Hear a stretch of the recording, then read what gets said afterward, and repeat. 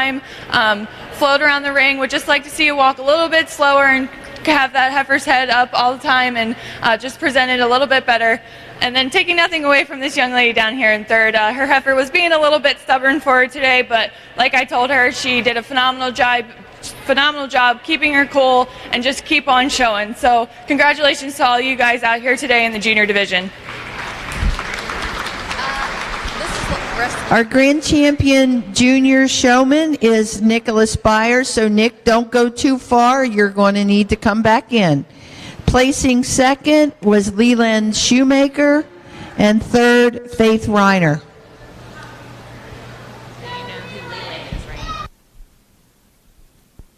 I forgot to mention that the cash awards and the prizes for our junior division, the champion will receive a gift from Nick Abereg, who is an equitable advisor. They'll receive a cash award from MVB Bank and also given in memory of Janice Cloud. Our reserve champion will receive a gift from Jeff and Shelley Shoppard, given in memory of Janice Cloud. And our third place finisher will receive a cash award given in memory of Janice Cloud. We'll now show for grand champion overall, and our senior champion is Paige Knott.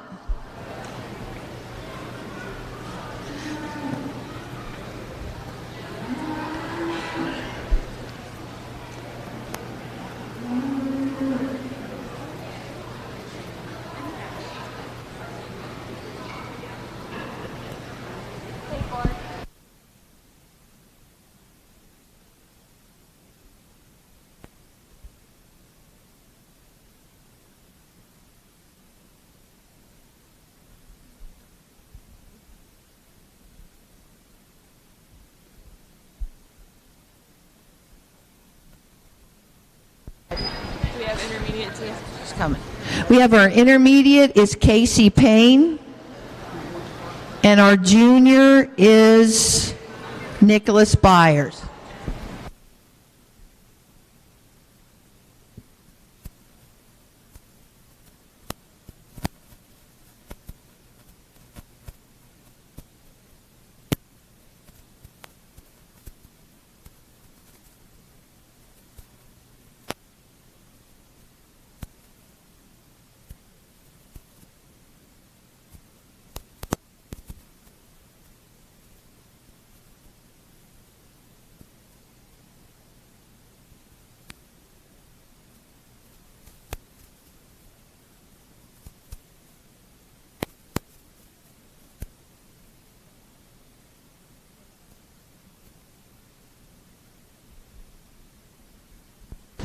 We're selecting one overall champion, and we have our three winners in the ring. We have our senior winner, who is Paige Knott, our intermediate winner, Casey Payne, and our junior winner, Nicholas Byers. As soon as we have our overall champion named, we will show for the against our previous winners for the right to show in the round robin tonight. So Julie Snyder, you should be at ringside.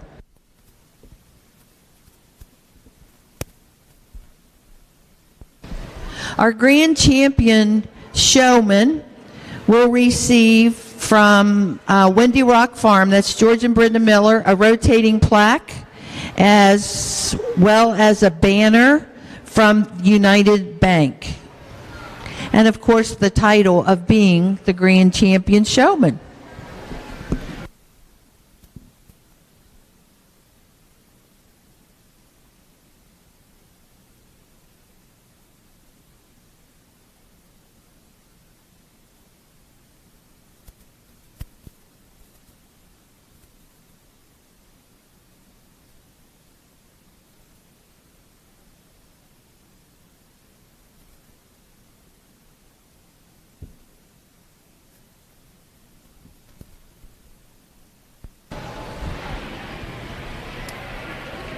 Let's give these showmen a big round of applause for being out here for overall showmanship.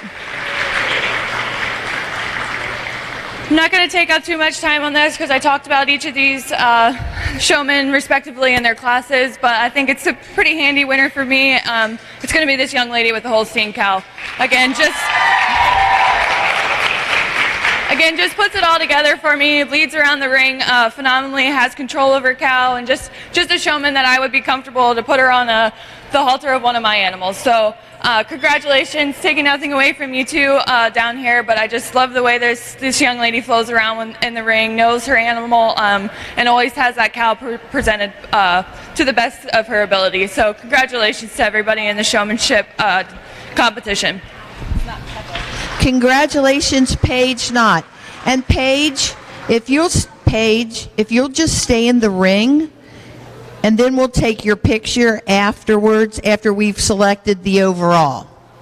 So just stay in the ring and bring Julie back in, and then we'll determine our winner for the round robin, and then we'll take pictures.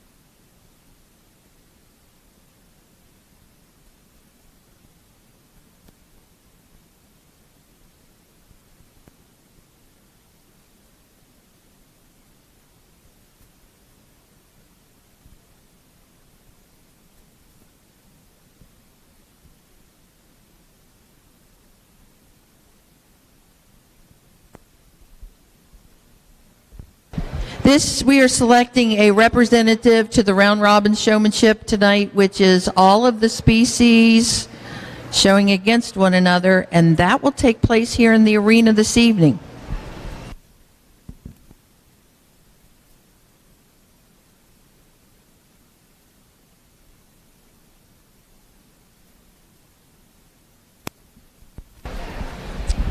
I think we have two phenomenal showmen out here today competing to go on to the round robin tonight. I'll go out and I'll select the showman for me today that just kind of puts it all together and shows and always has their eye on me. So after I select the overall, I will follow with a set of reasons.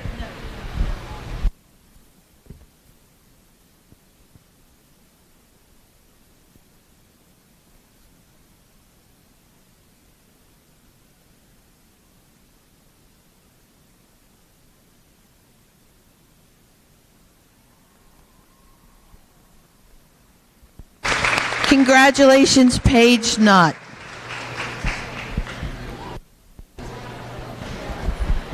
Gonna sound like a recorder here, but just this young lady puts everything together. She has that cow looking presentable, always has her eye on me, moves around the ring so freely and slow, and just two that work together great. So congratulations to her, taking nothing away from you. I just love the way this young lady flows around the ring with her cow. Congratulations. Congratulations, Paige. So now we can take some photos in the photo op area, and we're ready to start our confirmation classes. That completes the showmanship. We've got our brown Swiss first, and these are junior heifer calves that were born after March 1st of this year and before May 1st of this year. We've got one entry in our brown Swiss class, and that's Savannah Jenkins.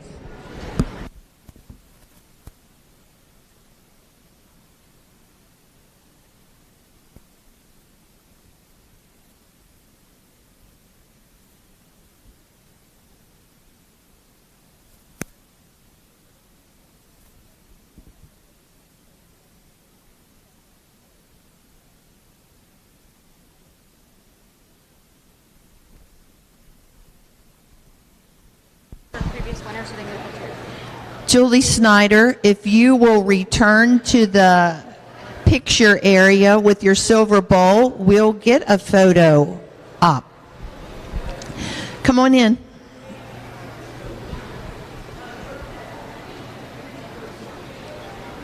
We have one brown Swiss in this class.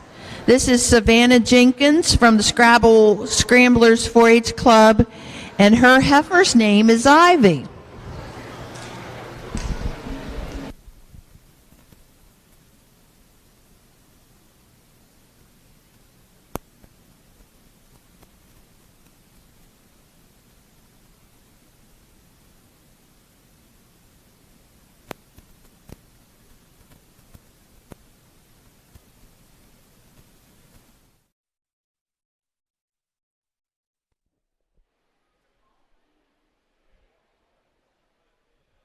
We'd like to welcome you in here to the Berkeley County Youth Fair. Currently going on is the Dairy Show.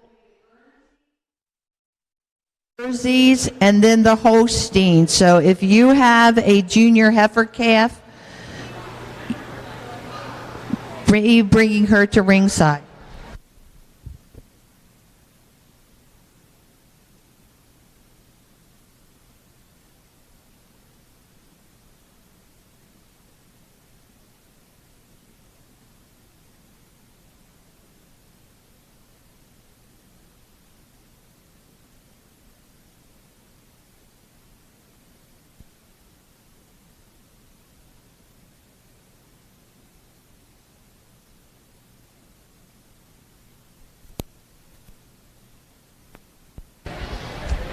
Just one here to start off the class today, and I love this heifer, the feminine frame that she has, and she tracks on a correct set of feet and legs. Would like to give her a little more spring to that rib and a little more level there behind the shoulder, but a nice heifer to start off the classes today.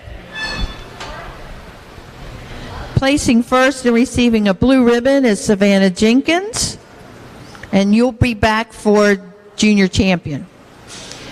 Eli, bring your Guernsey in the ring.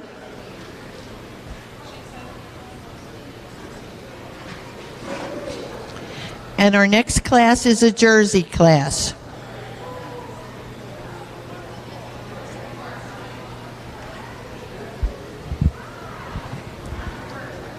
We have one entry in this class. This is Eli Canby from Tomahawks 4-H Club, and this is Annabelle.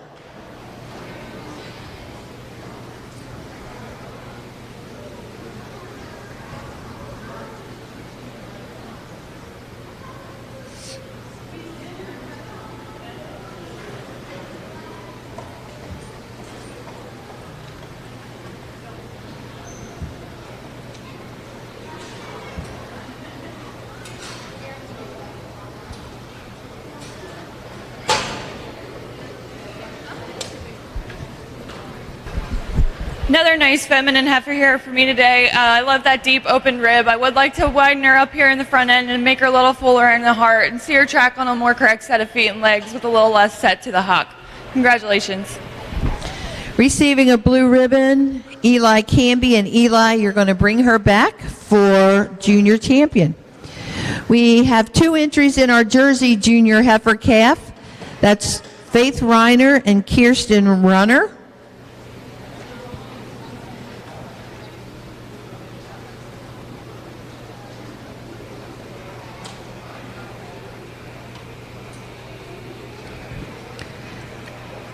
Come on in, Faith.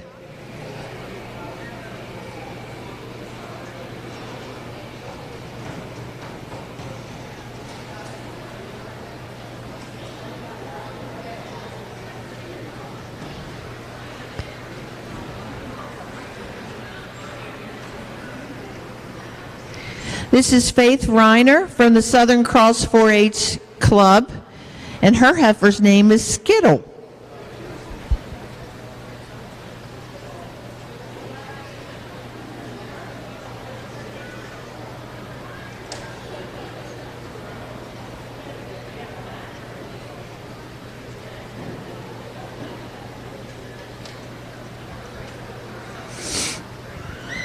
Our class following this will be the Holsteins And that would be Eli Canby, Samuel Canby, Amelia Dugan, Brianna Jenkins, Lacey Linton, Haley Martz, and Kaylee Thompson to ringside.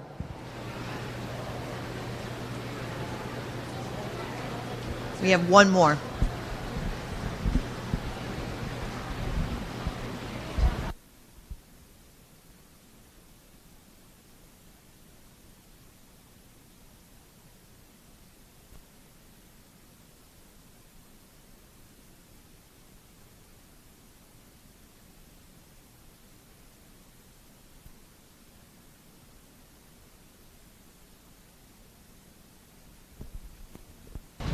If you missed the introduction of our judge today, we have Kayla Umbull, who graduated from Virginia Tech. We're not going to hold that against her.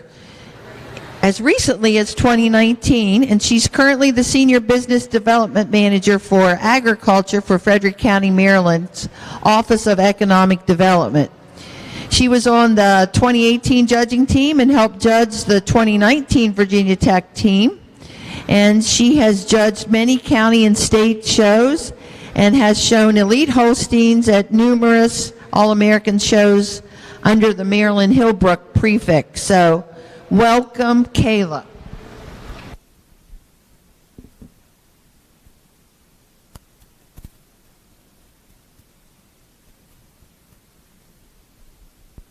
Our second entry in this class is Kirsten Runner from Berkeley Back Creek Valley's 4-H Club, and this is Penelope.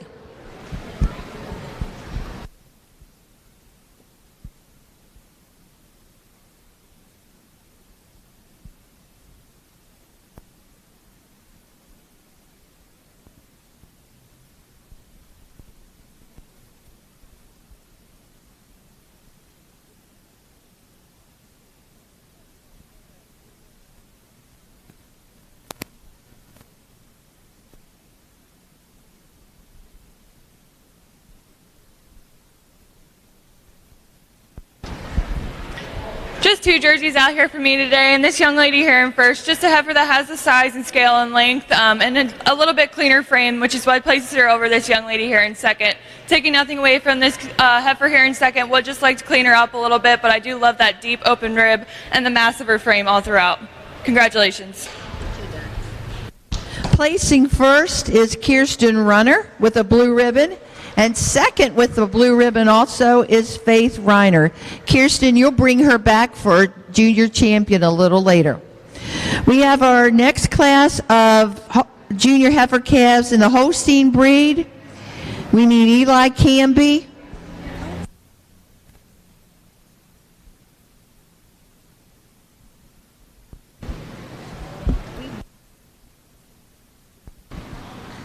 We have Eli Canby from... I'll get you in a minute. Tomahawks 4-H Club with Dorothy.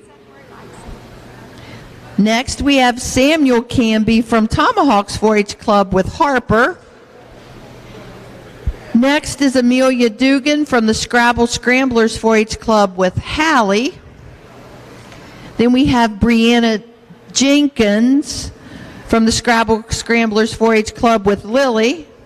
Then we have Lacey Linton from the New Seekers 4-H Club with Nessa. Then we have Haley Martz from Arden's 4-H Club with Lily. And Kaylee Thompson from Hedgesville's FFA chapter with Maggie. That is your class.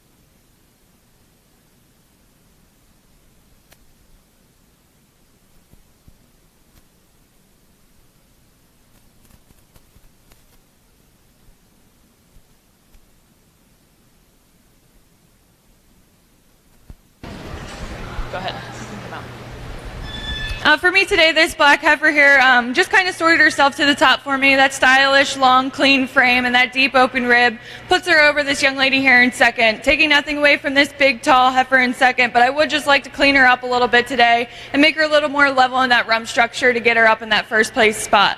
Third over fourth, it is that size and scale that gets her over this young man here in fourth, but taking nothing away from this young man in fourth, would just like to give it a little more drop and that a little bit taller at the point of withers to get him up in that third place position.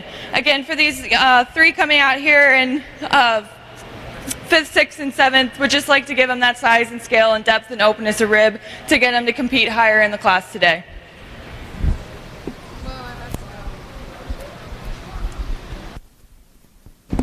Placing first, Amelia Dugan with the blue ribbon. Second with the blue ribbon, Haley Martz. Third with the red ribbon, Eli Canby. Fourth with the red ribbon, Samuel Canby. Fifth, Kaylee Thompson with the white ribbon. And sixth, Brianna Jenkins with the white ribbon. And seventh, Lacey Linton with the white ribbon. Was there 3 reds?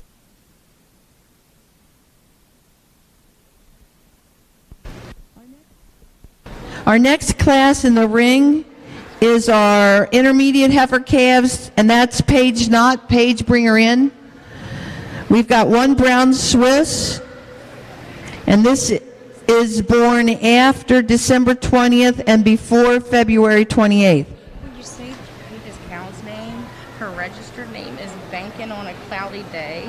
This one? She hates it. Chris, can I say it?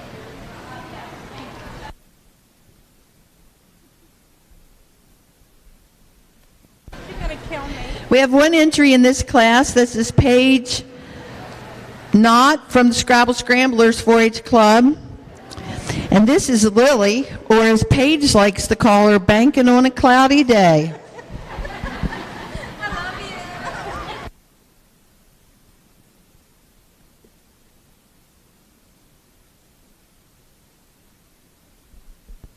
Our Jersey intermediate calves will be next. That's Hannah Canby, Caleb Fox, and Seth Painter.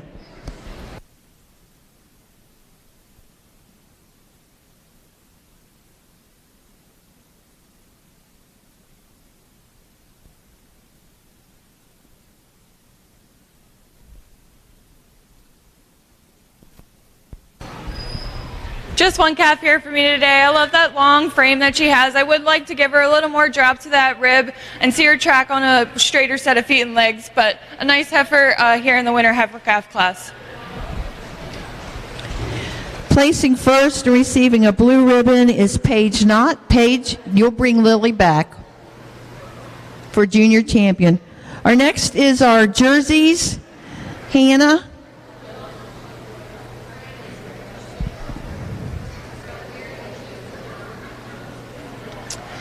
We have Hannah Canby from Tomahawks 4-H Club, and this is Nettie.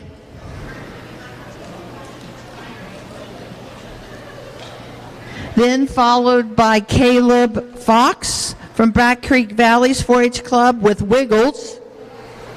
And then we have Seth Painter from Wetumpka's 4-H Club with Daisy.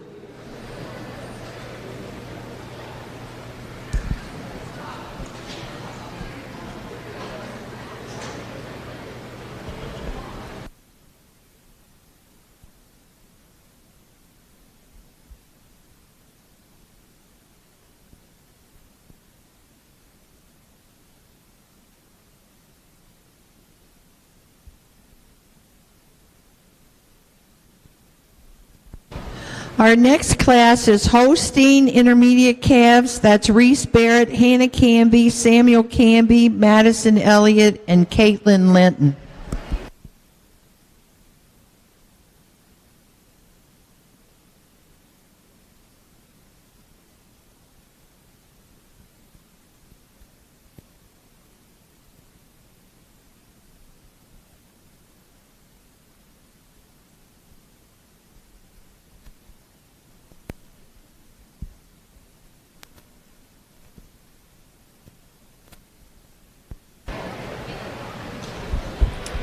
three nice heifers out here in the Jersey class today, but this young lady here in first just kind of the heifer kind of has a little bit more mass and openness for me today to place over this young man in second.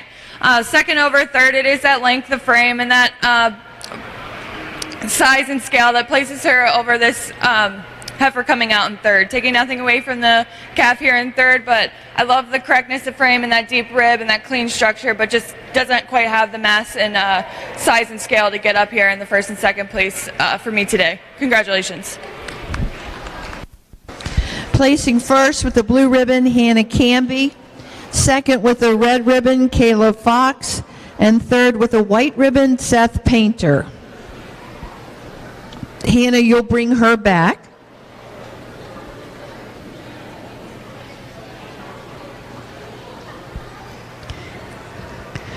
Our Holstein intermediate calves.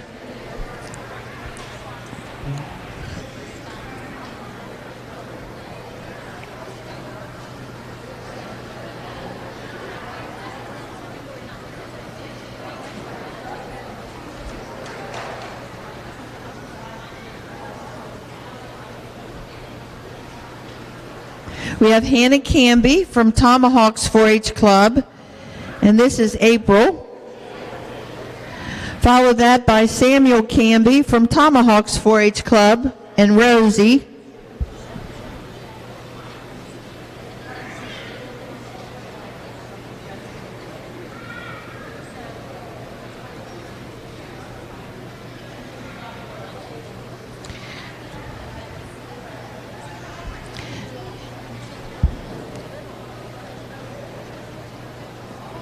Madison, Elliott, Caitlin, come on in. We don't have.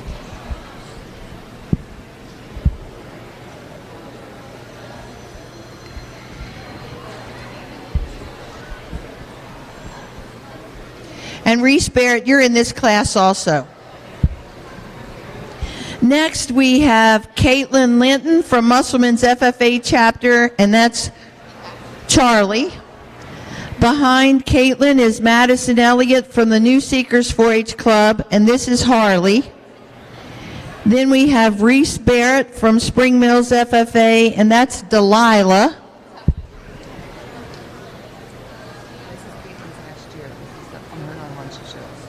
Oh, it is?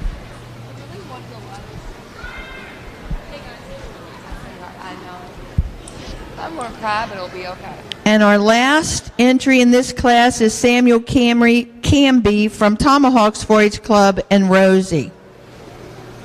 Caitlin just reminded us this is the last time she'll be in the ring. Well, unless she wins first in this class. She's going to age out this year. So congratulations on a great showing career, Caitlin.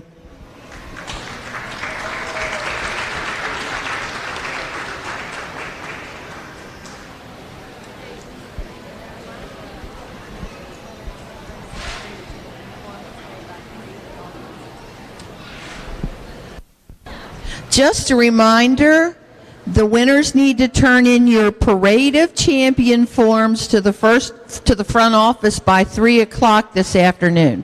So if you're a winner, make sure you get that in.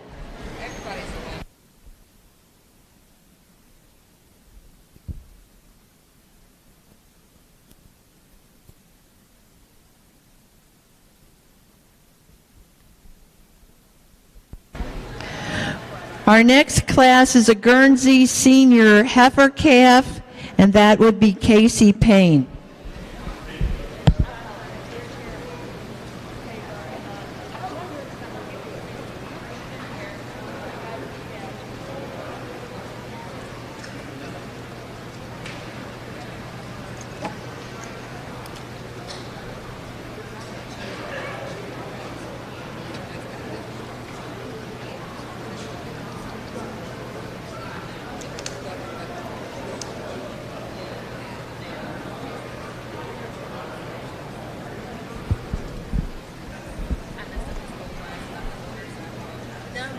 It was fine. Actually, I was tired. So I just told her to come on in. Said, you can see, I know the kids. I was always taught, like, they're reading, like, in order of, like, their age. No. We usually Yeah. She was like, no, we're just Send them in. order. Send them I in. was like, I'm so sorry. Get them in there. first We time. we will figure it out when you get them in here. You know, one of always the fun parts of Dairy Day is ice cream, and we will be having ice cream after the show. Bev and Dean McDonald have been doing it for years, and they're going to continue the tradition. So we're going to have chocolate and vanilla, strawberry, peach, and black raspberry. So you be pondering what you would like to have when the show is over.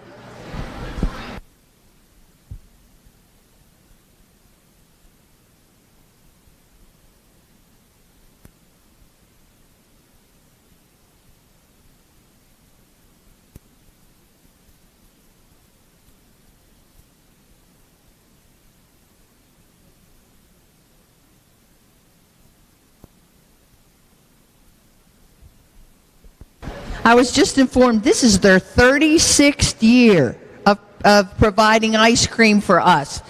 Thank you, Dean and Bev.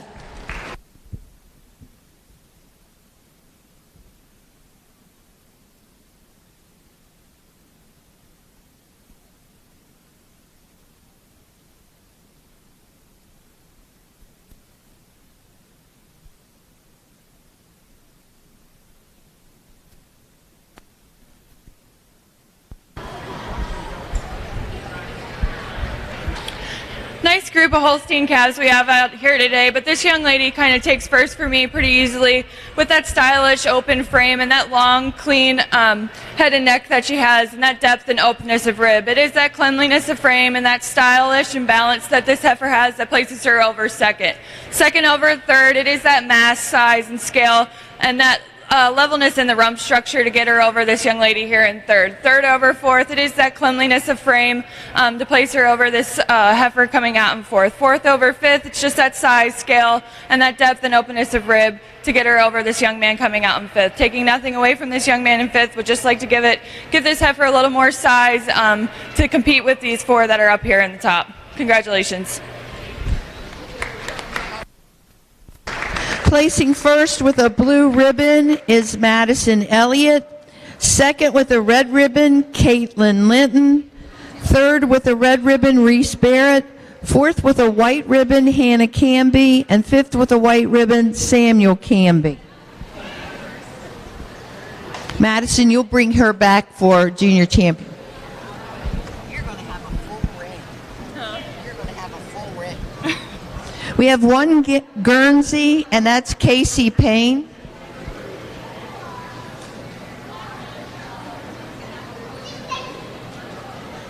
It's not dry.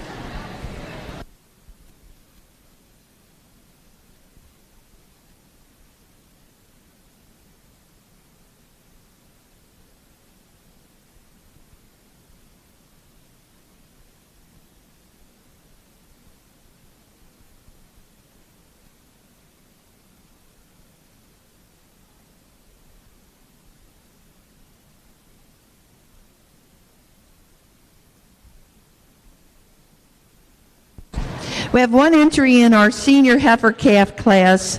These are calves that were born after August 1st of 2020 and before November 30th of last year. Our one entry is Casey Payne from Wetumpka's 4-H Club, and this is Penny.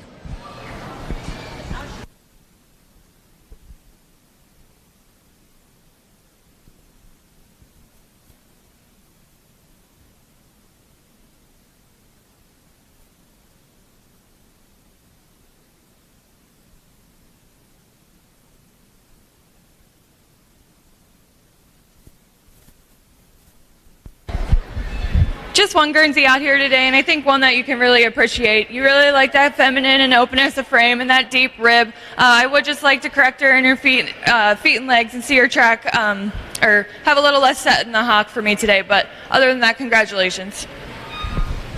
Receiving a blue ribbon and placing first is Casey Payne, and you'll bring her back for junior champion a little bit later.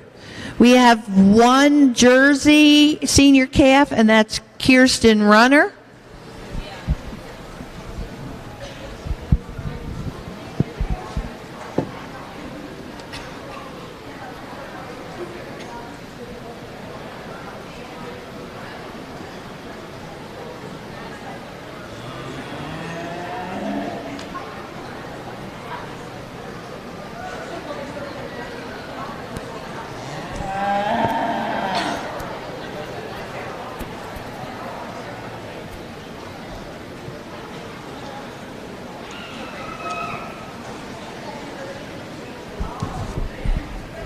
We have one entry in this class. This is Kirsten Runner from Back Creek Valley's 4-H Club, and this is Stella. Our next class are the Holsteins, Paige Knott, Gracie Linton, Haley Marks, and Leland Shoemaker to ringside.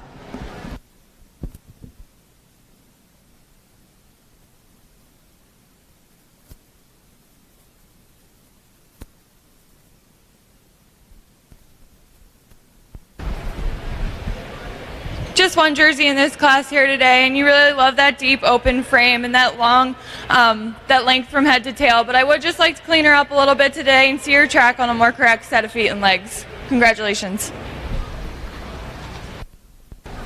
Receiving a blue ribbon is Kirsten Runner, and Kirsten, you'll bring her back for junior champion. We now need our senior heifer Holsteins.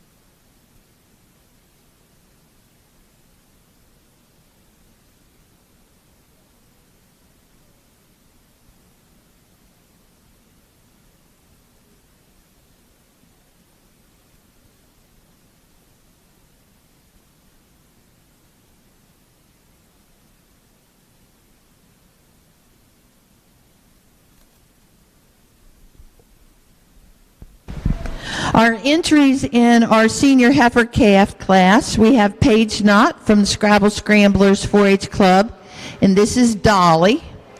Then we have Gracie Linton from the New Seekers 4-H Club with Trump. From there we go Hallie Martz from Arden's 4-H Club with Trixie. And Leland Shoemaker from Swan Pond's 4-H Club with Maze.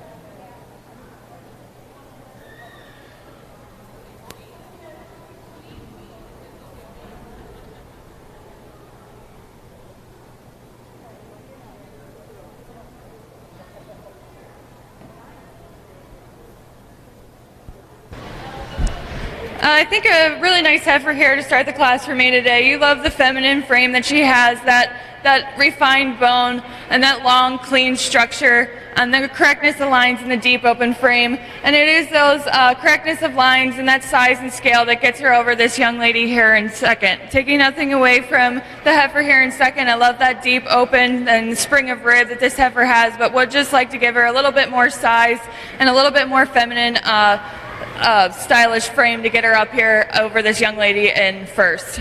Second over third, it is just that straightness of lines to get her over the third place heifer. I like the rump structure. She's a little bit straighter over that top line. I did switch down here third over fourth. Just that feminine character, a little bit cleaner for me today and a little bit harder in the loin region to bump him up into third over this young lady in fourth. Taking nothing away from this big tall heifer in fourth, but would just like to clean her up a little bit and make her a little more level in that top line. Congratulations. Placing first with a blue ribbon is Gracie Linton. Second with a red ribbon, Haley Martz. Third with a red ribbon, Leland Shoemaker. And fourth with a white ribbon, Paige Knott. Gracie, you'll bring her back. Our Guernseys will be next in the ring, and these are our summer yearling heifers, and they were born after June 1st of last year and before August 31st of last year. We have two entries. We have Kelsey Payne from Wetumpka's 4-H Club. And she is exhibiting patches. And then we have Isaac Camby from Tomahawk's 4-H Club with Mystery.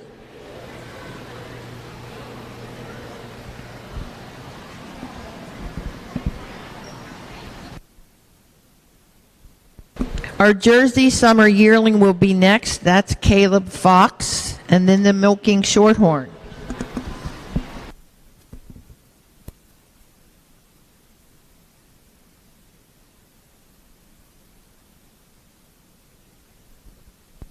You know, looking around, I'm seeing a lot of former dairy exhibitors. So if you have ever exhibited a dairy cow in this arena or the old fairground, go moo. 1, 2, 3. That didn't sound so enthusiastic.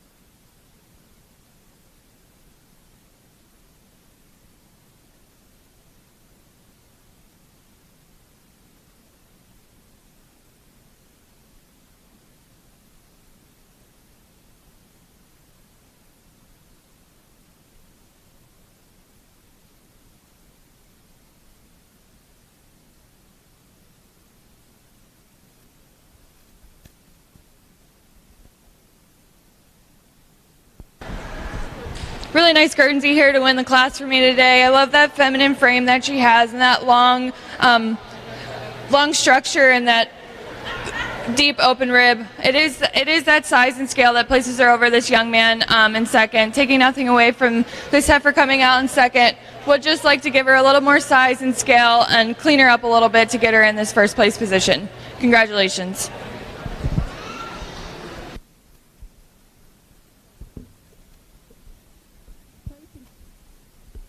Placing first with a blue ribbon is Kelsey Payne, and second with a red ribbon is Isaac Camby. Kelsey, you'll bring her back for junior champion. We have one Jersey Summer Yearling, and that's Caleb Fox.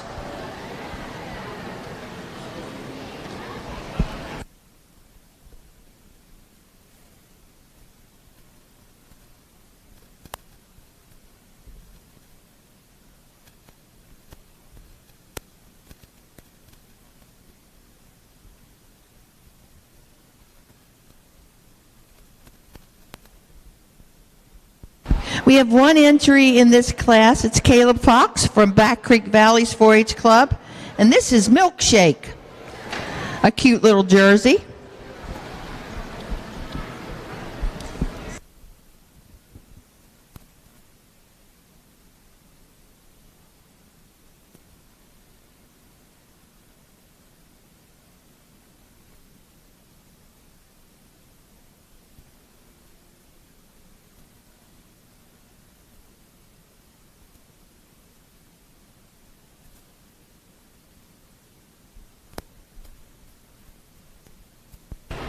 the jersey here today. She's long from end to end. She has that depth in her forerib. I would like to give her a little bit more drop in that rear rib and clean her up, especially in that rump structure, but really nice jersey to win the class here today. Placing first and receiving a blue ribbon is Caleb Fox. Caleb, you're going to be in the hunt at the end, so keep her close by. We've got one milking shorthorn senior yearling. That's Julie Snyder. Julie's from Spring Mills FFA chapter. And this is Rona.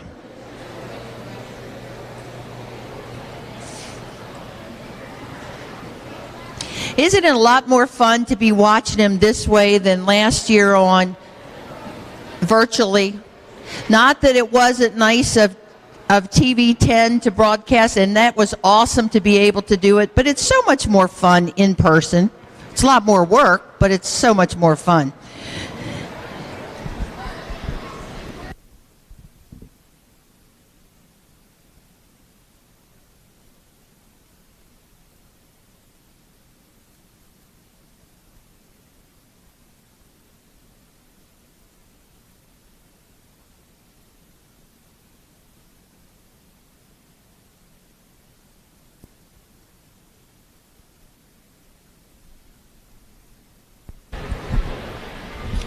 I really like the width of this heifer from shoulder to shoulder and that deep open rib. I would like to clean her up a little bit for me today and see her track straighter when viewed from behind, but a really nice heifer here to win the class.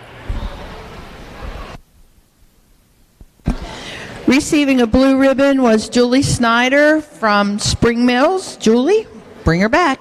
Not now, but a little bit later. We've got one Holstein Summer Yearling, and that's Reagan Barrett from Spring Mills FFA chapter. And this is Tori. And then we'll have our Brown Swiss Junior Yearling next.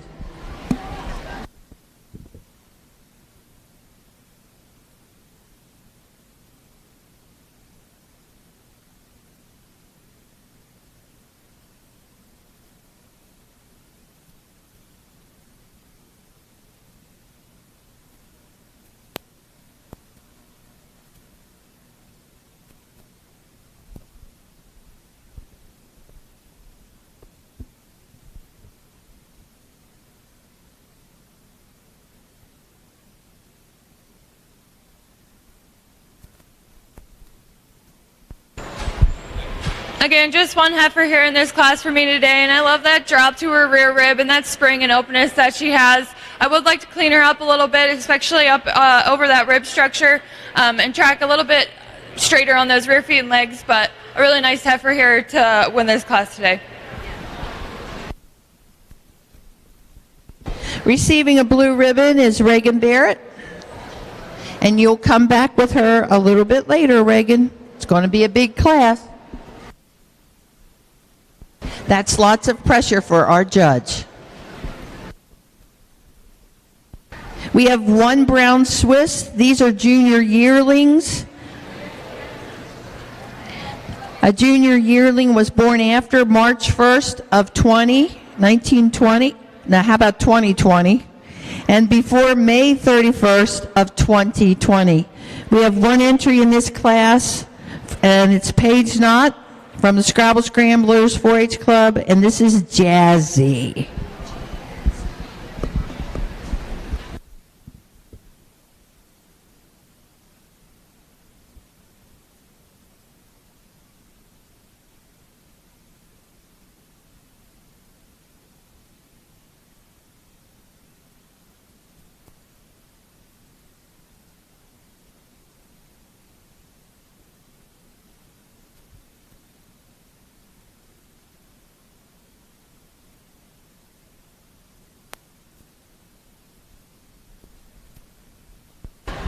Just one Swiss here today. You love the size and scale that this heifer possesses, and she's long from end to end. I would like to give her a little more drop to that rear rib and clean her up a little bit for me today, but congratulations. Receiving a blue ribbon, Paige Knott and Jazzy. We have quite a few junior yearling Holsteins. We need Jenna Everhart, Cassie Hargis, Cooper Knott, and Haley Mark.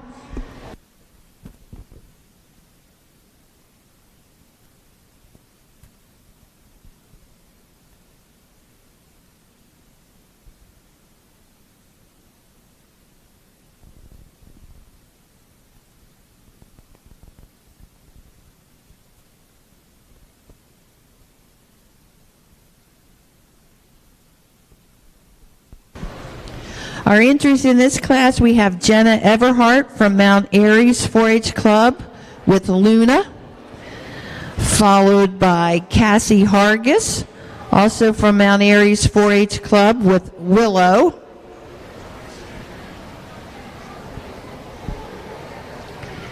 Then we have Cooper Knott from the Scrabble Scramblers 4-H Club with Quinn.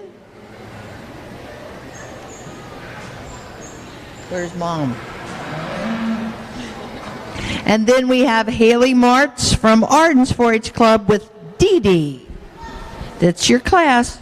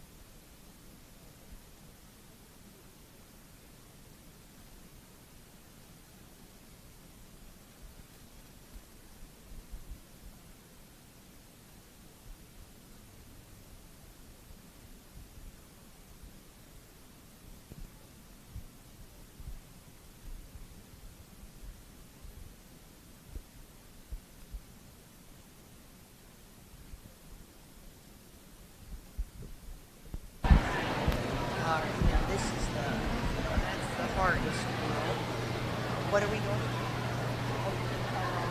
2, 1, and 1. Gotcha.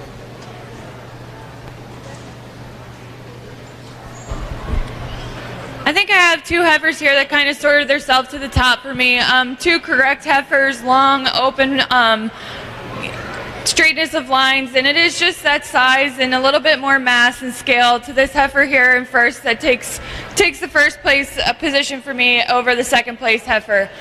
Second over third, it is that clean frame and that straightness of lines that gets her over this young man in third, taking nothing away from this tall, long, black heifer coming out here in third, but I would just like to clean her up a little bit for me today, and it is that size and scale that places her, and that depth and openness of rib that places her over this young lady in fourth. Taking nothing away from this heifer here in fourth, would just like to give her a little more drop to that rear rib and clean her up a little bit for me today to get her any higher. Congratulations. Placing first with a blue ribbon is Cassie Hargis, and Cassie will bring her back for junior champion. Then we have Jenna Everhart with a blue ribbon. Placing third was Cooper Knott with a red ribbon, and fourth with a white ribbon, Haley Martz. We have 1 Holstein in our intermediate yearling heifer class. Those are heifers which were born after December 1st of 2019 and before February 28th of 2020. That entry belongs to Brian Long of Mount Airy's 4-H Club, and this is Pearl.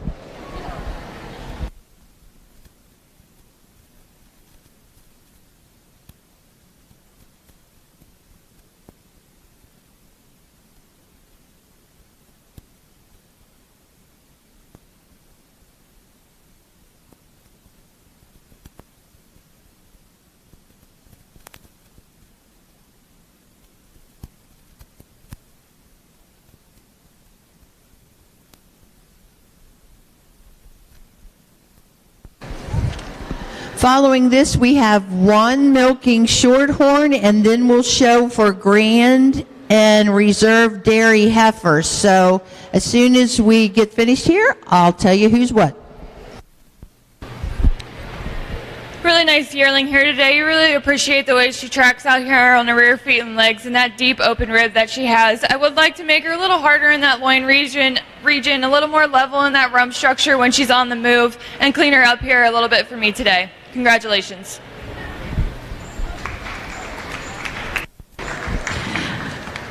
Placing first with a blue ribbon is Brian Long, and Brian, you'll bring her back for dairy heifer. We have one milking shorthorn, and that is exhibited by Julie Snyder.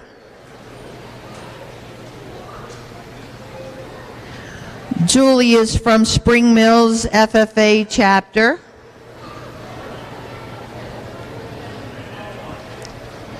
And this is Toffee.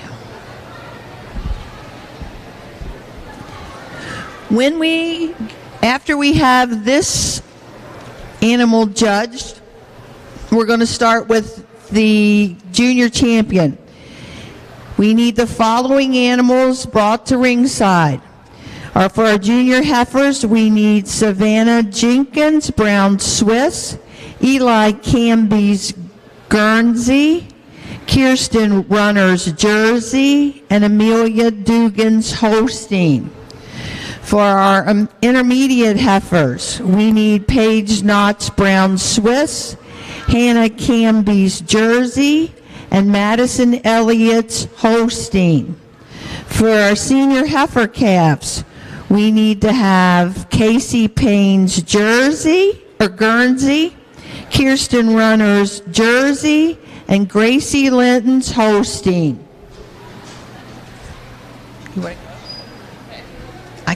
For class 4, we've got our senior yearlings. We need to have Kelsey Payne's Guernsey, Caleb Fox's Jersey, Julie Snyder's Milking Shorthorn, and Reagan Barrett's Holsteins. For our junior yearling, we need Paige Knott's Brown Swiss, Cassie Hargis Holstein, and Brian Long's intermediate yearling.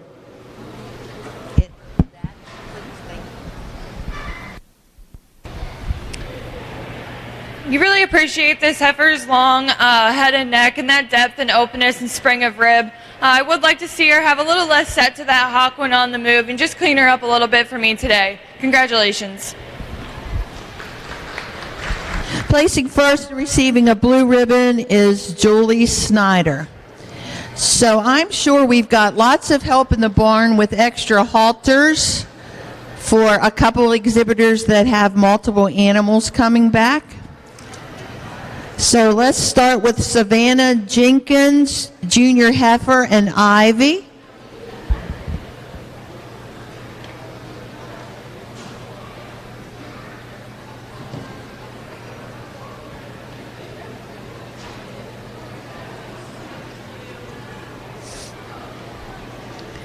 Follow that by Eli Camby's Guernsey, Annabelle.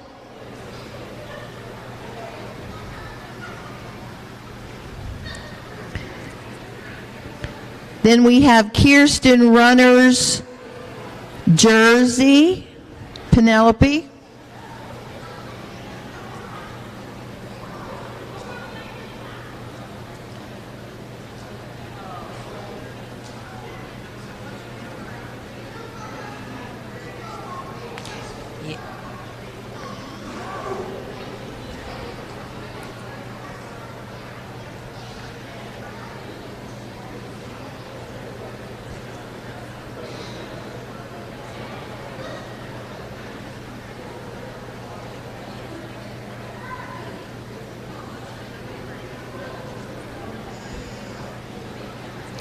and Amelia Dugan's Holsteins.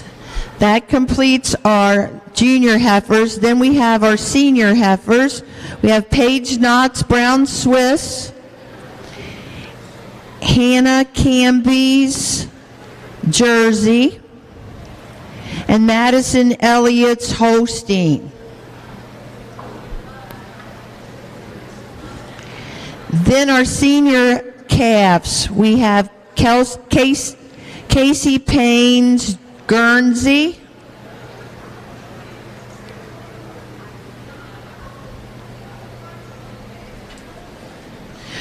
Kirsten Runner's Jersey, and Gracie Linton's Holstein. Just a reminder, use the whole arena because there's going to be lots and lots of you.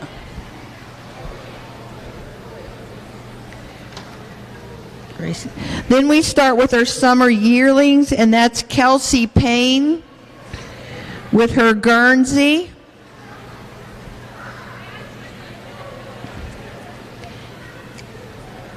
Caleb Fox with the Jersey.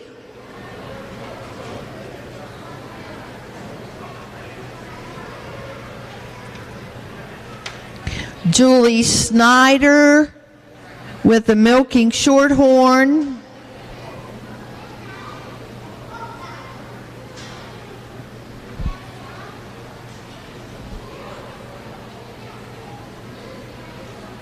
And it looks like Lacey Linton is taking Julie's spot. And Lacey's having a last year too. And Reagan Barrett's summer yearling. Just a few more. For our junior yearling, we've got Paige Knott with her Brown Swiss.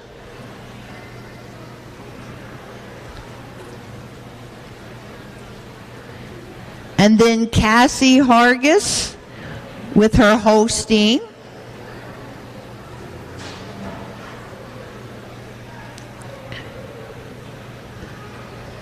The intermediate yearling with Brian Long as Holstein. And we finish up with Julie Snyder's Milking Shorthorn.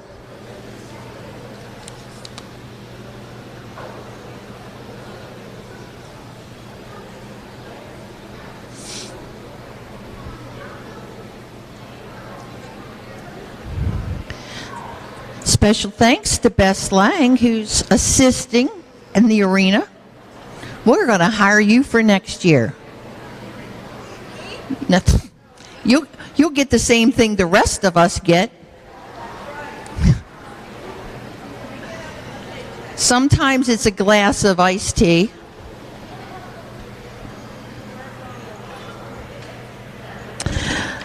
Our Grand Champion Dairy Heifer will receive a cash award from Mid-Atlantic Farm Credit, and our Reserve Champion will receive a cash award from given in memory of Mr. Sherman Beard.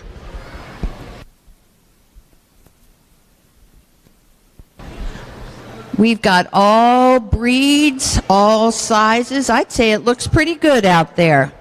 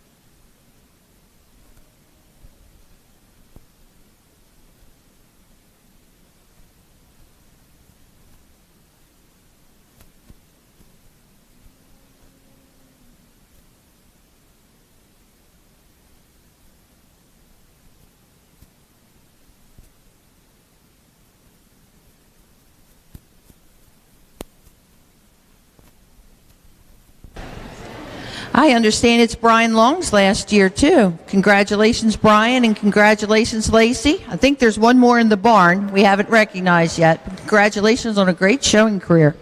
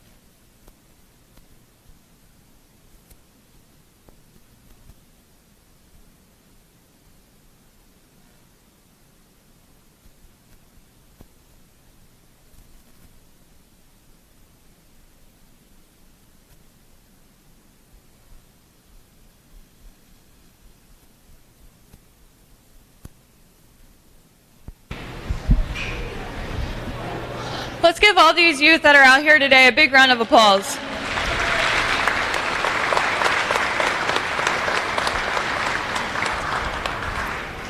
I think for me today, I pulled out 4 heifers that are just my kind of heifers. They're long from end to end. They have clean, open, deep rib, cleanliness of frame, and that feminine structure. They're long in their head and necks, and they walk on a correct set of feet and legs.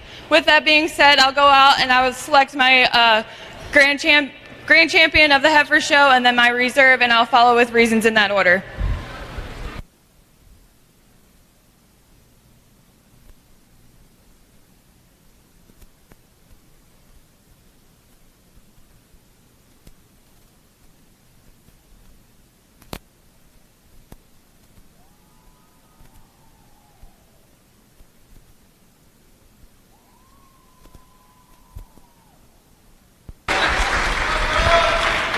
I think these pair of Holsteins just kind of put everything together for me.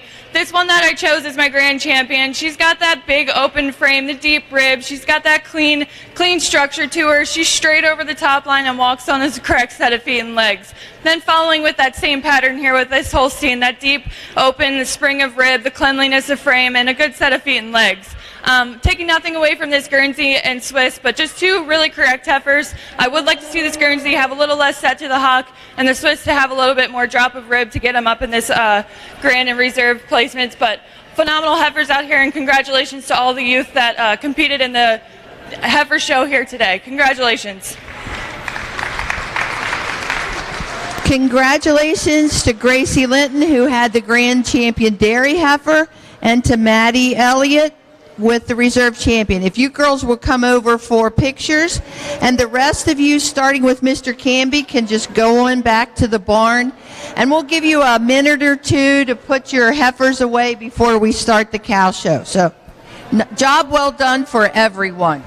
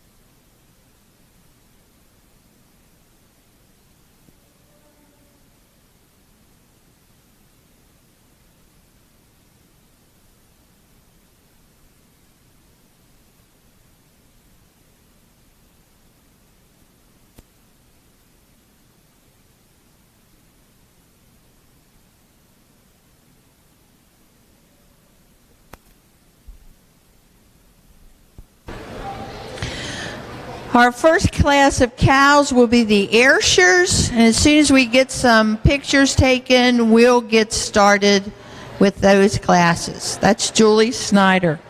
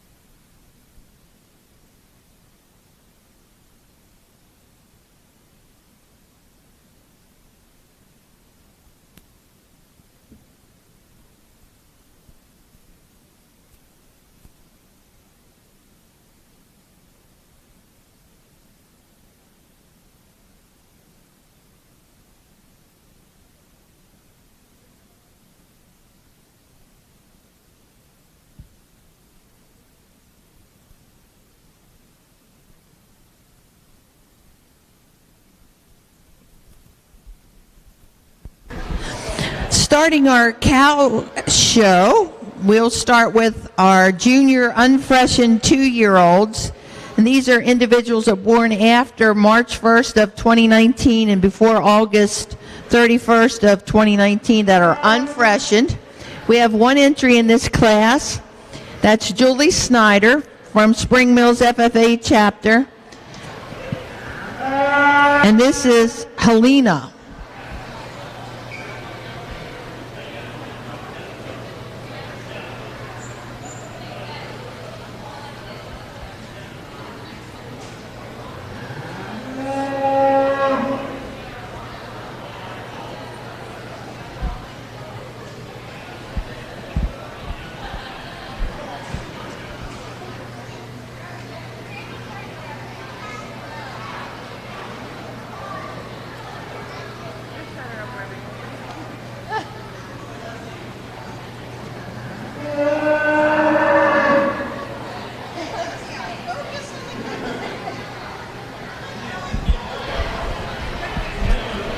Just one cow here in the to start the cow classes with this unfresh cow. Really nice cow. You love that deep open frame, but I would like to clean her up a little bit, make her a little stronger on those pasterns and a little less set to the hock and a little more level in the rump for me today. Congratulations. Placing first with the blue ribbon, Julie Snyder. We have a senior unfreshened 2-year-old jersey exhibited by Nicholas Byers.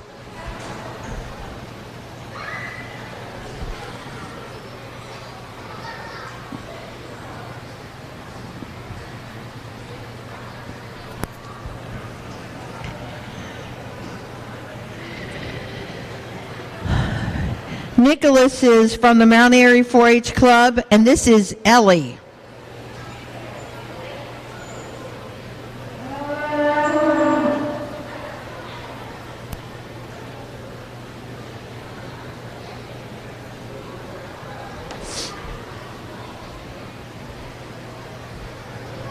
Our Holstein, Madison Elliott, should be on deck.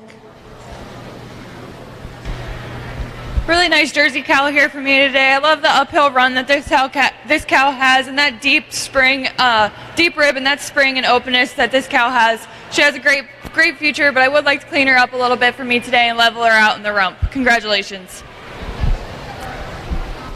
Nicholas, she'll bring her back for senior champion a little later on. We have one senior Holstein 2-year-old that's never freshened, and that's Madison Elliott.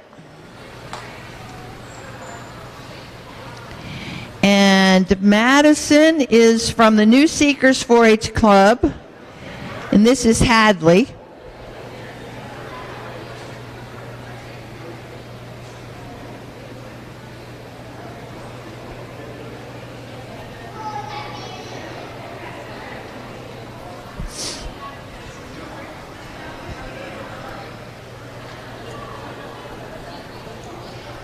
Our next are the junior 2-year-olds that are milking. That's Seth Painter and Kirsten Runner.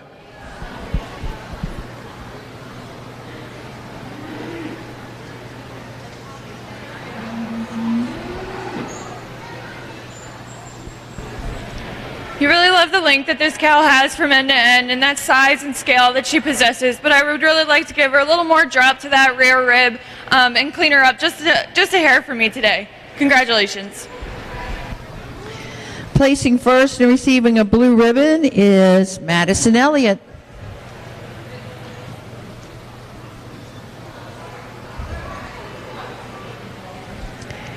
Next, we have 2 entries in our Jersey junior 2-year-olds that are milking. We have Seth Painter from Wetumpka's 4-H Club, and this is Tizzy. And we have Kirsten Runner from Back Creek Valley's 4-H Club with Daisy.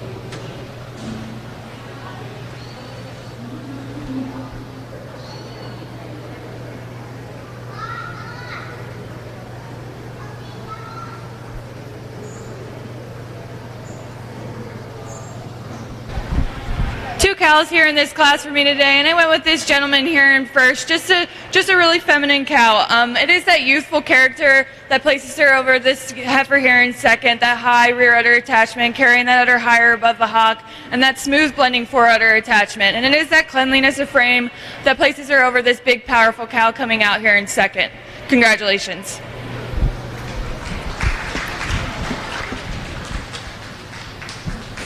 Placing first.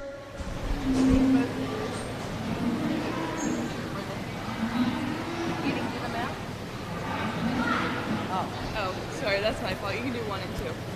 Blue. Placing first with the blue ribbon is Seth Painter, and second with the red ribbon is Kirsten Runner. We have a Holstein junior 2-year-old milking, and that's Paige Knotts from the Scrabble Scramblers 4-H Club, and that's Lulu. And where are you? Right on the corner. Yep. Well, it's not going to be too much longer. And we want you because a lot of people are leaving because the heifers are finished. Okay, I can do that. We will do that. Hey, hey, hey, the ice cream's ready. Right here in the corner of the barn, outside. We've got chocolate, we've got vanilla, we've got peach, we've got black raspberry, and we have strawberry. So go help yourself.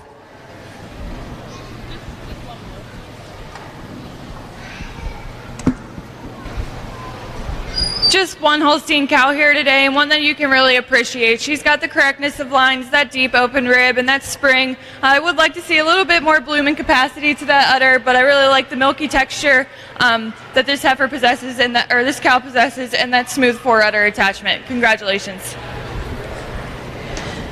Placing first with the blue ribbon is Paige Knott.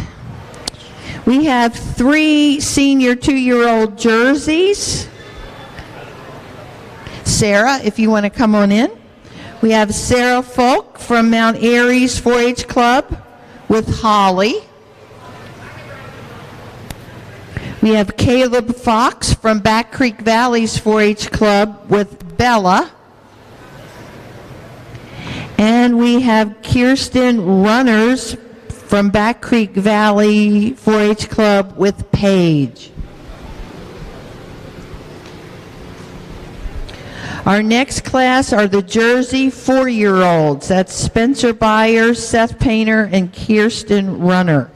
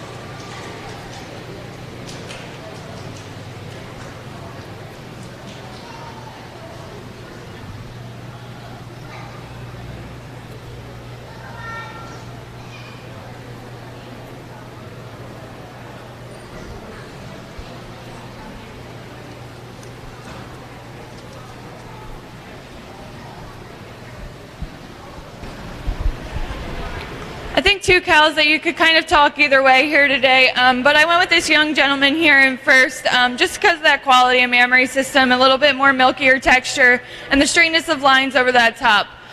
Taking nothing away from this big cow coming out here in second. I do like the cleanliness of frame, but I just want to see a little more quality to that mammary system.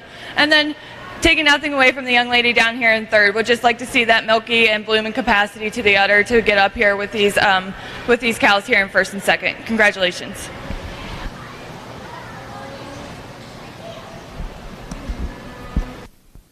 Placing first with a blue ribbon, Caleb Fox. Second with a red ribbon, Kirsten Runner.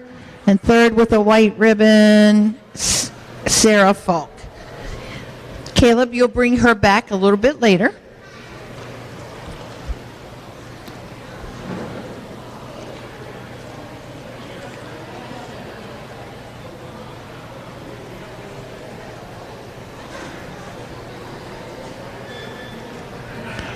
We have 3 entries in our Jersey 4-year-old class. These are cows that were born September 1st, 2016 to August 31st, 2018.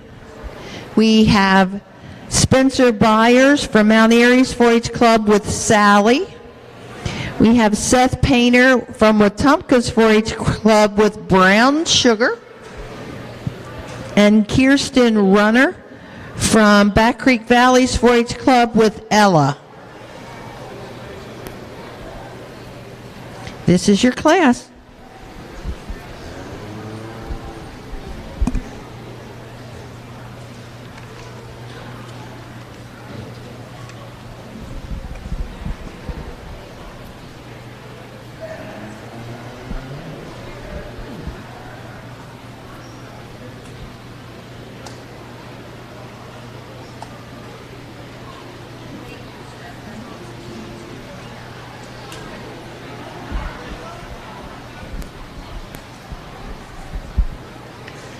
Luke, you're on call.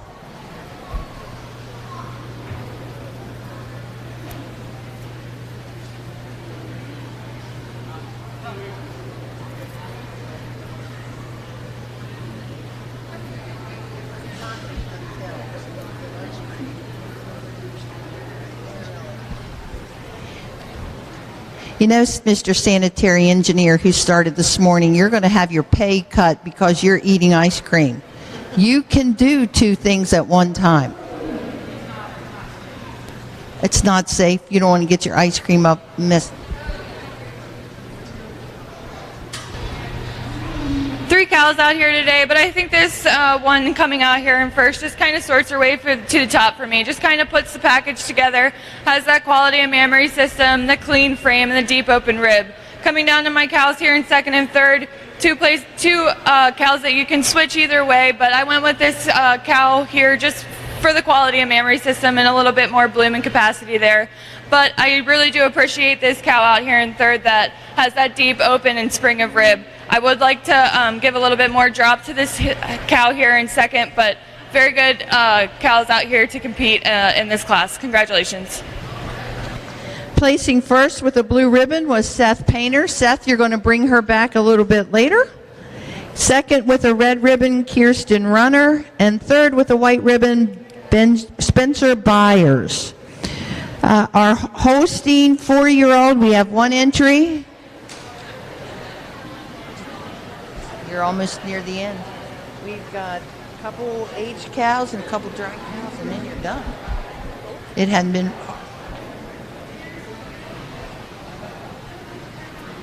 Hey, Barbie, tell Bev she wants a peach. Yeah, but save her one. We have 1 entry in our 4-year-old hosting class. This is Lacey Linton from the New Seekers 4-H Club, and Lacey is exhibiting Rosie.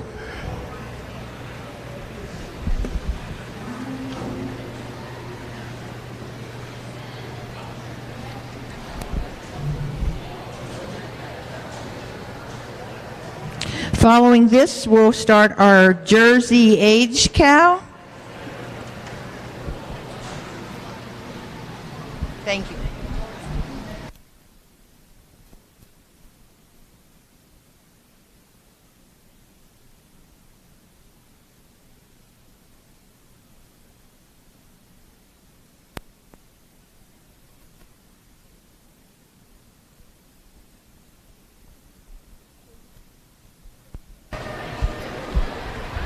Really nice cow here today that I really appreciate that uphill run and that long, clean head and neck. I would like to clean her up a little bit in the rump structure and give her a little more blooming capacity, but you really love that deep open rib that this cow has. Congratulations. Placing first with the blue ribbon, Lacey Linton, and that's Rosie. We've got one aged cow. These are cows that are 5 years of age or older. We've got one Jersey, and that's exhibited by Nicholas Byers.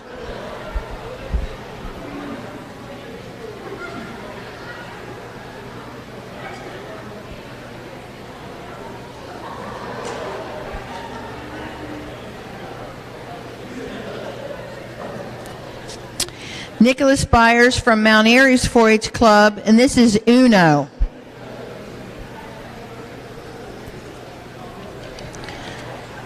Our Ayrshire dry cow is on deck, and our Holstein dry cows are in the hole. Really nice Jersey cow out here today that you can really appreciate that wide open frame and that uphill run. Just an exceptional frame that this cow has. I would just like to give her a little more correctness to those feet and legs, but a cow that's got a great future. Congratulations. Placing first with a blue ribbon is Nicholas Byers. Nick, you'll bring her back in just a couple minutes. We've got a couple dry cow classes. We've got one Ayrshire. That would be Julie Snyder.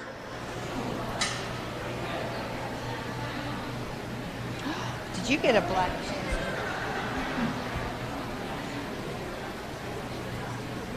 No, Beth has it. It's a peach. We're getting. I got that.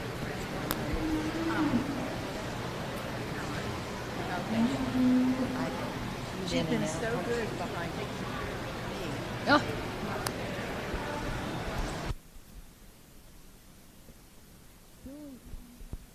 Julie is from Spring Mills FFA chapter, and this is Rosetta.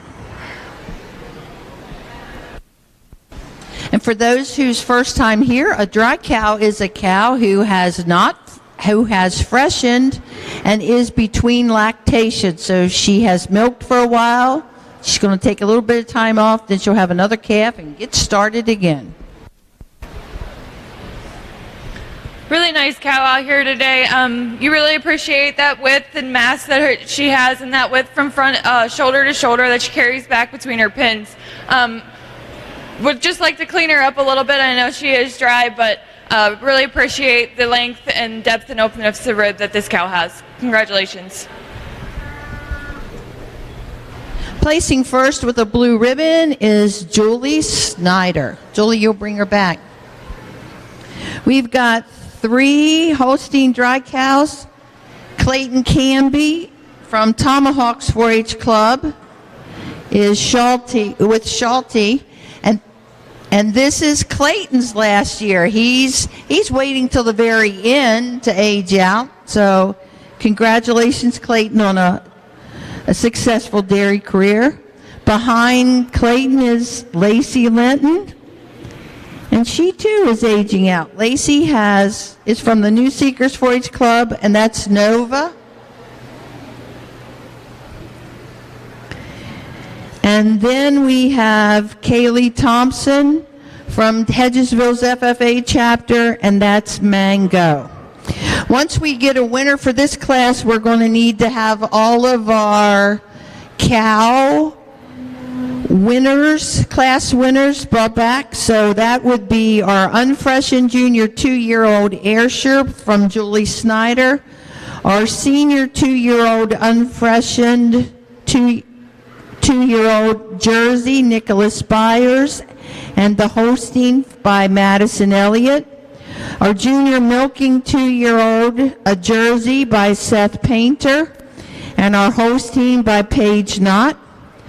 Our senior milking 2-year-old jersey by Caleb Fox. Our 4-year-old jersey by Seth Painter.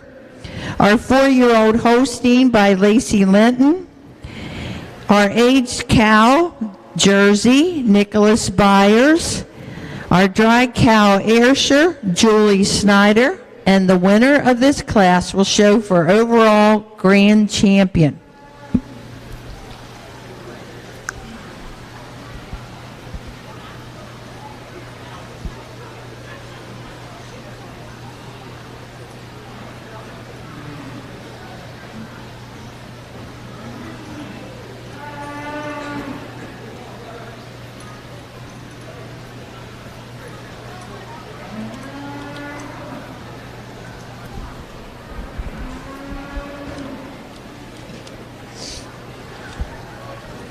Before we get into the hard stuff, we'd like to thank our judge, Kayla Umbel, from Virginia Tech for judging today.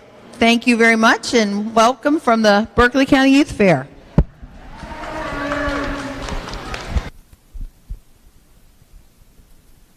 It's like dumb. Yeah.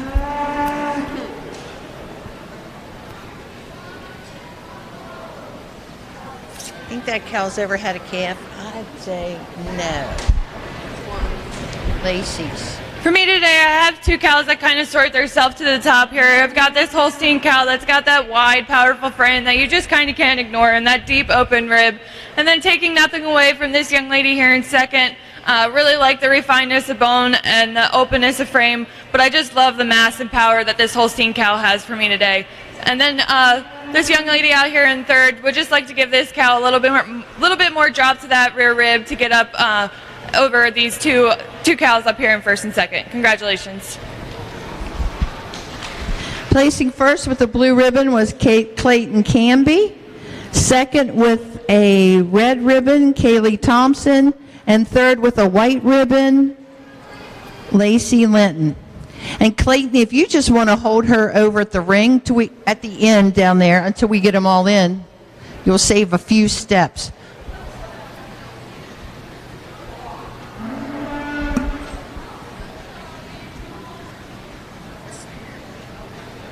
Does he need to take her out? We need to have our unfreshened junior 2-year-old Ayrshire, Julie Snyder.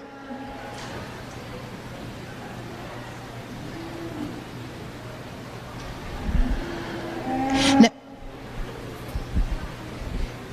Leave her over there. No, over there. On that corner. Yeah, because you're going to be the last one.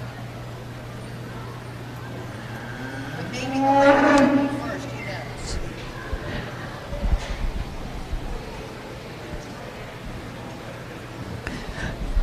We need our senior unfreshened 2-year-old jersey by Nicholas Byers. Then our Holstein, Madison Elliott.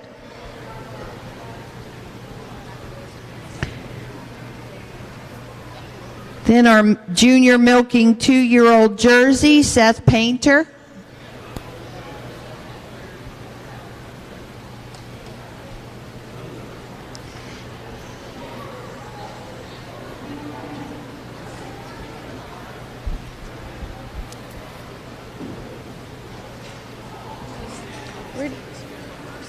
Okay.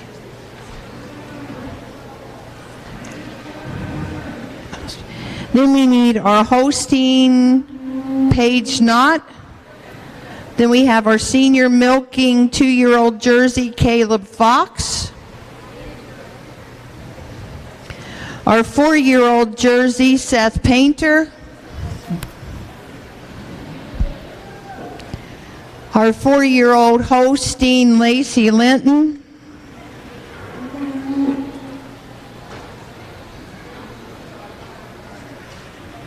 Our aged cow Jersey, Nicholas Byers.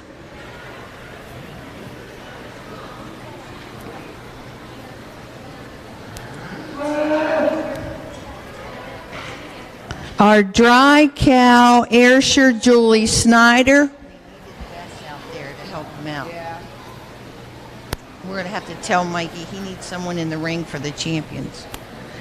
And our dry cow Holstein, Clayton Canby. So Clayton pull right in behind Julie when she comes in.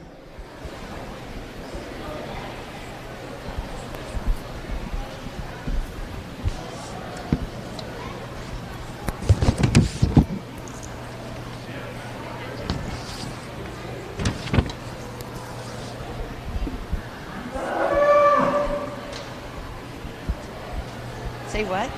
Are you almost out? Honey, we're almost out of everything. Well, that's good.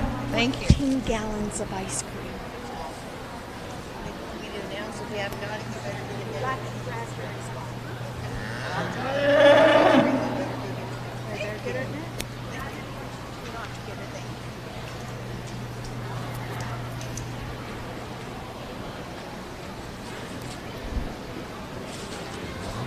Is that going to work if I cover that? It's like from last year. Who? Yeah. If you haven't gotten your ice cream, you might want to go get it. It's going fast. Black raspberry is out. Our senior champion dairy will receive a cash award given in memory of Fred Gold Butler Sr. And our reserve champion will receive a cash award given in memory of Mrs. Sherman Beard.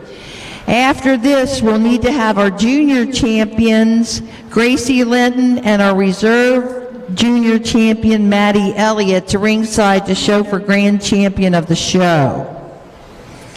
We'd like to also remind folks of the Dairy Herdsman Award that's going on. That's keeping your stalls clean. There are cash awards given by Brandon and Casey Fields and family. And there is also Dairy Production Awards that will be given out tonight. And they're given by Brandon and Casey Fields, Jared McDonald, Natasha Van Dyne, and L.T. Puffenberger, Hillbrook Farms, the Miller family, and Windy Rock Farms, George and Brenda Miller. I think, do you have, class 10 is the only one that I needed to make sure that I had the ribbons. You know, I could give.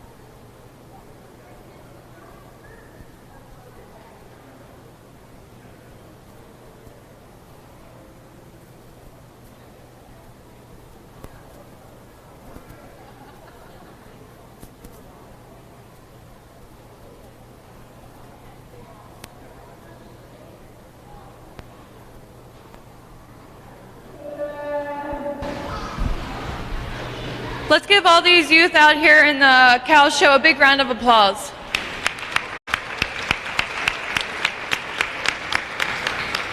I think all of these youth did a phenomenal job getting these cows out here today.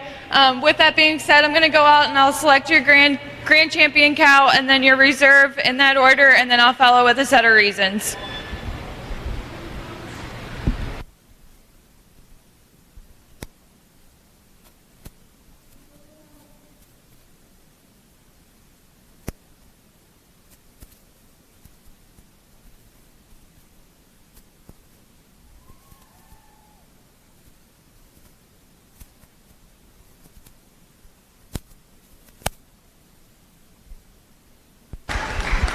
I think this Holstein cow just kind of has it all. She's got that straightness of lines, that level rump, and that quality of mammary system, and that deep open rib. I would like to give her a little bit more bloom to that rear udder, but overall, just a complete correct cow.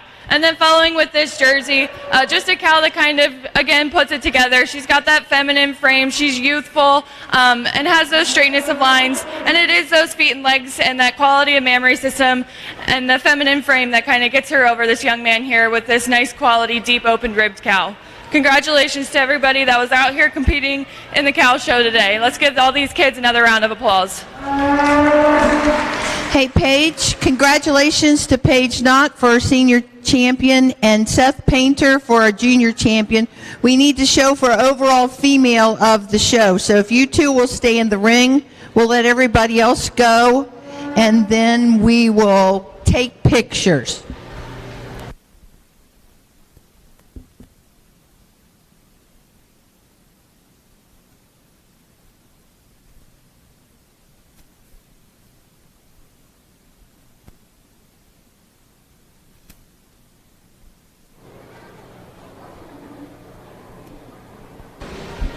Just a word of thanks to everyone in the barn for their great help. Mikey Miller is your chairman of this show. And again, thanks to Kayla Umble as our judge.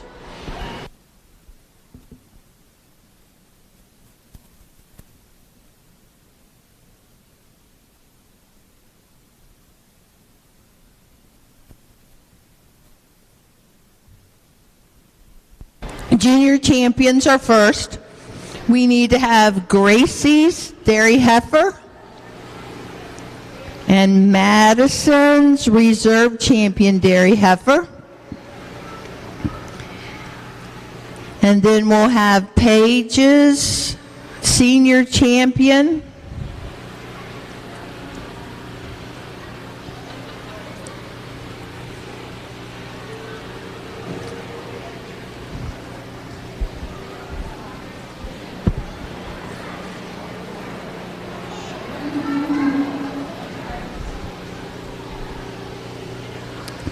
And Seth Painter's Reserve Senior Champion.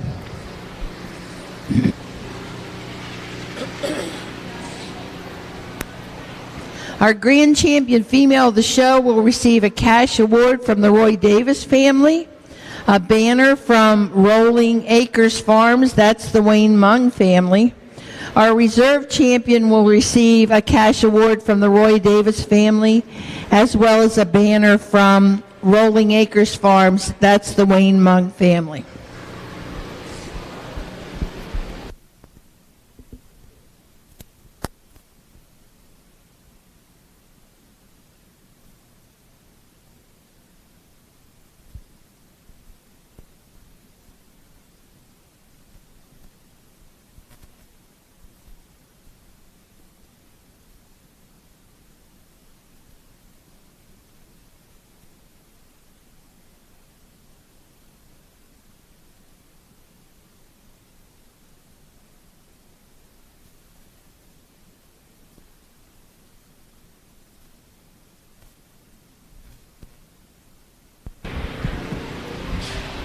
Again, let's give all these exhibitors here at this Berkeley County Fair a big round of applause. First, I just want to say thank you guys for having me out here to judge the show today. It's great to be back in the ring, out showing cows, having people out here with the times that we're in right now. It's incredible to be out here, let these kids do what they love to do, and have me here to judge your show. So thank you for that. With that being said, I think I pulled out or selected my grands in reserve, just cows that kind of possess the kind of cows that I like and the kind of heifers that I like. The straightness of lines, the deep open rib for the cows, the quality of mammary system, and for the most part walk on a correct set of feet and legs. So with that being said, I talked about all of these animals in their classes and during champions respectively, but I'll go out and I'll select your overall grand for the entire show and then reserve in that order. Let's give these kids a big big round of applause once I select. They deserve it. They did an incredible job today, taking nothing away for the kids back in the barns too. They did an awesome job as well. So give a round of applause so everybody here can hear it.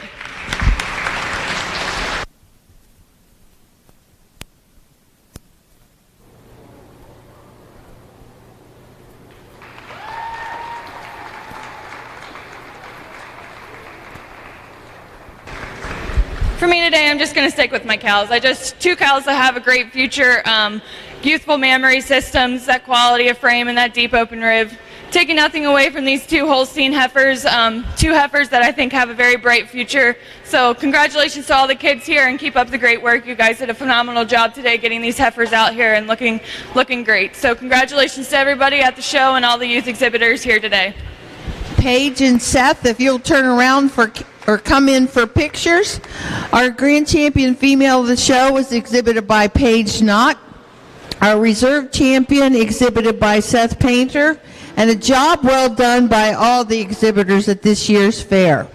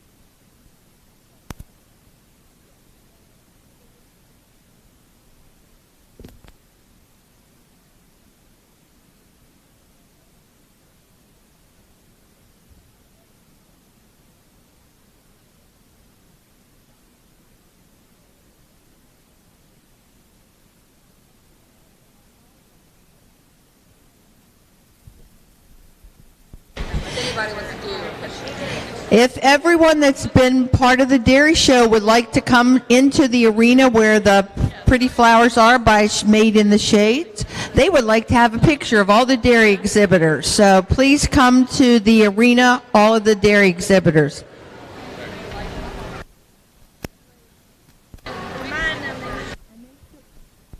Make sure you turn in your Parade of Champion forms by 3 o'clock today to the office.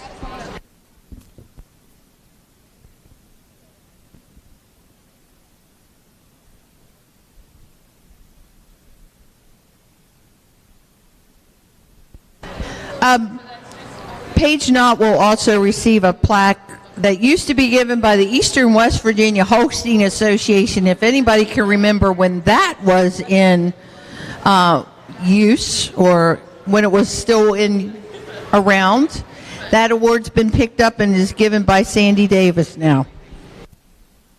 And it will go to Paige Knott.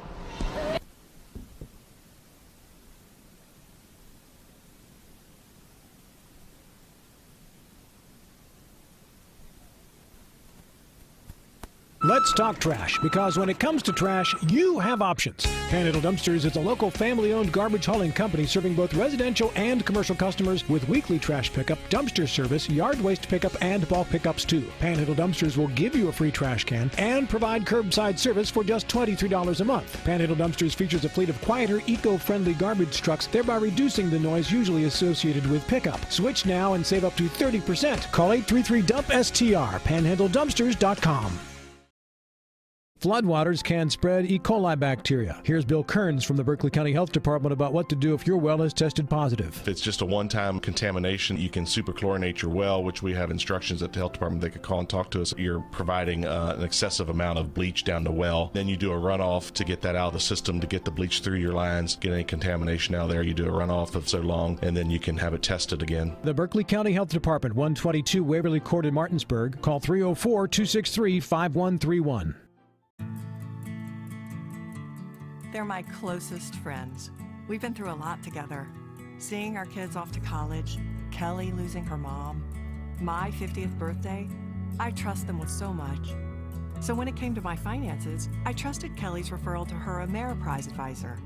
Beth gives me the comprehensive advice that helps me feel confident my financial future is secure. With the right financial advisor, life can be brilliant. Ameriprise Financial.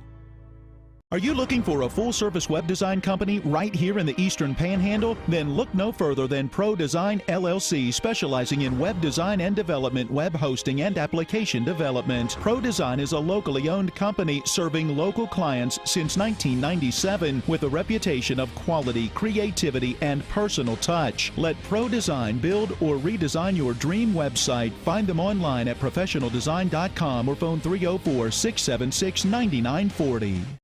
The Mid-Atlantic Group has been serving the area's insurance needs for 40 years. We are an independent insurance agency, therefore we can offer insurance from many insurance companies. Find the right coverage at the right price with Easy Payment Plan. Located at 201 West Martin Street in Martinsburg, the Mid-Atlantic Group is easily accessible from Morgan, Jefferson, and Berkeley County. To set up an appointment with a local insurance professional, give them a call today at 304-267-8989. That's the Mid-Atlantic Group at 201 West Martin Street in Martinsburg. Let them help insure you today.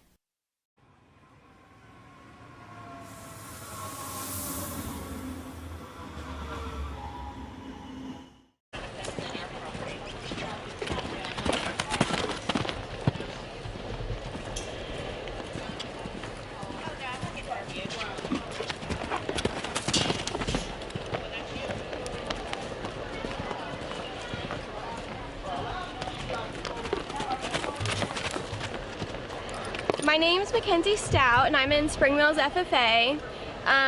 Right now I'm lunging Swifty to get his energy out before I ride him. Well, this is my first year at fairs, so I came here just to have fun. I'm not really here to compete or anything. This is my trainer's horse. His name is Pete. His show name is Hollywood. He is completely blind. So I do ride English and somewhat Western on him, so he can do both. The only thing he cannot do though is jump. So that's the only thing he can't do. And my name is Jenna Humphrey, and my 4-H club that I'm in is Blue Ridge Helping Hands. My name is Jennifer Price. I'm in Tuscarora Indians 4-H. I'm doing rabbits and horses, and this is my horse Phoenix. My name is Carly Hornby. My 4-H club is Army. And my horse's name is Teddy. Hi, my name is Jody Stoneburner. This is my horse Jingles. I'm in the Berkeley County 4-H horse club, and I'm here to show my horse. My name is Morgan Bennett. I'm showing my horse today, Jubilee. I'm in 4-H, which is Blue Ridge Helping Hands group. I just like going 4-H because it's very fun. Like, it gets me out of things that I like to do. My name is Celine, and my 4-H club is Blue Ridge Helping Hands, and my horse's name is Daisy. Hi, I'm Adriana. I'm in the Denim and Dust 4-H club, and this is my horse Max. We ride Western and English, and this is our, I think, 10th or 11th year at fair, so we've been doing this for a pretty long time. Hi, my name is Chloe Trickhead. I'm part of the Appalachian Clovers 4-H club. This is my horse Finn, and this year we're doing English and Western. My name is Addie, and my horse's name is S'mores, and I'm here to have fun. We're here at the youth fair, and the Berkeley County Young Farmers is cooking up something. What do we got here? We got center-cut tenderloin pieces and fresh salt. Very nice. Come on down to the youth fair. Hard-working volunteers. Who we got in here? This is Kurt, this is Dana, that's John. Dana, John, what are we serving up today? Tenderloin sausage, country ham, and tea. Hi, I'm Carol Lang. I'm with the Berkeley County Young Farmers. I've kind of known them here as the tea lady. As you can see, I've already made a big batch of tea. So come on down and have a glass of tea. You can get large or small. It's BCT here at the Berkeley County Youth Fair. We're here helping out our youth of the Berkeley County.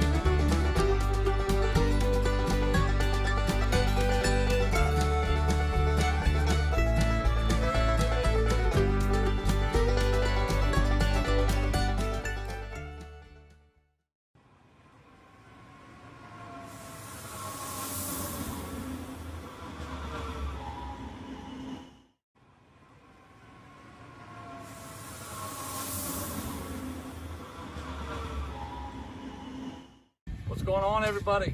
Hey, here we are at Berkeley County Youth Fairgrounds. Travis Bishop here with Charlie, my girlfriend Kelly. We're here at Mountaineer Meat Smokers on the grounds cooking fresh Texas-style barbecue.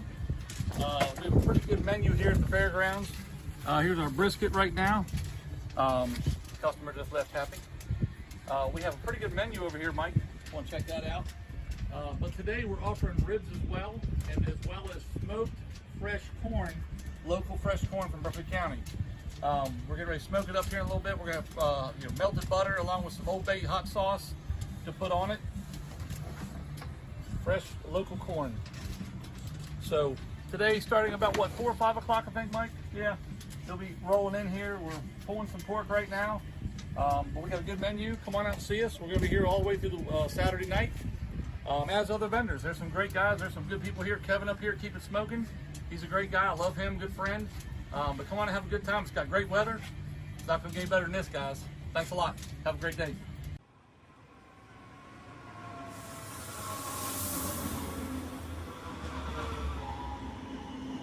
Hey guys, my name is Michael Wither. I'm the 4-H agent here in Berkeley County. Myself and Linda Kisner oversee all of the indoor projects. We're really excited this year. We have nearly 400 exhibits inside the exhibit hall. A lot of people ask what all's contained inside the indoor projects. We have everything from animal science to cooking to woodworking. We have a lot of leadership projects, career development, and even we have a nice selection of self-determined projects this year. And what self-determined covers is anything that is not covered by one of our 4-H projects. And a student is interested or a member is interested, they can sign up for self-determined. And they truly can do their project on anything that they're passionate about. We really encourage our kids to kind of find their passion in their 4-H book, so it's always really nice to see them sign up for a variety of different projects to bring each year. We have some kids that they just do one indoor project and then they join the livestock realm of the fair, but we do have a large number of members that take at least one fair project indoors. But we also have a lot that can't have livestock, so they usually sign up for 4 to 5. We've had as many as 12 projects for one person, but it's really awesome to see the variety that we get. We have some kids that'll usually finish the 9 years that are in the 4-H project books, and they're still interested in that subject, and we do allow them to continue their studies in self-determined. One that happens most often in, we have a large number that take self-determined cooking, as well as a large delegation that kind of takes self-determined woodworking. And I tend to think that after they've completed those different project series, that is when you get really outstanding projects, because they can truly exhaust everything they've learned about a topic area. So a couple that have kind of stand out this year, we have a good woodworking exhibit that is a travel cooler. We also have one that is a lighted stand. We have some really cool cooking projects. We have a decorated cake. We have a confectionery project this year. But we really enjoy that kids can truly pick their passion and really exhibit whatever they can to kind of show off their abilities. It's always one of the projects that I always think is really cool is the recycle project, reduce, reuse, recycle. And in that they have to use a certain number of items that already exist and compile them into one finished project. This year, one that stands out is we have a large dragonfly made out of some fan blades. But if you look at it, it's definitely a piece of art. It's always cool to see, what the kids can come up with, because it's always cooler than what I can come up with. So it's really nice that we give them and afford them that opportunity to kind of delve into their own project world and develop themselves as a 4-H'er, but also develop some of those passions into lifelong projects. I think that's kind of the beauty of it all. A lot of our 4-H members, as soon as they age out, come back and give back to the program as a 4-H volunteer. Even today, as we were on Project Check-In, we've had some 22 through 25-year-olds just age out either last year or year before, already giving back in the exhibit hall. So it's a great way for them to get back into the program that gave so much to them. Welcome to the 74th Annual Berkeley County Youth Fair. My name is Erica Reiner and I'm this year's horse chairperson. Today we're having the costume contest where the exhibitors pair up with their horse to show their creativity and their workmanship with their horse, and they're judged on the creativeness of the costume. So thanks for coming and we hope you enjoyed today's show. Good afternoon, ladies and gentlemen, and welcome to the 74th Annual Berkeley County Youth Fair Horse Show. Can I get a round of applause? All right, we're back in business. So happy to see you all here today. This afternoon, the featured judge for the costume contest is Second Vice President Shelly Shepard. Let's give her a round of applause. Who's being assisted by this year's Miss Youth Fair. All right. Pick up his reins, Cardi. Okay, wrap around. Welcome to the show. Hear me. Welcome to the 74th Annual Berkeley County Fair Horse Show.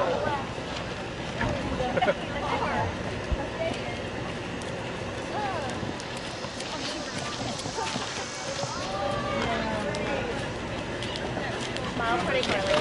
Smile. Smile.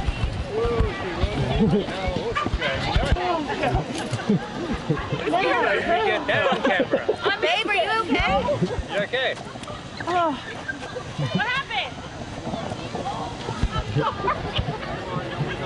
Oh, how cold was Blake? Oh, I was trying to figure out what she went nuts over. Probably.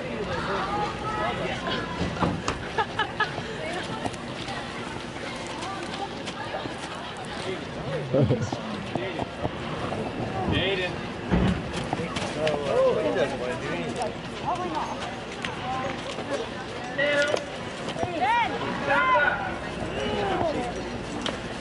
I heard thumbs up. Test, test. Now, How are we? This afternoon, our featured judge for the costume contest is Second Vice President Shelly Shepard, accompanied by this year's Miss Youth Fair, Caroline Cook. So here we go. In the ring, our exhibitors with their horse, creativity, neatness, workmanship, horse obedience, and knowledge of exhibits for a total of 50 points.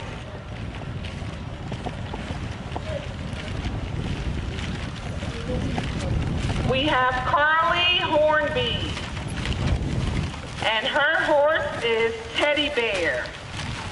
Their costume this afternoon is Barista Latte.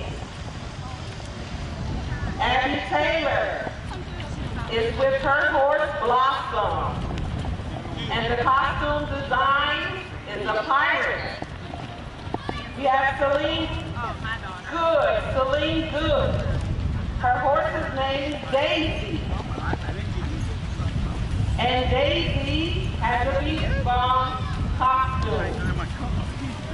Jenna Humphrey, her horse's name is Pete. And the costume design is Alice in Wonderland. How do you walk around and stuff? Madeline Nestor. And her horse is Optical Illusion. And the costume design is a poodle. We have Jaden's brother. Jaden's horse is Burry Rocks. And the costume design is Irish. Mackenzie Stout. Swift Arrow is the horse, and the costume is a pinata. Adeline Esposito. S'mores is the name of the horse, and the costume design, of course, is S'more to Love. We have Addison Hot with Zanzibar, and the costume design is Palm. And our final exhibitor is Jody Stone Butter.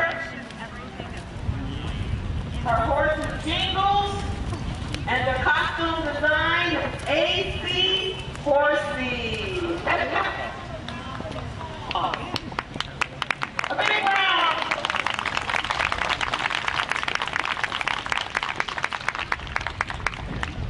Well done. We're looking forward to the judging this afternoon.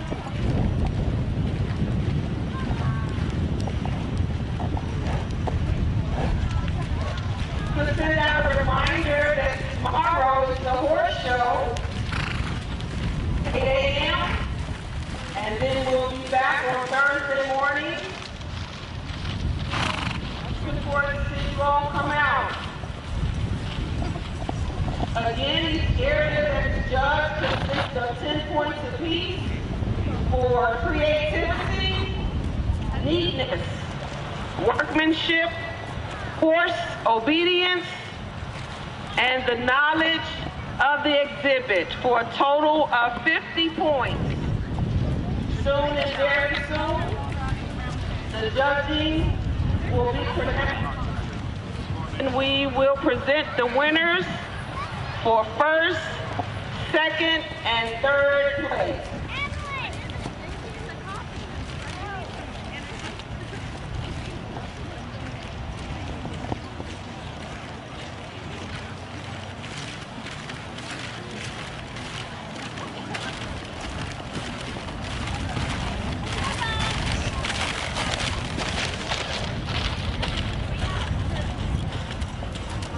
We'll have all the exhibitors to please face the audience with your horse in a straight line. I'd like to share with you that our first place awards are sponsored by Commerce and Mechanics Insurance and Sam Moats with Twisted S Barrier Services. Let's give our sponsors a big round of applause. Farmers and Mechanics Insurance and Sam Moats with Twisted S Barrier.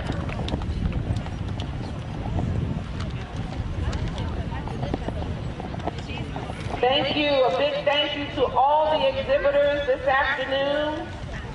Teddy Bear, Blossom, Daisy, Pete, Optical Illusion, Burning Rock, Swift Arrow, S'mores, Zanzibar, and Jingo.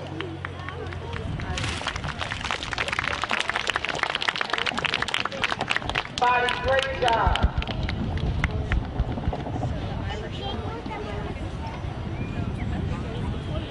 And the judges are on the move. We need to cover it.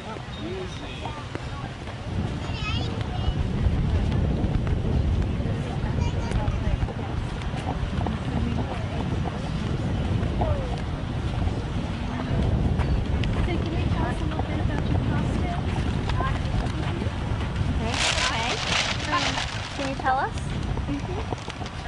Well, her name was S'mores, so we thought s'mores would be a good idea.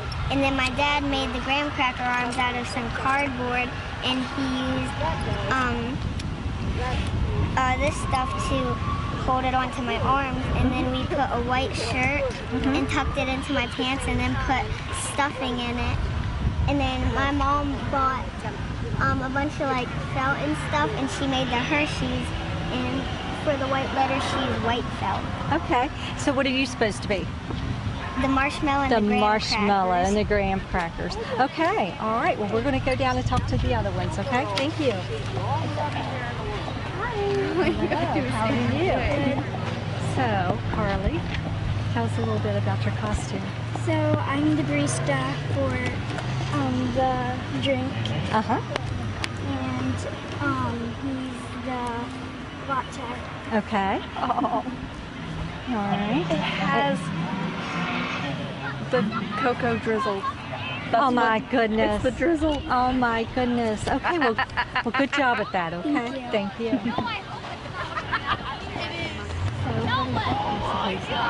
He's supposed to be Pete the Rabbit from Alice in Wonderland. Okay. We actually had this on the pocket back here, but it fell off because of him walking, but other than that, yeah. Okay, all right. And I understand your horse is special? Yes, he is completely blind. Okay. All right. And was he blind at birth, or? I think he went blind at 3. Okay. Because he's 15 right now, so he was born not blind, but he did eventually go blind. Okay. Oh, all right. Well, good job. Good job. Hi. Hi. You want to tell us a little bit about your costume? He's a pinata. Uh-huh. And I'm supposed to be birthday girl. Okay. Yeah. And how did you come up with this idea? My mom suggested it, and I thought it was pretty good, so yeah. Okay. All right. Great. Good job. Thank you. Thank you. Hello. Hi. Can you tell us a little something special about your horse? My horse is a pirate because she only has one eye. Okay. She lost her eye to cancer, so I thought it was fitting to put an eye patch over it because everyone always says you should put a patch on her eye. Yes, yes. So that's where you came up with the idea? Yes. All right. Great job. Okay. Thank you. So you will work for candy, and your horse will work for carrots. Yeah. Okay. So how did you come up with this idea?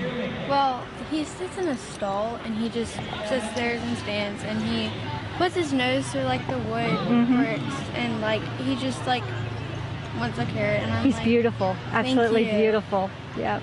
Absolutely beautiful. All right. Thank you. Can you sing us a song? Can. So how'd you come up with this idea? Well, especially I love rock music, so it's like, Okay. maybe me and Jingles could be a band this year. Okay. All right. Great. AC Horsey. That's very catchy. Very catchy. You can All right. Thank you. Thank you. So does that bikini one size fits all or what? Oh yeah. Okay. All right. Good job. Can you tell us a little bit about yours? Oops, I'm sorry. This is how my mom came up with the idea. Can you speak up? This is how my mom came up with the idea. Okay. So she was like white and fuzzy, All right. and she has a pink halter on. Yes. My mom was thinking about her being a poodle Okay. for the costume class. All right.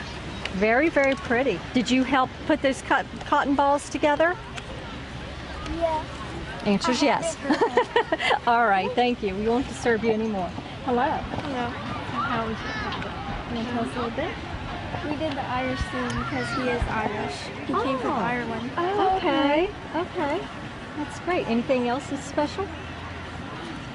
His sire was like, I think he's the like #1 sire in the world. Okay. Oh, wow. So how old is he? 5. 5. Turned 5 in April. Okay. Have you had him very long or? For, I think it was from like August.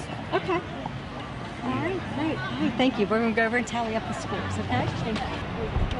And again, we'd like to thank our sponsors, Farmers and Mechanics Insurance, and Sam Most with Twisted Farrier Services. Thanks again to our judges this afternoon, Second Vice President Shelley Shopper and Miss Berkeley County Youth Fair, Caroline.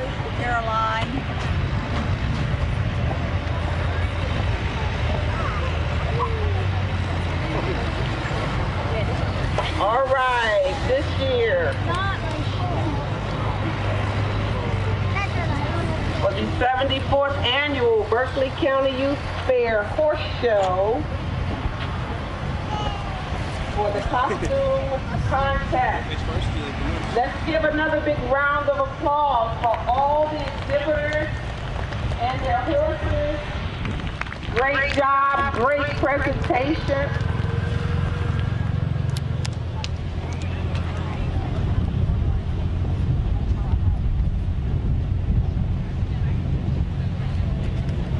While the tally's being totaled, the time and effort that you all took to compete in the areas of creativity, neatness, workmanship, horse obedience, and knowledge of exhibit are to be commended. Great job, everybody. Apparently he likes the picture side. Now, stop. Stop.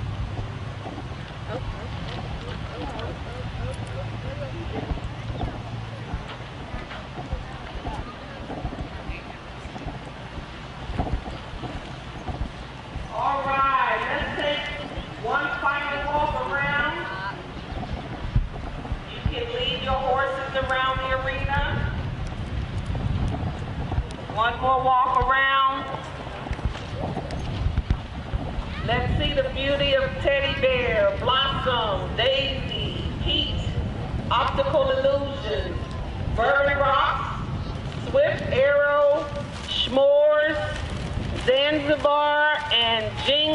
Another round of applause, ladies and gentlemen.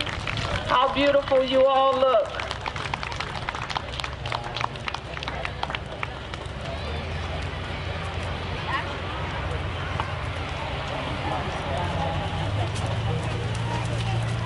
All right, we're having great fun.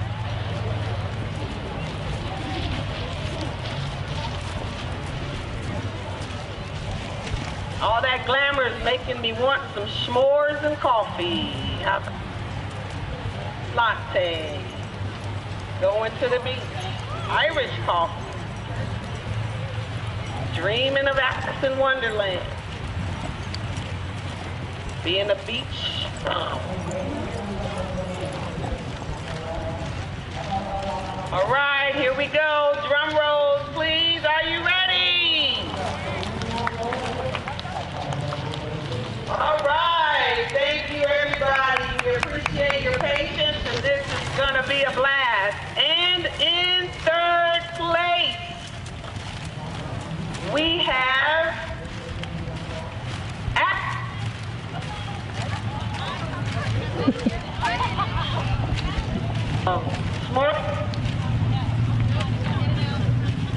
Adeline Esposito and S'mores.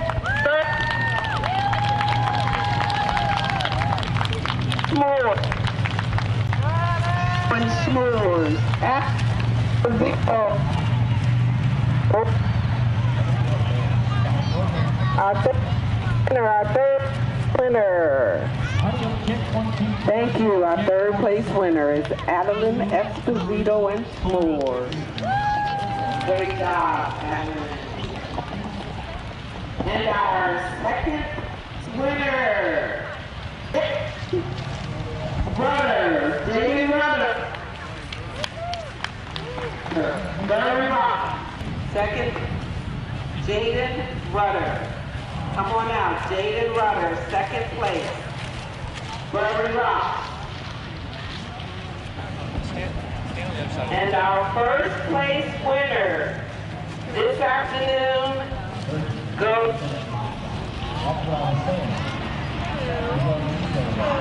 And our first place winner goes to Madeline Nestor, Optical Illusion. Madeline, Optical Illusion. Congratulations to all. And join us for the horse show. Continue to have a great safe time at the 74th Annual Berkeley County Fair.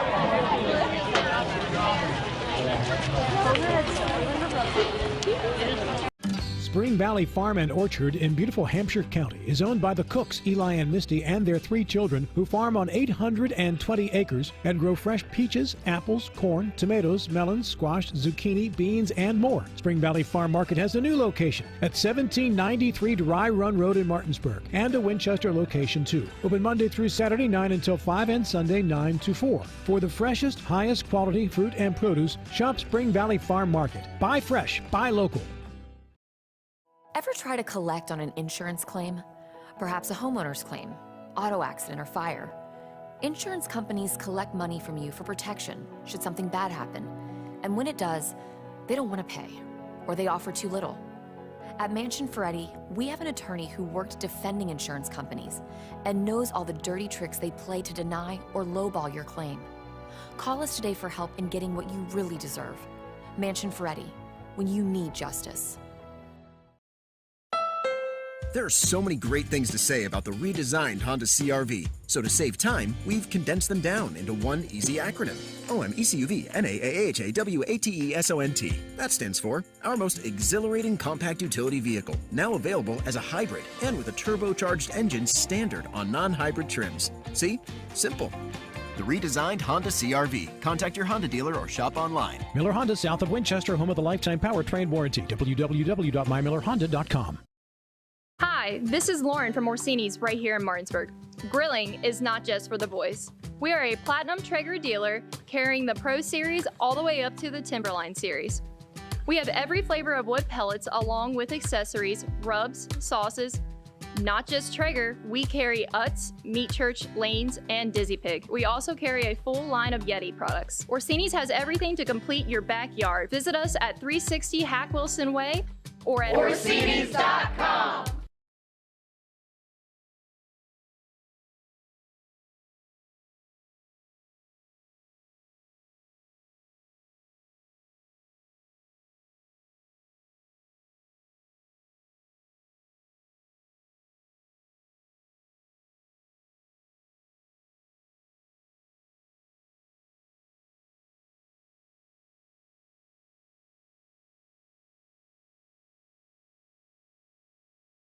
Carpal tunnel syndrome affects 13 million Americans and left untreated can cause long-term debilitation. WVU Medicine Jefferson Medical Center recently became the first hospital in the region to offer carpal tunnel release with ultrasound guidance using the new Sonex Health SX1 microknife. CTR surgery is an outpatient procedure and most patients return to normal activities within 3 to 6 days. For more info, contact WVU Medicine Board Certified Orthopedic Surgeon Brad Wright at 304-725-2663.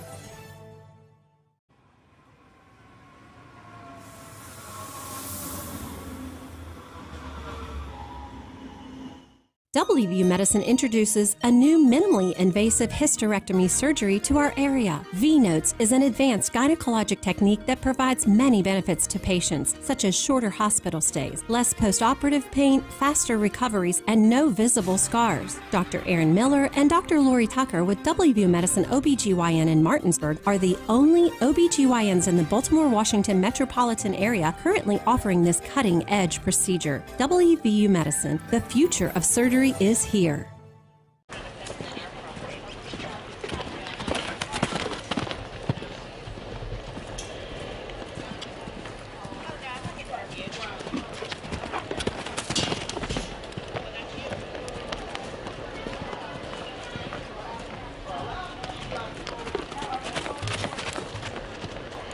My name's Mackenzie Stout and I'm in Spring Mills FFA.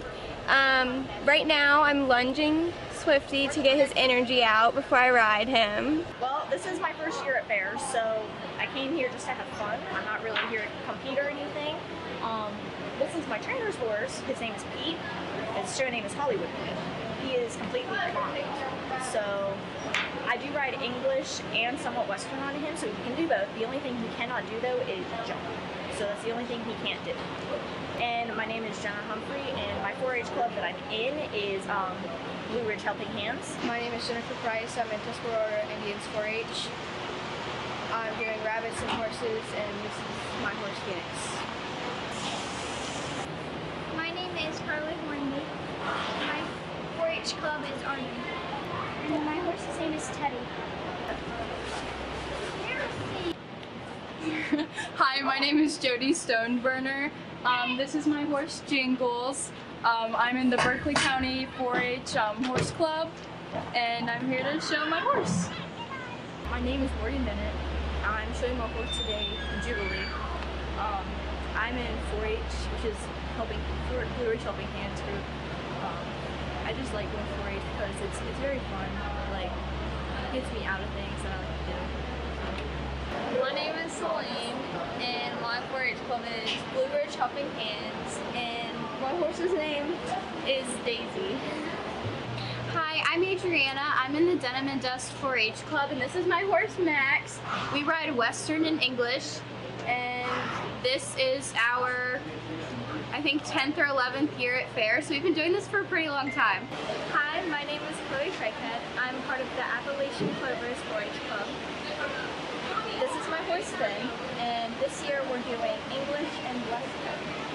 My name is Addie, and my horse's name is S'mores, and I'm here to have fun. We're here at the youth fair, and the Berkeley County Young Farmers is cooking up something. What do we got here? We got center cut tenderloin pieces and fresh salt.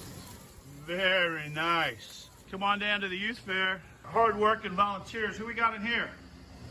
This is Kurt, this is Dana, and that's John. Dana, John, what are we serving up today? Tenderloin sausage, country ham, and tea. Hi, I'm Carol Lang. I'm with the Berkeley County Young Farmers. I'm kind of known down here as the tea lady. But As you can see, I've already made a big batch of tea. So come on down and have a glass of tea. You can get large or small. It's BCT here at the Berkeley County Youth Fair. We're here helping out our youth of the Berkeley County.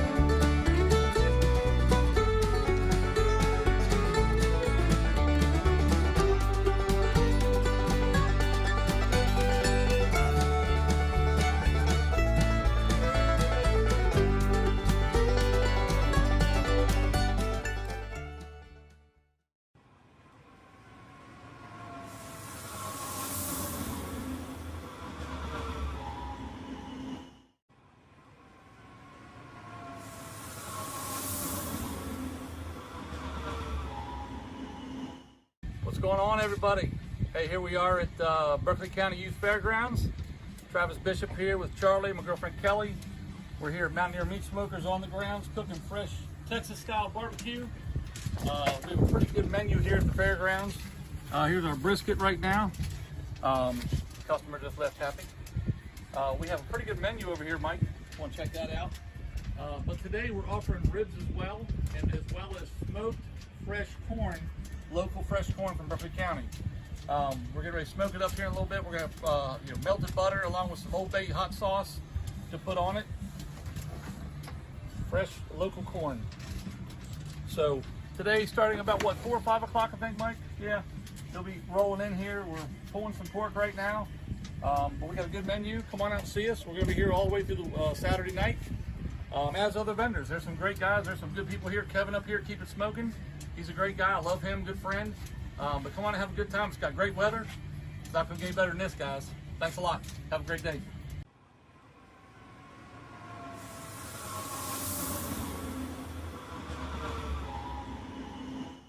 First off, I'm a very emotional person, in case you don't know me. So if I break out into tears today, it's okay. It's just because we're all here. Thank you. So, welcome back to the Berkeley County Youth Fair 2021. I missed you guys so much last year, and I'm so glad to see all your smiling faces. When we were doing check-in, and all my littles were checking in, and they're not so little anymore. But I'm glad to see you guys. All right, if you are an intermediate or junior showman, you guys can hang out up here on the bleachers and you're gonna get to watch everything. If you are a senior showman, head to the back. We're gonna start the show today with our previous winners. So if I can have the previous winners come to the front. All right, until I get my microphone, as my previous winners are coming up, can I have your attention, please? I would like to introduce our 2021 Rabbit Judge for this year, Miss Brianna Hicks.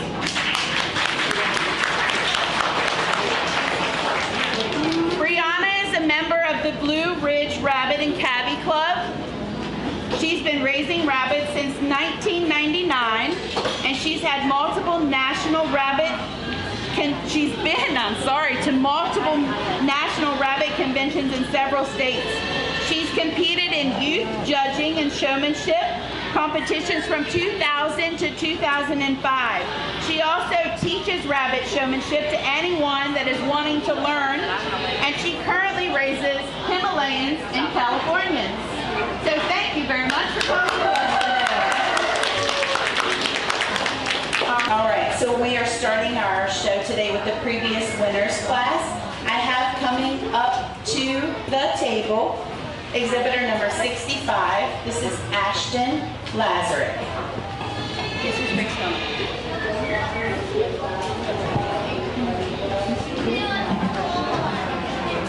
I'm Ashton. This is my rabbit. Her name's Caius.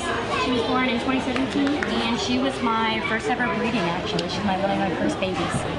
So, do my spiel? Yes. Okay. All right, so first thing I'm going to do, I'm going to check her eyes. Left eye first. Also, I would just like to point out she does not have a tattoo. She's not certified. I'm going to check her eyes first. I'm looking for any cloudiness, discoloration, any scratches in the eye. Cloudiness, discoloration could be blindness, things like cataracts, things like that. She doesn't have any of that, so we're all good. I'm checking her ears for any ear mites, any infections. Ear mites can lead to deafness, so we don't want any of that. They can be brown, white, anything like that, and I don't think she has any today. Turn her over to her right side. And now I'm checking her right eye for any cloudiness, discoloration, scratches, which could lead to blindness, cataracts. She has none. I'm going to check her ears again. This is her number tattoo for the fair. And I am not seeing any ear mites or infection. And now I'm going to flip her. And now I'm going to check her nose. Runny noses could be due to colds, snuffles, and snuffles is often deadly to rabbits, so we want to check for that. And I don't see any runniness today. My rabbit does have one fault. She has a white nose. Her father had a rue gene that we didn't know about. Here it is. It showed up. Now I'm going to check her teeth. I'm checking the teeth for any signs of overgrowth, and that could also be due to malocclusion. It's a disease in rabbits where their teeth overgrow. Oftentimes can grow into their nose. A lot of times it's deadly. It's hard to keep up with. So I'm also going to check her dewlaps, and she is a female. Dewlaps can get hay debris, cuts from hay, things like that. They can also get fatty tumors in their dewlaps, so we like to check for that. She doesn't have anything there. Checking underneath as well. All good. I'm going to check her belly for any lumps or bumps, which could be tumors. I'm also checking to make sure she does have her 6 teats. She does. And yep, tumors could be cancer. They could be fatty tumors, which are just not good for the animal. She has 9. I'm going to check her legs now for any broken bones. Check her paw pads. She has no cuts, and I'm also checking her nails to make sure none are broken and they're all the same color. Her father, like I said, had the root gene. He did have 2 white nails. So all hers are the same color, unfortunately. Checking her leg again for any broken bones, checking her paw pads. No cuts or sores, and toenails are all intact and unbroken and the same color. Okay. And now I'm going to check her back leg again for broken bones. She has none. And I'm checking her back hocks for any sore hocks, which is when their cage or something like that will rub their feet and break them open. She has none, and I'm also checking her paw pads again for any sores or cuts. She has none, and she has all her toenails. They're all intact and they're all the same color. Checking this leg for the same thing, any broken bones. No, you're okay. She has none. I'm checking her feet again for sore hocks, and there's none on this foot. No rubbed pads or any cuts, and she has all of her toenails and they're all intact and all the same color. Now I'm going to check her gender. And in doing this, I'm also checking for any vent infections or anything like that down there, and she is all good, and she is a female. And now I'm going to pull on her tail just to make sure it's not broken, and she is all good. And my rabbit is a mini Rex, so she has Rex fur, and her coat is a nice density and a nice color for her, so. That's my rabbit. I have one question. You mentioned malocclusion. What is the correct bite for a rabbit? You want their under teeth to be behind their front, but you don't want them too far behind because then they'll grow into their gums. Thank you so much. Yes, ma'am. Thank you. Next up to the table, we have our second previous winner, Exhibitor 403. This is Sierra Berry. I didn't mention earlier, Ashton was part of that Hedgesville jacket. That's her official FFA dress. And this is Sierra. She's Tomahawk 4-H Club, and she's in the 4-H official dress. Yep, whenever you're ready. Okay, so today I'm presenting my mini Rex. So to start off with the basic things that I can already see, he's obviously in a mold, which is very fun. He also, I'm assuming, my best guess is the well water down here caused him to have a small amount of diarrhea this morning and got on his coat, which, compromised his coat quality.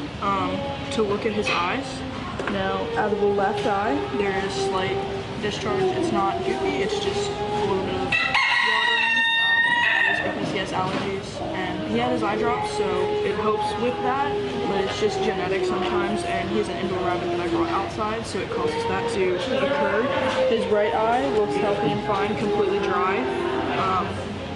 So his eyes overall, they're the same color. I'm not seeing any cloudiness present. I'm not seeing any goopy discharge. I'm seeing slight watering out to the left. So overall, it's an okay situation because I understand that his allergies are to move on to his ears, I'm going to look for the outsides right now. I'm going to check and see if he's missing any chunks of skin, any missing patches of fur in between if he's missing fur, to make sure that, he's healthy, hasn't cut himself, nothing has occurred there. To look at the inside of the ear. For the left ear, when I look inside, I'm looking to see, it's going to look like a small brown chunk of almost dirt. It's going to be light color or dark color. That could be presentation of ear mites in the rabbit. And the left ear looks very healthy and clean. And for his right ear, there's a slight black line at the top of his ear where his tattoo once was that I need to redo. But other than that, to look down in, they are clean and healthy. No presentation of ear mites or any kind of discharge. So his eyes and ears look healthy. So when I flip him over, First I'm going to check his nose. So we're going to look for any drainage, discharge, anything that could be out of the ordinary. Make sure he has no cuts. His nose looks very healthy. He has no presentation of snuffles or any kind of discharge that could be any other lung disease. When I look at his teeth, it's okay. So when I look at his teeth, I'm going to check the top and the bottom. What I'm looking for is potential malocclusion. I'm looking for any broken or chipped teeth, as well as, a rabbit eating and drinking water is the most important thing for them to survive. So anything wrong with their mouth could lead to lack of that. And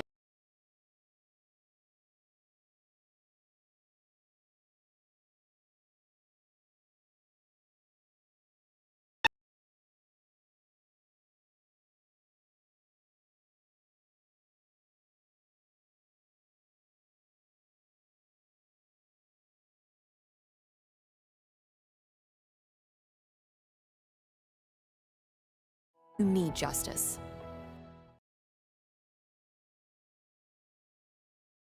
Let's talk trash, because when it comes to trash, Panhandle Dumpsters is a local family-owned garbage hauling company serving both residential and commercial customers with weekly trash pickup, dumpster service, yard waste pickup, and bulk pickups too. Panhandle Dumpsters will give you a free trash can and provide curbside service for just $23 a month. Panhandle Dumpsters features a fleet of quieter, eco-friendly garbage trucks, thereby reducing the noise usually associated with pickup. Switch now and save up to 30%. Call 833-DUMP-STR, panhandledumpsters.com. Floodwaters can spread E. coli bacteria. Here's Bill Kearns from the Berkeley County Health Department about what to do if your well is tested positive. If it's just a one-time contamination, you can superchlorinate your well, which we have instructions at the health department. They could call and talk to us. You're providing an excessive amount of bleach down the well. Then you do a runoff to get that out of the system, to get the bleach through your lines, get any contamination out there. You do a runoff of so long, and then you can have it tested again. The Berkeley County Health Department, 122 Waverly Court in Martinsburg. Call 304-263-5131. They're my closest friends. We've been through a lot together. Seeing our kids off to college, Kelly losing her mom, my 50th birthday. I trust them with so much.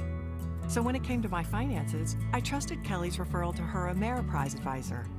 Beth gives me the comprehensive advice that helps me feel confident my financial future is secure. With the right financial advisor, life can be brilliant. Ameriprise Financial.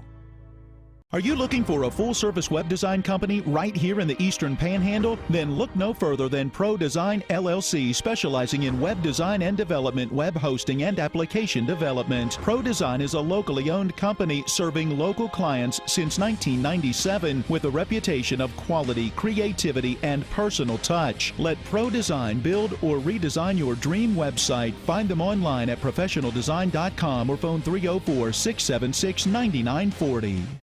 The Mid-Atlantic Group has been serving the area's insurance needs for 40 years. We are an independent insurance agency, therefore we can offer insurance from many insurance companies. Find the right coverage at the right price with Easy Payment Plan. Located at 201 West Martin Street in Martinsburg, the Mid-Atlantic Group is easily accessible from Morgan, Jefferson, and Berkeley County. To set up an appointment with a local insurance professional, give them a call today at 304-267-8989. That's the Mid-Atlantic Group at 201 West Martin Street in Martinsburg. Let them help insure you today.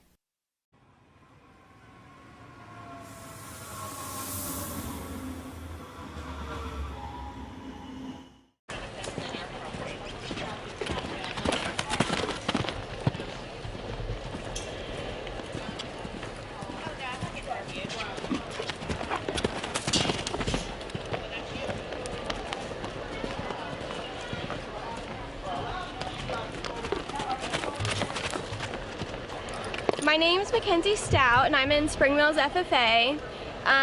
Right now I'm lunging Swifty to get his energy out before I ride him. Well, this is my first year at fairs, so I came here just to have fun. I'm not really here to compete or anything. This is my trainer's horse. His name is Pete. His show name is Hollywood. He is completely blind. So I do ride English and somewhat Western on him, so he can do both. The only thing he cannot do though is jump. So that's the only thing he can't do. And my name is Jenna Humphrey, and my 4-H club that I'm in is Blue Ridge Helping Hands. My name is Jennifer Price. I'm in Tuscarora Indians 4-H. I'm doing rabbits and horses, and this is my horse Phoenix. My name is Carly Hornby. My 4-H club is Army. And my horse's name is Teddy. Hi, my name is Jody Stoneburner. This is my horse Jingles. I'm in the Berkeley County 4-H horse club, and I'm here to show my horse. My name is Morgan Bennett. I'm showing my horse today, Jubilee. I'm in 4-H, which is Blue Ridge Helping Hands group. I just like going 4-H because it's very fun. Like, it gets me out of things that I like to do. My name is Celine, and my 4-H club is Blue Ridge Helping Hands, and my horse's name is Daisy. Hi, I'm Adriana. I'm in the Denim and Dust 4-H club, and this is my horse Max. We ride Western and English, and this is our, I think, 10th or 11th year at fair, so we've been doing this for a pretty long time. Hi, my name is Chloe Trickhead. I'm part of the Appalachian Clovers 4-H club. This is my horse Ben, and this year we're doing English and Western. My name is Addie, and my horse's name is S'mores, and I'm here to have fun. We're here at the youth fair, and the Berkeley County Young Farmers is cooking up something. What do we got here? We got center cut tenderloin pieces and fresh salt. Very nice. Come on down to the youth fair. Hard-working volunteers. Who we got in here? This is Kurt, this is Dana, and that's John. Dana, John, what are we serving up today? Tenderloin sausage, country ham, and cheese. Hi, I'm Carol Lang. I'm with the Berkeley County Young Farmers. I'm kind of known down here as the tea lady. As you can see, I've already made a big batch of tea. So come on down and have a glass of tea. You can get large or small. It's BCT here at the Berkeley County Youth Fair. We're here helping out our youth of the Berkeley County.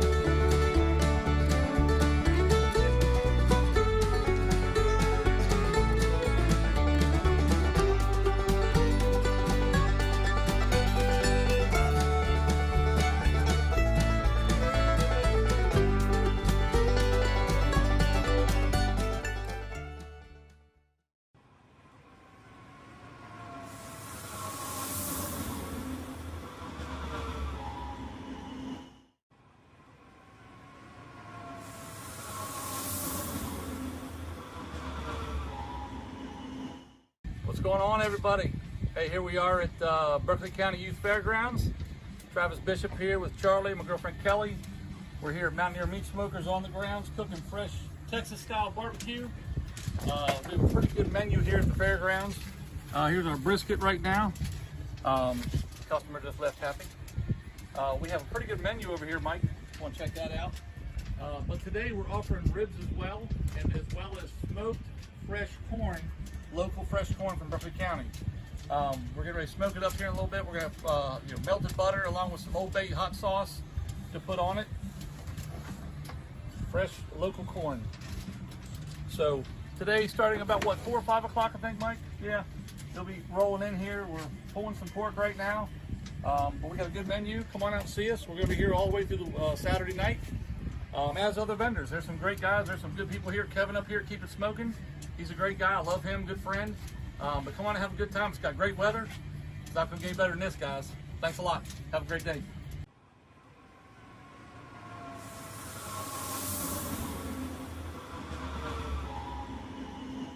Hey guys, my name is Michael Wither. I'm the 4-H agent here in Berkeley County. Myself and Linda Kisner oversee all of the indoor projects. We're really excited this year. We have nearly 400 exhibits inside the exhibit hall. A lot of people ask what all is contained inside the indoor projects. We have everything from animal science to cooking to woodworking. We have a lot of leadership projects, career development, and even we have a nice selection of self-determined projects this year. And what self-determined covers is anything that is not covered by one of our 4-H projects. And a student is interested or a member is interested, they can sign up for self-determined. And they truly can do their project on anything that they're passionate about. We really encourage our kids to kind of find their passion in their 4-H book, so it's always really nice to see them sign up for a variety of different projects to bring each year. We have some kids that they just do one indoor project and then they join the livestock realm of the fair, but we do have a large number of members that take at least one fair project indoors. But we also have a lot that can't have livestock, so they usually sign up for 4 to 5. We've had as many as 12 projects for one person. But it's really awesome to see the variety that we get. We have some kids that'll usually finish the 9 years that are in the 4-H project books, and they're still interested in that subject. And we do allow them to continue their studies in self-determined. One that happens most often in, we have a large number that take self-determined cooking, as well as a large delegation that kind of takes self-determined woodworking. And I tend to think that after they've completed those different project series, that is when you get really outstanding projects, because they can truly exhaust everything they've learned about a topic area. So a couple that have kind of stand out this year, we have a good woodworking exhibit that is a travel cooler. We also have one that is a lighted stand. We have some really cool cooking projects. We have a decorated cake. We have a confectionery project this year. But we really enjoy that kids can truly pick their passion and really exhibit whatever they can to kind of show off their abilities. It's always one of the projects that I always think is really cool is the recycle project, reduce, reuse, recycle. And in that they have to use a certain number of items that already exist and compile them into one finished project. This year, one that stands out is we have a large dragonfly made out of some fan blades. But if you look at it, it's definitely a piece of art. It's always cool to see, you know, what the kids can come up with, because it's always cooler than what I can come up with. So it's really nice that we give them and afford them that opportunity to kind of delve into their own project world and develop themselves as a 4-H'er, but also develop some of those passions into lifelong projects. I think that's kind of the beauty of it all. A lot of our 4-H members, as soon as they age out, come back and give back to the program as a 4-H volunteer.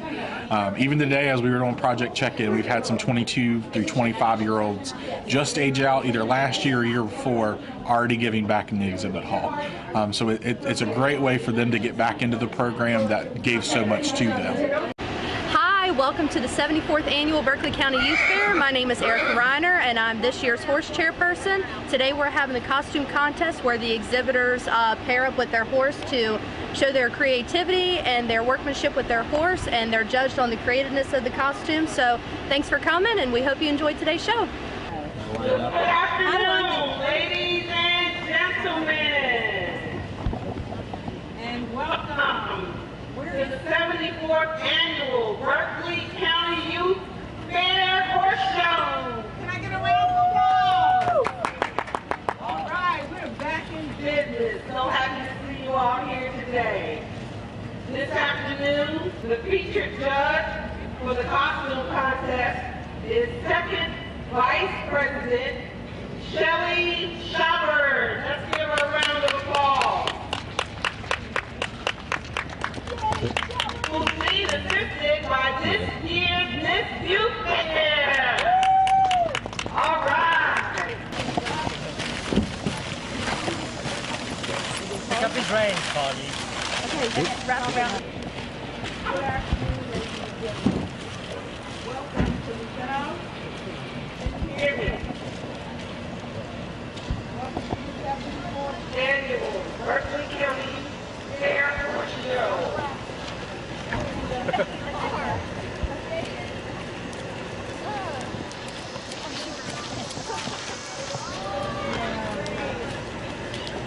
Smile pretty, Kelly. Smile. Smile.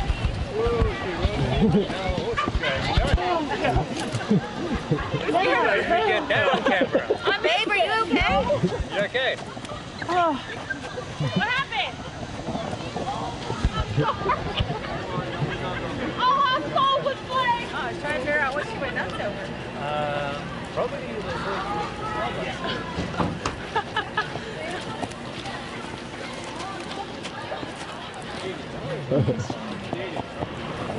Jaden. Oh, he doesn't want to do anything.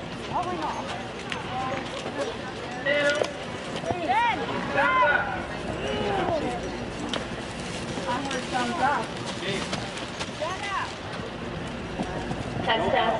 Now. How are we this afternoon, our featured judge for the costume contest is Second Vice President Shelly Shopper, accompanied by this year's Miss Youth Fair, Caroline Cook. So here we go. In the ring, our exhibitors with their horse, creativity, neatness, workmanship, horse obedience, and knowledge of exhibits for a total of 50 points.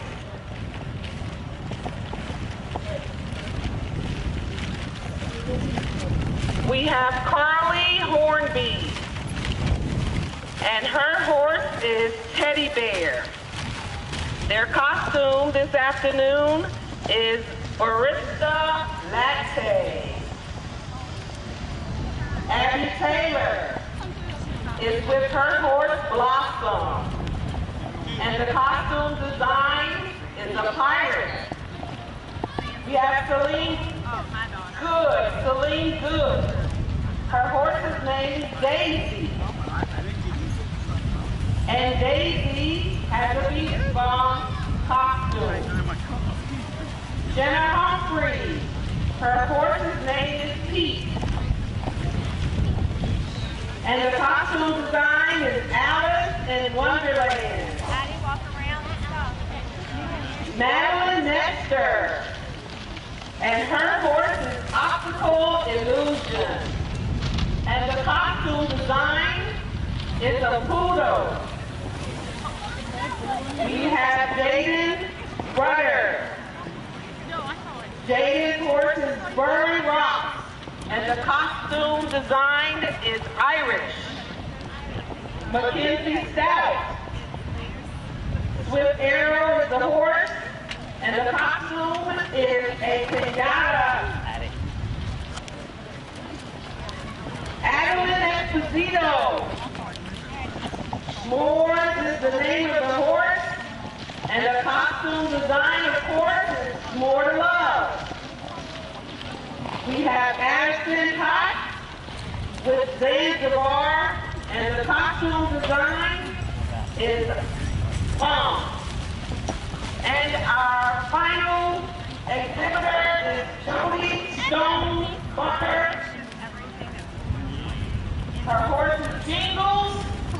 And the costume design is AC Horsey. A big round.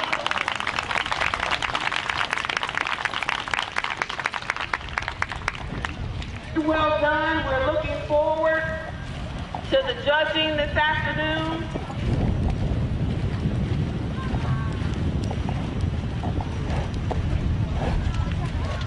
Just send out a reminder that tomorrow is the horse show, 8 a.m.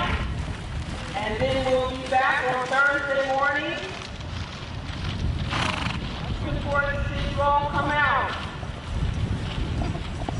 Again, each area that is judged consists of 10 points apiece for creativity, neatness, workmanship, horse obedience, and the knowledge of the exhibit for a total of 50 points. Soon and very soon, the judging will be presented. And we will present the winners for first, second, and third place.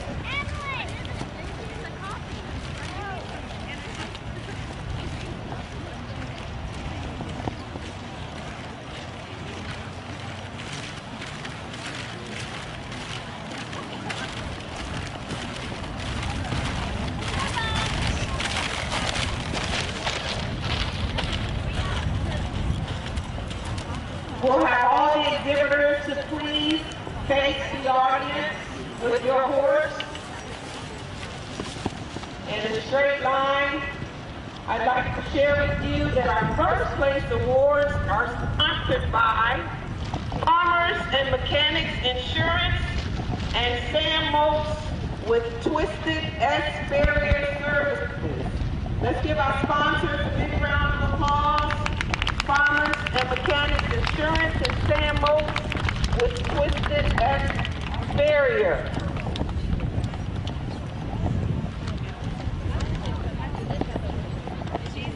Thank you. A big thank you to all the exhibitors this afternoon. Teddy Bear, Blossom, Daisy, Pete, Optical Illusion, Burning Rock, Swift Arrow, S'mores, Zanzibar, and Jingo.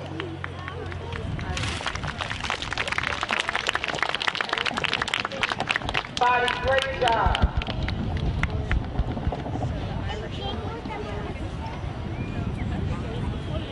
And the judges are on the move. We need to cover it up.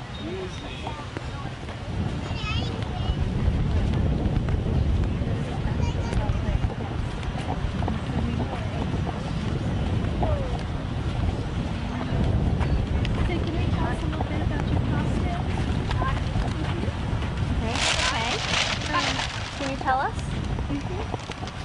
Well, her name was S'mores, so we thought s'mores would be a good idea.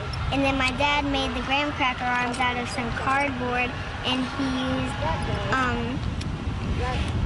this stuff to hold it onto my arms. And then we put a white shirt and tucked it into my pants, and then put stuffing in it. And then my mom bought a bunch of like felt and stuff, and she made the Hershey's. And for the white letter, she's white felt. Okay, so what are you supposed to be? The marshmallow and the graham marshmallow crackers. and the graham crackers. Okay, all right, well, we're going to go down and talk to the other ones, okay? Thank you. Hi. How are you? So, Carly, tell us a little bit about your costume. So, I'm the barista for the drink.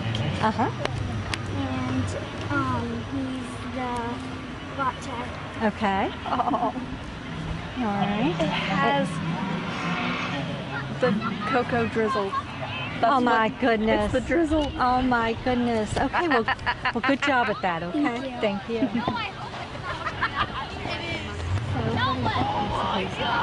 He's supposed to be Pete the Rabbit from Alice in Wonderland. Okay. We actually had this on the pocket back here, but it fell off because of him walking, but other than that, yeah. Okay, all right. And I understand your horse is special? Yes, he is completely blind. Okay. And was he blind at birth, or? I think he went blind at 3. Okay. Because he's 15 right now, so he was born not blind, but he did eventually go blind. Okay. Oh, all right. Well, good job. Good job. Hi. Hi. You want to tell us a little bit about your costume? He's a pinata. Uh-huh. And I'm supposed to be birthday girl. Okay. Yeah. And how did you come up with this idea? My mom suggested it, and I thought it was pretty good, so yeah. Okay. All right. Great. Good job. Thank you. Thank you. Hello. Hi. Can you tell us a little something special about your horse? My horse is a pirate because she only has one eye. Okay. She lost her eye to cancer, so I thought it was fitting to put an eye patch over it because everyone always says you should put a patch on her eye. Yes, yes. So that's where you came up with the idea? Yes. All right. Great job. Okay. Thank you. So you will work for candy, and your horse will work for carrots. Yeah. Okay. So how did you come up with this idea? Well, he sits in a stall, and he just sits there and stands, and he puts his nose through like the wood bricks, and like he just like wants a carrot, and I'm He's like, beautiful. "Thank Absolutely you." beautiful. Yep. Absolutely beautiful. All right. Thank you. Can you sing us a song? So how'd you come up with this idea? Well, especially I love rock music, so it's like, Okay. maybe me and Jingles could be a band this year. Okay. All right. Great. AC Horsey. That's very catchy. Very catchy. You can All right. hear Thank me, you. bud. Thank you. So does that bikini one size fits all or what? Oh yeah. Okay. All right. Good job. Can you tell us a little bit about yours? Oops, I'm sorry. This is how my mom came up with the idea. Can you speak up? This is how my mom came up with the idea. Okay. So she was like white and fuzzy, All right. and she has a pink clutcher on. Yes. My mom was thinking about her being a poodle Okay. for the costume class. All right. Very, very pretty. Did you help put those cotton balls together? Yeah. Answer's yes. All right, thank you. We won't disturb you anymore. Hello. Hello. How was your Can you tell us a little bit? We did the Irish theme because he is Irish. He came from Ireland. Oh, okay. Okay. That's great. Anything else that's special? His sire was like, I think he's the like #1 sire in the world. Okay. Oh, wow. So how old is he? 5. 5. Turned 5 in April. Okay. Have you had him very long or? Or I think it was from like August. Okay. All right, great. All right, thank you. We're going to go over and tally up the scores, okay? Thank you. And again, we'd like to thank our sponsors, Farmers and Mechanics Insurance, and Sam Most with Twisted X-Various Services. Thanks again to our judges this afternoon, Second Vice President Shelley Shoppert and Miss Berkeley County Youth Fair, Caroline.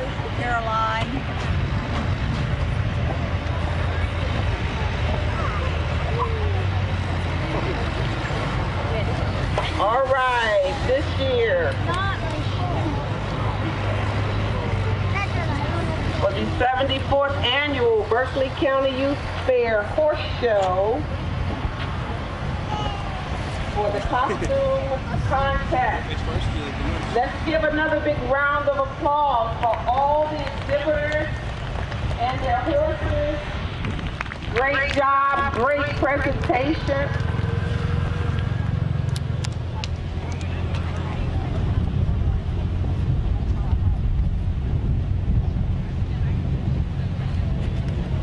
While the tally's being totaled, the time and effort that you all took to compete in the areas of creativity, neatness, workmanship, force obedience, and knowledge of exhibit are to be commended. Great job, everybody. Apparently he likes to kiss his side. Now, stop. Stop.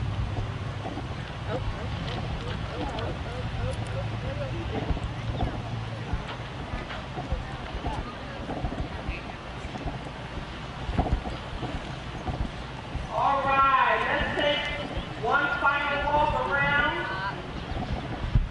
You can lead your horses around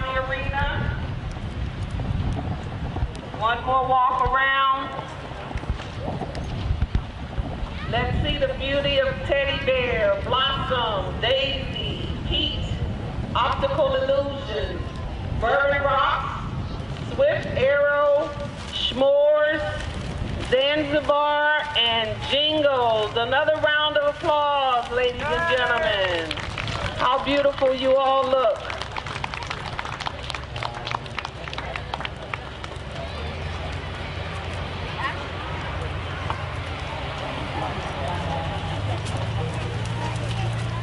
All right, we're having great fun.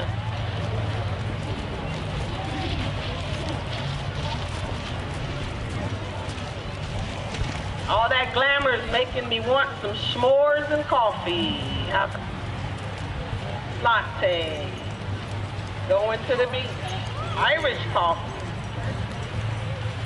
Dreaming of Alice in Wonderland. Being a beach bum. All right, here we go. Drum rolls, please. Are you ready? All right. Thank you, everybody. We appreciate your patience, and this is going to be a blast. And in third place, we have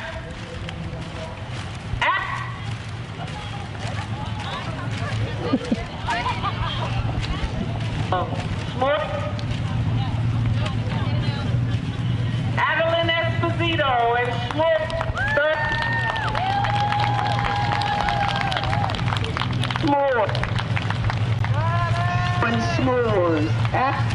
Esposito. Our third winner. Thank you. Our third place winner is Adeline Esposito and S'mores. Great job, Adeline. And our second winner, Rudder, David Rudder. Very rock. Second, Jaden Rudder. Come on out, Jaden Rudder, second place. Very rock. And our first place winner this afternoon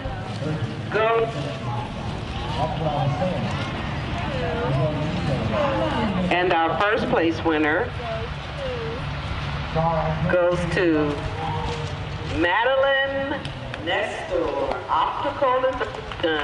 Madeline, Optical Illusion. Congratulations to all. And join us for the horse show. Continue to have a great safe time at the 74th Annual Berkeley County Youth Fair.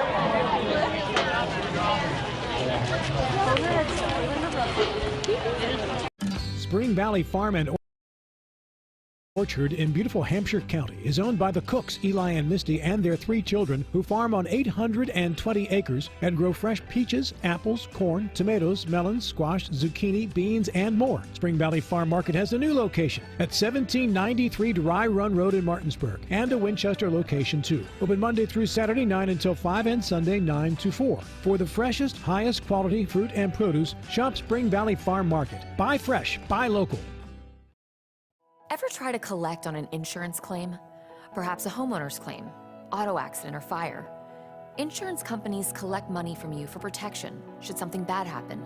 And when it does, they don't want to pay, or they offer too little. At Mansion Ferretti, we have an attorney who worked defending insurance companies and knows all the dirty tricks they play to deny or lowball your claim. Call us today for help in getting what you really deserve. Mansion Ferretti, when you need justice. There are so many great things to say about the redesigned Honda CR-V. So to save time, we've condensed them down into one easy acronym. OMECUV-NAAHAWATESONT. That stands for our most exhilarating compact utility vehicle, now available as a hybrid and with a turbocharged engine standard on non-hybrid trims. See? Simple. The redesigned Honda CR-V. Contact your Honda dealer or shop online. Miller Honda, south of Winchester, home of the lifetime powertrain warranty. www.mymillerhonda.com. Hi, Hi, this is Lauren from Orsini's right here in Martinsburg. Grilling is not just for the boys. We are a Platinum Traeger dealer carrying the Pro Series all the way up to the Timberline Series. We have every flavor of wood pellets along with accessories, rubs, sauces. Not just Traeger, we carry Utz, Meat Church, Lanes, and Dizzy Pig. We also carry a full line of Yeti products. Orsini's has everything to complete your backyard. Visit us at 360 Hack Wilson Way or at Orsinis.com.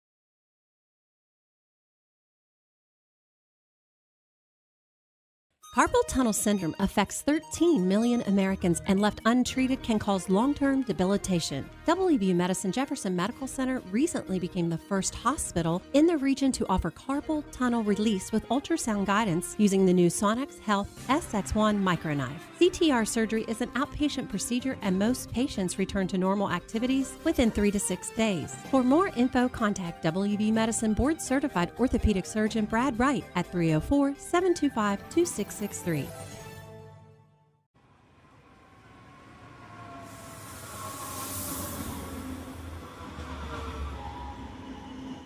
WVU Medicine introduces a new minimally invasive hysterectomy surgery to our area. V-Notes is an advanced gynecologic technique that provides many benefits to patients, such as shorter hospital stays, less post-operative pain, faster recoveries, and no visible scars. Dr. Aaron Miller and Dr. Lori Tucker with WVU Medicine OBGYN in Martinsburg are the only OBGYNs in the Baltimore, Washington metropolitan area currently offering this cutting-edge procedure. WVU Medicine, the future of surgery is here.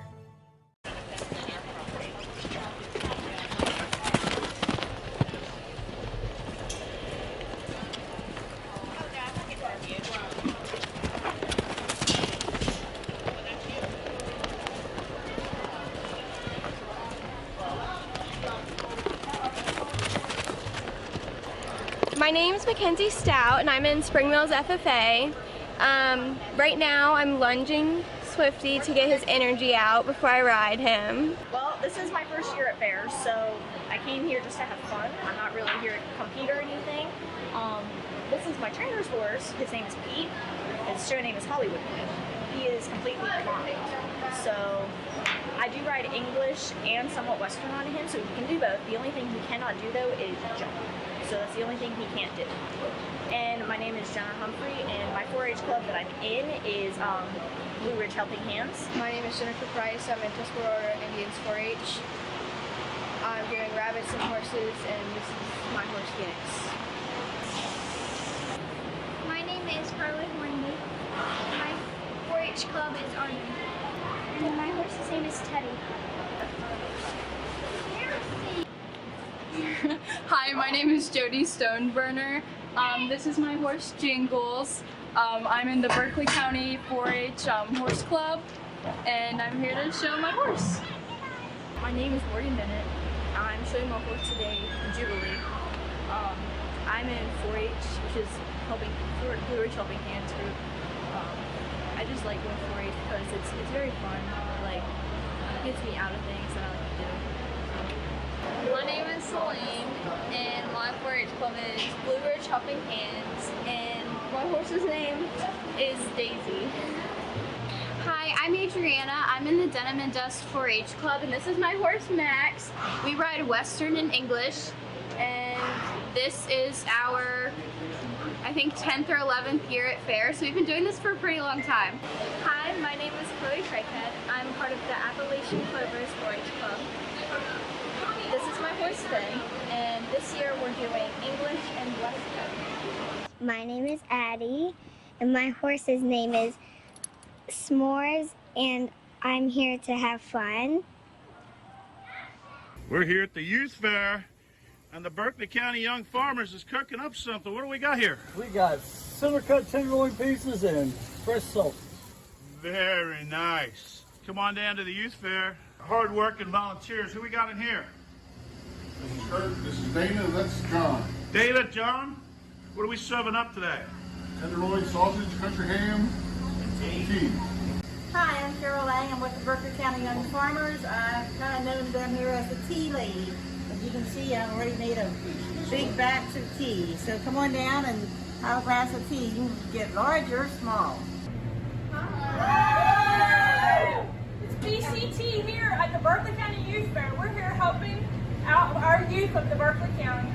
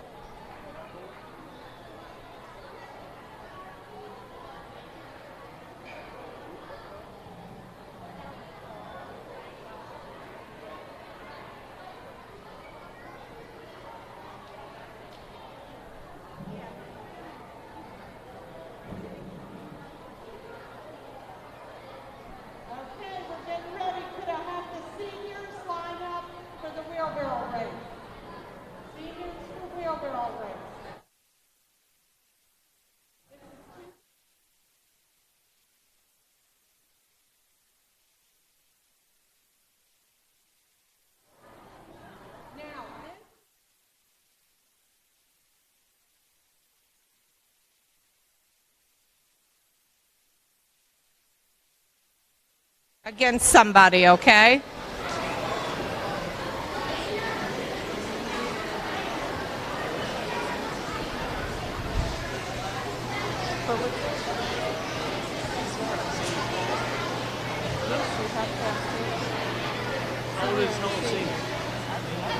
He's 15. He's 15 senior. Yeah. 15. You can do.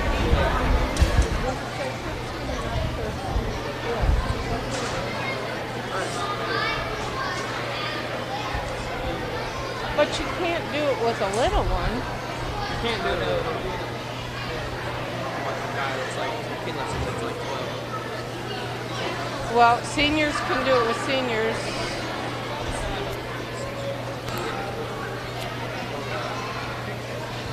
You're 14. He says he's 15. Oh, he may. I thought he said. Is it alright? You have to be 14 and under to do the juniors. 15 and up to do seniors. Yeah. But he wants to do it with him. He's 15. So no. He's 14. That's what he's telling me. We'll give you a partner. Maybe the queen. Okay, so that one guy in the green shirt is only 14. And the guy in the bright green shirt signed him up for, and he's not. So they just fixed it in here. We have Clayton Candy and Samuel Candy. So he just wrote this. Yeah, one of them.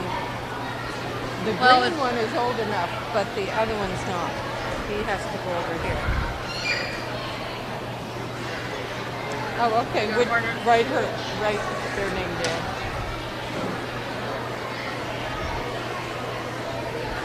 That pen does not want to write for you.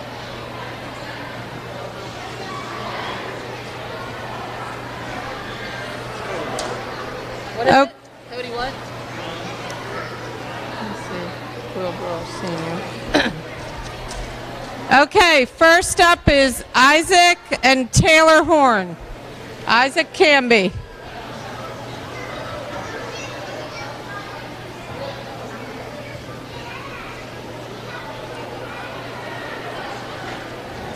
Brett Mung and Savannah Jenkins.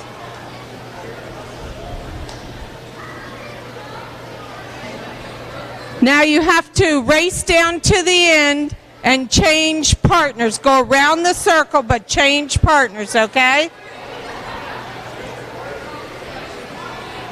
Yep. All right.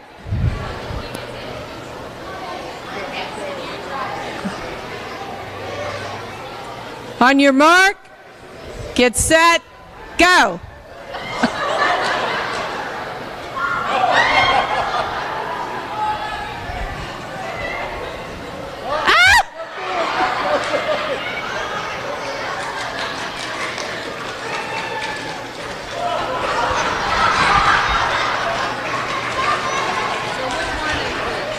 First one was the first one. 13 and 16. Okay. So then we have Lindsay Walls and Cheyenne Stickle. Lindsay Walls and Cheyenne Stickle.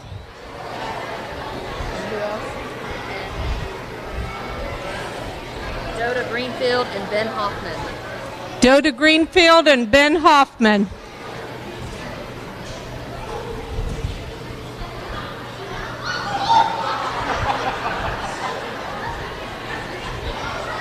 Okay, now you go down, switch partners, and go around. Okay? All right, on your mark, get set, go.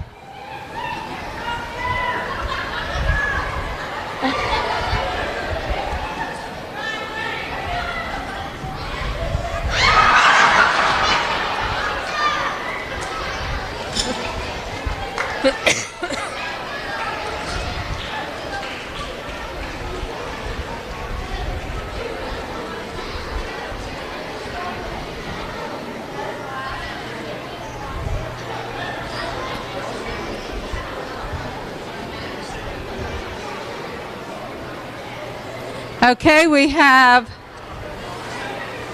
Kira Puffenberg and Emily. Tara Puffenberger and Emily.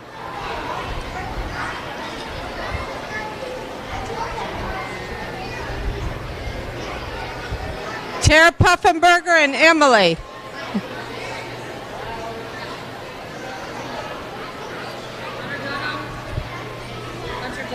Hunter Dunham. Kayana Rose. Kayana Rose. Ross, sorry. On your mark, get set, go.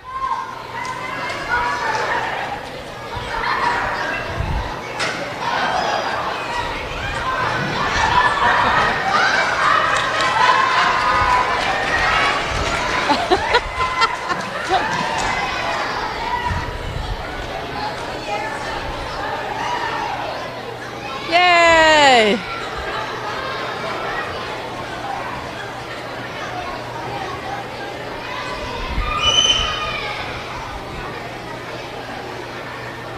All right, Peyton Dugan. Peyton Dugan. Paige. Oh, go in that one. Go in that one. So we have them in order. Skylar Yates. Skylar Yates. Callie Yates. Callie. So we have them in order.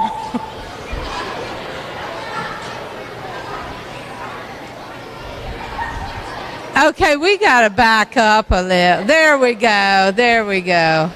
All right, on your mark, get set, go.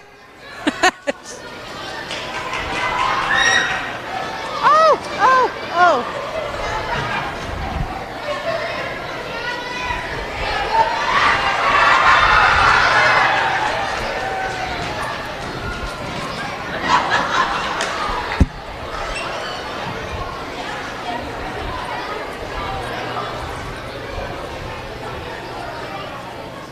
Fine job, fine job.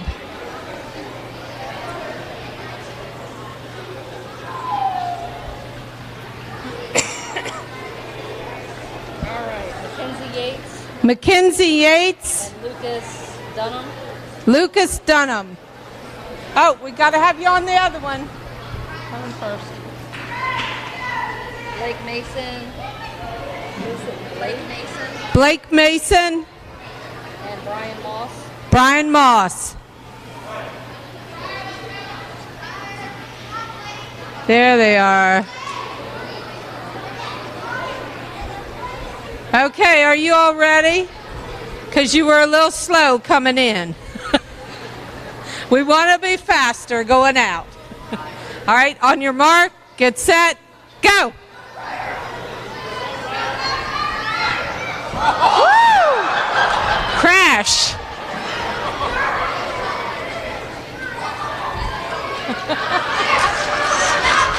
They didn't go around the world.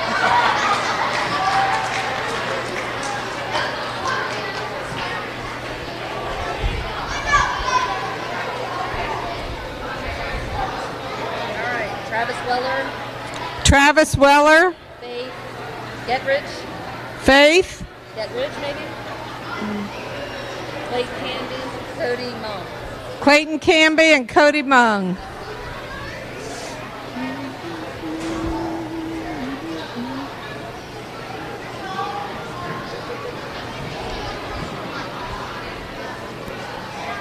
Okay, on your mark, get set, go.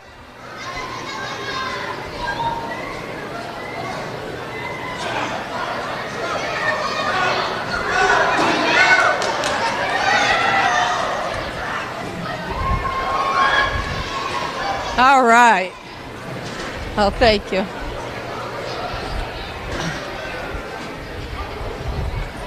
You have to come in, come out. You can't be out there. Oh, well, we have Clayton Canby and Cody at 12 seconds, and then we have a tie between Travis Weller and Isaac Canby. And Lindsay Walters, they were both 13 seconds. Okay. Lindsay Walls and her partner, Cheyenne need to come back out and try again. It's Isaac Canby. Against Isaac Canby and Taylor Horn.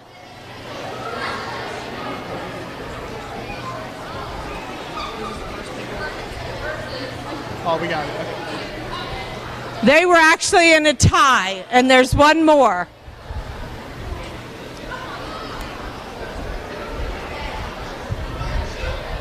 Okay, on your mark, get set, go. What? What? I know, but this is for second.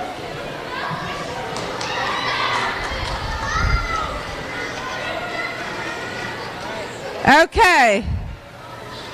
Now don't get out of the wheelbarrow, that group. Get back in the wheelbarrow. We got one more for you to run against. Take a deep breath. So they need to run again. Travis Weller and Faith. Travis Weller and Faith. Travis Weller and Faith need to run again. This is for second prize.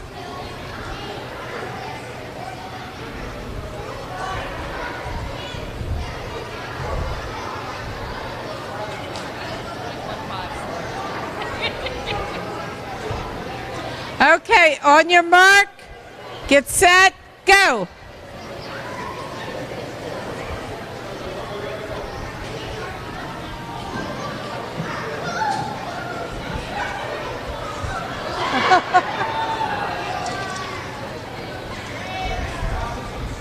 Okay.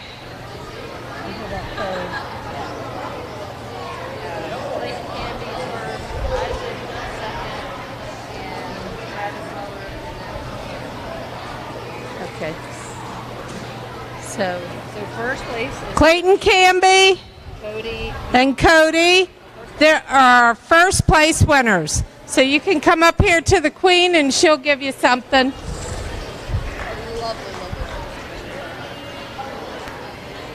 First. Go, son.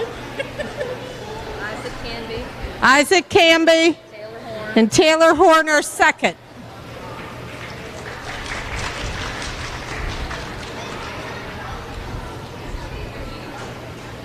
Where are they? You come up and get your prize. Is that Canby?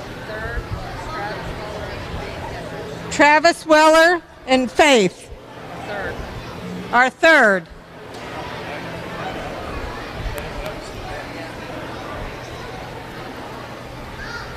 All right, now start the juniors. Now the juniors.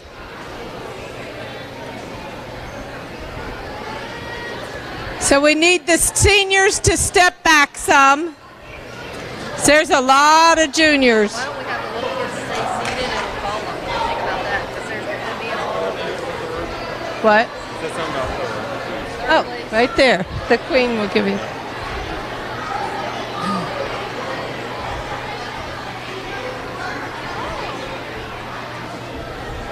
Well, then it takes them so long to get down. That's fine.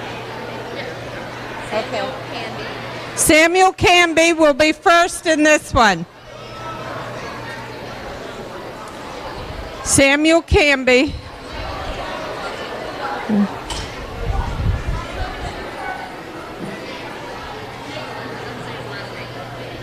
Nicholas and who? Samuel Canby and Nicholas, and then we need that's Eli him. Canby and Spencer Byer. Eli Canby and Spencer. Are they twins?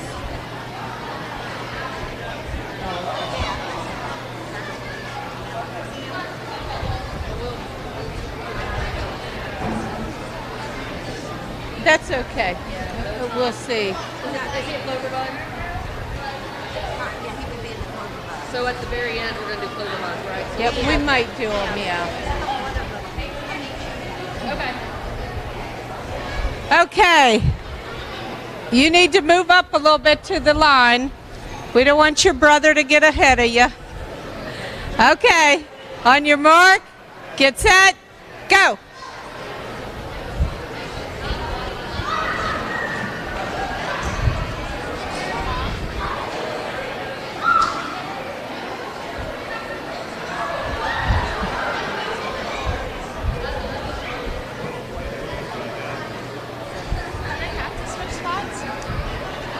think the juniors were supposed to switch spots.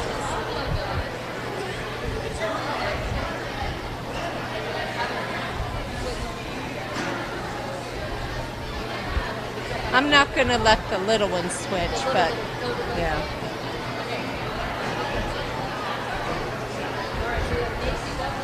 Macy Butler, Chloe Burkhart,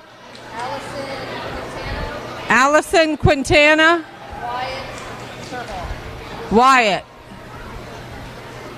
Do we have a Wyatt?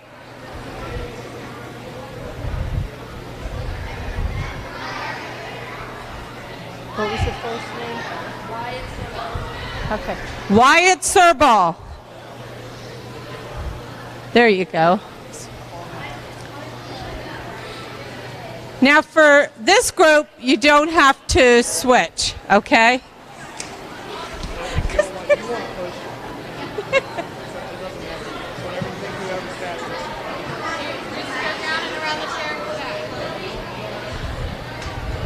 We'll let the first ones go again. Okay, on your mark, get set, go.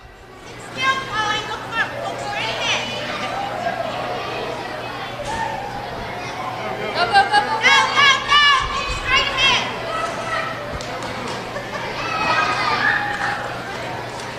Yay!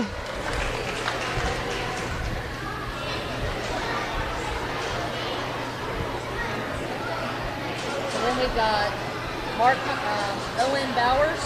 Owen Bowers. Brian Van Dyne. Brian Van Dyne. Mark Hunter. Mark Hunter. Zachariah Cackley. Zachariah Cackley.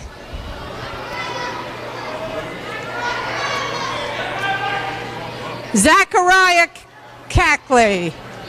Right here. Zachariah goes in this one. Who's Zachariah? You? Yeah. Owen Bowers.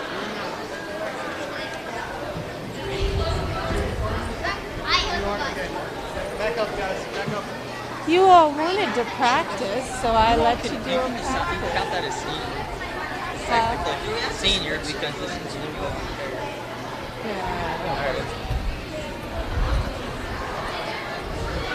Okay, are we ready? We just go down and go around. Come back. On your mark, get set, go.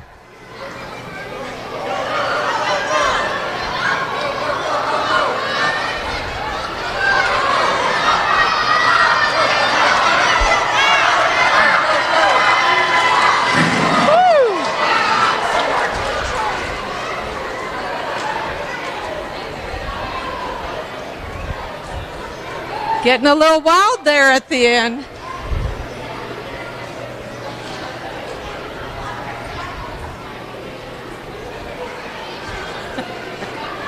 He says, "Can you dump me out?" So we have Destiny Lowe. Destiny Lowe. Samantha Silkworth. Destiny. Destiny Lowe, Samantha Silkworth. Alea Puffenberger.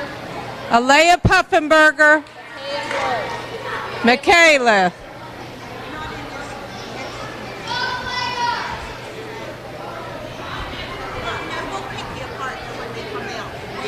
Yeah, we'll pick you apart. We have something special for you all. Okay, on your mark, get set, go.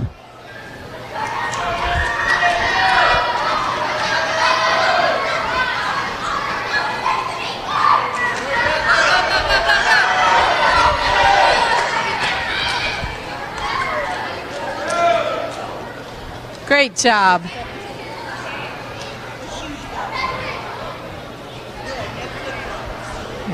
You have to go out that way, though. Brooklyn Bowers. Brooklyn Bowers. Madison Hoffman. Madison Hoffman. Henry Stuckey. Henry Stuckey. Austin Jordan. Austin Jordan.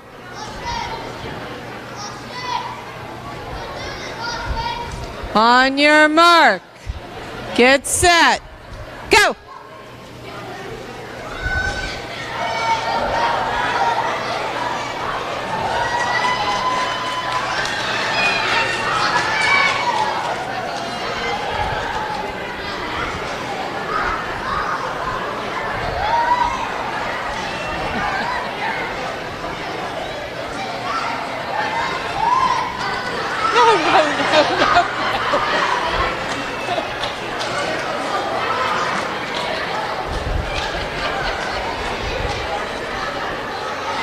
That was a close one, girls.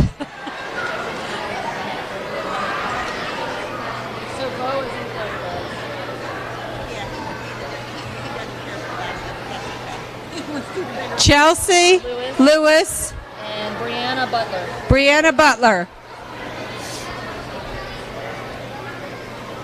Braylon Huffman. Braylon Huffman. And Cohen Huffman.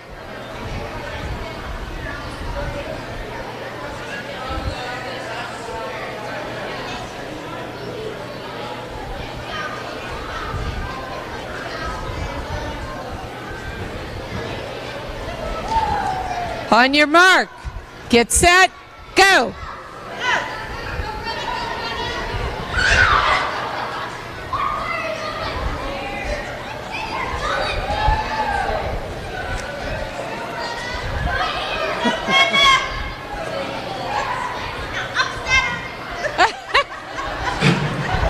Oh, she crossed the line, that's all that counts.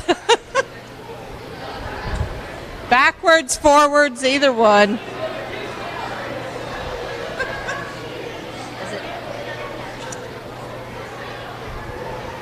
Dylan McDaniel. Becca? Maybe Becca. Becca Dugan. Dylan McDaniel. Who is it? Dylan McDaniel.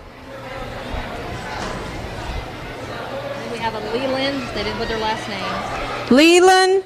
And Maddie Knight. Huh? Bo Dugan. Okay. Oh, okay. Bo Dugan. Sorry. And who else? So it was Bo Dugan and Dylan McDaniel. Leland. Bo Dugan should be over here.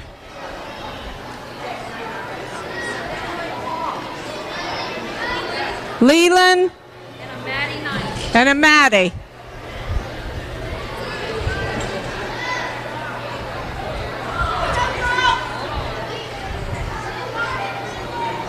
Okay. On your mark, get set, go.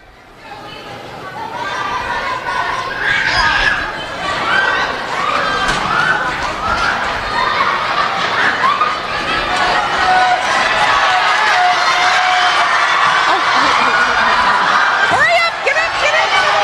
Go, go. Get up. Get back in there. Go, go. Yay.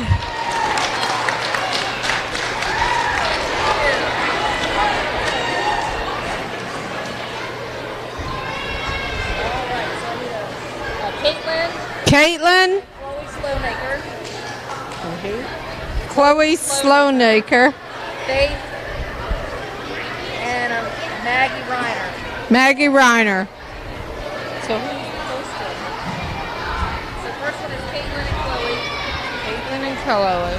Caitlin, right? Okay. And then Faith Reiner, Maggie Reiner. Faith and Maggie Reiner.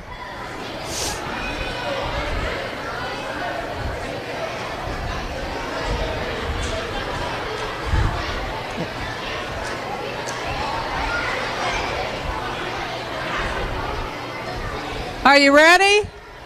On your mark, get set, go.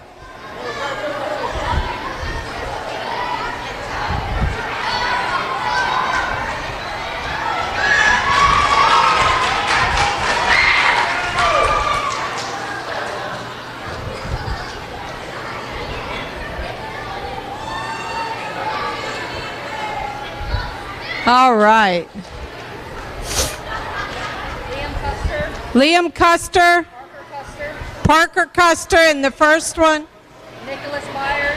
Nicholas Byers. Nicholas doesn't have a rider. Nicholas needs a partner. So is there anyone want to be a partner?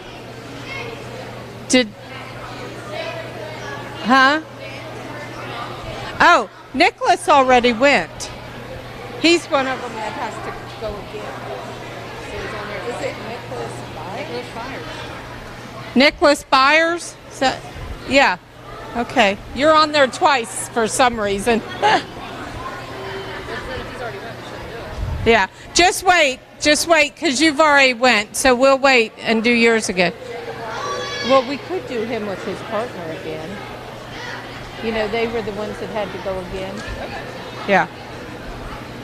You were the ones that had to go again, right? You were the ones that had to go again? Yeah, so you can do it now. You can do it now. You want to do it now? You don't have to switch sides. Okay, they're going to do it again because they switched partners and they didn't need to switch partners. Okay, on your mark. Move it up a little more. Maybe a little more since there we go. Make it even. On your mark, get set, go.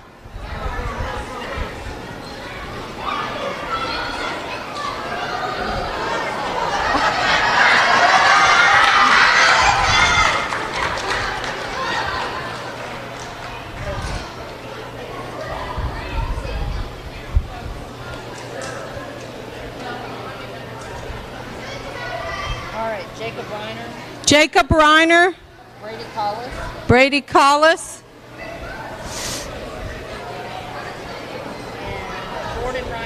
Jordan Reiner.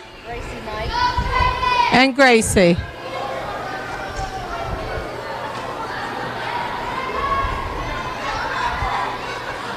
All right, on your mark, get set, go.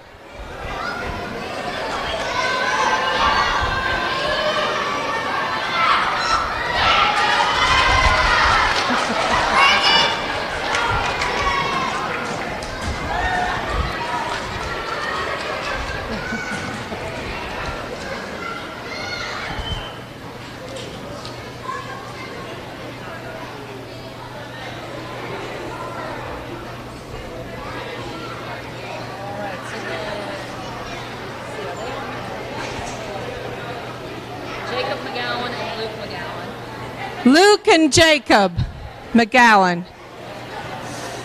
Go to the first one. And then Emily and Kiera Puffenberger. Emily and Kiera Puffenberger.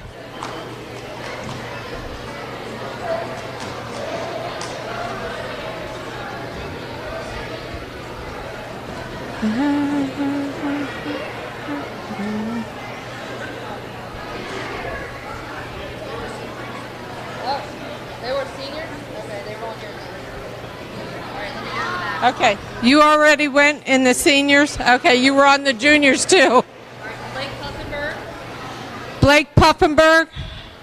Garrett Glassford. And Garrett.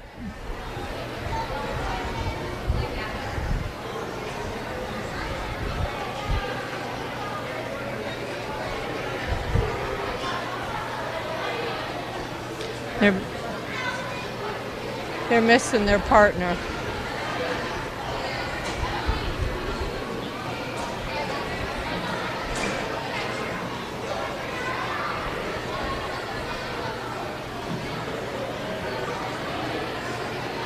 Okay, are you ready? On your mark, get set, go.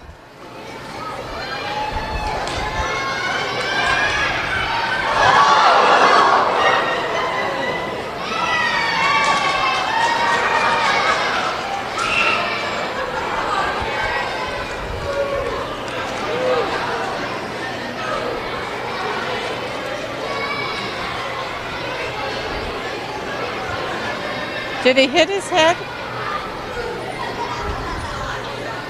Did he hit his head? Okay. So he was rubbing it. So. Okay. George F. George F. Gabriel.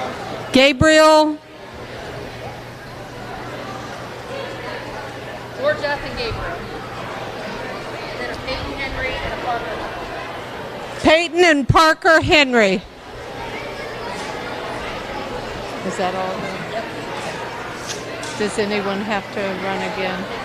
Okay. All right. On your mark, get set, go.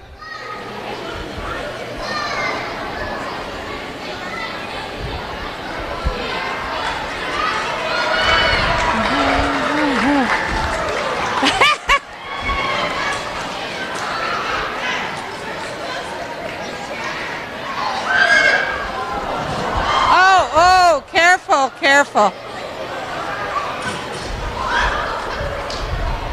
Okay, we're going to need our feet back, our legs back.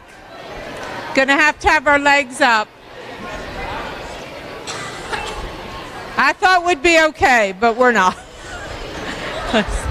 Legs up, legs up, legs up. Can't have them down. Do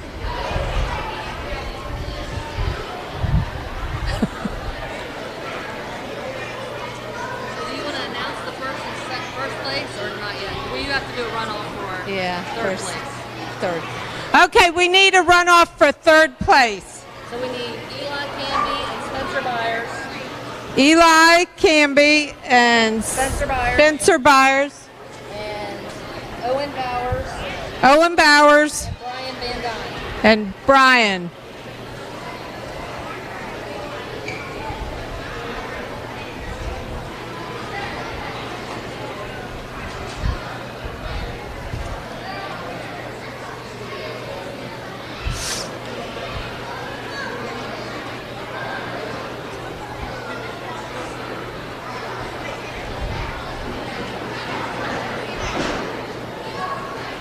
Is it them?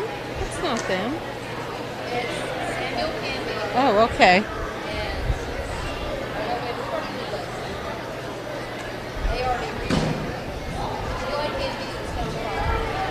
Eli Canby and Spencer Byers. Okay. On your mark. Get set. Go.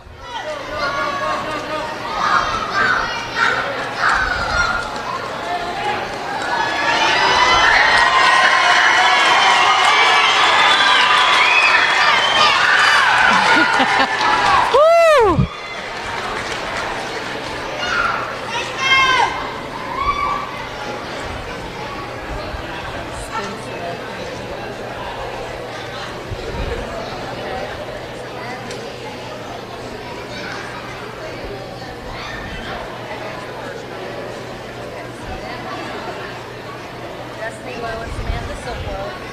Destiny Lowe and Samantha Silkworth. To go against Liam Custer and Parker. Liam Custer and Parker Custer.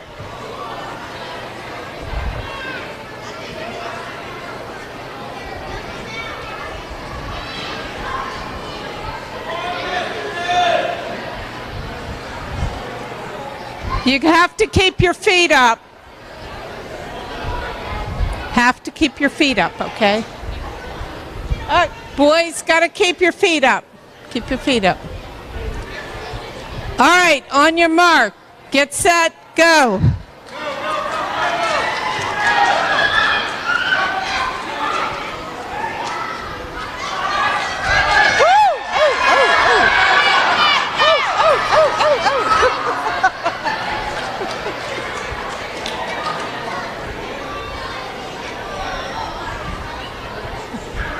This is a dangerous job. So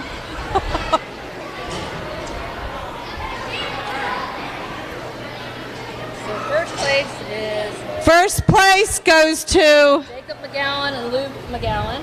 Jacob and Luke McGowan. So if you come up here.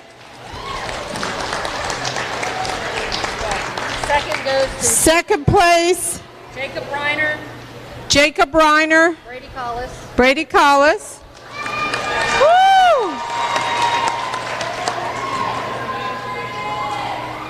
And third goes to, because off of their times, it actually, they got slower.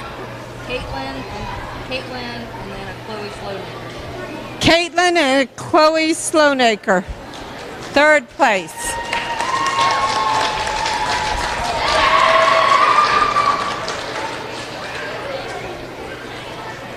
Now that was juniors and seniors. What are you doing for the littles? I'm going to let the big kids push them down and around, okay? But we don't have to time them because they'll all get them. Okay, I need all the clover buds and the peewees down here.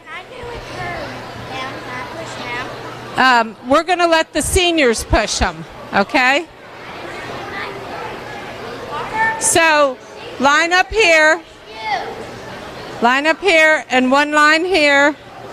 And if we have some seniors or juniors, if you could push them down and around, okay? Any of you that want to. So pick a wheelbarrow. So we need one row here and one row here. Can we have some of you guys line up here, right here?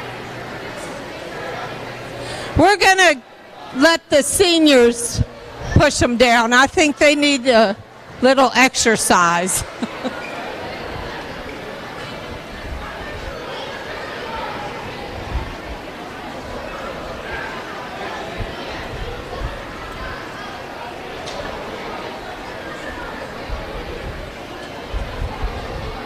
If you want to go down there and hand them out down there to these, because they all get them.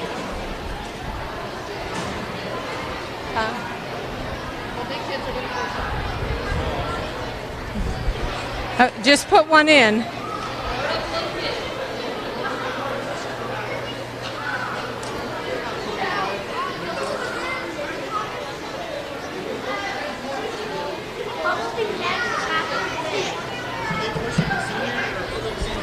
The seniors are pushing them, so you have to back up. The seniors are gonna.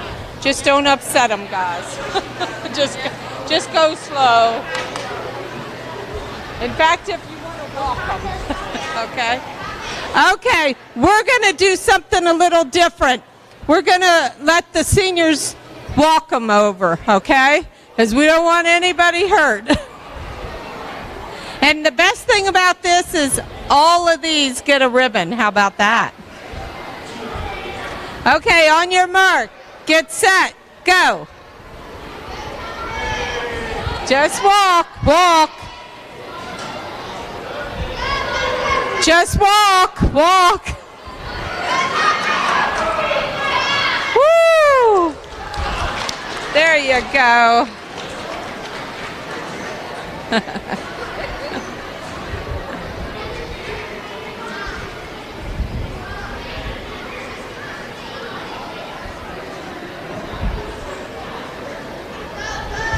Now we need two different ones to take them down.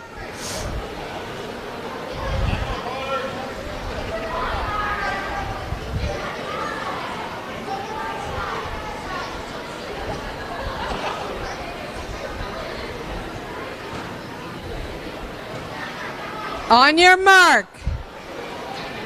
Get set. Go. Just walk. Just walk.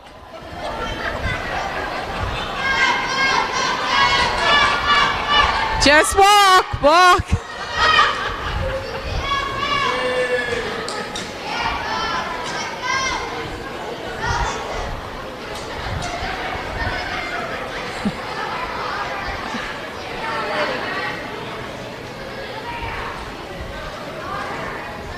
The clover buds can go back and find their moms and dads or sisters, brothers, whoever they're here for when you're done.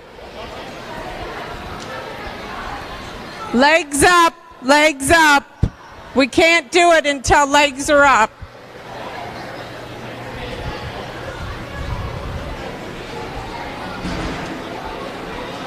Well, they're okay down there. I don't think they've been crashing into them.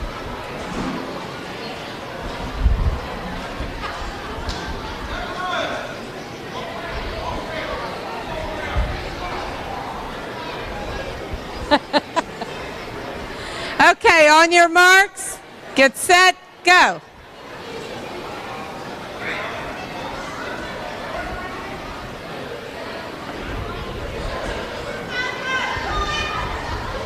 Walk, walk. I don't want them to fall.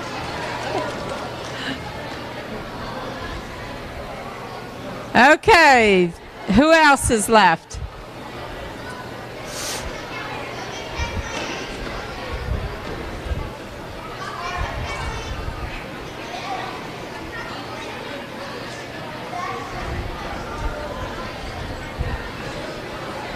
Okay, on your marks, get set. Now remember and walk. On your mark, because they're very precious to us. Get set, go.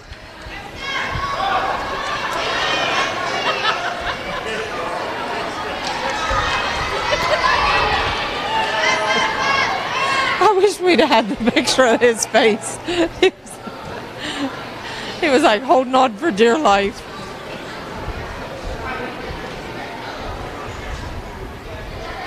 Are there any more peewees or clover buds? Okay. Any more? We need one more team.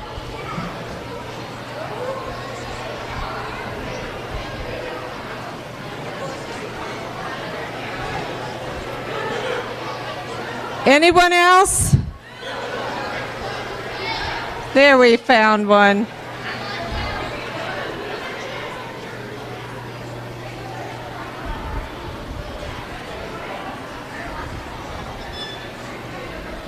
Okay, on your marks, get set, go.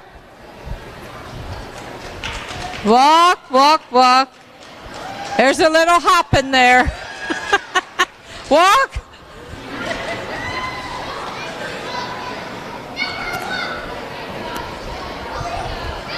All right. Is that it? Thank you all.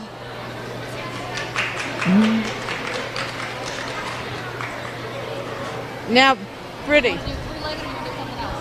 The two-legged is fine. Brittany, you gotta get the bags out. Oh, here they are.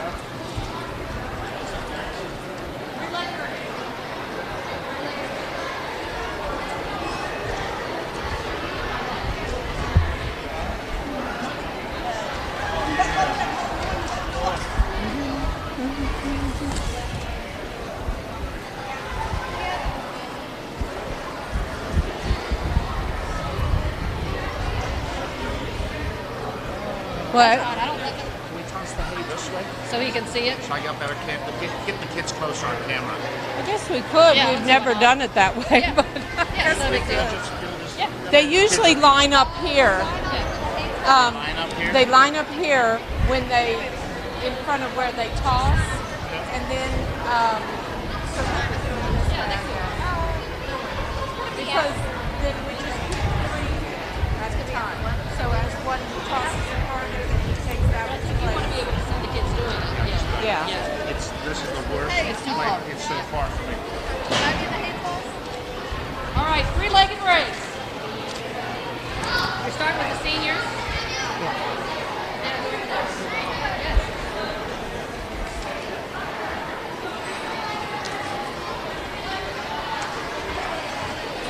All right, seniors first. Do I help again? These are the ones for the big ones, and then the little ones are the. Okay. These ones are seniors and juniors? To me, Sam would be added to senior for a race. Are you senior though? Yeah. I thought you were 14. I want to make it fair. I would add them to seniors. There's so much. All right. We did the seniors. We're doing the juniors first or the seniors? The seniors. Seniors. Senior three-legged first. They want to be active because they said they're so good.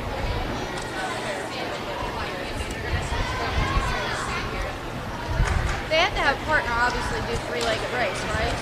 Yes, but if we don't have somebody, then we'll get somebody.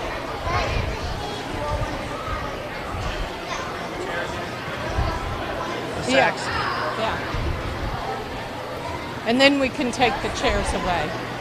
She's going to do it. They'll just have to have a partner.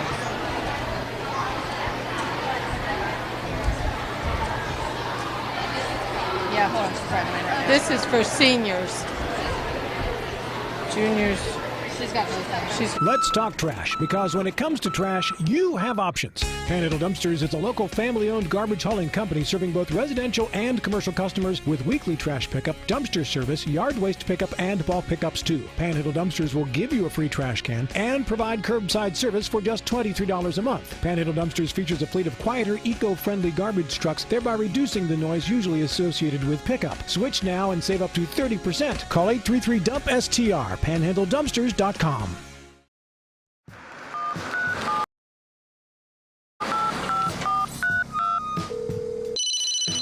Hello? We're here again 3 times in the past 2 days. You're where? Bechtel Jewelers. Look. Can Mom hear you?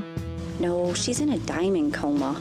Get her the pendant, or I will. Hey, that's my credit card. What? Can't hear you, Dad. You're breaking up. It's gonna take more than a crying baby to wake her out of this diamond coma. You're gonna need a mega dose of jewelry from Bechtel Jewelers. Okay. On your mark, get set, go.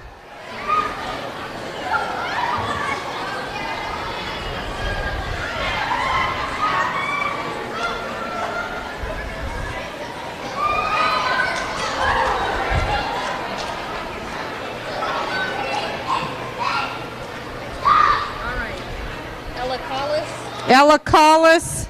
Bailey Reardon. Bailey Reardon. Rebecca Fultz. Rebecca Fultz. Bailey Person. And Bailey. Bailey.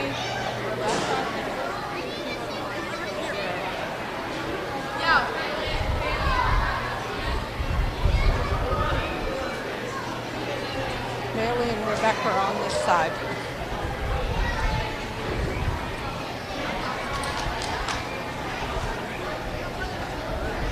On your mark. Oh, you guys scoot up a little to the line.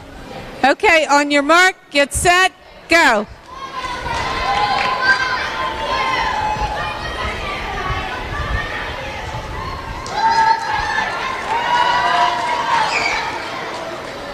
Oh. Go 1, 2, 1, 2. All right.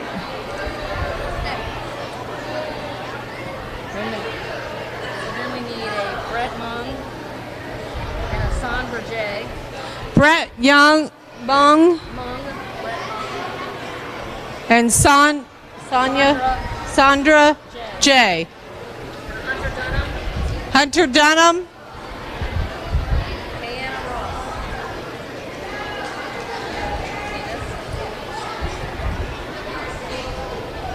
Who was the first team again, they said? So you have Brett Mung Sandra J. and Sandra J. There they are.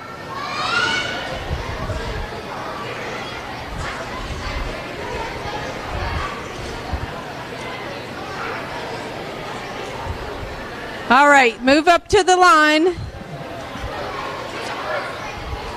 Little more. Little more. Little more. Little more. Little more. Okay, on your mark, get set, go.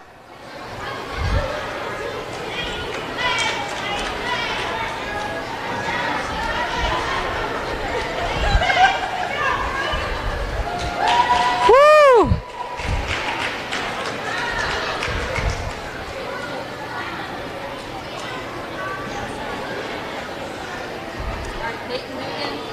Pretty. How old is she? Okay. Peyton Dugan. Peyton Dugan. Paige Knott. Paige Knott. And Callie Yates. Callie Yates. Skylar.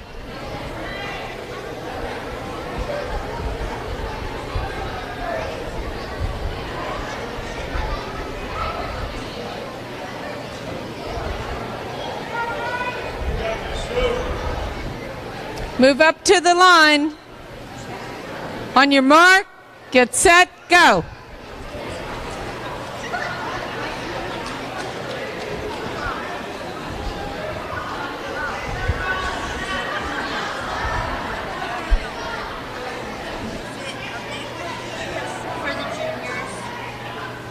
Well, we'll see. Because it is for the juniors a great big one, but we'll see what we can do. Mackenzie Yates, Lucas Dunham, Natalie Yates, Rebecca Fox. Okay. So we need you to switch places. We need you to switch places. Girls, we need you to come down here. Because that's the way we have it on the list.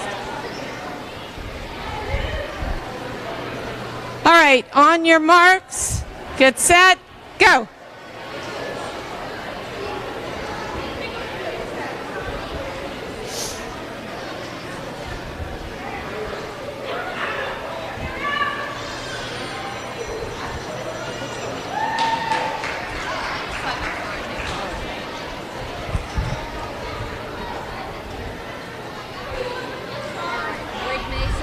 Blake Mason, Brian Moss, Travis Weller, and Faith.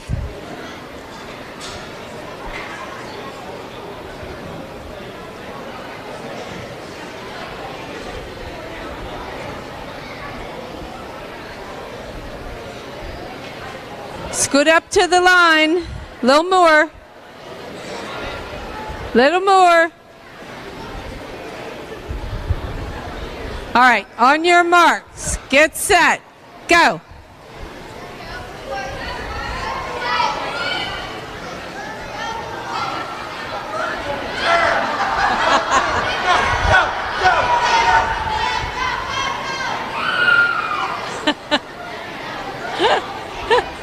Good job, good job. He's like, turn on the turn. You heard that?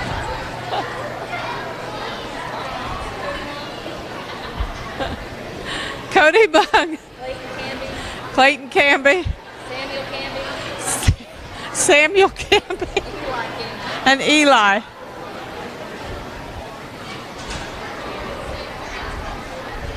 Cody Mung, Clayton Canby, Samuel Canby, Eli Canby.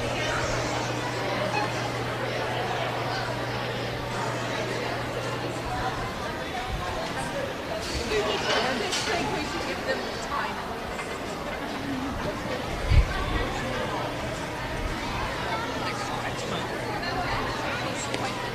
I don't know.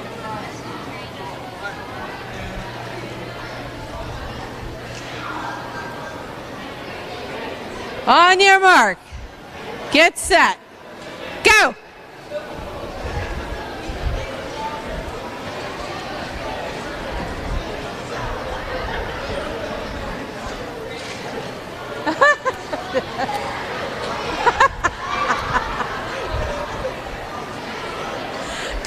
Good try, good try. Alright, so your winners No, you're third, buddy. Go over there, buddy. No, sir.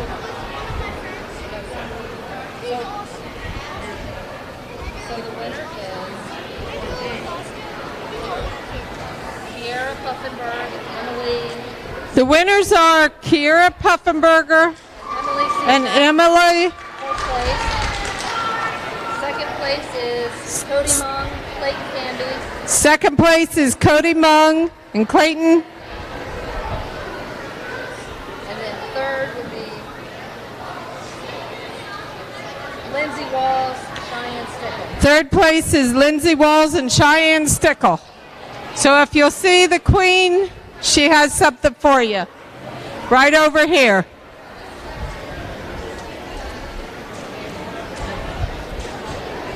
Huh?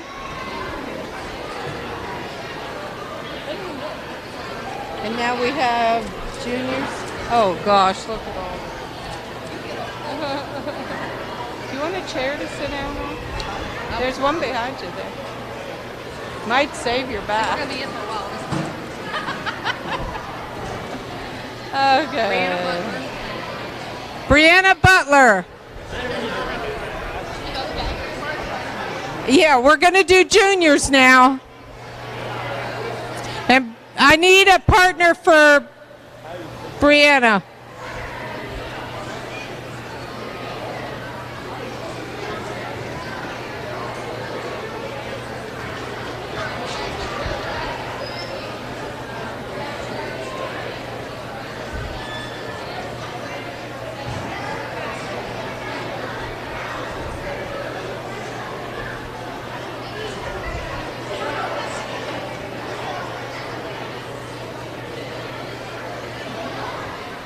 If some of them are small, we'll give them the smaller ones. And try and match up. Well, I don't know. See if We'll see if they're like the same size.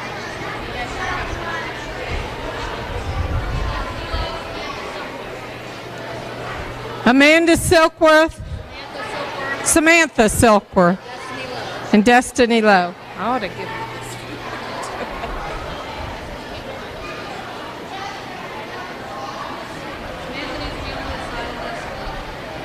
this. Samantha needs to be on this side. Brianna Butler and Chelsea.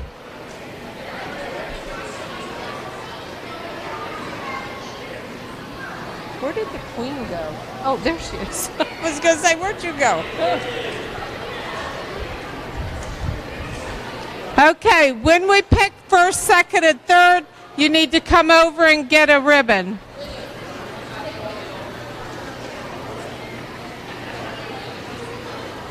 On your mark. Girls, girls, girls. On your mark, get set, go.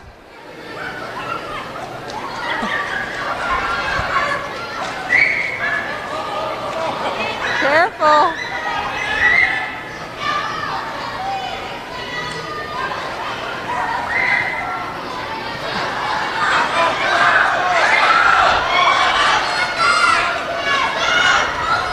Well, they're about even.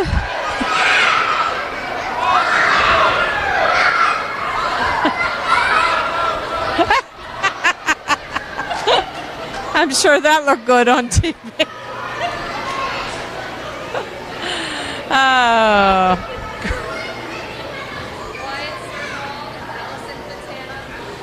Wyatt Serball and Allison Quintana.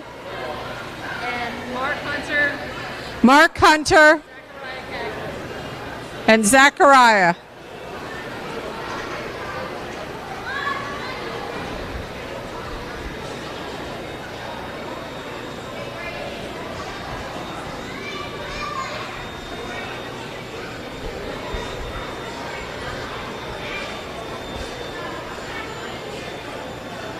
Yeah. Yeah, go get them now. They're in the refrigerator. In an egg crate, a black egg crate. And we need that's all. On your mark. Up, move up, boys. Move up. On your mark. Get set, go.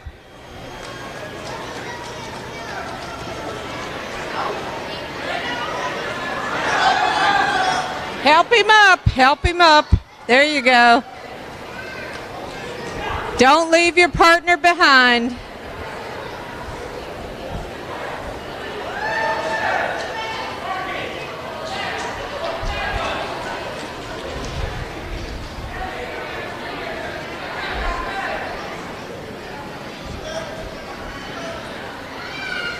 You got it. 1, 2, 1, 2. All right.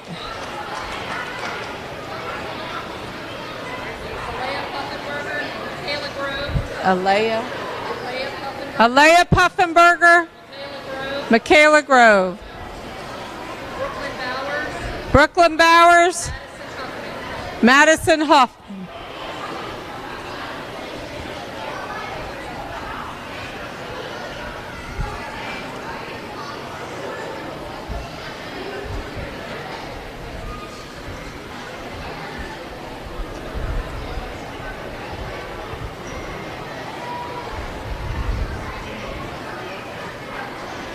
On your mark, get set, go.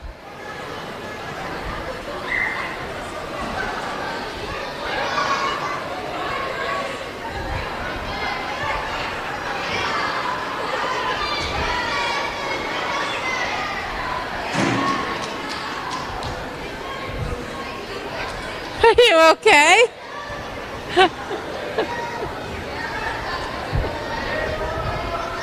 Come on, you can do it. Good job. It's all in fun. Austin Jordan. Henry. Chloe Burkhart. Macy Butler.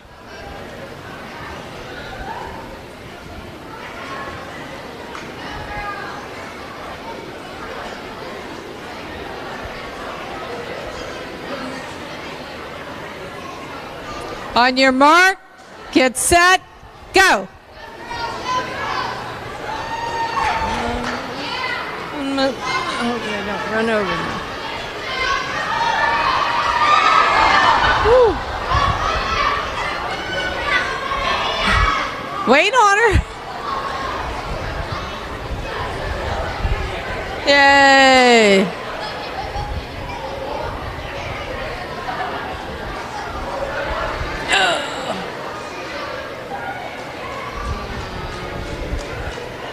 Dylan McDaniel. Dylan McDaniel. Bo Dugan. Gabriel.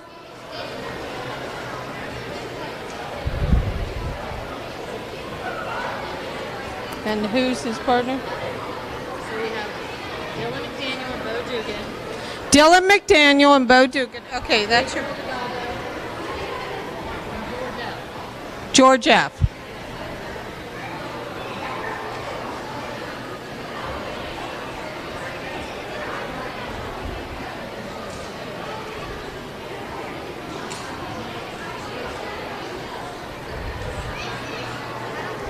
Okay, on your mark, get set, go.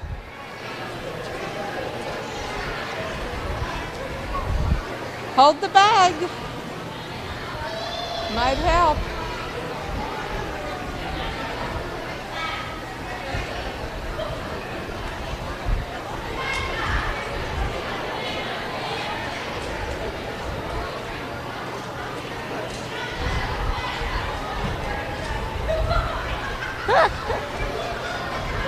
That works.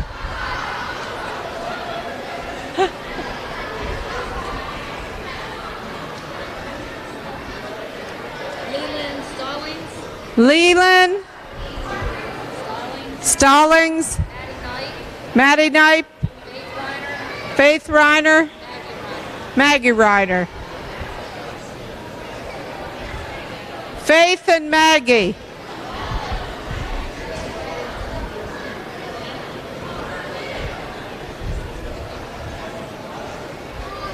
All right, step up to the line. Step up.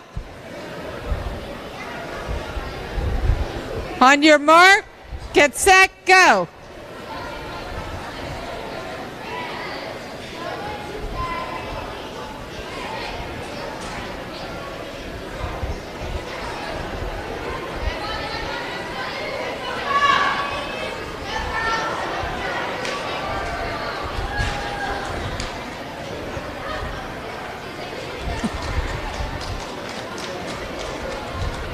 Good job.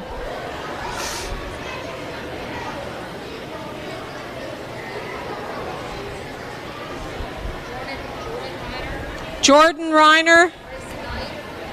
Gracie. There they are. Jacob Reiner.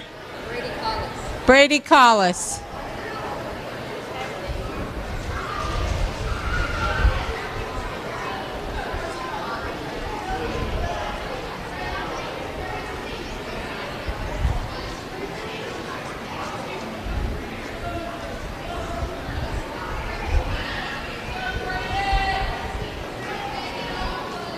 All right, on your marks, get set, go.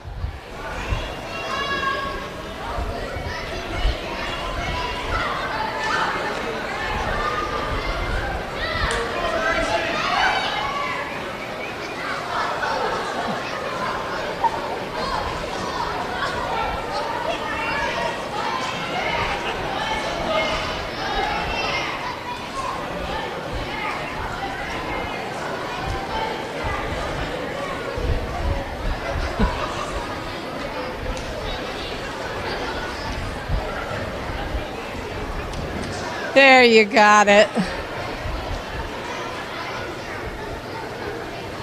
Liam Custer. Liam Custer. Grayson Anderson. What was it? Grayson Anderson. Grayson Anderson. Caitlin. and Chloe Snownicker.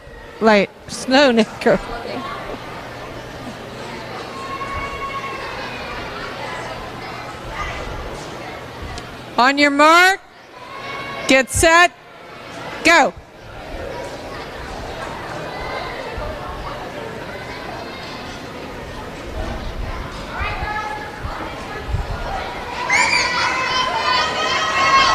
Oh, they came from behind. Yeah. Oh, they're going to get it. Yay!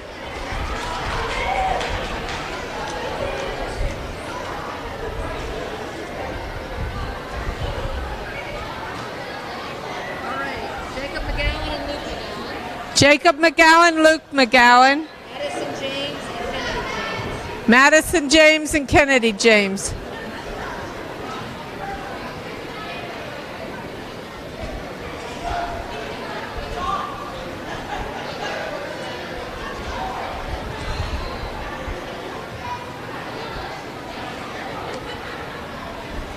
On your marks, move up a little, move up.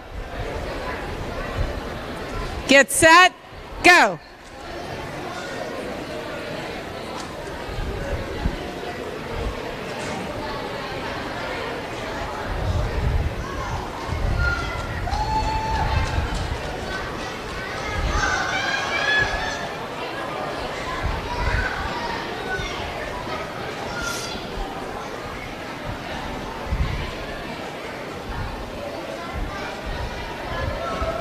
Good job.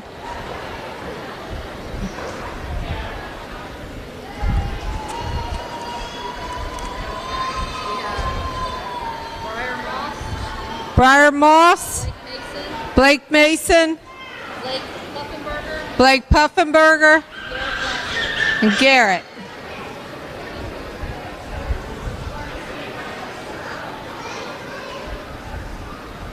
Who were the first one?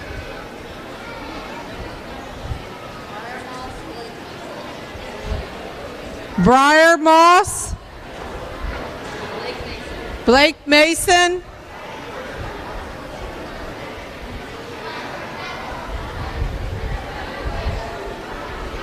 okay, skip. Peyton Henry, Harper Henry.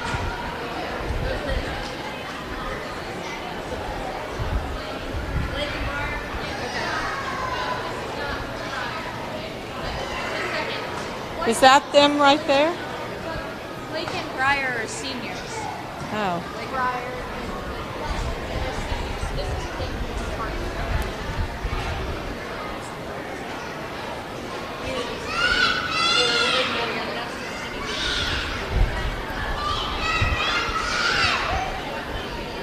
All right.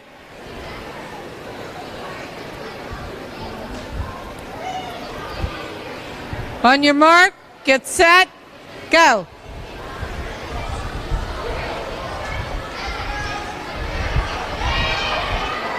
Those two are seniors? They can't be seniors. Oh.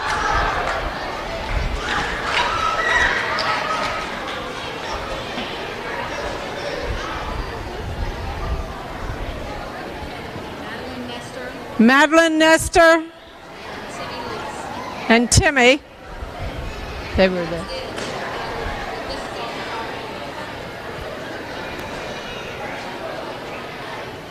Okay, so they're going to run by themselves because it's all done by time anyway. Okay? So move up to the line.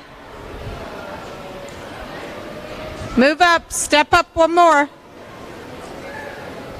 On your mark. Get set, go.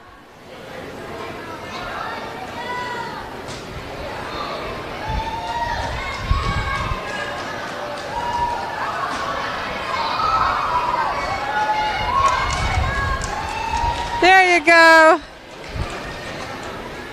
All right.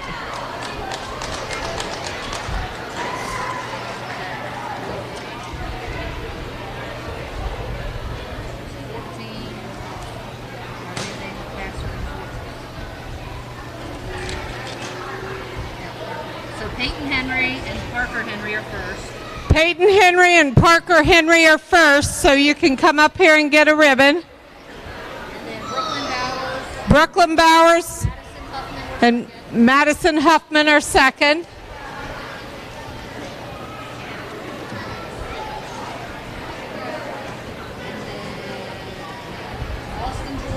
Austin Jordan and Henry Stuckey are third. Third. I'm exhausted already. What else do we have? The hay. Are they partnered up? Are they doing this? Are we going to do the clover buds? Okay. All right. Let's have the clover buds down that want to do it. Yeah. We have little bags. Yeah, so we just. But let's do 3 at a time, okay? And I'll put another chair. Yeah. Can you put me out another chair? Another chair. We're going to do 3 at a time of clover buds.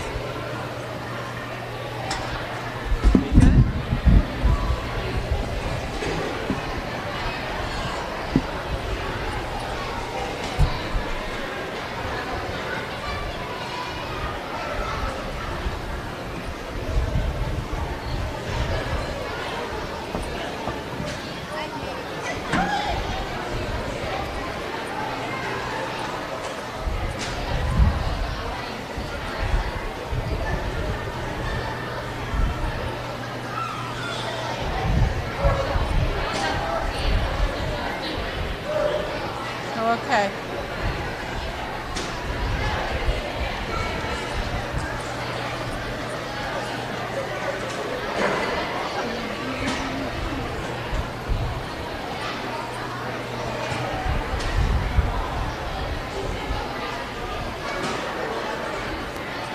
This is clover buds and peewees.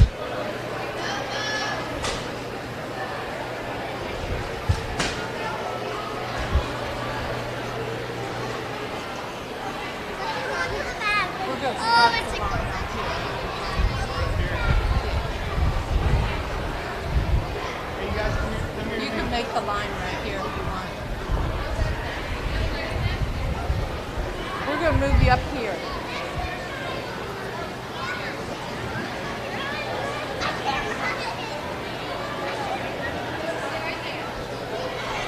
All right. We won't make them run so far. Hop so far. All right, on your mark, get set, go.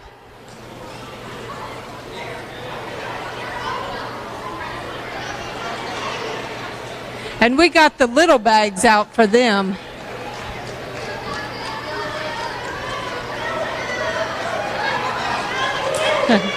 Woo! Give them a big hand. They worked hard.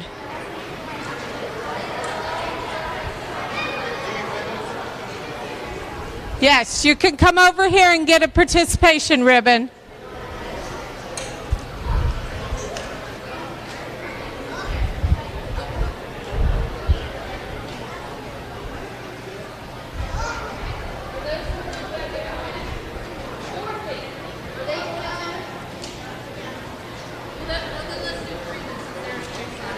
Are those other 2 doing it or no? Okay. We'll come down here. We'll get them.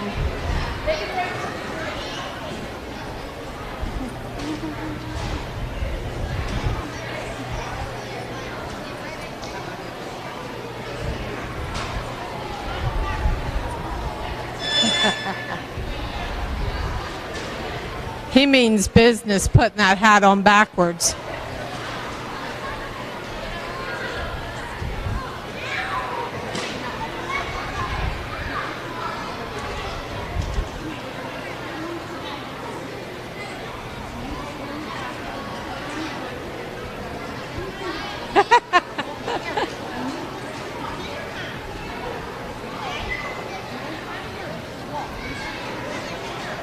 Okay, on your marks, get set, go. There you go. You got it. Whoops.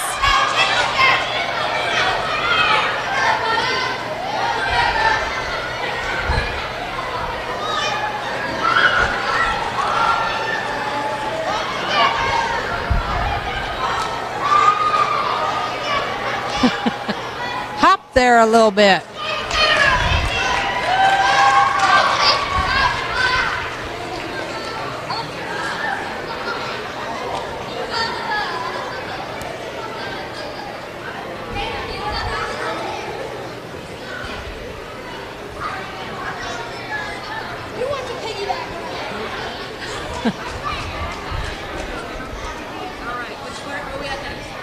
The hay toss, aren't we? You got hay toss that we're doing next? You want to do hay toss? And then, yeah. Is that it then? Balloon and then eggs. What's with the orange stuff? Is that later? Oh, That's nice. later. How we used to change the channel. Honey, can you change the channel? Sure. How we used to order food. What can I get you, honey? Download the new Rocks app and order your favorite food for pickup. Let's talk trash, because when it comes to trash, you have options. Panhandle Dumpsters is a local family-owned garbage hauling company serving both residential and commercial customers with weekly trash pickup, dumpster service, yard waste pickup, and bulk pickups too. Panhandle Dumpsters will give you a free trash can and provide curbside service for just $23 a month. Panhandle Dumpsters features a fleet of quieter, eco-friendly garbage trucks, thereby reducing the noise usually associated with pickup. Switch now and save up to 30%. Call 833-DUMP-STR, panhandledumpsters.com. Spring Valley Farm and Orchard in beautiful Hampshire County is owned by the Cooks, Eli and Misty, and their 3 children who farm on 820 acres and grow fresh peaches, apples, corn, tomatoes, melons, squash, zucchini, beans, and more. Spring Valley Farm Market has a new location at 1793 Dry Run Road in Martinsburg and a Winchester location too. Open Monday through Saturday 9 until 5 and Sunday 9 to 4. For the freshest, highest quality fruit and produce, shop Spring Valley Farm Market. Buy fresh, buy local. Hi, my name's Corey, and I'm here at Orsini's in beautiful Martinsburg, West Virginia. We no longer specialize in only appliances. We have kitchen design, countertops, cabinets, flooring, and even a new 1,200 square foot sleep studio with brands such as Stearns & Foster, Sealy, and Tempur-Pedic. 304-267-7251, 360 Hack Wilson Way in Martinsburg. We price match the big box stores, and we give back to our local community. Orsini's.com. Ever try to collect on an insurance claim? Perhaps a homeowner's claim, auto accident, or fire? Insurance companies collect money from you for protection should something bad happen. And when it does, they don't want to pay, or they offer too little. At Mansion Ferretti, we have an attorney who worked defending insurance companies and knows all the dirty tricks they play to deny or lowball your claim. Call us today for help in getting what you really deserve. Mansion Ferretti, when you need justice.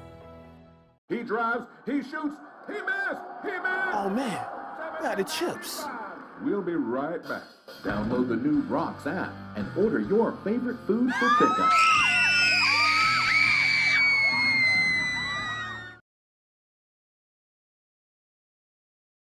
So come stand right here.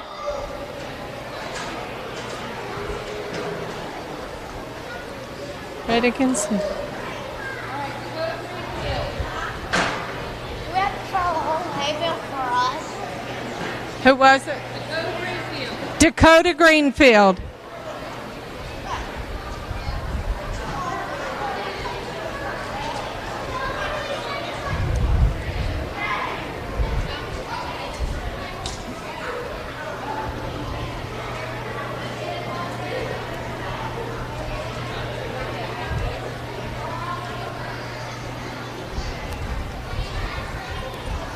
Benjamin Hoffman.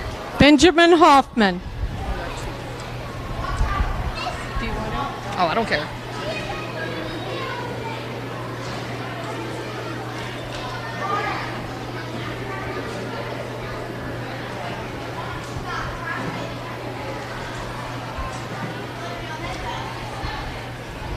Arch Fox.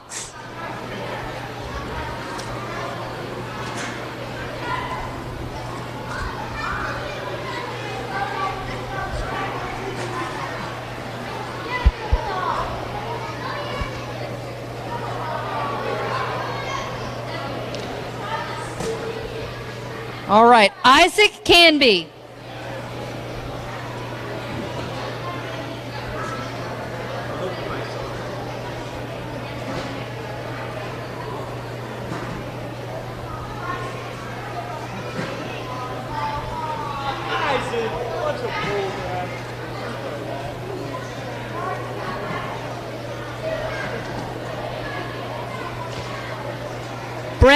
Mung.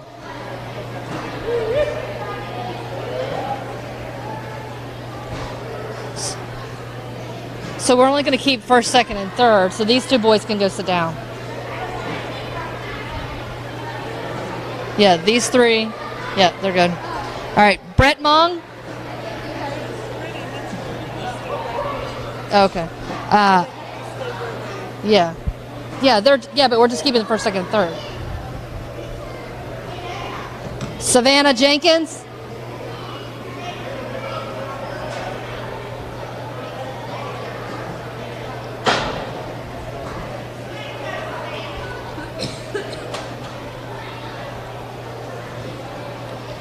Taylor Horn.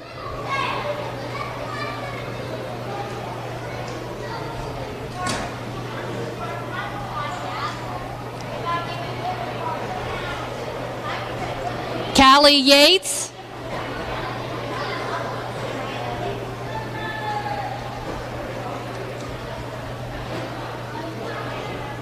Uh-oh.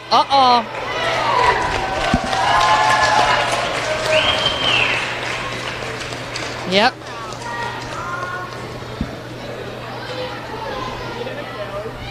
Mackenzie Yates.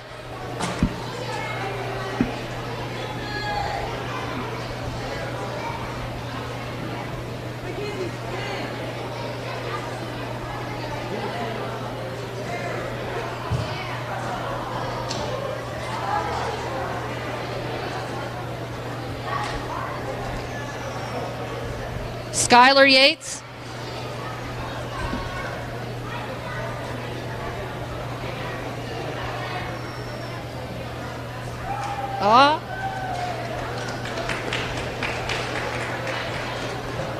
Lucas Dunham.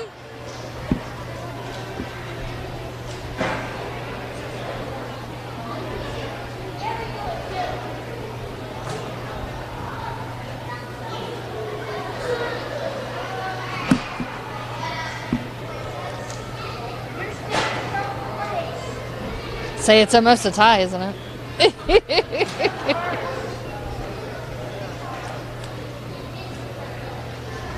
Rebecca Fox.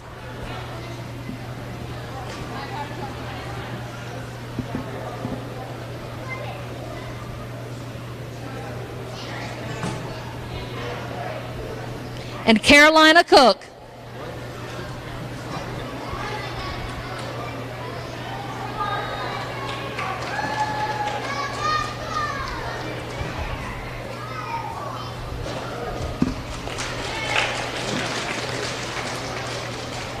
All right, so first place is Kate and Canby. Second place is...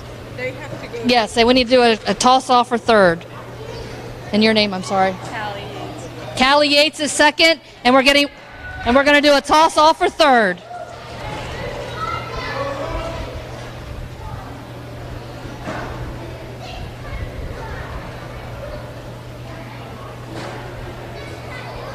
All right.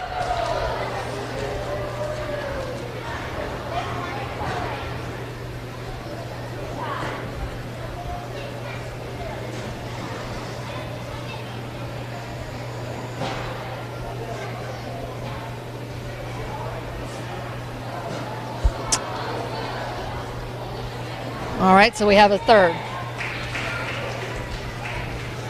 And his name is?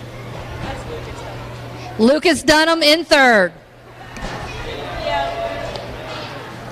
All right, so now we're going to do the juniors. We're doing the same hay bale? Okay. So all of our juniors line up here at the end of the barn where the seniors were. Yeah, you're finished.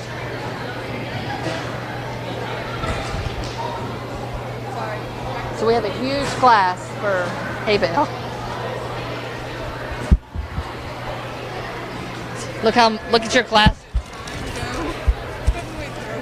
We can. That'll make it go. Do you need to go get some medicine?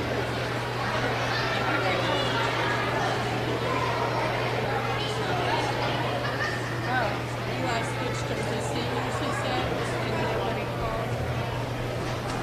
Okay. Don't. Well, toss in this one, dear. Just toss in this. Because he just turned 15, right? Yeah, so he just turned 15. Here. Have him go ahead and go first.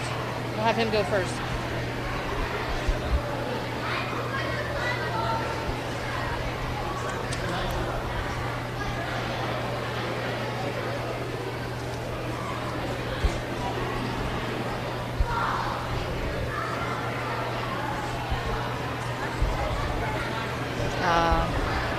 So which one of the camping boys is that?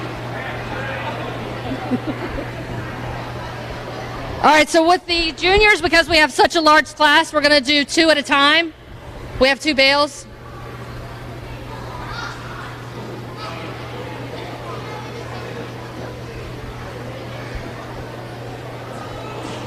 So we're going to start with Blake Puffenberger and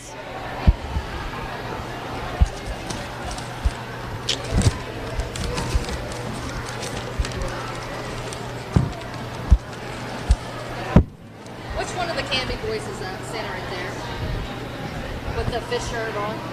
I have no idea what the difference between them is. Samuel, Canby. All right, so Samuel, go ahead. No idea.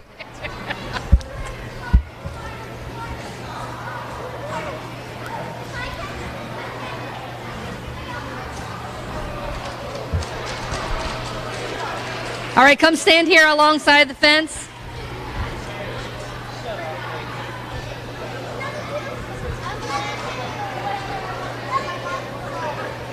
All right, next up we have Garrett Glassford.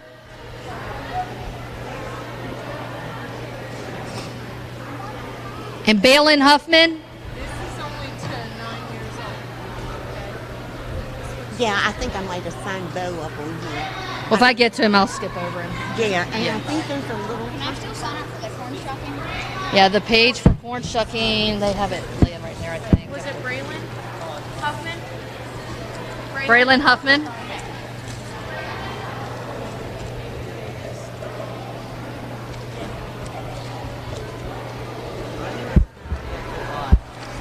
find it.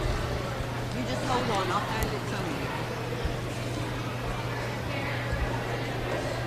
I think the other girl, that little girl She probably has does it. She might have it.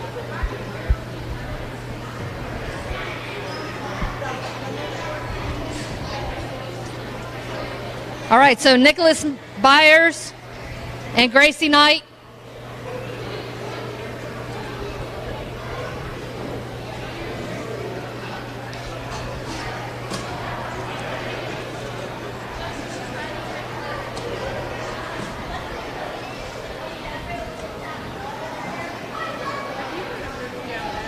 I wonder.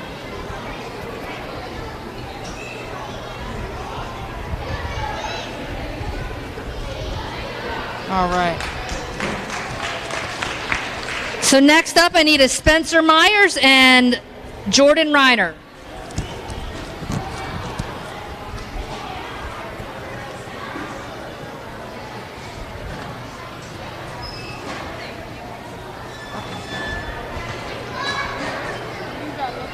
All right, so he'll sit down.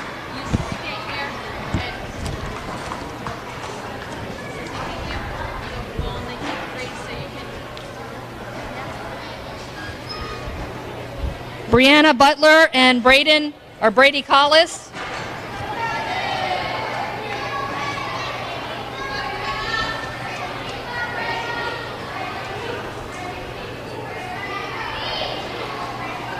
All right, good job. So that's sweetie? Can you do Bowers as Cloverbuds? Yeah, so when here at the end when we'll call Cloverbuds, then you'll just go line up, okay? Aaron Canby and Liam Custer.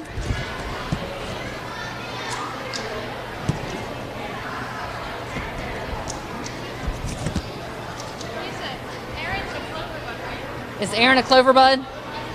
Okay, so we'll do him at the end. All right, Destiny Lowe. Destiny Lowe. Yes, you're throwing.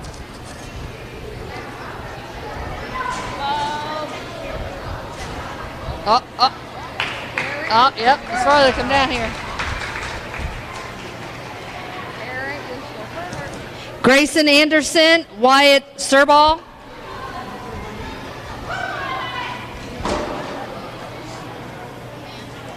Yes, son. Are you under 14? Yes. Here. What's your name?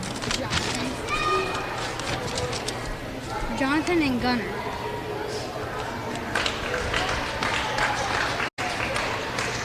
So I'll just call you Jonathan and Gunnar, okay?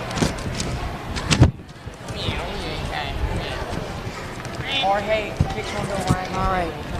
Allison Quintana and Brian Moss. Briar Moss.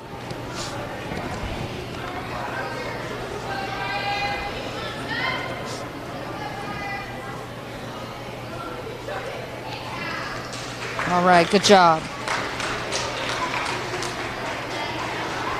McKenna Boyles, Mark Hunter.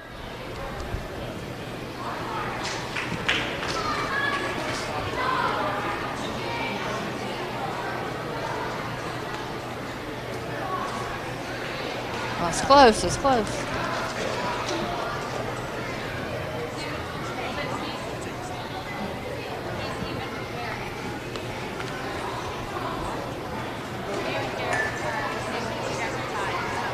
Is McKenna? Is McKenna going to throw? No. All right. Holden Custer. Brooklyn Bowers.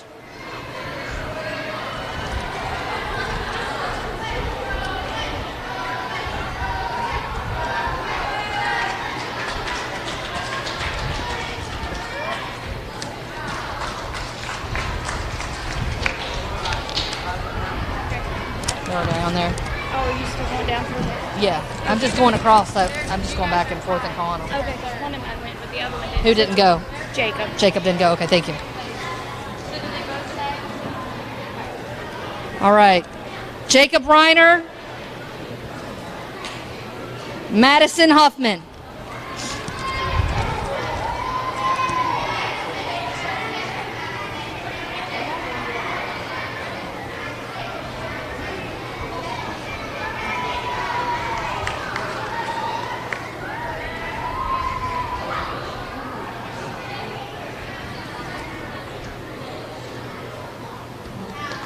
All right, good job.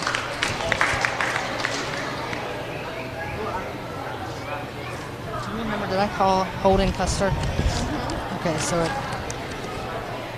Luke McGowan and Owen Bowers.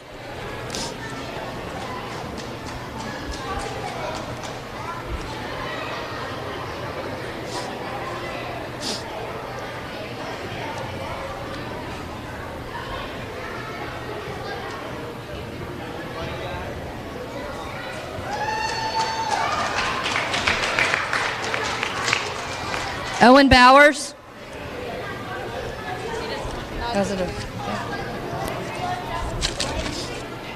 Brian Van Dyne. Parker Henry. Okay, thank you, sweetie. When we call him, okay, just remind me to come up there, okay?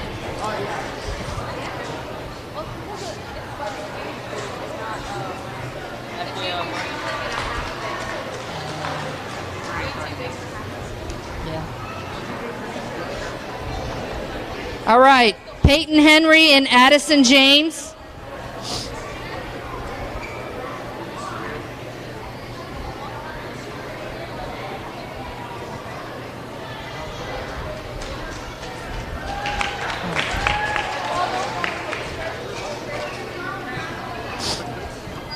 Kennedy James and Alea Puffenberger. Yes, I know, sweetheart. Thank you.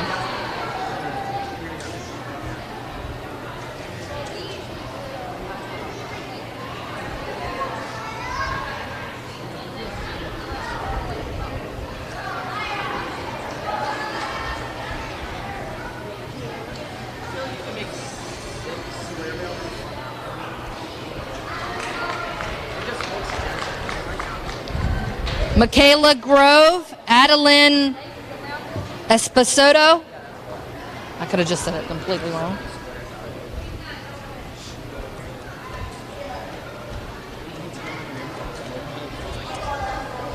Michaela and Adeline.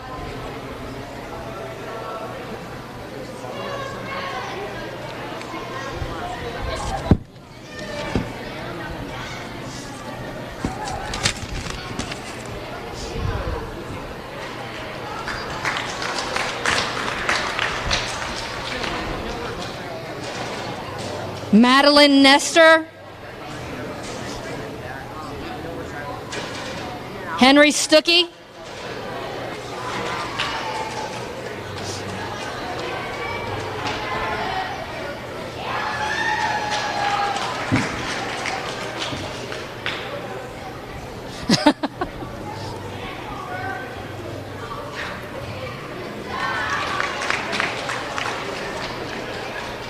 Dylan McDaniel and Bo Dugan.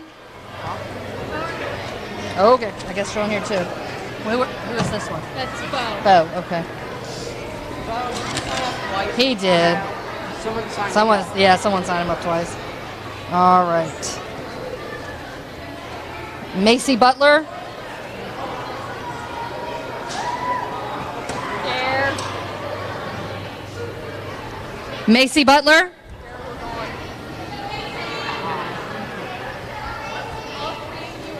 Wait, what? Jeez, you three? You're racking up second place? They're competing for third.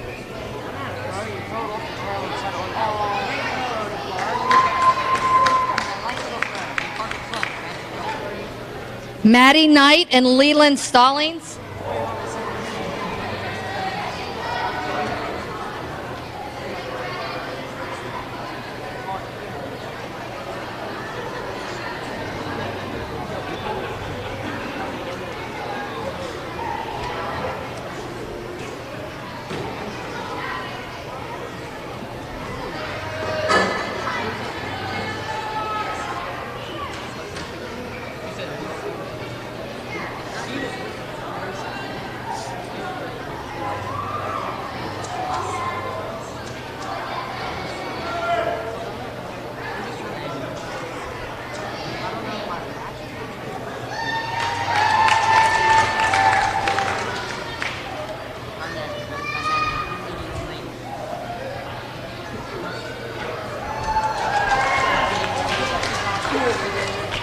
Austin Jordan and Faith Reiner.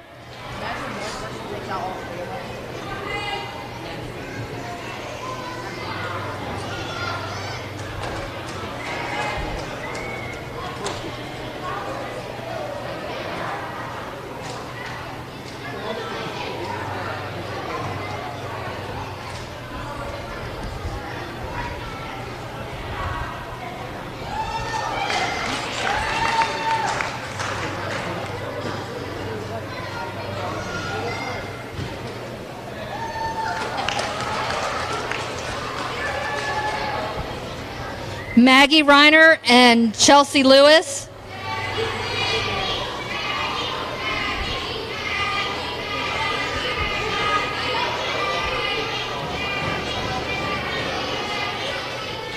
Oh, no, not quite, not quite. Chloe Burkhart, Samantha Silkworth.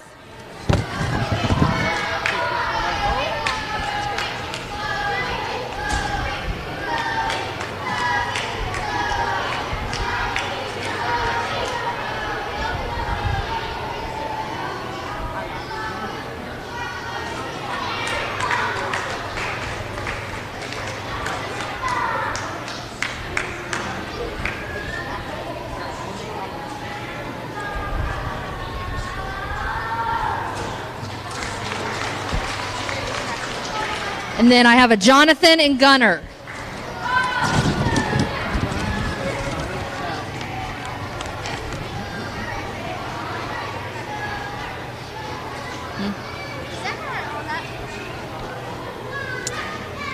Zachariah's not. Would he like to toss? Yeah. Okay. Because I thought. That on here. Zachariah Cackley. And is there any other under 14 that we have not tossed? Go ahead. Do it, Paige.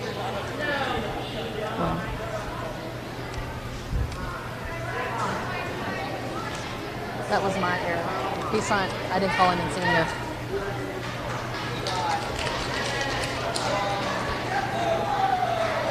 Oh, yeah. You got us all right.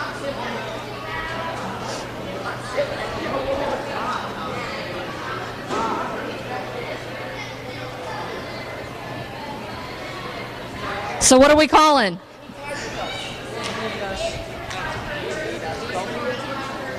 All right, so we need a toss off for third place. All right, so 2 at a time. 2 at a time. Going 2 at a time. We're going to do it. You guys stand here so that we make sure we get past this.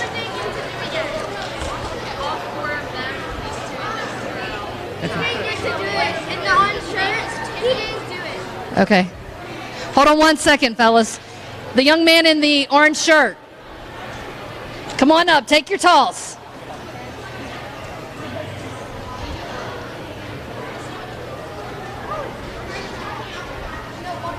All right. Good job. Good job.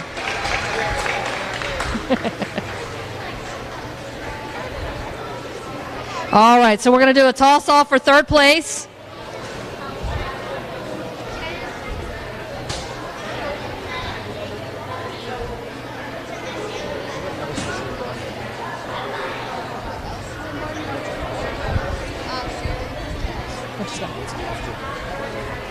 I think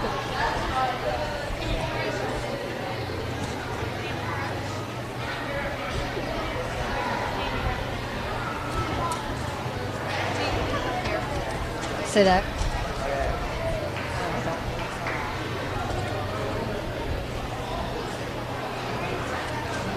All right.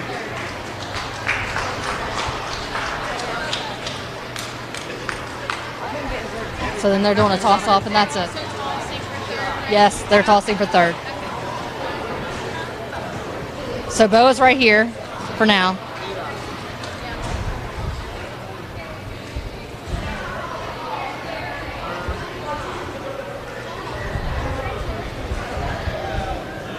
Oh, yep, he won. You're out. You're third. All right, so we have your first, second, and third. Your name is? Holden Custer. Second is? Samuel Canby. Third is? Eli Canby. No, us two are tied. For first? Yeah, we haven't gone yet. There was like 4 of them. I thought it was just 3 down here, or the 4 down here. They were tied for second. No. Toss off. Go ahead. Let's Toss off. It's the respect. I get it. I get it. Oh, you mean you just can't let your brother put the senior to the and y'all not want to do it?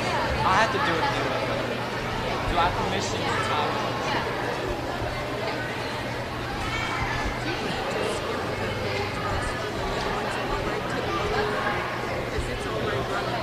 Is it? That's your call. Nah, so the first Canby's further. Right there. That one's further. It's further by a blade of straw. Yep.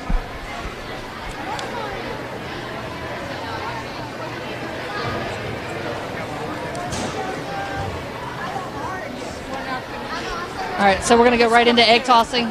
You're going right into egg toss. Egg toss. What are you going to next? Balloon. Pop. So you're not doing egg tossing? That's at the very end. Oh, okay. And the cobra balls. All right, so you call it. Okay. They're just One more. There we go. Did you announce them already? Yeah, there's just 5. That's all this is. We're just seeing who's off the list. Oh. Except Clover Buds now, so the little one. Okay,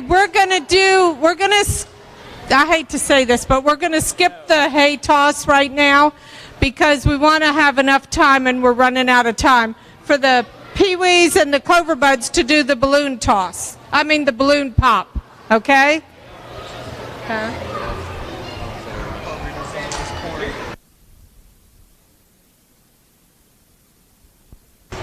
And then the egg toss will be next. Everything just ran a little long today. Floodwaters can spread E. coli bacteria. Here's Bill Kearns from the Berkeley County Health Department about what to do if your well is tested positive. If it's just a one-time contamination, you can superchlorinate your well, which we have instructions at the health department. They could call and talk to us. You're providing an excessive amount of bleach down the well. Then you do a runoff to get that out of the system, to get the bleach through your lines, get any contamination out there. You do a runoff of so long, and then you can have it tested again. The Berkeley County Health Department, 122 Waverly Court in Martinsburg. Call 304-263-5131.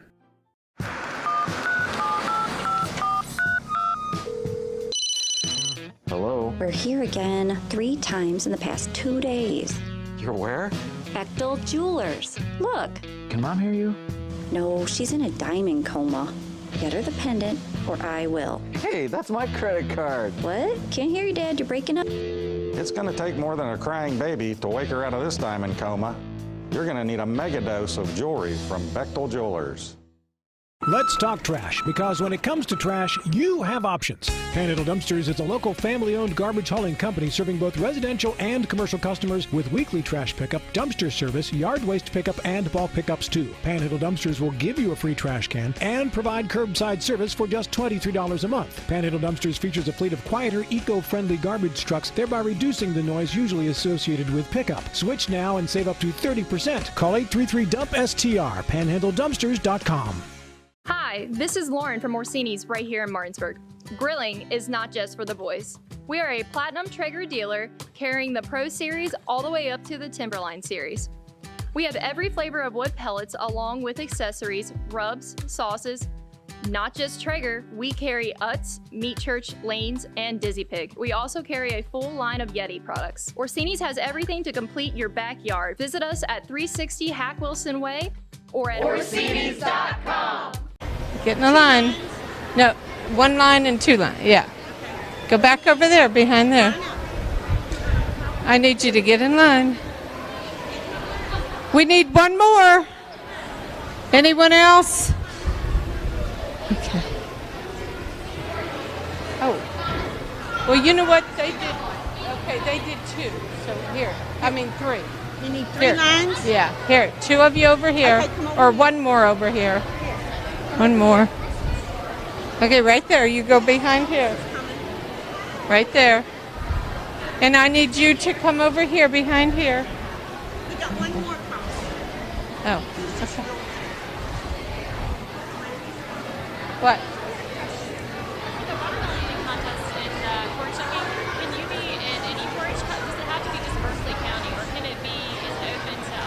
No, it's if anyone. I think if you're exhibiting here.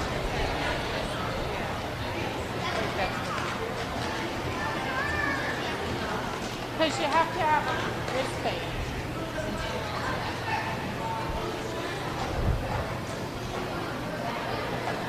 Okay, you're going to run down and sit on the balloon, okay? All right. Right in the red one, in the middle. On your mark, get set, go. Woo!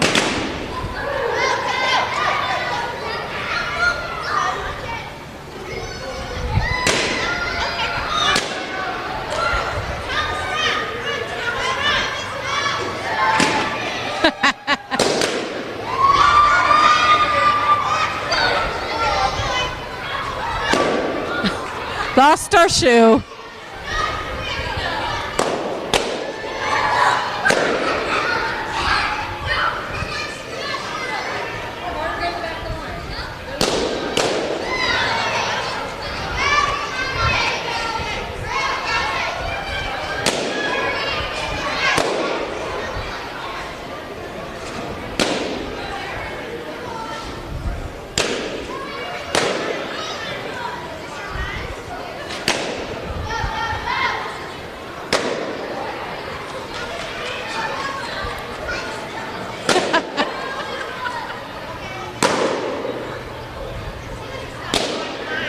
That's all right. That's all right.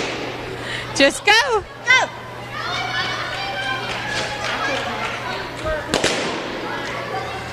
Our lines got a little out of order, but that's okay.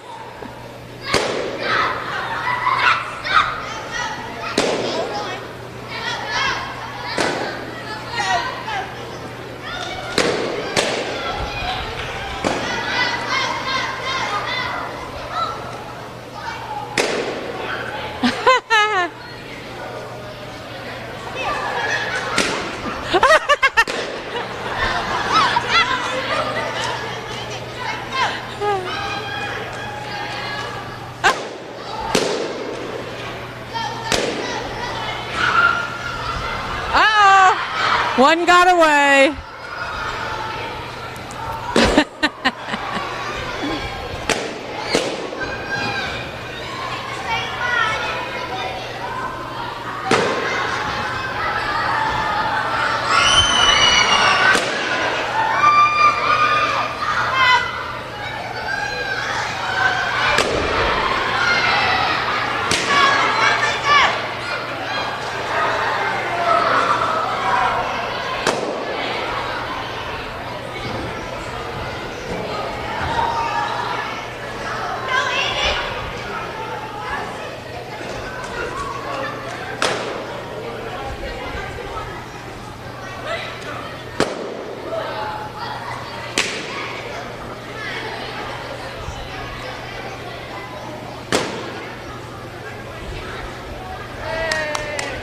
Yay! Oh, one more.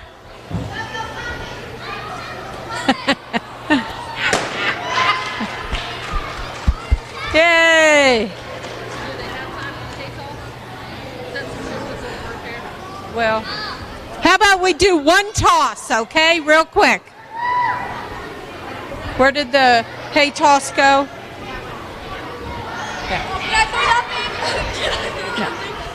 Chuck it out there. Okay, just stand here, one toss, okay? While the big kids pick up the balloons for me, so cows don't choke and pigs don't choke and... Yay! All right, when you toss it, go get a ribbon. When you toss it, go get a ribbon. Thank you. All right, find the queen and go get a ribbon.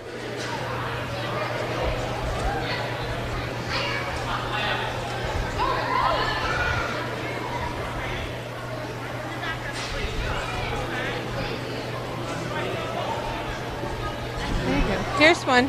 Here's one right here. There you go. For the balloon. I saw a hay bale.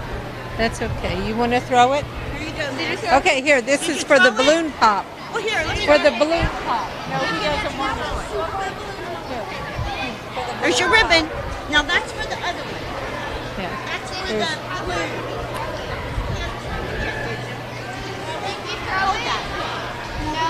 He doesn't want to, he said. He hasn't thrown it, but he got a ribbon. That was for the water, for the pop in the balloon. Once you're done throwing, There's one that dropped.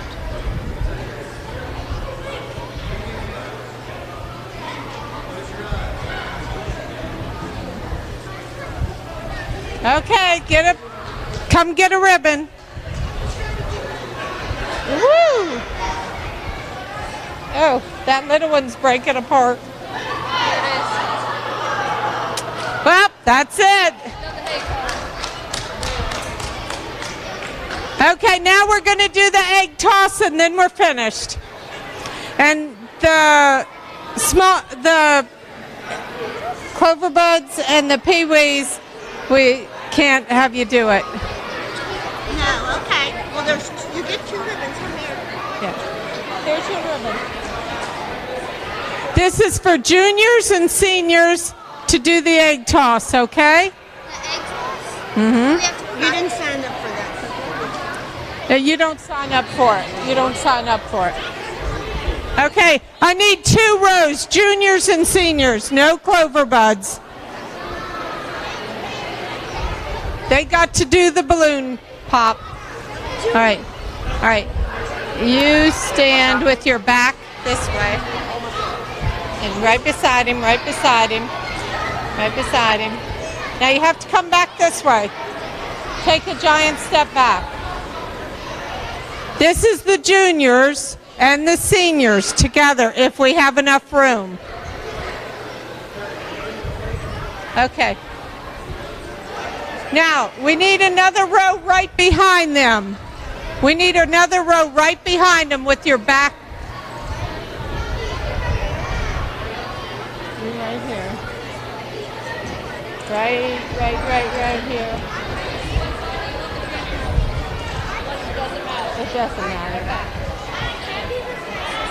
Yep, you just face her right here. Stand here in front of her. Okay. Everybody take a giant step back. Take a giant step back.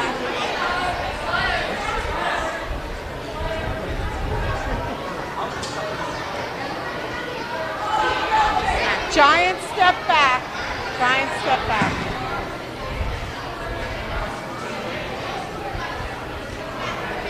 Giant step back.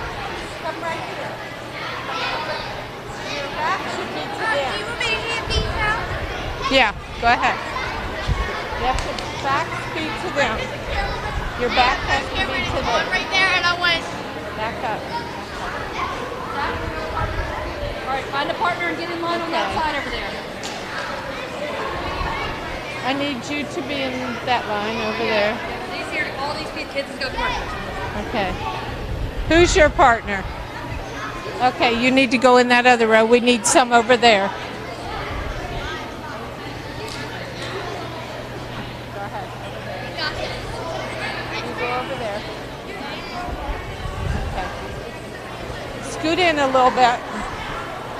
Scoot in a little bit. Scoot in. Scoot in. Scoot in. All right. Wait, yours is cracked? Scoot in a little bit. Scoot in. Scoot in. Okay, scoot in. All right, anyone else for the egg toss? Only this line gets the egg. Only that line gets the egg. Was your egg cracked? Eggs on this side. Is your egg cracked? Yeah. Here. We need another one. There you go. All right. How close do you want them to start with? Huh? Come closer.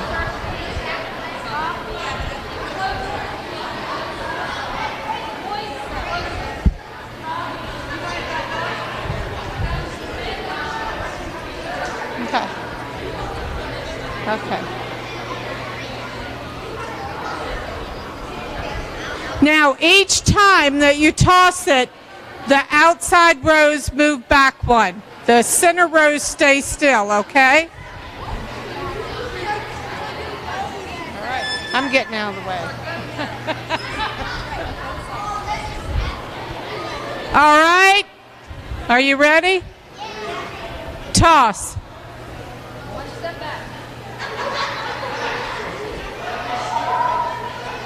No, you only toss it once. You toss it once this way and stop. So your egg should be on this side. Canby. Tell him.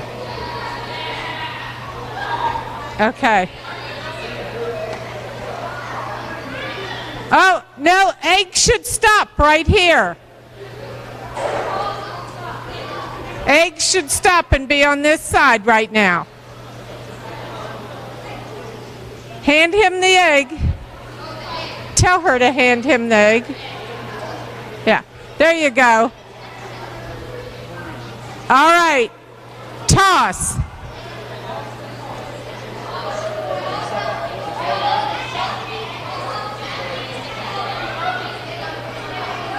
Step. Really? On the telephone during an egg toss? All right, back up one. Did you back up? All right, we ready? Toss.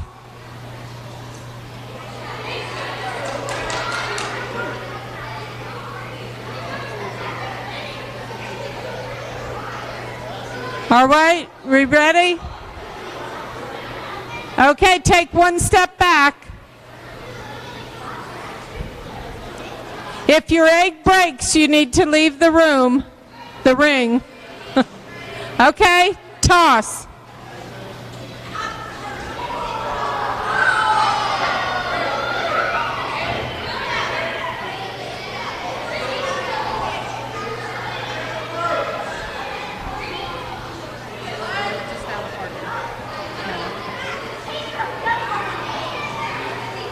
We have someone that just found a partner.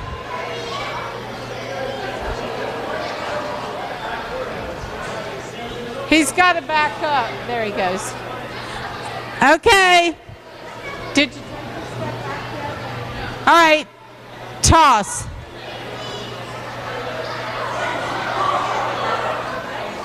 One step back.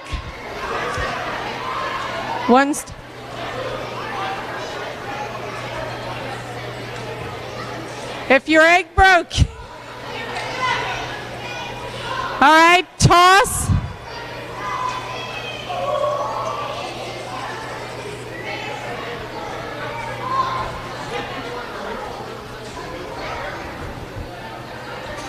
One step back.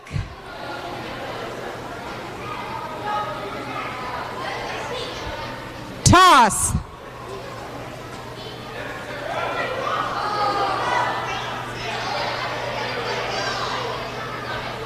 One step back. Toss.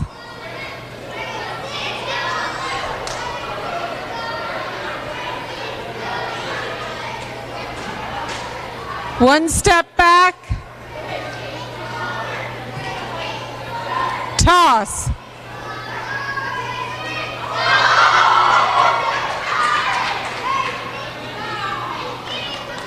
One step back.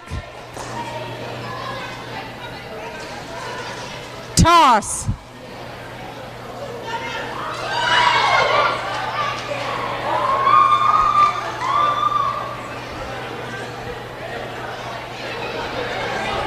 Great job. One step back. Toss.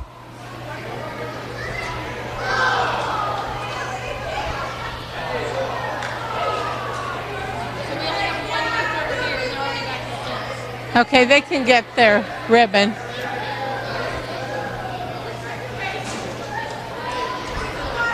Yes, you can move back over here. Toss.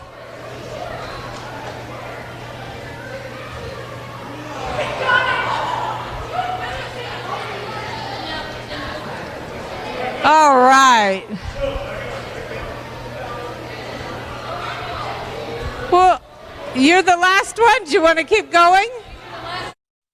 Okay. Go ahead, toss. Yuck. All right, toss.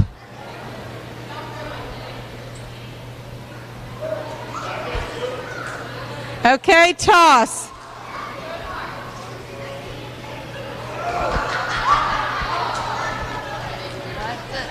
Well, thank you all for sticking with us so long. Yeah,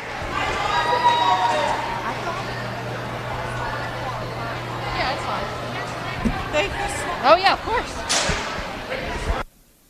Let's talk trash, because when it comes to trash, you have options. Panhandle Dumpsters is a local family-owned garbage hauling company serving both residential and commercial customers with weekly trash pickup, dumpster service, yard waste pickup, and bulk pickups too. Panhandle Dumpsters will give you a free trash can and provide curbside service for just $23 a month. Panhandle Dumpsters features a fleet of quieter, eco-friendly garbage trucks, thereby reducing the noise usually associated with pickup. Switch now and save up to 30%. Call 833-DUMP-STR, panhandledumpsters.com. They're my closest friends.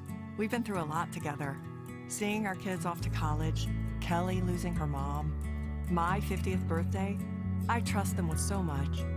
So when it came to my finances, I trusted Kelly's referral to her Ameriprise advisor. Beth gives me the comprehensive advice that helps me feel confident my financial future is secure. With the right financial advisor, life can be brilliant. Ameriprise Financial. Ever try to collect on an insurance claim? Perhaps a homeowner's claim, auto accident, or fire. Insurance companies collect money from you for protection should something bad happen. And when it does, they don't want to pay, or they offer too little.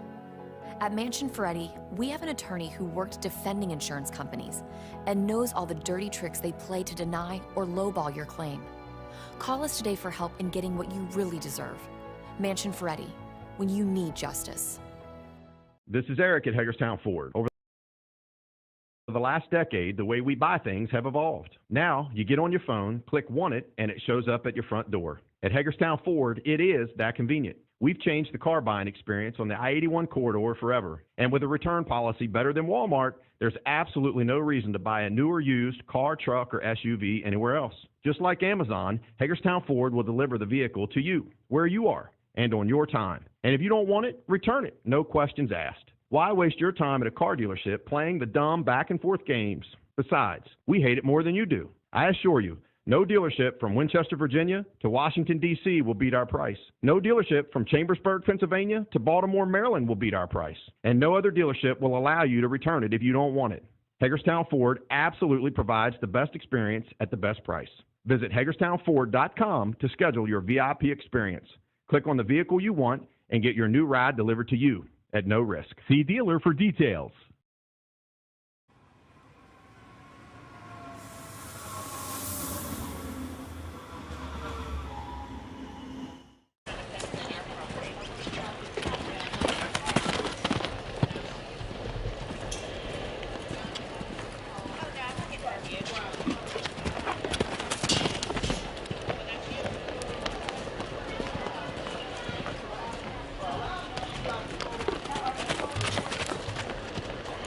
My name's Mackenzie Stout and I'm in Spring Mills FFA.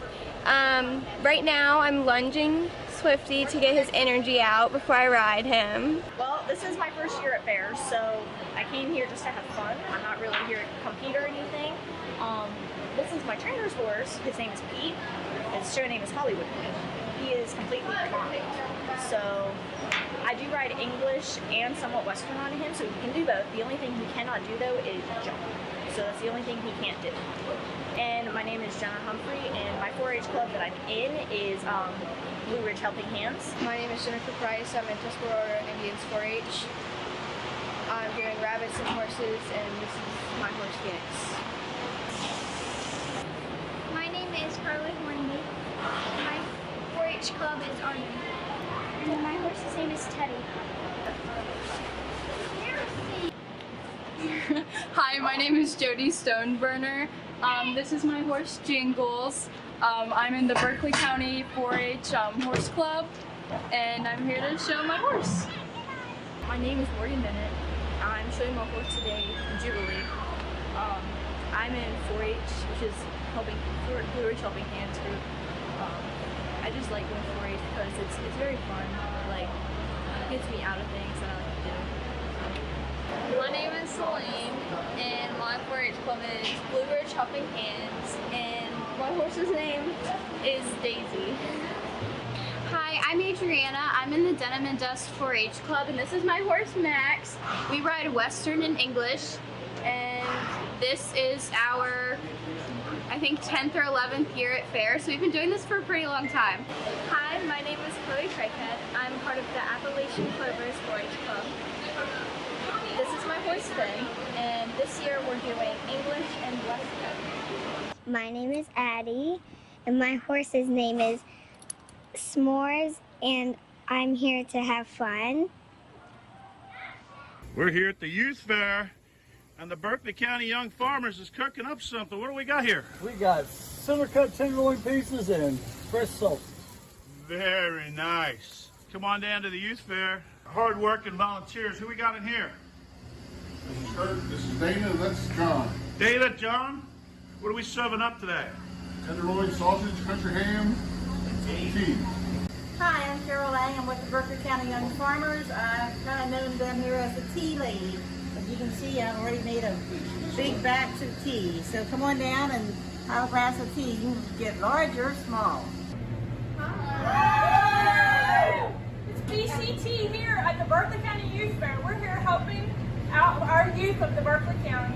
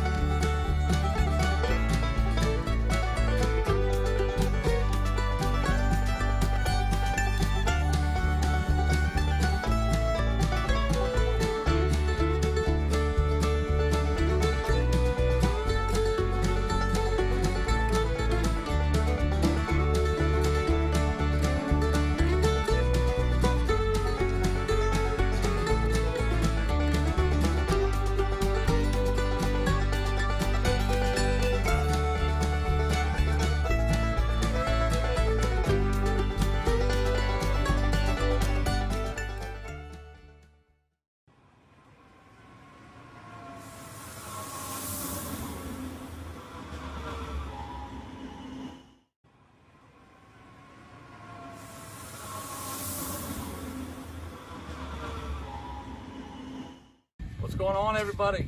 Hey, here we are at Berkeley County Youth Fairgrounds. Travis Bishop here with Charlie, my girlfriend Kelly. We're here at Mountaineer Meat Smokers on the grounds cooking fresh Texas-style barbecue. We have a pretty good menu here at the fairgrounds. Here's our brisket right now. Customer just left happy. We have a pretty good menu over here, Mike. Want to check that out? But today we're offering ribs as well, and as well as smoked fresh corn, local fresh corn from Berkeley County. We're getting ready to smoke it up here in a little bit. We're going to have melted butter along with some Old Bay hot sauce to put on it. Fresh local corn. So today, starting about what, 4 or 5 o'clock, I think, Mike? Yeah, they'll be rolling in here. We're pulling some pork right now, but we got a good menu. Come on out and see us. We're going to be here all the way through the Saturday night. As other vendors, there's some great guys. There's some good people here. Kevin up here, Keep It Smoking. He's a great guy. I love him. Good friend. But come on and have a good time. It's got great weather. It's not going to get any better than this, guys. Thanks a lot. Have a great day.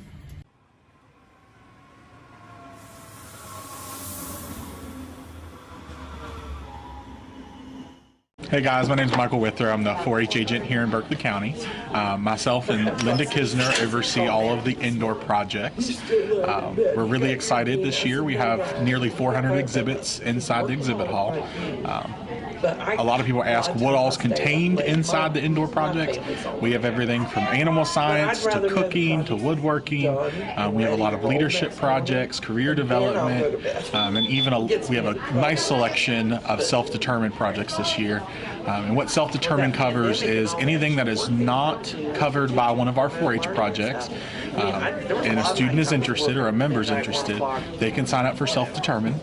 And they truly can do their project on anything that they're passionate about. We really encourage our kids to kind of find their passion in their 4-H book, so it's always really nice to see them sign up for a variety of different projects to bring each year. We have some kids that they just do one indoor project and then they join the livestock realm of the fair, but we do have a large number of members that take at least one fair project indoors. But we also have a lot that can't have livestock, so they usually sign up for 4 to 5. We've had as many as 12 projects for one person. But it's really awesome to see the variety that we get. We have some kids that'll usually finish the 9 years that are in the 4-H project books, and they're still interested in that subject. And we do allow them to continue their studies in self-determined. One that happens most often in, we have a large number that take self-determined cooking, as well as a large delegation that kind of takes self-determined woodworking. And I tend to think that after they've completed those different project series, that is when you get really outstanding projects, because they can truly exhaust everything they've learned about a topic area. So a couple that have kind of stand out this year, we have a good woodworking exhibit that is a travel cooler. We also have one that is a lighted stand. We have some really cool cooking projects. We have a decorated cake. We have a confectionery project this year. But we really enjoy that kids can truly pick their passion and really exhibit whatever they can to kind of show off their abilities. It's always one of the projects that I always think is really cool is the recycle project, reduce, reuse, recycle. And in that they have to use a certain number of items that already exist and compile them into one finished project. This year, one that stands out is we have a large dragonfly made out of some fan blades. But if you look at it, it's definitely a piece of art. It's always cool to see, what the kids can come up with, because it's always cooler than what I can come up with. So it's really nice that we give them and afford them that opportunity to kind of delve into their own project world and develop themselves as a 4-H'er, but also develop some of those passions into lifelong projects. I think that's kind of the beauty of it all. A lot of our 4-H members, as soon as they age out, come back and give back to the program as a 4-H volunteer. Even today, as we were on Project Check-In, we've had some 22 through 25-year-olds just age out either last year or year before, already giving back in the exhibit hall. So it's a great way for them to get back into the program that gave so much to them. Welcome to the 74th Annual Berkeley County Youth Fair. My name is Erica Reiner and I'm this year's horse chairperson. Today we're having the costume contest where the exhibitors pair up with their horse to show their creativity and their workmanship with their horse, and they're judged on the creativeness of the costume. So thanks for coming and we hope you enjoyed today's show. Good afternoon, ladies and gentlemen, and welcome to the 74th Annual Berkeley County Youth Fair Horse Show. Can I get a round of applause? All right, we're back in business. So happy to see you all here today.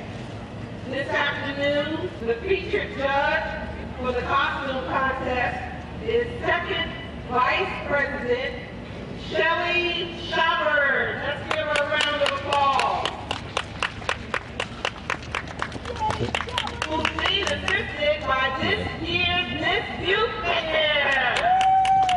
All right. Pick up his reins, Carly. Okay, wrap around. Good afternoon, ladies and gentlemen. Welcome to the show. Hear me. Welcome to the 74th Annual Berkeley County Fair Horse Show.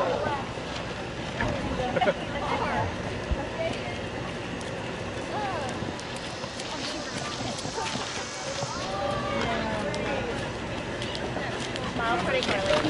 Smile. Smile.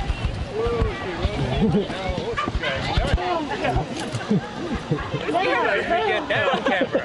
Babe, are you okay? You okay? Oh. What happened? Oh, how cold was Blake? Oh, I was trying to figure out what she went nuts over. Probably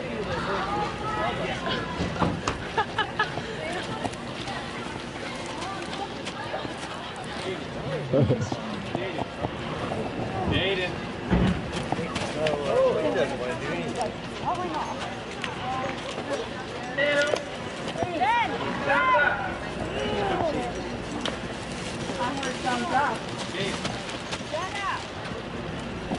Test. Now, How are we? This afternoon, our featured judge for the costume contest is Second Vice President Shelly Shoppers, accompanied by this year's Miss Youth Fair, Caroline Cook. So here we go. In the ring, our exhibitors with their horse, creativity, neatness, workmanship, horse obedience, and knowledge of exhibits for a total of 50 points.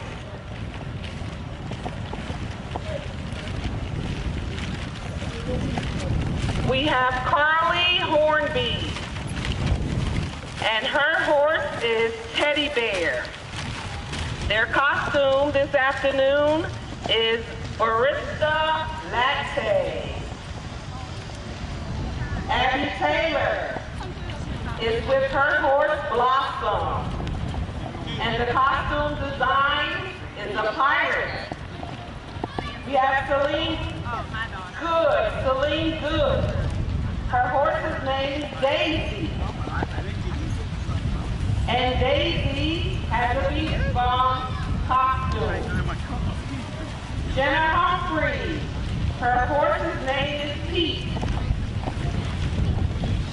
And the costume design is Alice in Wonderland. How do you walk around and stuff?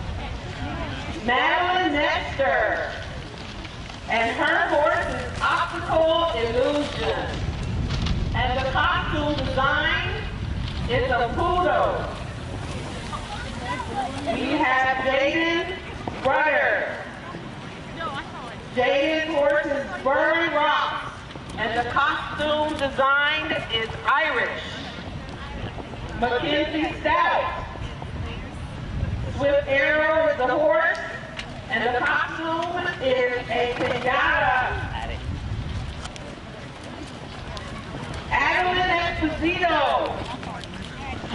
S'mores is the name of the horse, and the costume design, of course, is S'more Love.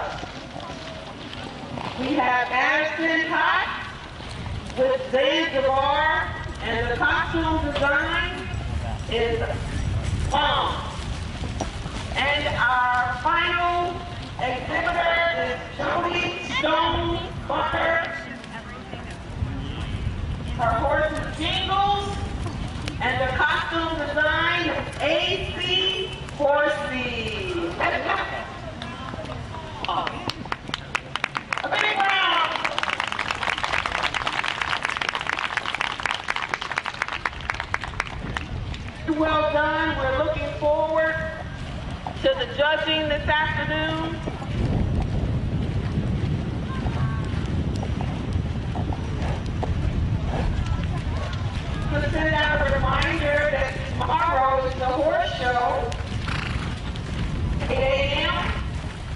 and then we'll be back on Thursday morning.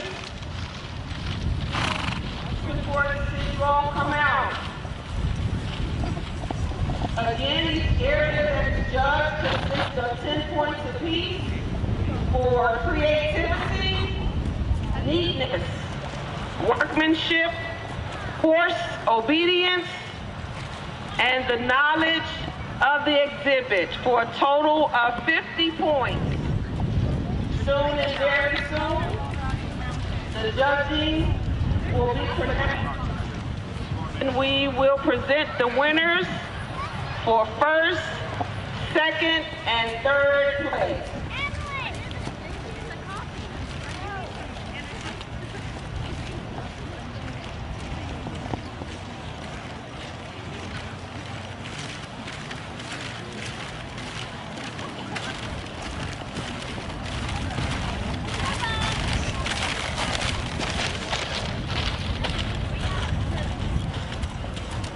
We'll have all the exhibitors to please face the audience with your horse in a straight line. I'd like to share with you that our first place awards are sponsored by Farmers and Mechanics Insurance and Sam Moats with Twisted S Barrier Services. Let's give our sponsors a big round of applause. Farmers and Mechanics Insurance and Sam Moats with Twisted S Barrier.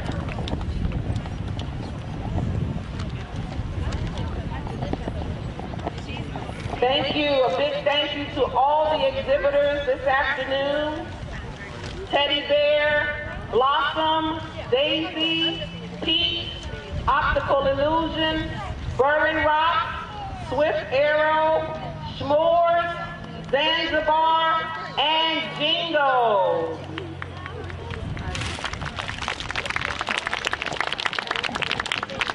Body, great job.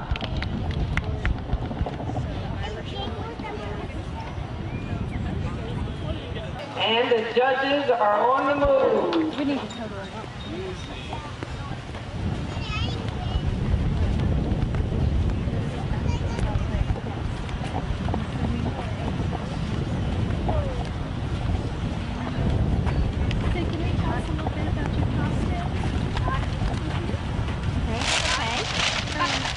Tell us?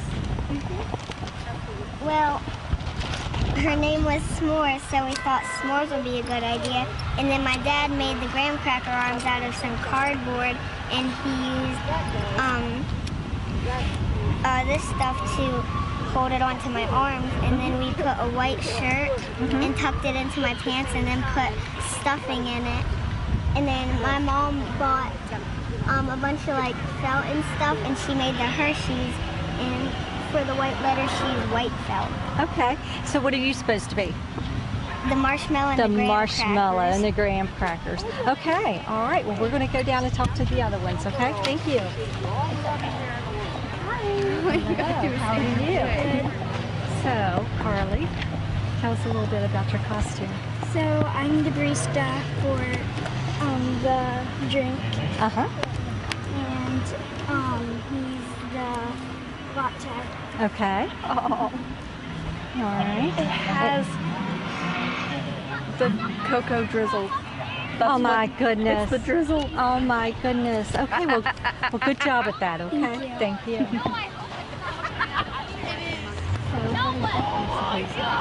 He's supposed to be Pete the Rabbit from Alice in Wonderland. Okay. We actually had this on the pocket back here, but it fell off because of him walking, but other than that, yeah. Okay, all right.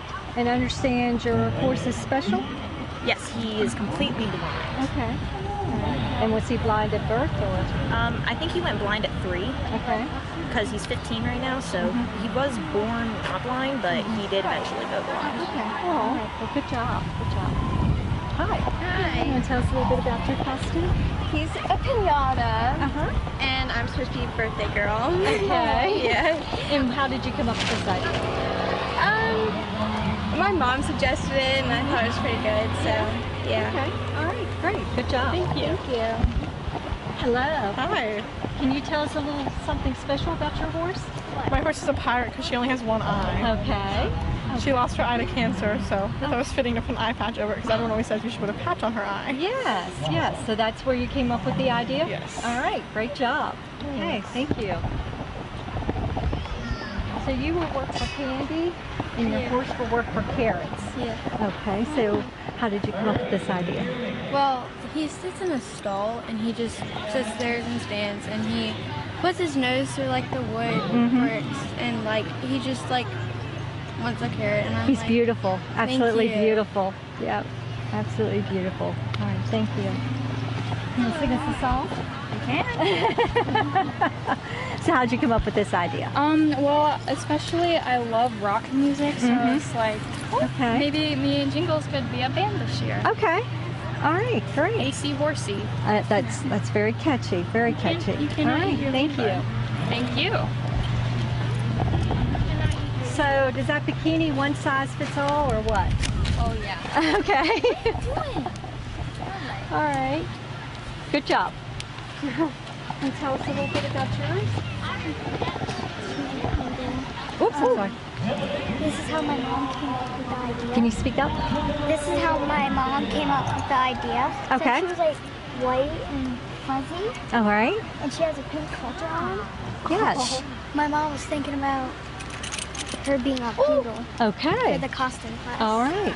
Very, very pretty. Did you help put those cotton balls together? Yeah. Answer's yes. All right, thank you. We won't disturb you anymore. Hello. Hello. How was your project? You want to tell us a little bit? We did the Irish theme because he is Irish. He came from Ireland. Oh, okay. Okay. That's great. Anything else that's special? His sire was like, I think he's the like #1 sire in the world. Okay. Oh, wow. So how old is he? 5. 5. Turned 5 in April. Okay. Have you had him very long or? For, I think it was from like August. Okay. All right, great. All right, thank you. We're going to go over and tally up the scores, okay? Thank you. And again, we'd like to thank our sponsors, Farmers and Mechanics Insurance, and Sam Most with Twisted Experience Services. Thanks again to our judges this afternoon, Second Vice President Shelley Shopper and Miss Berkeley County Youth Fair, Caroline.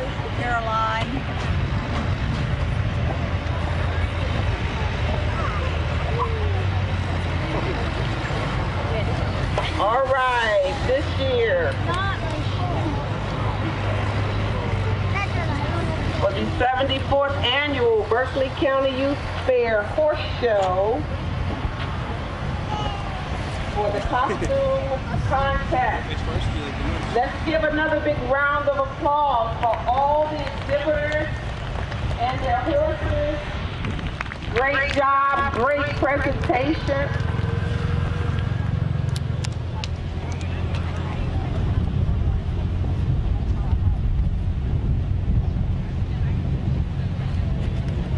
While the tally's being totaled, the time and effort that you all took to compete in the areas of creativity, neatness, workmanship, horse obedience, and knowledge of exhibit are to be commended. Great job, everybody. Apparently he likes the picture side. Now, stop. Stop.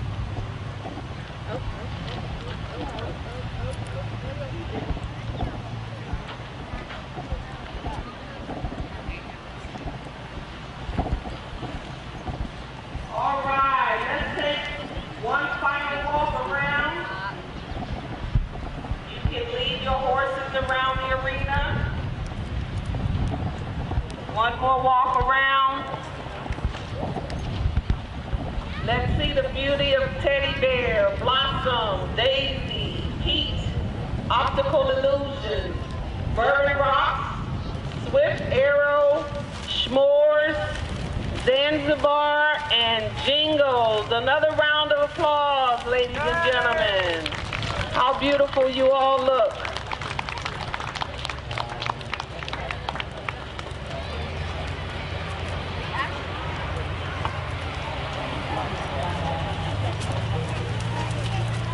All right, we're having great fun.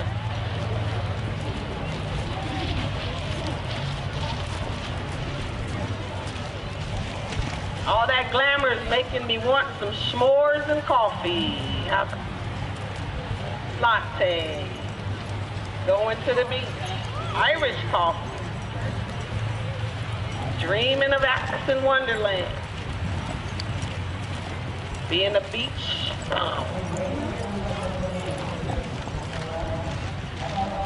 All right, here we go. Drum rolls, please. Are you ready? All right. Thank you, everybody. We appreciate your patience, and this is going to be a blast. And in third place, we have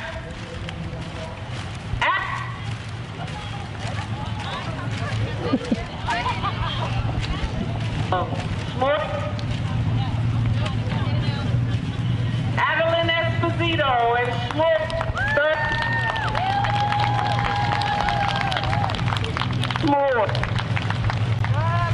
And S'mores. Esposito. Our third winner. Thank you. Our third place winner is Adeline Esposito and S'mores. Great job, Adeline. And our second winner, Rudders, David Rudders. Very rock. Second, Jaden Rudders. Come on out, Jaden Rudders, second place. Very rock. And our first place winner this afternoon goes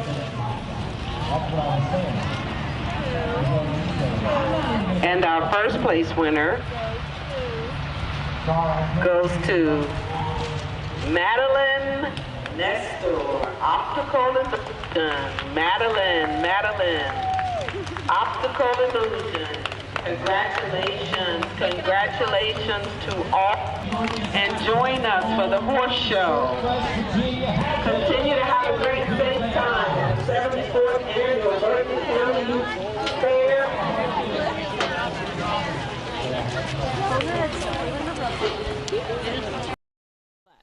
If you want more. Stuck. There we go. Welcome to TV10's live coverage of the Berkeley County Youth Fair. This is the 74th annual fair, and we have been live for how many days now? Let's see, 5. 5 days. Got tonight and tomorrow. With me tonight, I'm Mary Beth Blair, and Matt Miller is here co-hosting, as well as the lovely and talented and well-spoken Miss Berkeley County Youth Fair 2021, Caroline Cook. Thank you for being here. Thank you for having me. It's Thursday, though, so you're getting lots of background noise. That's all the folks who are here at the fair, as you can hear. So, yeah, so here we are. We have an exciting evening. We also, it was an exciting day for you guys. It wore you out, right? Yeah. Or the whole week has worn you out. Oh, yeah, definitely. But it's rewarding. Yes, so. exactly. So tell us, this morning started off with the dairy show. Do you recall who the overall grand champion was? Or is your brain mush right now? It's pretty much mush. Okay, well, we can find that out. You've had so many pictures taken. How many times would you say you've had your picture taken this week? 35? Oh, it has to be more than that. That's not including little kids. Yes, exactly. But every person who wins, you get to get in the picture-taking booth area, and you get to present them with either their banner or whatever, their ribbons. And so you have it's hard work. You're realizing this is not for the faint at heart, putting ribbons on everybody's backs and taking pictures and just being all over the fair. So we were just talking at the break, and we said, or before we went live, and we said, you know what the youth fair needs is a local coffee shop to set up down here, so they could they could provide us lattes and espresso and just coffee in general. It just frozen drinks. Yeah. It would be a great idea. I think the only coffee we can get is the coffee from the concession Right, stand. and so that, not that it's bad. No, but it's still, not bad. nothing fancy. Yeah. Is it offered all day, though? Or is I it don't usually know. only at breakfast time? I would like to say it's only at breakfast because I've never seen anyone walk. Right. But it's hot coffee, Right. so Yeah. I don't really feel like anyone wants hot coffee at 2 p.m. when it's 80 No. degrees out. Well, if you're trying to stay awake, like sometimes we are because we're so tired, yeah. So anyways, we are not complaining. We're excited to be here. So much to do and see and be a part of, and it's been a pleasure to bring it to you live this week on TV 10. So today, we already said it was the dairy show first thing. That went until, what, I don't know, noon, lunchtime, or did it go after? Yeah, that sounds about right. But the thing that I'm really sad that I missed, and next year if we get to do this,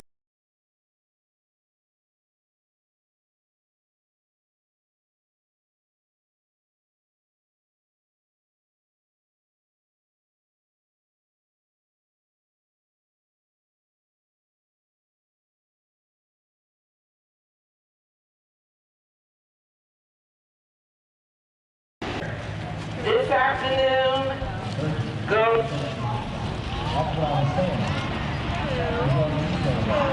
And our broadcast, and all the it, and I literally jumped up and thought, oh my gosh, we need to be covering this live. I need to get down to the fair. I've got to get free ice cream.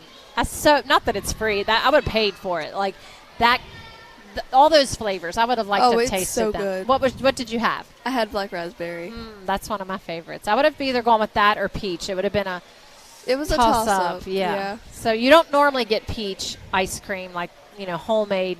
Typically, you get black raspberry is one of the favorite ones, and I love that. But anyway, so you had that, and then this afternoon you helped with Barnyard Olympics. Yes. That looked like, that went a while, didn't it? A couple hours. Yeah, it did.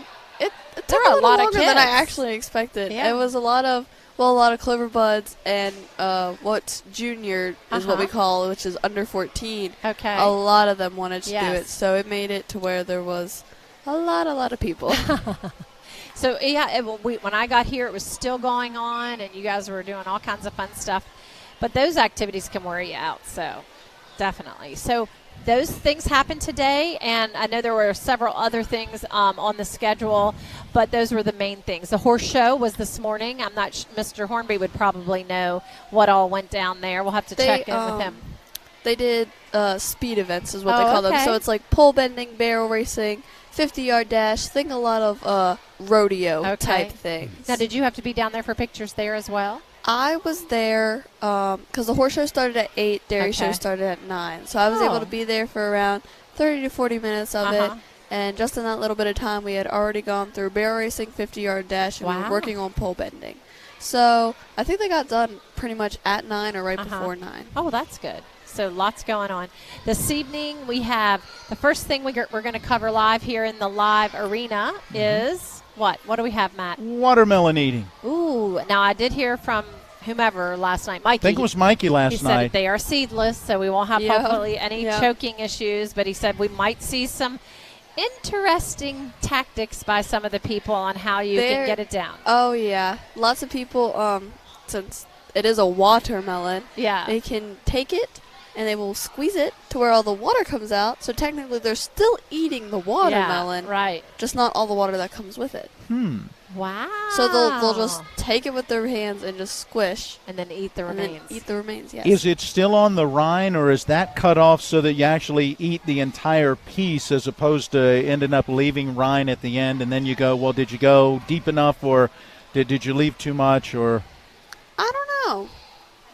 My first watermelon eating contest. Okay, well, we will be seeing that here soon at 5 o'clock. And then right after that is the corn chucking. Or we don't know. My schedule says both of them at 5. What does the main schedule say? This one says 5:30 for corn shucking. So. All right. So, and have you ever participated in that? No, but I do know second runner-up, Hunter Dunham. She won it 2019 year. Okay. So I think she's looking to hold on to her title this year. All right. Okay. Well, we will be watching that. Did she give away her secret? How to quickly but cleanly shuck corn? Maybe she does a lot of it at home. She could. I do know that she has a family farm, so she very well could be doing a lot of shucking at home. Yeah, because anyone, like you said, lot of people have family traditions to get hundreds of ears of corn at the end of the Right. corn season. Shuck. You get an assembly line. We did the same thing that you said, Matt. We had family members. We all came together. Somebody was in charge of shucking. Someone had cooked. Someone cut it off the cob. Someone bagged. Someone did this, I saw a video the other day that I went, wow, why did we never think of that? Because I shared before that, my granddad would cook, and then like my brother or I or my Uncle Tom, the cold water. So you transfer it into the cold water, the ice water, and then my grandmother and, my mom and sisters, they would literally hold each ear and slice it off. We did too. I saw a video the other day where they used like one of those bundt cake pans, and the guy literally would take the ears as they were being cooked. The one gentleman was putting them into the ice water, and the other gentleman pulled them directly out of the ice water, stuck it over top, the center of those types of pans, and then just jammed with his hand, and the cob went right through, dropped into a garbage can, and the corn stayed down inside of the bunting pan, and he was just pulling them. I mean, it was, you talk about an assembly line. I'm going to try that. There was awesome. Nothing like fresh corn on the cob, off the cob in the winter. Get that bag out, thaw it out. Oh, my gosh, nothing like it. And we keep saying we're going to do that this month. So I want to see the methods that are best used for shucking to make that process faster. So we have that coming. And then we have the round robin showmanship. And we were talking about that a little earlier. That is a unique contest, and I'm anxious to see all the showmen in the room. So this is to crown or award the grand overall showman of the youth fair. And what that means is if you placed in a grand or reserve, or is it just the grands? I think it's just the grands, but I could be wrong. So all of the grands, we're going to go with that for now. The concept's the same. They will be brought in, and they will see if they will be required to show all 4 of the main species, which is beef, swine. Swine. Yeah, so it's going to be goats, beef, swine, sheep, and will they be in that particular order? No. Or do you know? I have no idea. So they have to show all those. And for example, some of the showmen who are grands in their category don't show a hog. So they might not. So we've seen a lot of them practicing. Actually, right now in the ring, we see someone out there practicing showing either a sheep or a goat, because that must not be what she typically shows.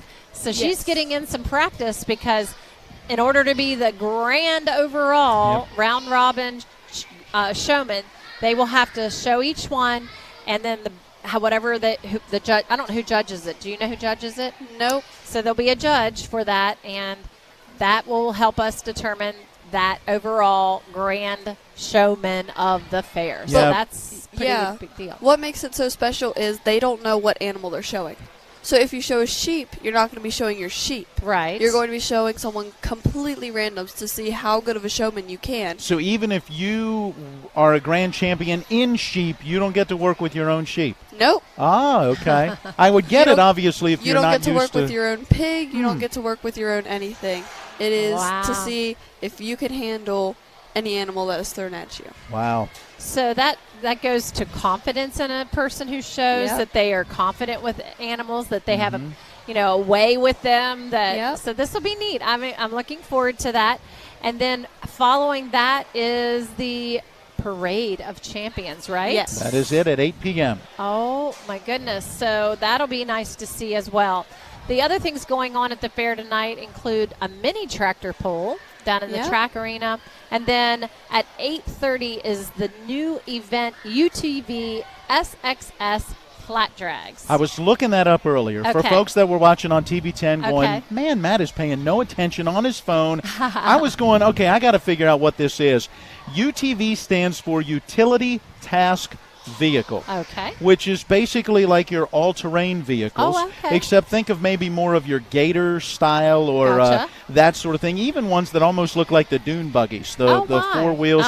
That's what this will be. They will be souped up in some way, and then they will be drag racing one another down the straightaway at the track area. So there's another word I know that my brother-in-law who has a farm uses. His is called is it a the Massimo or something like that. That's like it's a farm vehicle, Okay. ATV vehicle, but yeah, the kids love getting on it and riding around the farm and stuff like that. So I bet you, if I went down there, I bet you I'd see a lot of those. But that's Yep. neat. That's one thing that people in our county and our Tri-County area is we know how to make something completely conventional and make it completely unconventional. Yeah. I mean, we used to, I don't know if they're doing it this year, but we used to have a lawnmower derby where you soup out a lawnmower and you just bang it into people in a figure eight. Oh like my like a gosh. demolition derby. Well, I think the mini tractor pull is that very thing, right? These are more Oh, of the okay. lawn type tractors, that size of a tractor with the mini tractor pull at Souped up. 6:30 tonight. Okay. I believe that's what it is, and some will be stock. So Okay. you could have been mowing your grass at 3 o'clock this afternoon and pulling tonight at 6:30, and then others will be ones that are a little more souped up and, Wow. and that sort of thing. So Now, have you ever been to the thing on Friday night, the demo derby? Is that I did sit in for the demolition derby, and I'm excited because I get to pick the prettiest demolition derby car. Oh my goodness! And if it's one thing that I know is I like pink. You like pink? There's the so advantage. If anybody heard that out there, you better put some pink on your car. pink and sparkly. Okay. So Wow. if anyone wants to paint their derby car pink and sparkly, just There you go. might be the prettiest derby car. So they just are going to smash into each other. Is that the whole thing for tomorrow night? Yep, you build a car so that it runs, and then you smash it until it doesn't. Oh my goodness, sounds that fun. is it. But it's two different events, right? Because one is Demolition Derby, Yep. and that is just an open yeah. arena, and you are banging Yep. into each Right. other. The other is the Figure Eight Figure Derby, And where you're literally racing, They correct? set a, I do believe they set barrels or cones, and you Okay. just go weave in and out in a figure eight, and whoever bumps into whoever, then that's just how it goes. Fun stuff. Well, Again, whoever's left at the end, there we go. still moving, you're the winner. Yep. Well, both tonight and tomorrow and Saturday, the carnival is still here, so that's another option if you want to just come to the fair just to get in a little fun and, do that again. And we haven't seen carnivals in so long, so that's an option. And all the fair food that you could imagine is available, and then some with the food vendors that are now Yes. out here. There's just a lot of options. It's not just your traditional fair food. There's other things from the businesses that have come Yeah. in. So it gives a lot of variety. Definitely something for all the picky eaters. There's something for everyone. So we encourage you to make your way out. And I did mention this too on the post on our Facebook page, but this will be the last day if someone wants to bring their small kids out to see farm animals, right? Because tomorrow all the animals but the market animals start going home. Kind of. Okay. Market animals will all be gone. They will be after the sale. The buyers come, they take them, they load them up. They're gone. They're gone. But then on Saturday, so you have the opportunity to take home any breeding stock or dairy stock on still Friday night if you want to take Okay. them. But you can also take them Friday Okay. evening. Right. No, Saturday evening, Oh, not okay. Friday evening. So Friday and Saturday are the days you can take animals home. So there very well could be some animals still left, but it is very unlikely unless someone Right. cannot make it Friday evening. Right. So if you want to see those furry little friendly livestock that sometimes have babies. Yes. While they're here? Yep. Really? Well, I mean, not like birth them. Oh, but okay. Actually, no, that's false. We did have a breeding pig one time have piglets. You're a kidding. couple of years ago. Oh, I my was, goodness. I think I was pretty little, but I do remember going and being like, hey, Oh. look, there's piglets. Oh, my goodness. That's fun. Oh, wow. Anything can happen at the Berkeley County Youth Fair. Just about. Yeah. Yep. Wow. Well, we are near the top of the hour, and I don't think it's going to go right at 5 o'clock, judging by getting everything together and Yeah. organized. But right around the corner, we have the watermelon eating contest, and that will be immediately followed by the corn shucking contest. Yes. So Yep. as they continue to get prepared for that, we'll send it back to the studio. Let's take one of our regular 2.5-minute breaks, and then we'll come back and continue our conversation and see what else is going on here at the Berkeley County Youth Fair. Our TV10 title sponsor is Panhandle Dumpsters. We say thanks to them and each of our sponsors for allowing us to be here at the Youth Fair. Spring Valley Farm and Orchard in beautiful Hampshire County is owned by the Cooks, Eli and Misty, and their 3 children who farm on 820 acres and grow fresh peaches, apples, corn, tomatoes, melons, squash, zucchini, beans, and more. Spring Valley Farm Market has a new location at 1793 Dry Run Road in Martinsburg and a Winchester location too. Open Monday through Saturday 9 until 5 and Sunday 9 to 4. For the freshest, highest quality fruit and produce, shop Spring Valley Farm Market. Buy fresh, buy local. The Mid-Atlantic Group has been serving the area's insurance needs for 40 years. We are an independent insurance agency, therefore we can offer insurance from many insurance companies, find the right coverage at the right price with easy payment plan. Located at 201 West Martin Street in Martinsburg, the Mid-Atlantic Group is easily accessible from Morgan, Jefferson, and Berkeley County. To set up an appointment with a local insurance professional, give them a call today at 304-267-8989. That's the Mid-Atlantic Group at 201 West Martin Street in Martinsburg. Let them help insure you today. Let's talk trash, because when it comes to trash, you have options. Panhandle Dumpsters is a local family-owned garbage hauling company serving both residential and commercial customers with weekly trash pickup, dumpster service, yard waste pickup, and bulk pickups too. Panhandle Dumpsters will give you a free trash can and provide curbside service for just $23 a month. Panhandle Dumpsters features a fleet of quieter, eco-friendly garbage trucks, thereby reducing the noise usually associated with pickup. Switch now and save up to 30%. Call 833-DUMP-STR, panhandledumpsters.com. This is Eric at Hagerstown Ford. Over the last decade, the way we buy things have evolved. Now, you get on your phone, click Want It, and it shows up at your front door. At Hagerstown Ford, it is that convenient. We've changed the car buying experience on the I-81 corridor forever. And with a return policy better than Walmart, there's absolutely no reason to buy a new or used car, truck, or SUV anywhere else. Just like Amazon, Hagerstown Ford will deliver the vehicle to you, where you are, and on your time. And if you don't want it, return it. No questions asked. Why waste your time at a car dealership playing the dumb back-and-forth games? Besides, we hate it more than you do. I assure you, no dealership from Winchester, Virginia to Washington, D.C. will beat our price. No dealership from Chambersburg, Pennsylvania to Baltimore, Maryland will beat our price. And no other dealership will allow you to return it if you don't want it. Hagerstown Ford absolutely provides the best experience at the best price. Visit HagerstownFord.com to schedule your VIP experience. Click on the vehicle you want and get your new ride delivered to you at no risk. See dealer for details. All right, we're back just in time. They just made the announcement saying that they were going to be getting started and they've called all of them down. What age group did they say they wanted first? Seniors. So that's anyone 15 and up. Anyone 15 and up. Okay. Let's see who makes their way in and see how they get things set up. There's the ring. See people heading out there. They don't have the tables and chairs set up like they did for the other competitions. Nope, I think it's pretty bare hands. Is it? Okay. Wow. Are you a watermelon eater? I do like watermelon. I do enjoy watermelon, but I like cantaloupe even more. All right. Yeah. I've never been a watermelon eater. I love a watermelon Jolly Rancher.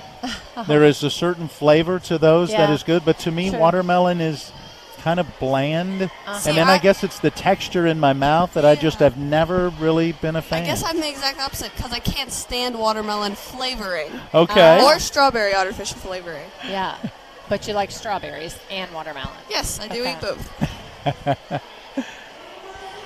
Now let's see how quickly these contestants can get down some watermelon, waiting for more to arrive.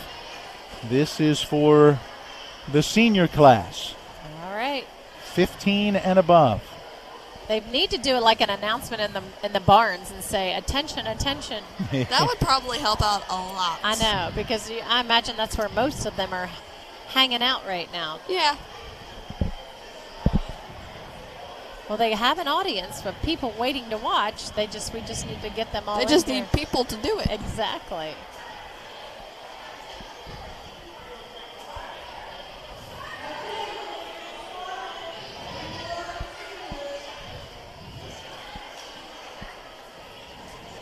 I believe we just had another call out for seniors who might be able to come and take part.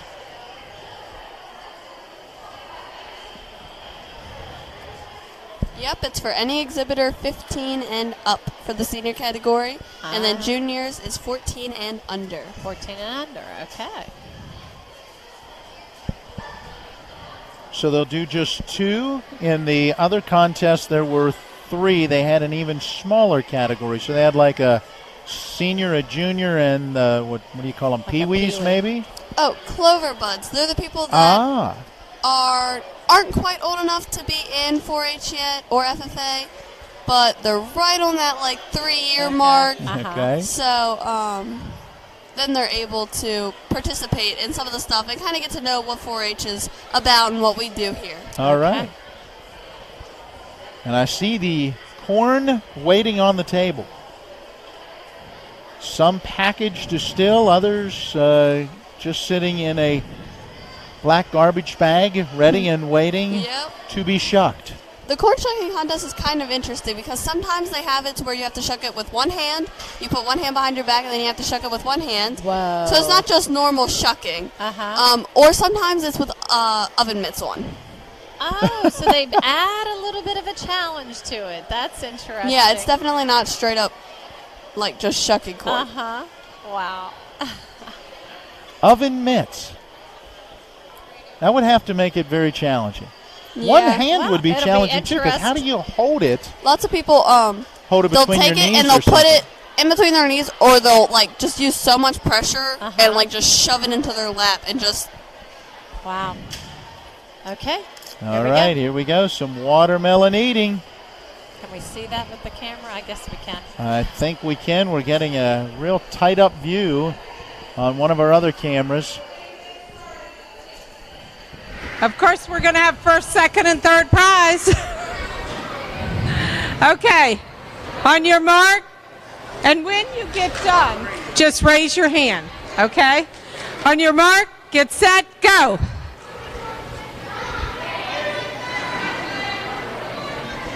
You have to eat it all, but the rinds.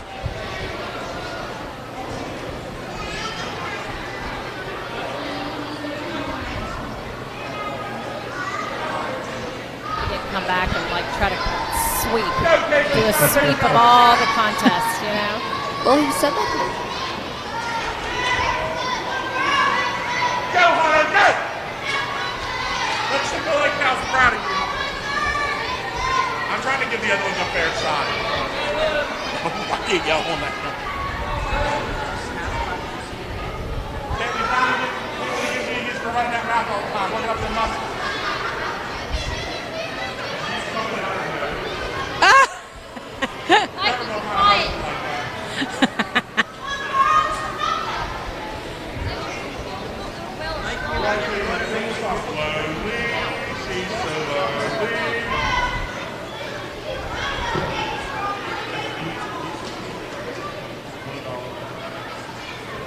Now, it's not that much to eat.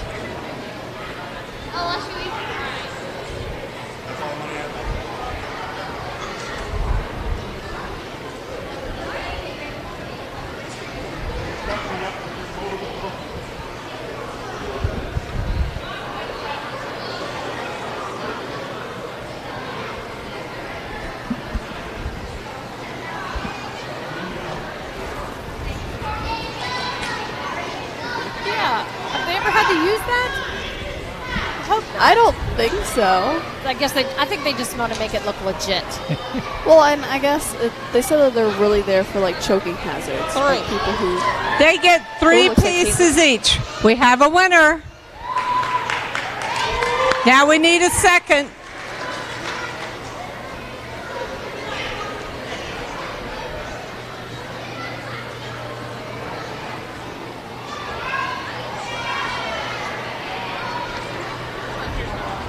Is she done? Oh, we have a second, right? Let me see. Yep. And we have our third. Yay!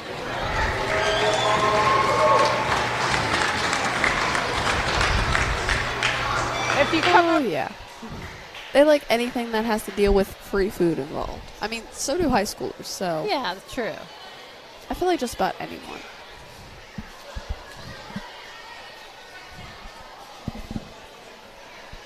So there you go. Our seniors have wrapped up. Yeah.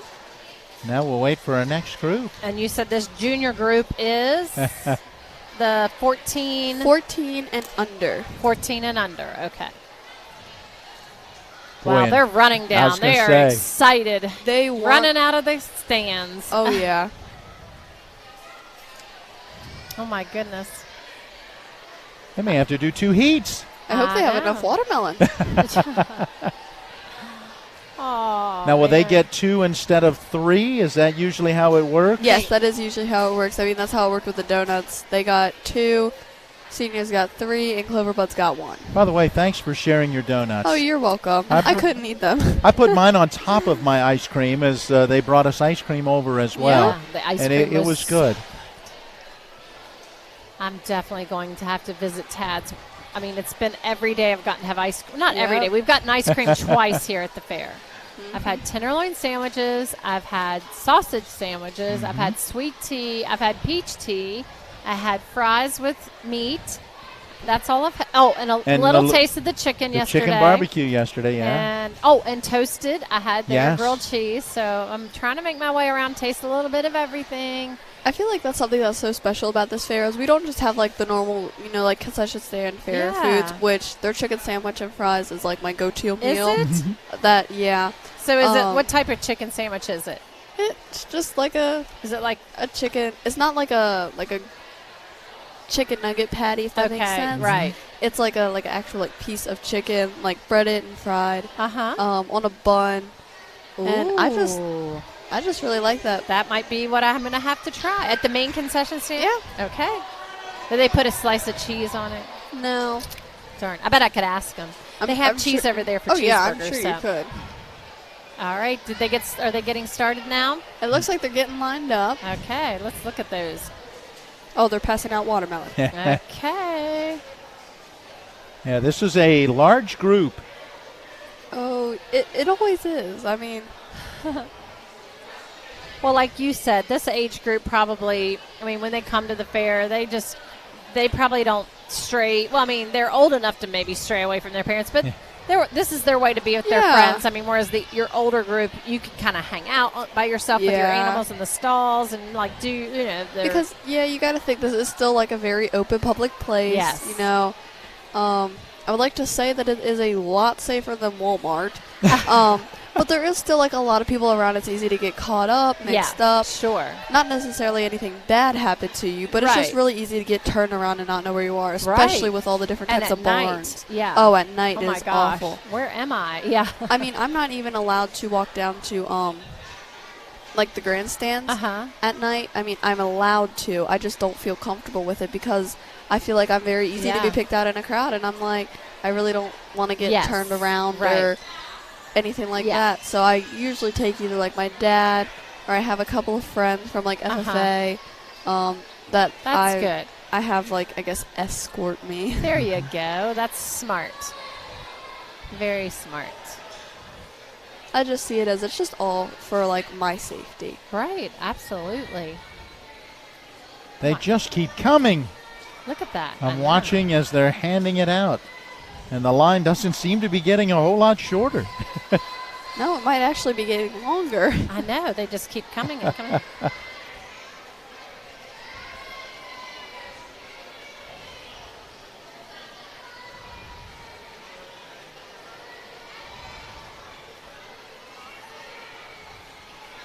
See how quick this group is. Yeah.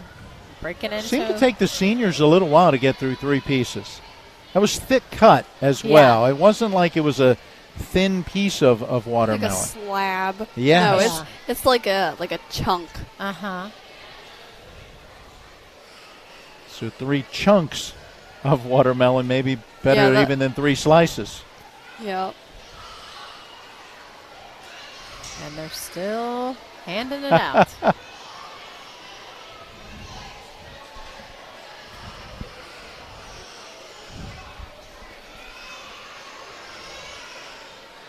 Now, when they get out there with that, do they just throw the lid on the ground, or what do they do? I guess. Really, it's just about what you can do. Yeah. I didn't know if they had, if that was part. It looks like they're taking it off and putting it underneath. A lot of them probably do. Yeah. I'm sure there's some that'll just throw it on the ground, but. Did you ever hear or find out who won the cow chip? I mean, we were here for the cow chip bingo, but we didn't know. We know the number was 65, but did you ever hear who owned that ticket? I probably did hear who owned the part ticket. Of your, but it's I in your don't mush remember. part of your brain. Yeah. Okay. Well, we'll have to see if we can find that out too. What was the other question we said? Dairy winners and cow chip official winner. We saw it happen. We know the number. We just don't know who claimed the prize because we got to go stalk them, right, Matt? Just kidding. We were saying I guess it's good that if you didn't get it because then people would be like after you saying, you won, buy me something. Well, and a lot of people were like, oh, that's it? Yeah. I'm like, well, if you want to sponsor another $500 prize, go right ahead. Exactly, but right. this is what we could get. Yeah, because you have to be able to pay out that cash award, and then you're hoping to make money on top of it. It's a fundraiser. Exactly. It's what we use to be able to go to stuff like state convention and represent Martinsburg High School, especially Martinsburg FFA. Yeah. To be able to show that, pretty much we're a force to be reckoned with when it comes to like public speaking, creed talking, stuff like that. Is that the kind of stuff that you enjoy doing, like going to and doing those things? Yes, I was practicing for the creed for my freshman year because you can only do it if it's your first year in FFA or you're a freshman. Okay. But my freshman year got cut off, and I was never able to do it, and they won't let them like come back and try it out for the people that were in that freshman year. Oh man. Yeah, but that sucks. But I'm able to do public speaking. Oh, good. And I do like doing that. Oh, so. yeah. You're good at it. Well, thank you. It's a mass of humanity in there. It is. Oh, they're organizing them. They're going to line them up along the rails. That's good. I like that organization. Keep track of everybody and be able to see all their faces, see what they're doing, keep track, make sure everybody's being legit. Yep. Well, looks like Jess from the Journal, so she's trying to take some pictures, and of course Spencer is in there for us trying to get some shots as we get into the contest. So some young contestants trying to find a spot. Where do I go? There's a good looking view. Yeah, that is. Oh, are you counting all of those? It's got to be 30. What do you think? Yeah, I guess I'm guessing at least. I would say 30 to 40. So from 3 in the senior competition. I spoke too soon. I see the EMTs at the doorway. There we go. Well, they're always around. It's but they always do come over for the eating contest. Yes. We do not want anyone choking. No, we do not. Definitely do not. They're shifting them yet again. Oh, I think they're trying to get them on the opposite side of the ring so family might be able to get videos and pictures. Well, sure. Well, that's sweet. Yeah. Not as sweet as the watermelon. But. Right. Well, how would you know you don't like watermelon? Exactly. That's true. I'm not a fan. You called watermelon bland. It is. I know, but and I will say some bad watermelons are. Oh, yeah. But a good watermelon that's crunchy and sweet is crisp refreshing. and sweet. Oh Some, though, I know what you're saying. If it's grainy, soggy, and no flavor, no. You're right. It's not, I definitely have tasted watermelon before because you don't know. You're just, it's a luck thing. And you'll taste it when you're cutting it open. I'm like, nope, throw that in the trash. Like, it's not good if it's not good. Yeah. You know, if it's not good, you might as well just throw it in the trash. It doesn't. I've yet to find the good one. Oh. We ought to find out. Get set, go. We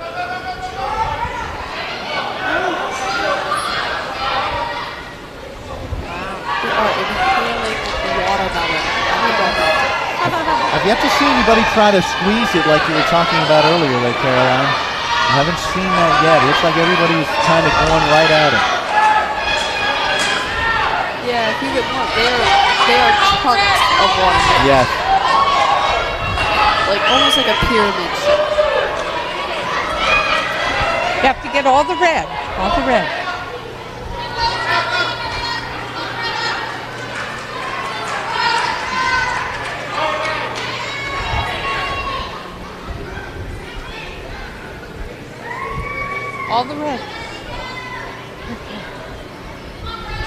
was first, you or you? I had my hand up for a long time. Okay, so you were first, and you still got red. He was second. Okay. All right, we have a first, second, and third. Owen. First place. Briar. And down here.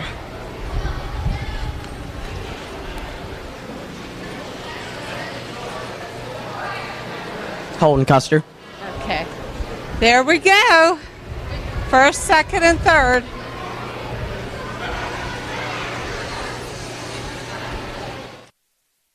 And I didn't tell.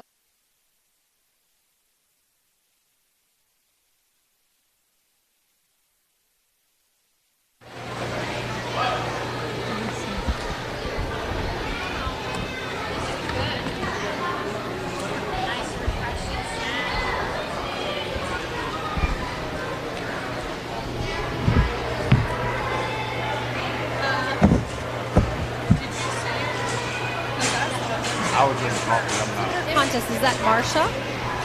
Yes. Marsha Lutz. Yes. Exhibitor contest. Okay. Marsha, she's been such a sweet lady. I think she actually is the one who gave us free ice cream when they left the other day. Yes. I really like her. Fun stuff. Those who are still kind of relaxingly enjoying the rest of their watermelon, still eating. That's the best part is, I mean, that was the good thing about the donut eating contest and ice cream eating contest was I was able to, like, take my time and just, you know, get free donuts and ice cream. So if you're an exhibitor, next year, come out and get some free donuts and ice cream. Exactly. Especially if you're a senior, because obviously we don't got many of those. Aww. Well, I mean, we do have a lot of them. They just don't What wanna is the come age out. when you see a drop off? Is it when older members start being more active in other things in high school? I feel like it's when, like, a lot of them get jobs and stuff because for 4-H max out is 21. Right.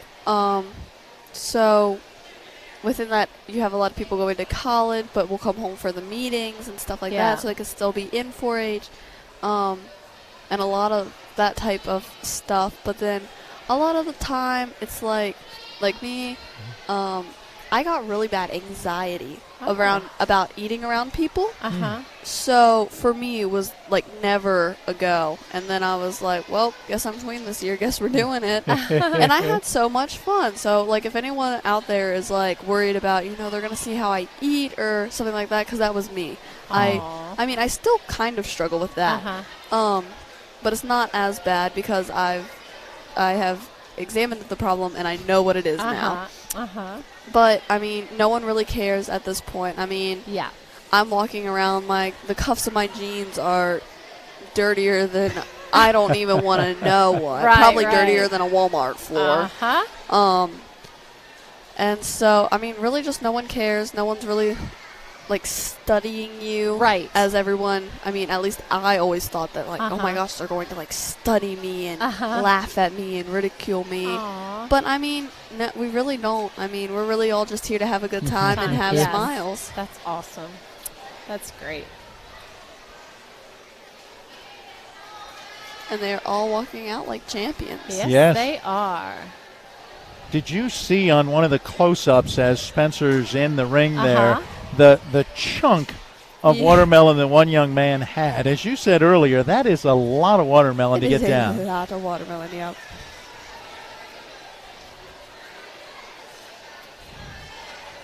So fun.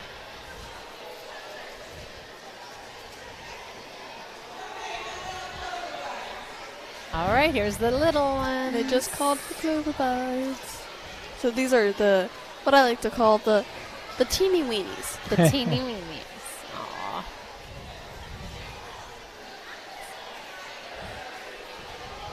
Waiting to see a few of those make their way to the ring.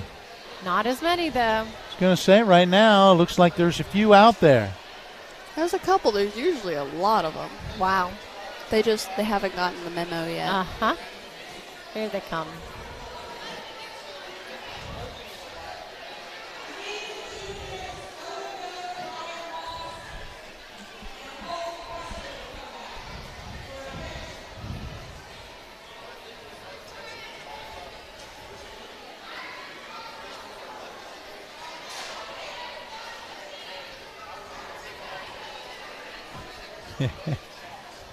It's like I think about 5 in the ring right now that I can see, or inside the arena area. Yeah, that looks about right. See if we can get our next group.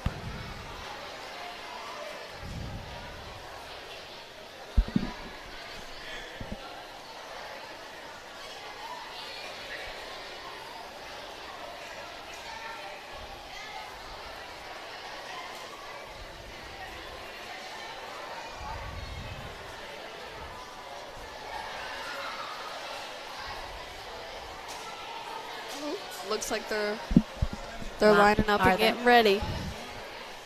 Going over rules.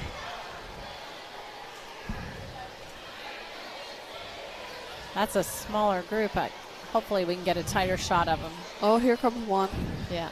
Running.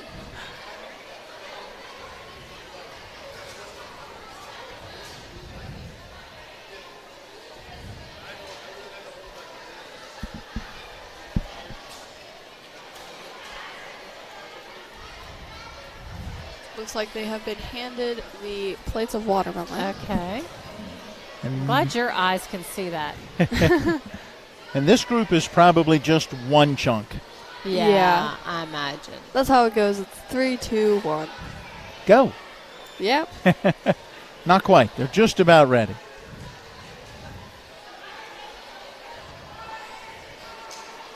Oh, one more person coming out of the stands.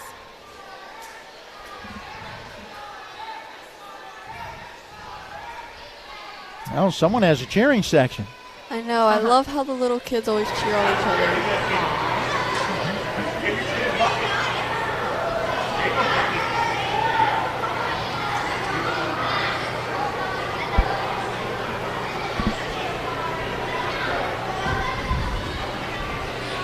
Okay, this is the Clover Buds, and I believe there's a couple Pee-wee.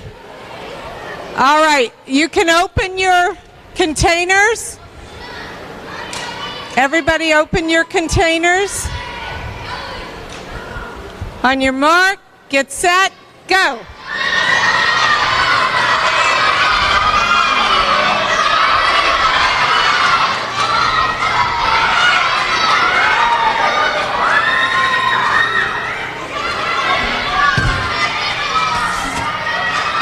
They all are winners.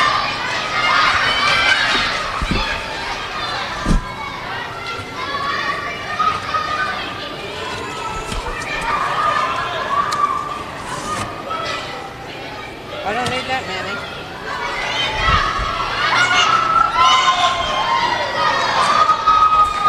They're all winners. We got one more. One more.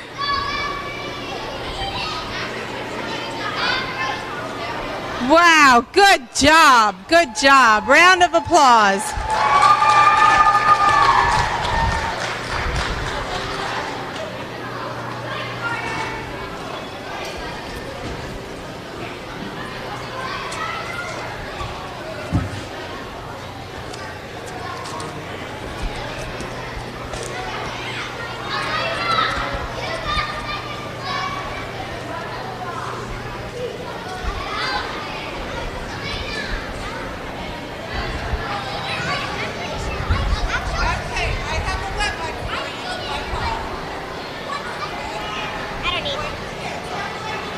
I'm gonna go to the bathroom after this.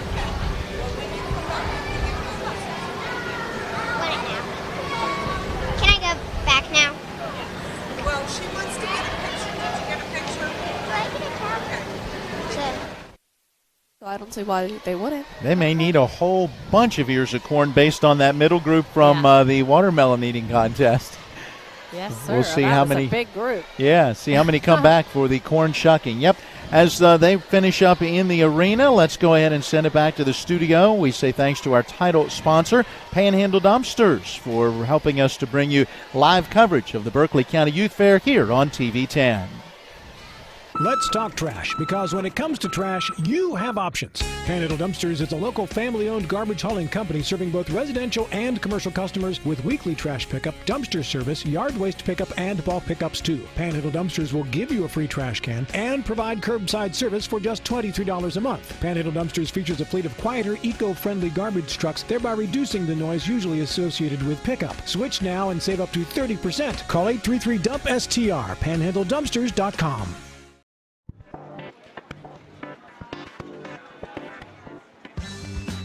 Laura. Hey, Laura. What's with the sunglasses? Ouch.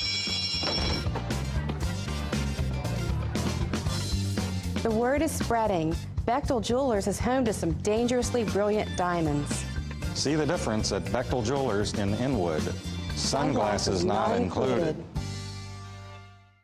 Hi, my name's Corey, and I'm here at Orsini's in beautiful Martinsburg, West Virginia. We no longer specialize in only appliances. We have kitchen design, countertops, cabinets, flooring, and even a new 1,200 square foot sleep studio with brands such as Stearns & Foster, Sealy, and Tempur-Pedic. 304-267-7251, 360 Hack Wilson Way in Martinsburg. We price match the big box stores, and we give back to our local community. Orsini's.com. They're my closest friends. We've been through a lot together. Seeing our kids off to college, Kelly losing her mom, my 50th birthday, I trust them with so much. So when it came to my finances, I trusted Kelly's referral to her Ameriprise advisor. Beth gives me the comprehensive advice that helps me feel confident my financial future is secure. With the right financial advisor, life can be brilliant. Ameriprise Financial. WVU Medicine introduces a new minimally invasive hysterectomy surgery to our area. V-Notes is an advanced gynecologic technique that provides many benefits to patients, such as shorter hospital stays, less post-operative pain, faster recoveries, and no visible scars. Dr. Aaron Miller and Dr. Lori Tucker with WVU Medicine OBGYN in Martinsburg are the only OBGYNs in the Baltimore, Washington metropolitan area currently offering this cutting-edge procedure. WVU Medicine, the future of surgery is here. We're back again here live at the Berkeley County Youth Fair, 74th edition, and here we are already on a Thursday evening. We have now had the watermelon eating contest, and the corn shucking contest is right around the corner. Carnival rides getting ready to open just a little less than a half an hour from now. The round-robin showmanship gets underway here in the indoor arena at 6 p.m., and we'll have that broadcast for you coming up as well. I understand a few showers and thunderstorms moving through parts of the Panhandle and Berkeley County. So far, we've been able to stay dry here at the Youth Fairgrounds. Yeah. I'm sorry I slipped out there. I couldn't resist. My family had sweet teas, and wow, I was just really craving one of those. Like I said, I never drink sweet tea. And this week, I can't even count how many I've had. And that's just the tradition. I'm going to look forward to that every year, a week-long sweet tea. Dr. Queen, I'm sorry. You missed the sweet tea last year, or did they bring some into the studio? They may have, and I just didn't, realize what I was missing. I brought my water bottle with me, and I was just, yeah. But you can't refuse it when they bring you look at this. Yeah, they bring a giant, and it has the, good ice, and, what are you supposed to say? Thank you. That's it. And then you drink away. And then you drink it because, yes. Literally, when I left here with that Tropical Suze last night, that, that ice went down the wrong way. You okay? Yes. See, that's why you're not supposed to drink or eat on television, right? That's what happens. Anyways, Sherry was showing me that she had her Tropical Sue tea. Mm-hmm. And I had one of those last night, and it was so good. And I love the container. She has one, too. And they give you a little card. I was asking because my daughter said, well, I got you the big one because you can get a free refill or a discount refill. I think it is a free refill, but they give you a little card. Yeah. And so you just bring your mug back, and when it's empty, and I think you get one or two or whatever, and it's really nice. Now, but I will say this, I didn't even get it all drank last night, so I'm thinking, how could anybody drink that whole thing and then want another refill in the same night? But I'm sure there are those who would, right? Absolutely. But it's good. It's good stuff. That tropical Sue was. But so I'm carrying around my container, and of course I saw the lady who makes the sweet tea over at the Young Farmers, and she saw me with it, and she's like, "Oh no!" And I know she was like, she said, "What?" And whoever was with her said, "You traitor!" And I was like, honestly, I did not buy this. Someone bought it for me, and I but honestly, her tea is good. I mean, definitely. How could you do this? I know. I said, I promise I'll be back tomorrow to yours. Remember what Mikey said? What's 2,000 gallons of that sweet tea? Crazy. Yeah. So they have them ready. Oh, are we already shucking? We're getting ready to. Yep, they haven't started, but they have handed out an ear of corn to each. The answer to your question was they started in the middle, right? That's the looks like group. This is the middle group. The juniors. Yes. And not quite as many shucking corn as eating watermelon. Now, that could be. Maybe there's no seniors that wanted to shuck, and maybe they went straight to the juniors. I'm not sure. That could be the other thing. Who wouldn't want to at least try to shuck one ear? Exactly. I mean, just one. Still looks like a very good group. Yeah. I am looking forward to the close-up views. Yes.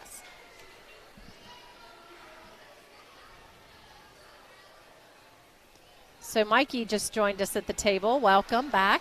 Glad to be here. Another great day at the Berkeley County Youth Fair. Oh, yes. We've been going over a recap with Miss Berkeley County Youth Fair, Caroline Cook. She kind of brought us up to speed. And she was telling us that in years past, with the corn shucking was you can only use one hand sometimes, and that can be interesting. So there's different rules each year for it. So we're waiting to see what it's going to be like this year. There's different rules depending upon who remembers what. Oh, okay. So nobody writes it down. They just kind of go with what they remember. We try to get as prepared as possible with all of the pieces, and then when we finally get here, it's, I thought it was. Now, it looks like these have 2 ears of corn. So you'll see some interesting techniques. They'll usually put one either under their arm to hold the other, or put it between their knees and hold it. Wow. So they get creative. Now, but where are they going to put the extra piece of corn? Because they're standing up. They're not even sitting down. Look They'll at that. hold it under an arm. Yeah. Oh, my. Or are they allowed to lay it down? Looks like they're laying it down. Yeah, there it goes. All right, let's see. Tell him not to go take the camera too fast. I got to zoom in on somebody, and let me see their technique. There we go. Getting some warm-ups in. Yeah. They're like, okay, where am I starting this? Oh, is that? Oh, they're showing. Yep, showing them how to shuck it. And even are they saying maybe what they expect as the end result as well? Like you have to have it.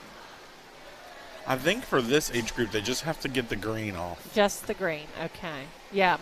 Matt was wondering how clean they had to have that ear of corn. All right. We need some good corn chucking music playing in the background. Yeah? Get all the hairs off. All the silk.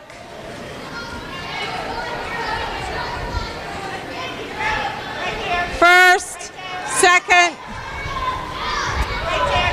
third. Okay, we have our first, second, and third.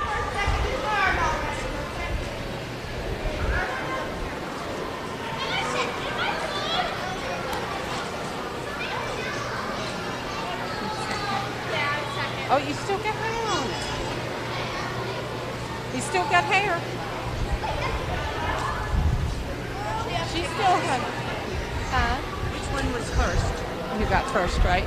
Yeah. Yeah. But she didn't down there. She didn't get second because she didn't have the hair off at all. So who got? Oh, I didn't think they had to have the hair off. Yeah. Just the I told them the outside. hair. Oh well, they weren't pulling the hair. So can we just do it with the whatever? Have to cool them down internally by either giving them excess water that's been chilled or cold feed. Fun fact by Mikey. Random things Mikey knows. Yes. I know they asked me this morning on Recap on TV 10, name one, what is the most something you learned this week you didn't know. I'm like, that is pressure, guys, because I've learned so much. I'm like information, knowledge overload. So I can't just pick one thing. So I kind of deferred to the fact that and it is true. Mike Corby and I were talking about we have never seen a group of people who work so hard, such long hours, and do so much behind the scenes work at a youth fair or an event. Like there's just, it's like an army of people, and it never ends. And there they are every day, at it again. But I couldn't pick just one thing. And he's like, of course, Dave Welch is trying to pin me on it. At the end of the segment, he goes, just one highlight. What's been your favorite? Come on, just one thing. Gosh, I can't pick one thing. Everything's so great. So of course I just deferred and used my grandson coming on air with me. It's the fact that just seeing the youth fair through his eyes, he was just in awe of everything. So that was my answer, and I'm sticking to it. Hey, that's where participation starts. Exactly. So I appreciate it. Yeah. You're doing some recruiting for me. Yes, I'm trying to get him hooked in at Second, Mark Hunter. Mark Hunter. And third, Adeline Esposito. Okay. Come over to me and I'll write your names down, okay? All right, good job. Now we can pick up the stuff and throw it out. You can put your corn on the table. He will take part in the round-robin showmanship coming up, correct? So that is for the showmanship. He had grand champion okay. What I would call grand champion baby beef. All right. Okay, maybe you know this. Caroline did not know who won the dairy show. Dairy handler, like the showmanship? Showman, and then who was the overall? Paige Knott, both. Paige Knott won with her, I believe, senior Holstein. Okay. So it was a good show. And then also, we wondered, did you ever find out who won Cow Chip Bingo? Who was the winning I did not. Number 65. That's all we know. Yeah, that's what we said. So it's a secret. That's what it is. It's a secret. They wanted to remain anonymous. Exactly.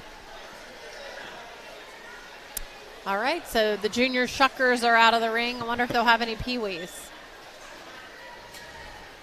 It's funny. So I've also been to fairs where they do chicken bingo, which is a very similar to cow chip bingo, but the bingo board is much, much smaller. Oh, yes, I imagine.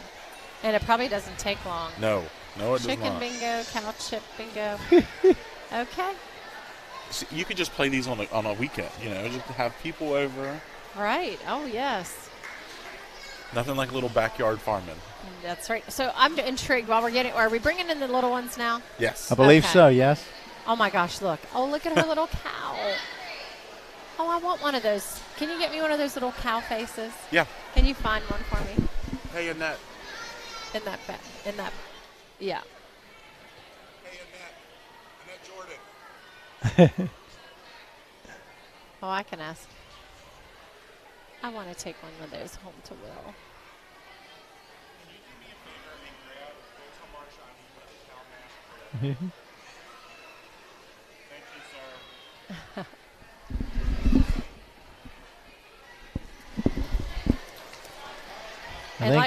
I think we've had some cleaning of the arena there. Yes. Getting rid of some of those corn shucks. Immediately following today's competition here, we have our round-robin showmanship. So we're trying to make sure that we have the ring clear. Yeah, because would that distract the animals if they come in and smell that? Especially our swine species. Oh, yes. So we don't want them all to congregate on the sideline.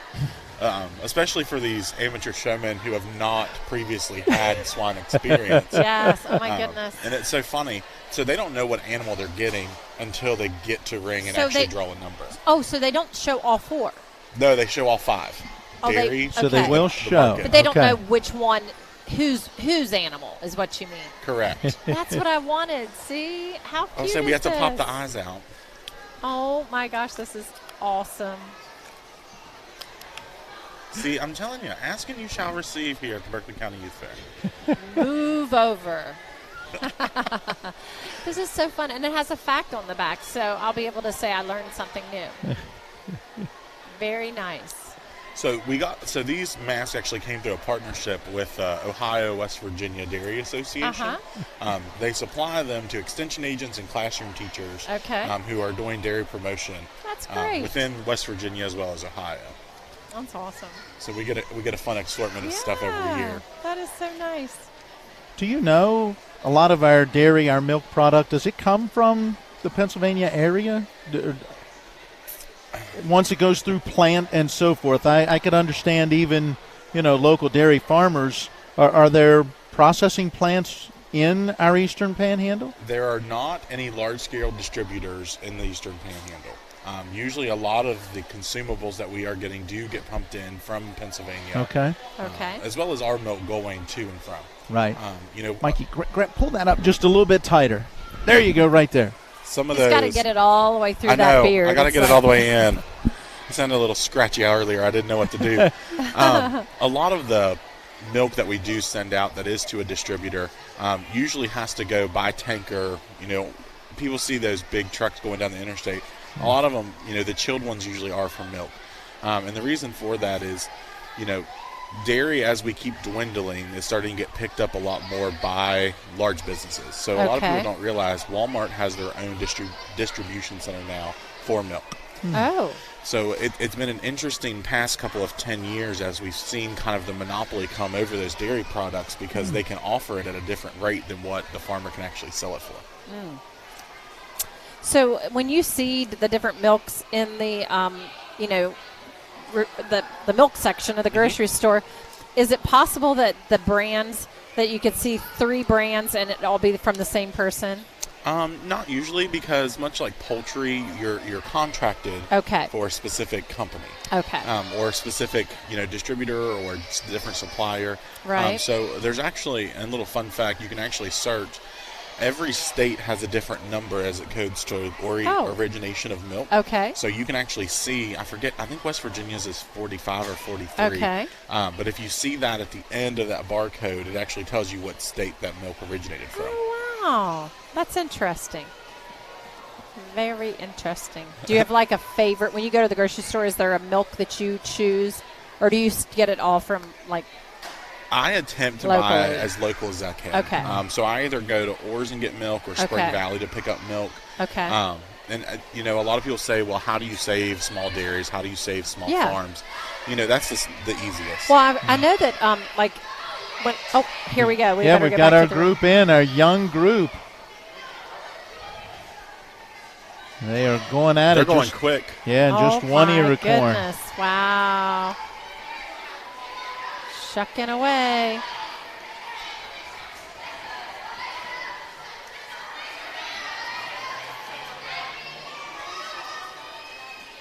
Oh.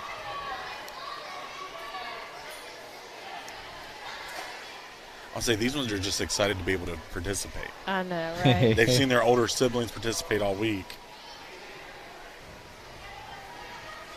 Oh, so cute.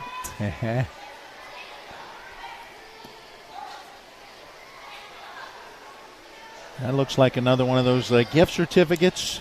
I think to a place that serves chicken. It is. So Chick-fil-A is a great sponsor of our fair. They usually give us all the awards for all of these exhibitor contests. Yeah. What I was going to say, I used to always get my milk at when Butler's was open, and they carried Trickling Springs, but they don't. And then they went. I don't know who bought them out. Right, Trickling Springs is not anymore. Correct. Right, they were bought out. But so they don't carry that. I don't know if does Spring Valley. What's Spring Valley carrying? Because I haven't bought my milk there yet. I believe Spring Valley is still carrying the line that overtook Trickling Springs. Because I loved it. I loved getting the bottled milk. I had my little carton that had all my milk containers, and so I would get like 3 chocolates and 4 whites because we go through milk like crazy. And I loved having it. And we would, recycled. We'd take them back and our new ones. So then when Butler's, sold or leased to the next group, they carried it, and that was good until Trickling Springs switched over. But I hadn't started, I didn't know if they were what Spring Valley was carrying now. So I always go to Martin's and get the Nature's Promise, the organic. So that's what I usually get. But I might have to start going back and getting Spring Valley's. I love their market. They have done an amazing job in like what they're providing. So much more produce. I was talking to Greg Butler the other day, and who owns it. I mean, owns the property, and but he said, that's who they had originally hoped, but they just weren't ready financially to take this new store. But they have, it was worth the wait. I mean, I also worked with the people in between. They were a wonderful family, and I, really think they're fine people, but and they had a lot of great features, but now this is like at a whole nother level. It is. And then just everything is local, so much produce and so many options of things, and that boy, truly is what sets them apart from other it farmers is. markets in the area. And the quality and taste of everything, and their customer service is incredible. And I love Orr's as well. Mm-hmm. I only reference Spring Valley for me because it's right in my backyard, Yes. kind of. I live in Laurel Ridge, so I'm a market girl. I go there as often as I possibly can as well. I'm like you. I never buy corn in a grocery store. It's one of the, you talked about the flavor of things tasting Yeah. different as fresh. And I think corn is one that you can truly kind of look at. Oh my gosh. You know, you can Totally. truly tell what the season's like depending upon what it tastes like. Exactly. And so Spring Valley has had a great Yes. Our crop area of in corn. general has really been blessed with, good weather. We did have a little bit of trouble with our early fruits, stone fruits, just from the amount of rain was causing a little bit of splits. But okay. We're Everything interested to has see been- yeah. how our late frost affects our apple crop. That'll be the next Okay. kind of hurdle as we prepare for a fall harvest. Okay. Well, we have a friend over in Williamsport, the Laymans, and they have a corn farm, and they said could be their best season Yes. in a long while. So definitely, I can remember. I feel like it was last year when, I don't know, you'll know because you'll remember this, but him specifically reaching out and asking several of us for prayer because they needed rain so bad last year. There was a period of time where they were really concerned if they didn't get rain, and then everyone prayed. And the rain came. Yes. And it was a good harvest after all. But we were talking to him just recently, and he said this harvest is looking really good. Which is something that a lot of farmers needed. I mean, when we come off of those years with drought and not enough rain, it truly does kind of set you back.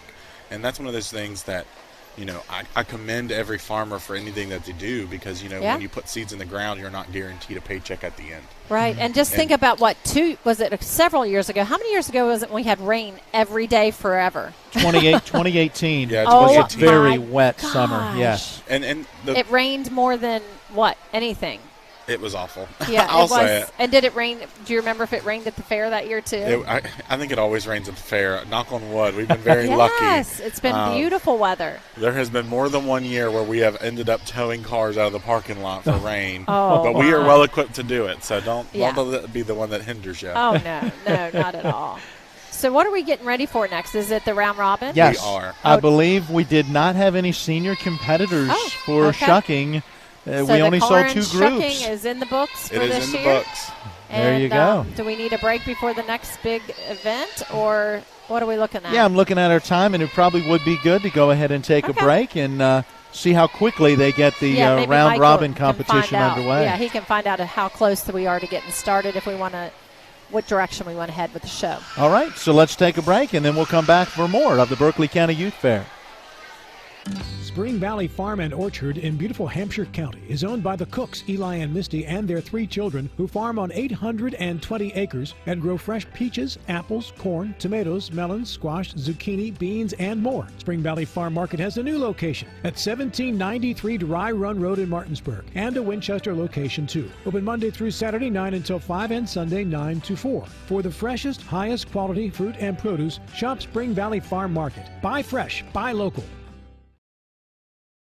Floodwaters can spread E. coli bacteria. Here's Bill Kearns from the Berkeley County Health Department about what to do if your well is tested positive. If it's just a one-time contamination, you can superchlorinate your well, which we have instructions at the health department. They could call and talk to us. You're providing an excessive amount of bleach down the well. Then you do a runoff to get that out of the system, to get the bleach through your lines, get any contamination out there. You do a runoff of so long, and then you can have it tested again. The Berkeley County Health Department, 122 Waverly Court in Martinsburg. Call 304-263-5131.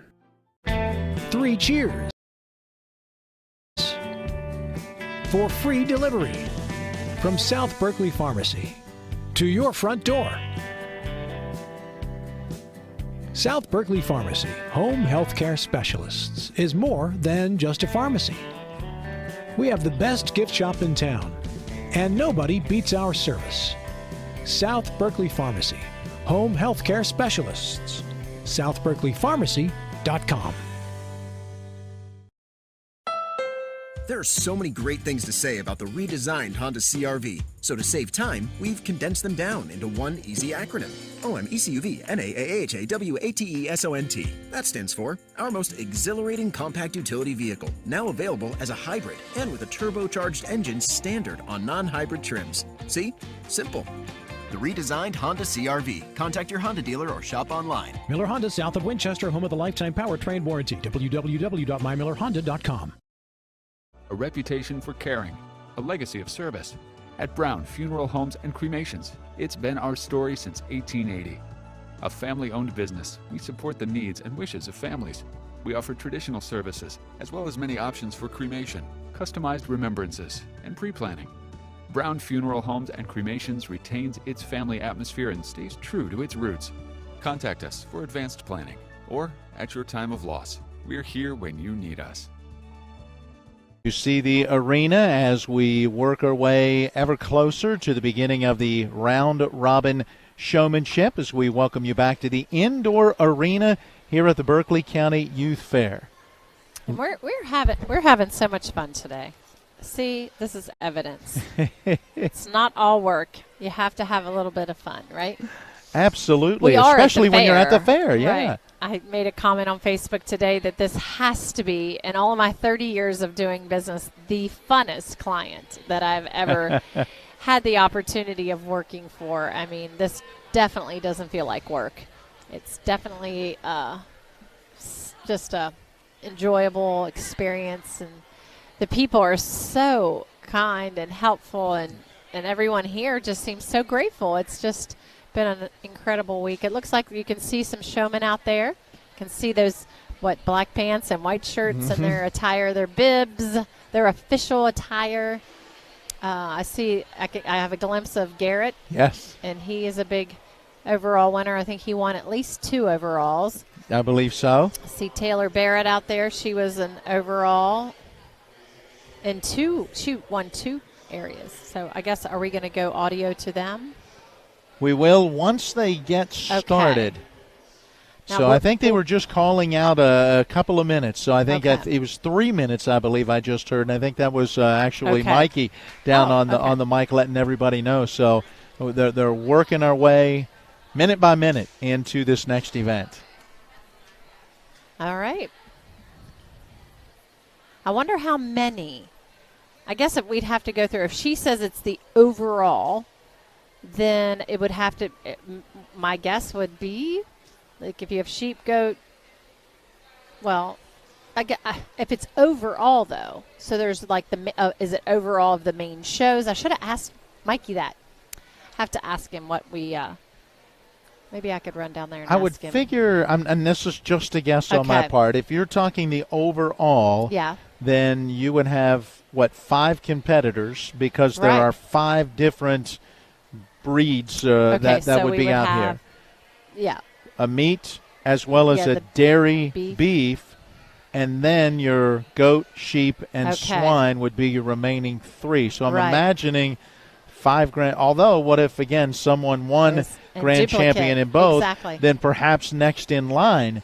Then they would take the reserve. Right. So, So I would imagine 5 contestants, so we could see all 5 in the ring at the same time with whatever particular animal. What's interesting as they come forward is I can see they have different, what do you want to call it, equipment. Yes. So they have one of their, I don't know if they call them sticks or tappers or whatever, encourager, I don't know what they call it, but they have all their different ones. So it looks like they have a large one, a smaller one, like for the various animals. If you recall in the different shows, you see them use different types of tools to encourage and keep their animal in line. And for some, they're hoping the animal sees it as the intimidator. I guess.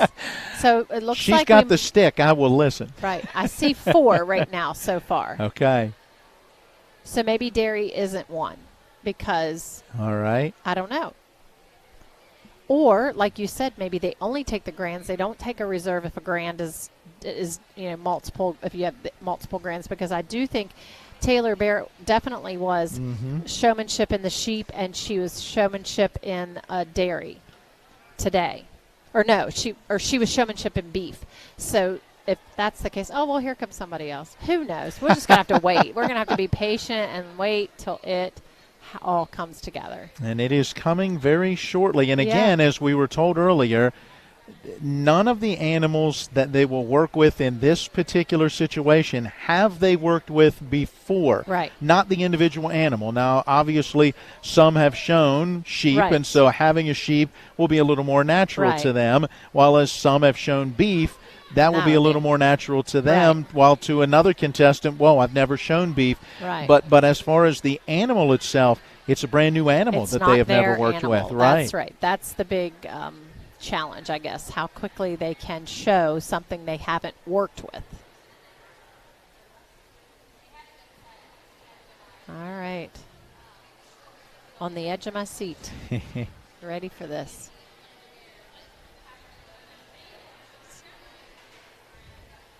Yeah, I'm thinking 1, 2, 3, 4, 5. You're right. I mean, it looks like at least 5 are in the ring.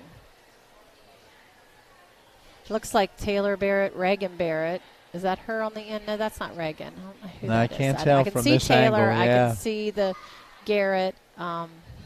Wish I knew all of them. I wish I could remember all their names. Maybe since the camera's not on us, I'll see if we can find out from Mikey. I'll be right back. All right.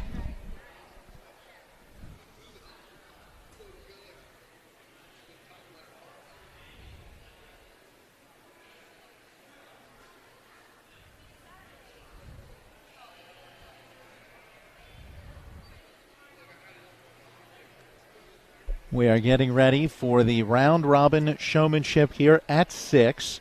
This should be wrapping up over the course of the next hour and a half or so, and that would lead us into 8 p.m., the Parade of Champions and the announcement of exhibitor awards. And so that will be a grand part of this evening, leading into what is the grandest night of them all, Friday night in the livestock sale.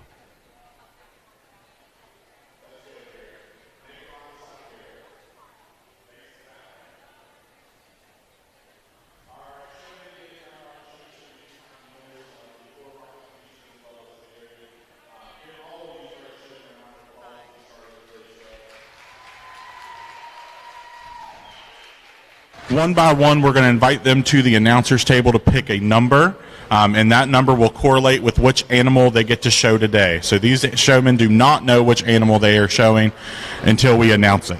So your winner of and representing the goat species will be Mr. Garrett Glassford. Garrett, please come to the table.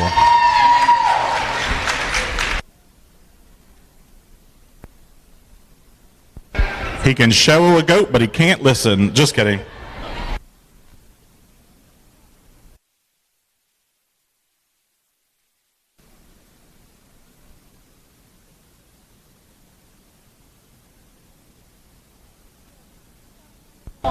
Garrett, will start with goat number 1. Please go stand next to your animal.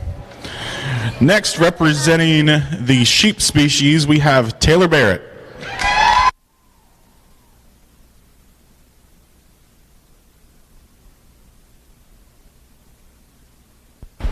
She will be shown with number 4. Next, representing the hogs, will be Miss Mackenzie Phoebus.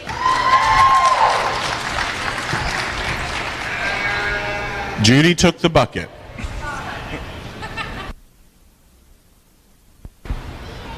Number 3. Next, representing the beef species, we will have Mr. Andrew Buller.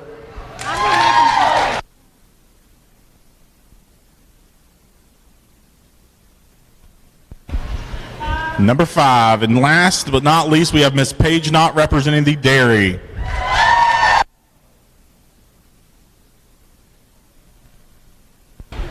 She's got number 2. Today, your judge is Mr. Corey Childs. He comes from Virginia Cooperative Extension Agent of the Northern Shenandoah Valley. He has been in extension for 33 years. Round of applause just for that feat alone.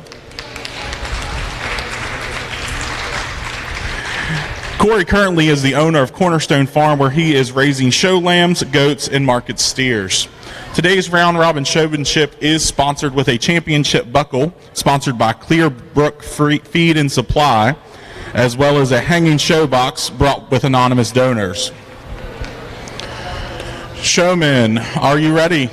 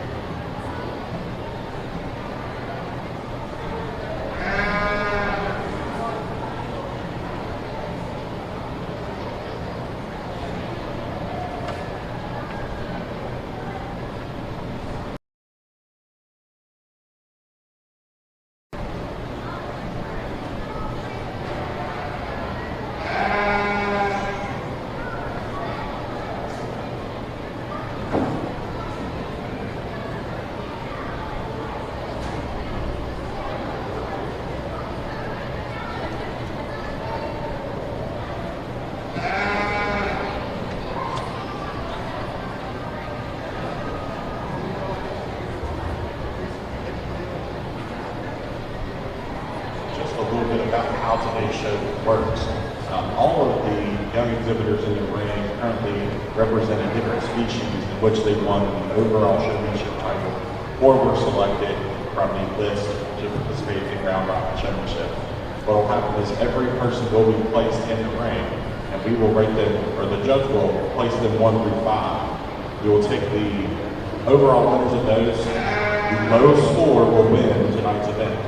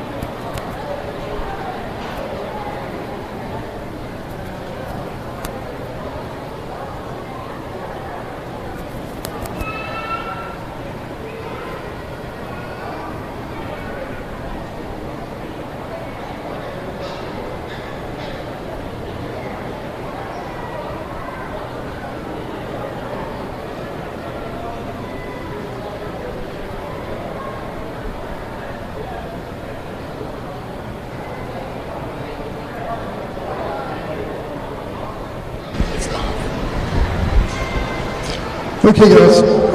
First of all, thanks for having me up to work with you all. You're all doing a great job, and I always enjoy coming back here to the Berkeley County Youth Fair and working with you. I've been here several times, and I do really enjoy it. So this is going to be no different. Apologize for the holdup over here. We were just trying to figure out a better system or a good system working with me for how to score this and keep tabs of what's going on. So basically, as he said, they're showing various species and the winners are competing. We're not going to talk a lot about how their showmanship is between species because I don't want to give anybody an advantage as we go down into the next species and so forth. Because if you already had yours and you pick up on some helpful hints, you might do a better job later on compared to somebody else. So we're not going to do that. But one thing that we basically are going to do is commend everybody for coming out, knowing a little bit about the goats that they had, being able to analyze them, and generally a little bit about the industry. One of the things that I believe in is that in situations like this, or if you're going to try to be an excellent showman in all species, one of the things that you need to try to do is think of yourself as either a pig breeder or showman, or a lamb breeder or showman. Whichever species you're showing that day needs to be the one that you're dialed in on, you're focused on, and that you know how to show that species. Every species is a little bit different, and they're handled differently. You're trying to express different traits, you're trying to hide different flaws. You've got all kinds of things in your bag of tricks that you're trying to do. And if you walk into a ring showing a steer and you're thinking about the lamb in the barn, you're not going to do a very good job. So the object is to be able to flip that switch on and off and go. The other thing is that you might get asked a variety of questions in every species. So you need to understand that it's not as simple as what you might do in one species. So you need to basically be knowledgeable, or as much as you can, for each individual one. And we started off with this. We asked a few questions and did some things like that. And everybody did a fine job responding and had polish and professionalism in doing so. So I commend you on that. And we're probably going to test you for the next 3, 4, 5 opportunities as we run around the ring for similar type things. But one of the things I tried to do also was let everybody think a little bit, and that's just analyze the animal they're showing.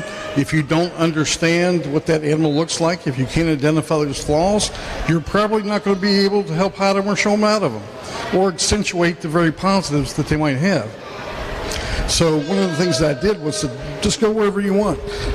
Be able to put it in the best light possible, where you're going to be able to show off the strengths or hide those weaknesses to the best of your ability. And everybody kind of went a little different place. Most people did the traditional things. I really mean that. When I say that, take it wherever you think you're just going to look the best, or wherever it strikes you. So don't be afraid to have originality when you do that. But for our first heat and for us getting going and everybody trying to get started in this deal and kind of figure out what I'm looking for, and me trying to watch what everybody's doing, I think this went off really well. So we're about done with the goats. We placed you all. I'm not going to put you in any particular order. So this doesn't mean this is a ranking or anything like that. I want you all we get to heat 5, and I want you all to think you're dead even. Not be able to sit here and go, well, I placed first in the first class and I placed first in the second, so all I got to do is be second or third to win the thing, because that's not the way it's going to work. It's going to be a surprise probably to everybody when we get to the end. I kind of like it better that way.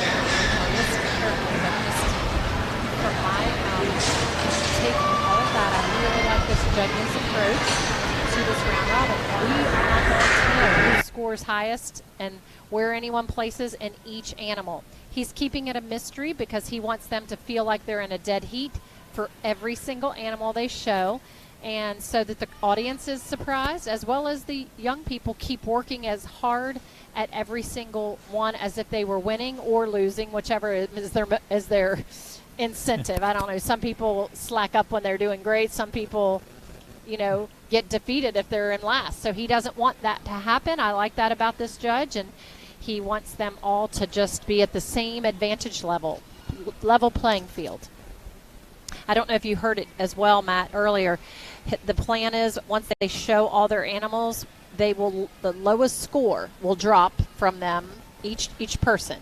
So if they do bad in one, it's all right. It's going to be dropped. So next animal is swine. Garrett leads the class out.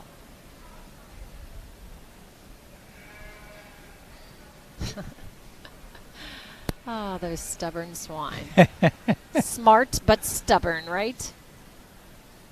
Okay.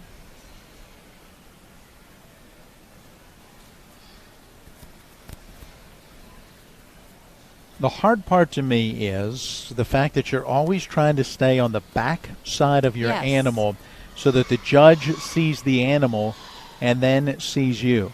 Because I know when we walk our potbelly pig around the yard, I can just switch from one side or the other of her, and it tends to work very well. In this case where you're trying to stay on that one side, it really does seem difficult to keep that pig moving in the direction you want him to go. Yes.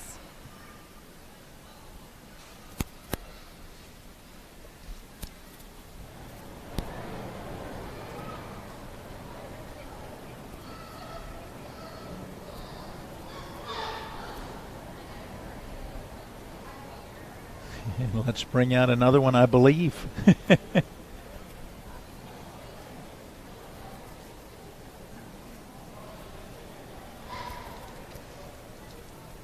All right, there's the third one.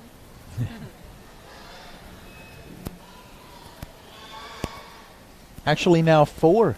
Okay. Don't forget, I think Garrett was over in the far corner. He's fighting his, not fighting, but his is kind of running away from him, I think. Yeah. Did you see that? Yes. He's like, I'm out of here. And funny enough, I think Garrett that's not what he typically shows. He shows, I believe he was grand in the goat, and maybe, what else was he grand in? He might have been grand in sheep as well. I'll have to look it up. We had him at grand for a couple things. Yes. But let's see here. But yeah, I don't think pigs are his shtick. But he's working him. And you know what? His difficulty with that animal might not have anything to do with him. It could just be that animal not wanting to work with anybody but its owner. They get used to who works with them. And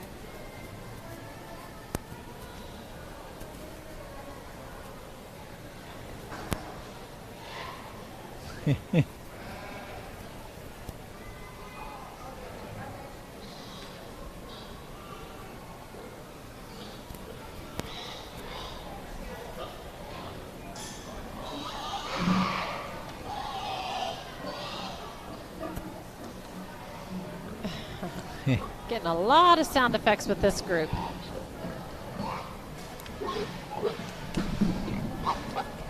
No, this is what they had mentioned the other day that we could have. I never saw it in the swine show that I helped moderate, but they said that the swine can be, feisty and sometimes like to fight each other in the ring, and I never saw that. I didn't see any incidents like that the other day, but this group seems to be particularly annoyed to be in the ring right now. Maybe it's their eating time, and they're like, wait a second. We show in the morning, not in the evening. Or maybe they've just been around each other all week and are kind of like, I'm getting tired of you. Yeah. Because you figure they're around, different hogs during the course of their regular day, and now here they come to the fair and they're in their small pen for the week and next to different swine than maybe they're used to. And here we are analyzing the smartest animal, one of the smartest animals out there, right? We've been told that pigs are superior in their intelligence. And smell, is that what that we were told? Smell and knowledge, or not knowledge, brain, whatever that means. Now, okay, can I, how do they determine that? They can't talk to a pig. I don't know, but how are they evaluated for that, ranking of being an intelligent animal? Doing some reading before we got our potbelly, we were reading that a pig makes over 20 different noises. Okay. So the grunts mean something different. The pitch in the grunt means something different. Interesting. Even with our own at the house, you can tend to tell sometimes if it's high-pitched, okay, it's time to go outside. Or there are just certain elements of the noises that they will make.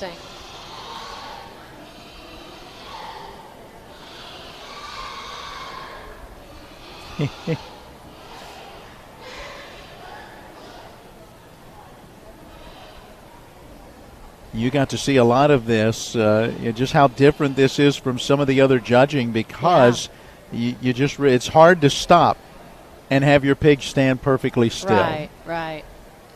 I will definitely say this, of all the shows that I observed, and it looks like he's done with them now, like he's letting them go. I will say this. That was a show that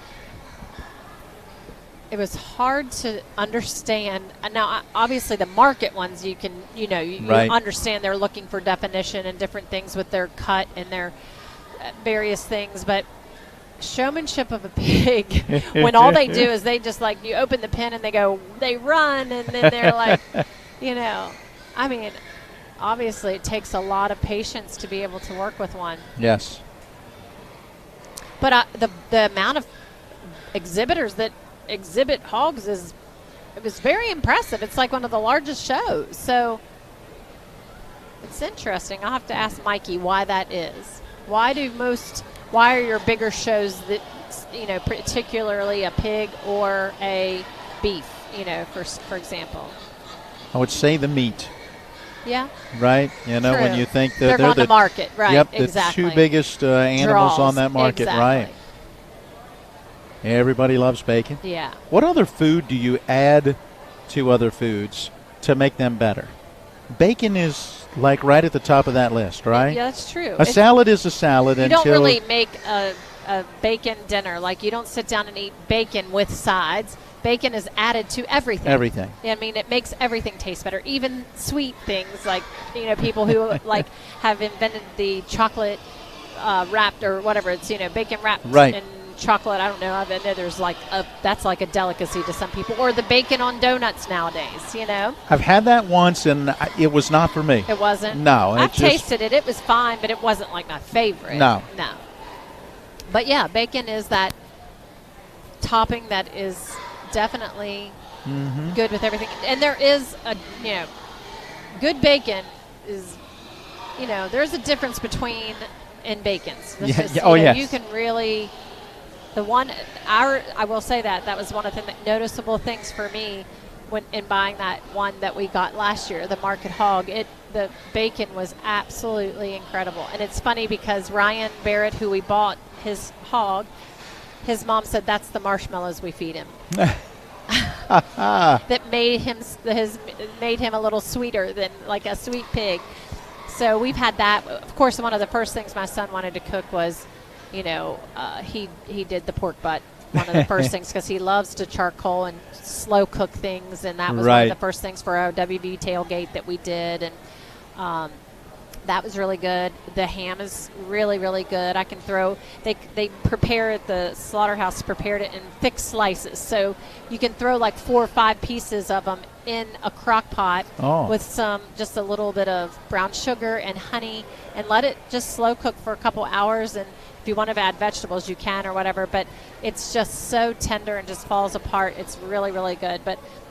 You get a lot of cuts out of that. You get, the tenderloin sandwiches, and you get exhibitors. You can prepare for beef.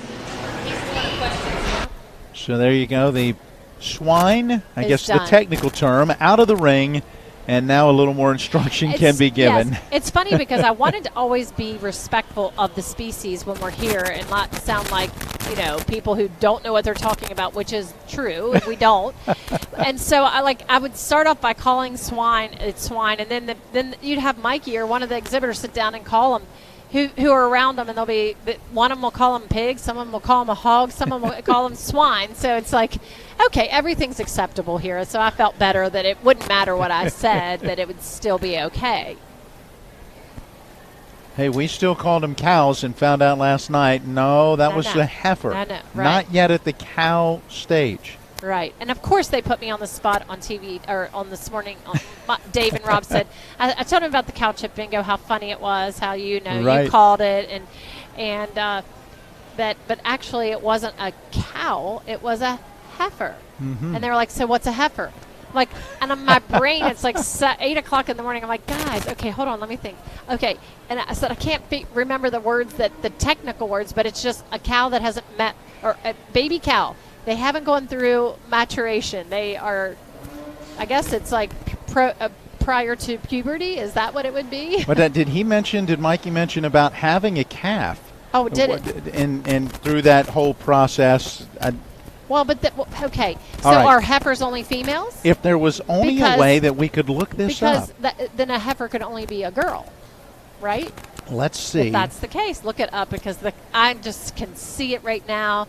All these Berkeley County Youth Fairens are like watching this, or when they watch the playback and they're like, oh dear goodness, those two are pitiful. They don't even know what a heifer is. There it is. A heifer is a female that has not had any offspring. The term usually refers to an immature female. After giving birth to her first calf, however, a heifer becomes a cow. So we were all in the same.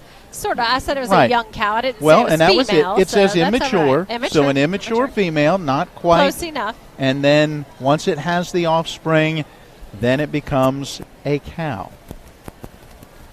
Conversations continuing with each one following the swine showmanship. And with stick in hand, I'm going to imagine that it must be the beef that is coming up next. Yeah, definitely. And then they'll end with the sheep. Although I see some sheep out there, so maybe do they use the same thing with sheep? Not in what we had seen earlier. We were here for that sheep show, and that was bare hands, one up under the chin and typically one on the back of the neck, kind of guiding or leading your sheep along. Just like the goats, They don't have a little helper guide. I don't like to call it. Well, the stick sounds okay. When I first saw that in the virtual sorry fair, about that. The pigs weren't being extremely cooperative. I tried to give everybody a second when they came in to kind of showcase what they do, their style, before the pigs started to get hot. And they all know where the hole is, and their objective is to get back to the pen where the feed and water is. And it makes it really hard when they're all piled up for any of these kids to show off their skills when their partner in crime is not going to participate with them. So we turned the pigs back out, and I brought them out to the center and asked them another question. And although they all answered the question very appropriately pretty much for the ring in the show world, they all kind of didn't look outside the realm of that. I asked, if consider yourself a pig breeder, basically, what are your biggest challenges? What are your impediments to success? And if you're not talking about, things that deal with carcasses and slaughter capacity and delivery of services and things like that and feed costs in today's world, you're not thinking about it like a pig breeder. You're thinking about it like a show pig breeder. And that's a very small part of the pork industry. So what I encourage you to do is, if we ask similar questions down the road, think about it outside the ring.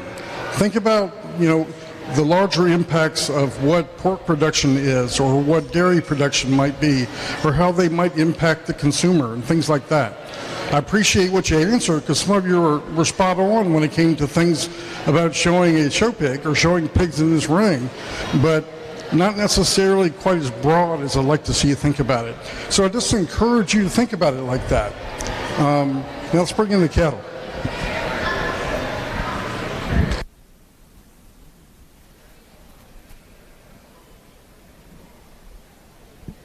So some of the remarks from our judge, again, to our participants following the showing of the swine. And now we believe the beef will be next. Again, this is round-robin showmanship. Yes, 2 rounds have gone by. Started with the goats. Next entered the swine. Yep. And now here comes beef. And these again were grand champions. Yes, in their respective class. In the showman category, in the showman class is what they call it. And so now they are getting a chance to show each of the different variety of animal here.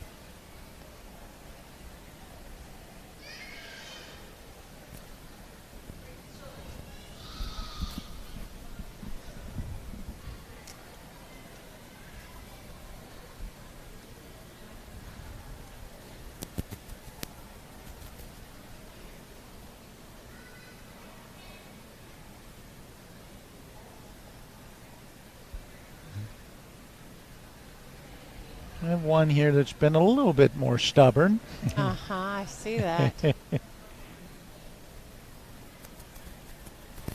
And you know, I mean, I don't know what the judge thinks about that, but I wouldn't think it would matter if it's stubborn or not. It's just how you handle the stubbornness. Is like that makes you a better showman. Like you get a stubborn animal, and okay, that's obvious. Like they're going to be stubborn sometimes, but how do you handle that under pressure? Do you like fold or get frustrated, or you just keep on rolling and keep, you know, pushing forward? That's a nice looking. Look how different that cow is. That cow looks so fluffy, doesn't it? Kind of like.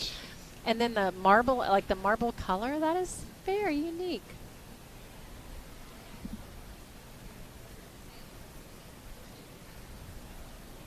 I wonder how each of these different animals was selected for round robin. Were these more gentle, so to speak, in their demeanor? Right. I don't know.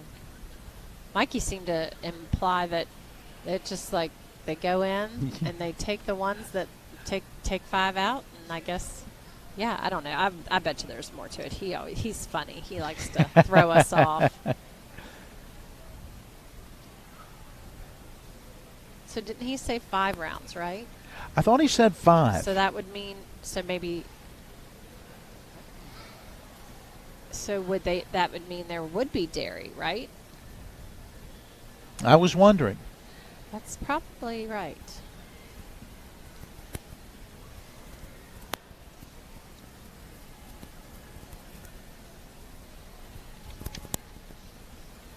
Because if there is a showmanship in that, yep, they have showmanship in dairy, so that's what it's going to be. So we're seeing the steer now, like, and then we're going to see a dairy at some point. This is quite, I mean, can you imagine how exhausted after all this? Like, they're going through 5 animals. None of them are theirs. They must, the mental exhaustion and just even physical, because these kids have to be in shape, like, to manage this and, you know, to put up, I mean, I can't imagine they are young people, but still, I mean, it's like definitely impressive.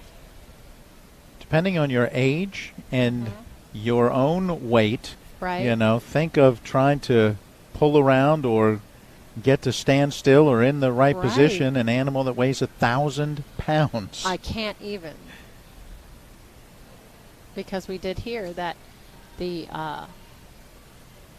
grand overall steer, market steer, was, I think I told the guys that it was like 1,000. It was 1,500. It was close to 1,500. Yeah. Okay.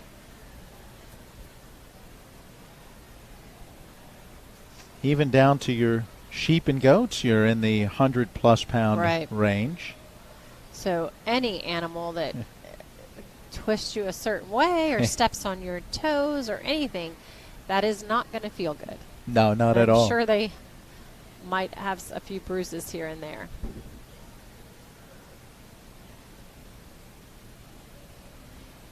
And it looks like as the judge goes individually to each one, he's having a conversation with them. He's seeing what, I think they said that he wants to know their knowledge of each animal.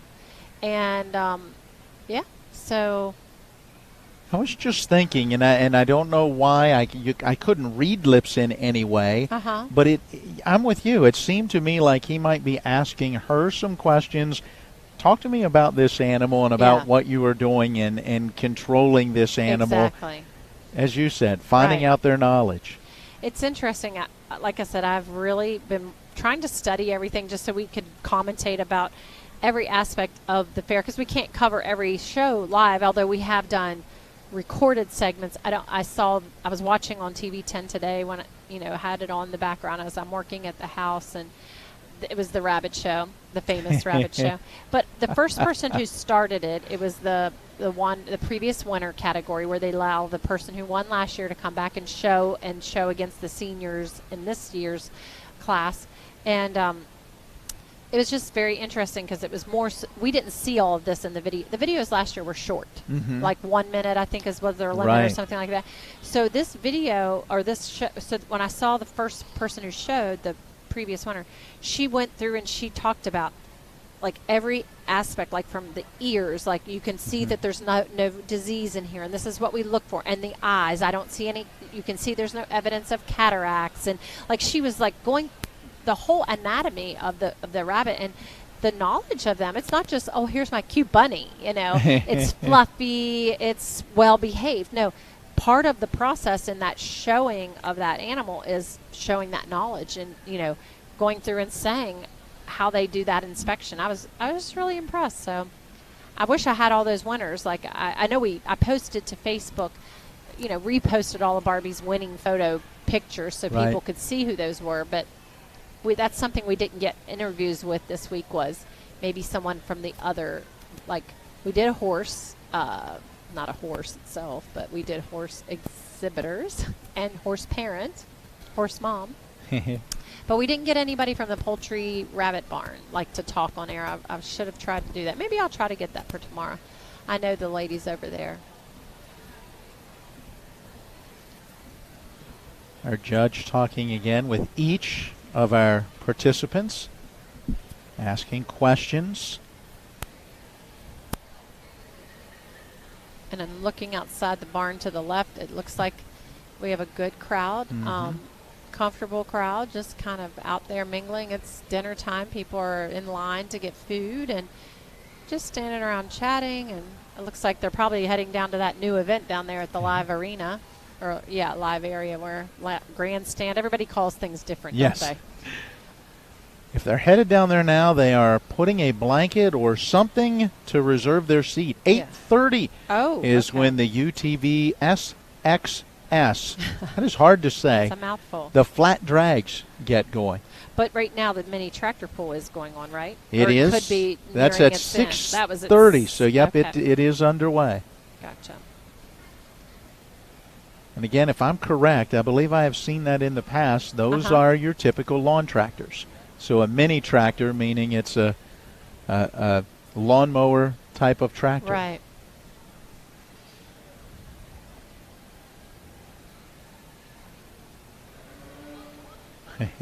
Oh, I just got a message from our executive producer. He says we did get, we got the rabbit and poultry interviews today. Excellent. All right. That's awesome. Thank you for doing that. I feel like that's a goal, and all of the crew, the TV10 crew, have been so working around the clock, everyone taking different shifts to, make sure we do give coverage to everyone. And we don't want to, just because, of course, the beef is a big show of any fair, but we also know that there's so much time and effort put in to the exhibit hall. That's why we had Mikey go and do a special segment there. We want to cover the rabbits and the poultry, and it's nice that I really appreciate your crew, your staff that have just worked so hard to cover everything from food to special events and everything. I mean, we couldn't carry or cover some of the stuff down in the outdoor, grandstand, live arena, because they have contractual issues with that. But for the most part, I mean, there's not much that you guys have not shown on TV at some point, you know? Yep. A shout out to Donald Kenny, Colin McLaughlin, Nick Verzolini, Spencer Dupuis, Tyler Wilhelm, of course, Mike Hornby, and Sherry Dieter Davis, along with Donna Schaffner, who have been on-site producers for our coverage. Mary Beth, you have done a great job. Thank it has been you. fun working Yes, with you it has during been. this time. I know when we first started talking and planning out with Dawn, it's funny because we got to our meeting with Dawn, Mike and I, and Sherry was there. She'll remember this. And at this point, of course, I knew Matt Crawford was heading out. You know, Okay. he had another job opportunity, and he was not going to be at the fair. Of course, everyone fell in love at the fair board. Fell in love with Matt last year. He was hilarious. He was fun. We had great on-screen like camaraderie, and with Mikey and everything. So we were sitting at our meeting, and she looked around and she goes, "Where's Matt?" And I don't know if it was Sherry or if it was Mike said, "You mean Matt Miller? He's on vacation." She goes, "No." She goes, "Matt Crawford, you know, isn't he hosting? Shouldn't he be here?" And that was where she had found out about Matt Crawford not, you know, being with us this year. And of course, we assured her that the other Matt would do just as good a job. And I'm like, I can't believe Matt left a week before the fair. And here we are towards the end, and we've just picked up where we left off with the other Matt, and it's been great. And you've done a great job yourself just jumping in, I know you watched some of the segments last year. Oh, yes. But, you know, you weren't immersed in it like the rest of us maybe. You were making videos and stuff back behind the scenes, I think. You were helping out. I was sending text messages to Crawford to try to get a few more swine jokes out of Mikey. Yes. That was a fun evening. I had to definitely pay attention as a mini swine owner to the swine segment. You have a vested yes, interest. I did, and it was a lot of fun. And Matt does say hello, by the way, to everyone out there. We have texted a couple times this week, and he texted me just before we got on the air here and asked, "How's it going at the youth fair?" Did you tell him to check us out on YouTube, I see did. how we're doing? I said, "We're just getting live. You should watch." So hopefully he's watching now. Hi, Matt. Yes. Hello.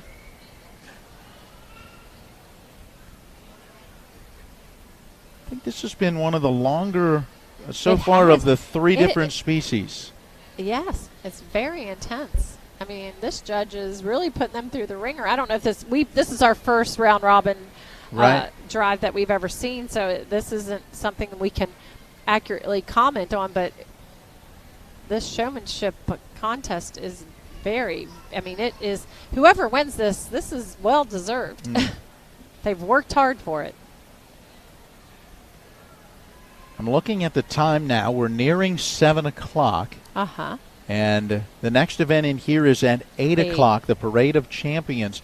So if we have a moment in between, I'm sure there'll be some picture taking and so forth at the end. But it would be nice to get our considered master champion for showmanship on the air with us. We'll see if we can make that happen. Let me ask the powers to be.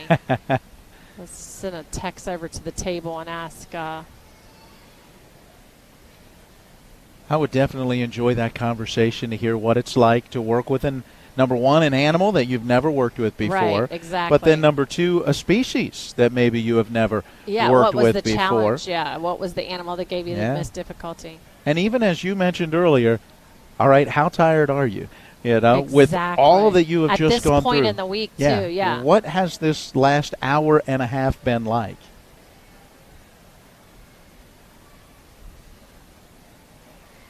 Some of our contestants circling their beef around as our judge continues to watch and to instruct.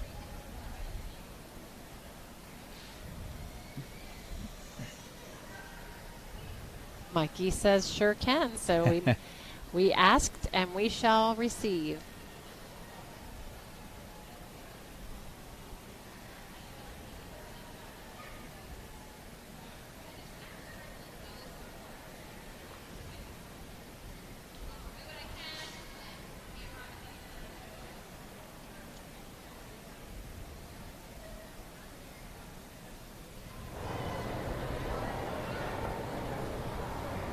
Getting some audio over there.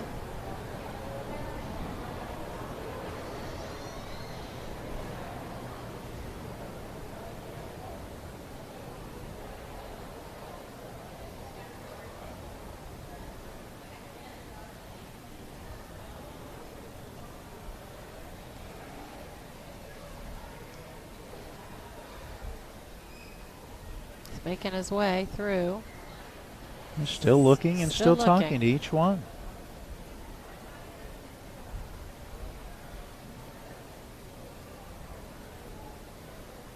I seem to like the idea, and maybe I'm wrong in this, but watching especially, even as the judge may be talking with someone else, that moving around of the animal, I can only imagine an animal is much like myself, who is a little antsy at times and doesn't sit still or stand still well. And so, for that animal to be in that position, standing and waiting and getting antsy, it's probably a good idea if you can do that to kind of, okay, let's take a quick circle and then work our way back again. Yeah. Might help to keep them a little more relaxed.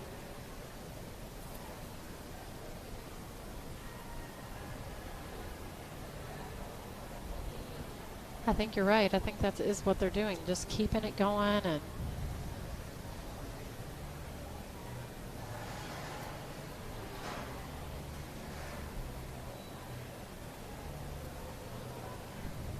I believe we have some Thursday night entertainment. Is that in the amphitheater? Oh, yes. That's right. So these were added to the schedule after the original schedule was made, and I believe I need to look up who was.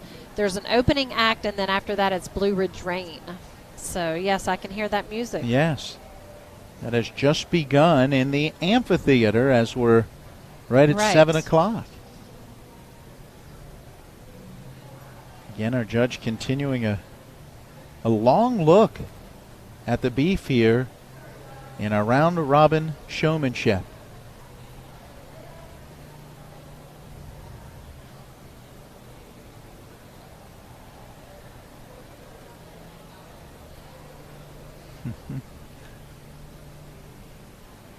When he is ready, he'll make his way over to the microphone and we'll pick up his comments to the crowd overall and mostly to the participants. Right. And then we imagine we will see sheep coming in. Answering some questions here on our Facebook page. People wanting to come out to the fair and asking questions. Come on out. Yes, they're just, make your way out. Plenty of parking. Weather is great. I understand there were some showers and maybe even a thunderstorm in other parts of the county, but we've remained dry here at Harry D. Shelley Park. Yes, we have. We even had a rainbow outside our arena just a little bit ago.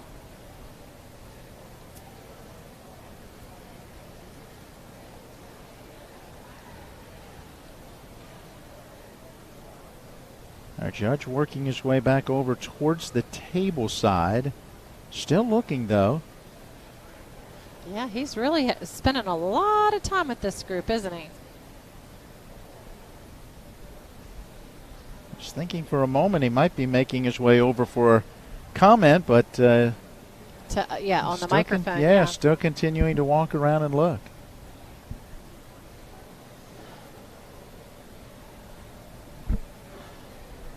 Okay, here he goes with the mic.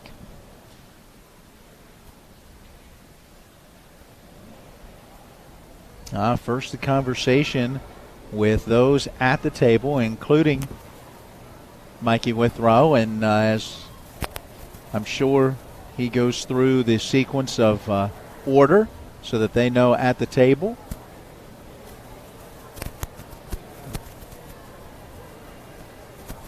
He will go back to speak with more of the participants. So, wow, still not quite ready to make any kind of an announcement. So, it looks like, so,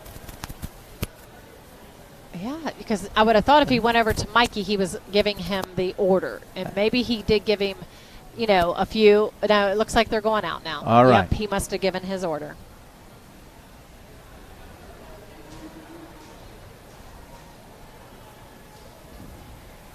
So we figure it will be like it was before, where once the particular species is out of the arena, then each of the participants will make their way back, and then we will hear from our judge, which should happen in just a few seconds. They're putting their sticks up, so I'm guessing that the next is the sheep, and then maybe the end with the beef. What would be the dairy at that point? Yeah, yes. dairy. That's right.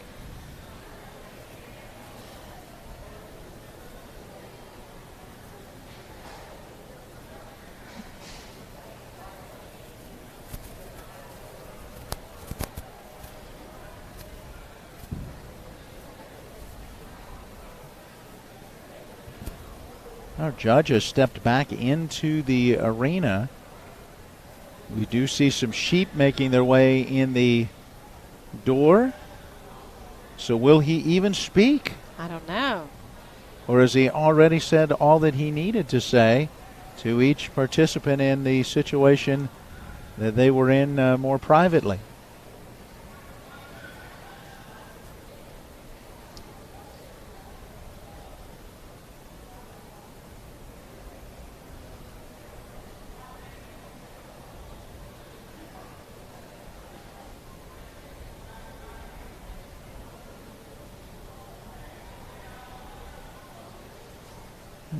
Clean up the arena just a little bit after the...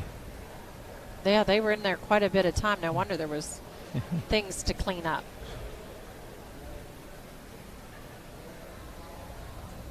So beef showmanship has concluded. And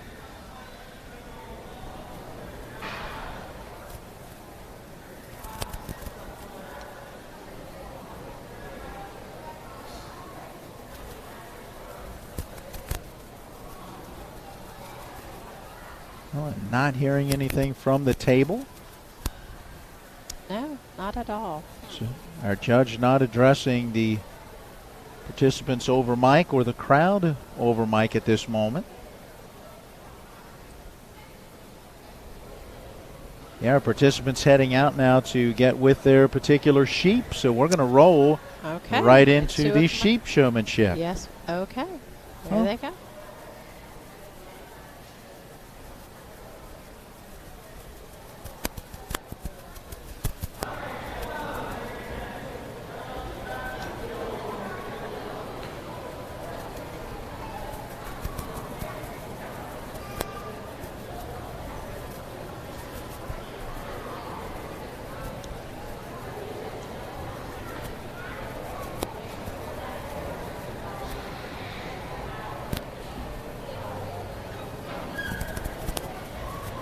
Also understand back at the studio, thank you, Colin. The poultry barn video good. is about 6 minutes in length, and so we might be able to squeeze that in between this and then the Parade of Champions that is scheduled at 8 o'clock. We'll see. I don't know if we'll have the timing to do it, but the second video is of the horse events, the speed events with the horses, and that one goes about 26 minutes. So we'll have to time that out with everything and see if there is a chance to get that video in or not. Yeah. So here we go. Sheep now in the arena.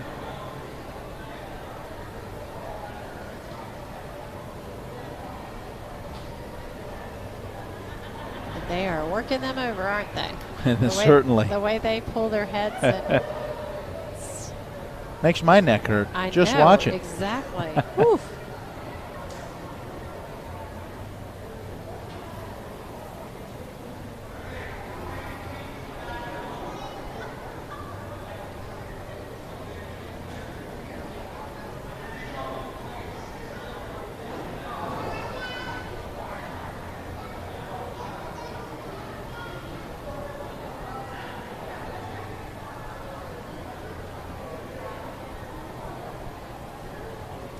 Just from the outside looking in and being a novice, obviously, I've yet to be able to figure out which one may be the more challenging. I mean, they all have their own challenges. Clearly the pigs or swine, just hard to maintain, keep control of, if you will, get to completely different. Yeah, stand or be where you want them to be. But then you look at the beef and you know, the size of that particular animal and moving them around the ring certainly did not look easy. But the sheep, I tell you, holding that neck, I holding know, that head. It just looks so uncomfortable, doesn't it? Keeping the legs. There's a lot of work. Square. Do you remember hearing that term a lot when we did the swine show? Yes. Keeping the legs square. Yes. You know, getting them in the right position to really show that animal well. This looks to me like the one that is really challenging. I agree.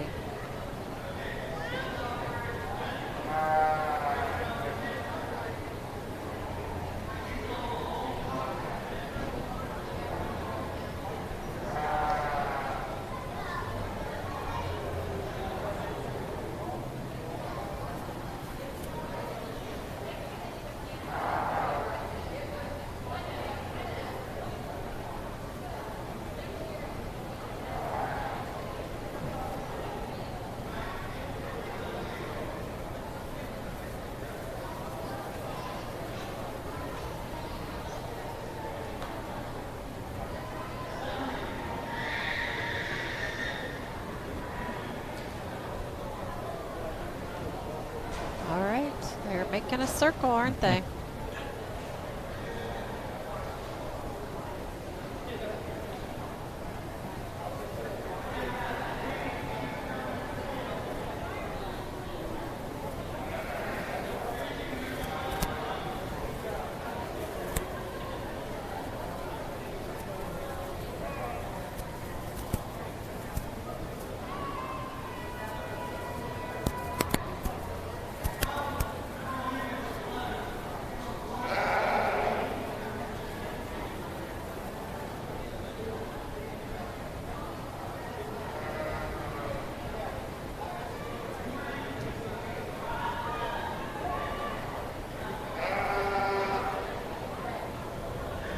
It'll be interesting to see how much time he spends in this one compared to the other one, you know?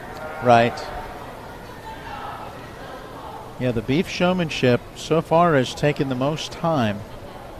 I don't know if that means maybe everyone was so close. Exactly. That does make you wonder. Right, what they were doing and how that was all playing out.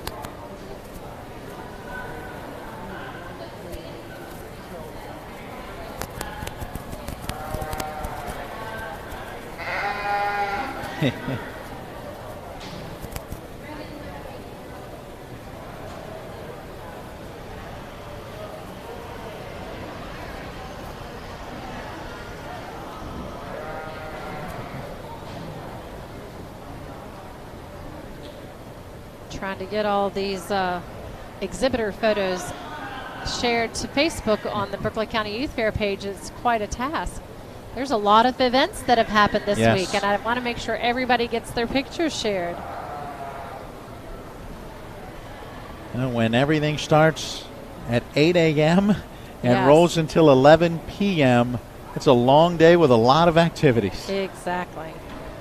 The fair is open until 11 p.m. each evening. The carnival rides are open. Wristbands $25. When you get here, you can get the wristband online and be able to use it through an app on your phone for $5 cheaper. And if you're wondering, if you do go that route, you need to go to the ticket booth or whatever that's for the carnival. They have like a call office, so you will exchange your receipt on your phone or whatever code you get on your phone that you purchase the advanced ticket for or the like ride all you can ride, and you go to there and they give you the wristband to ride all night. All right. So that's what you do.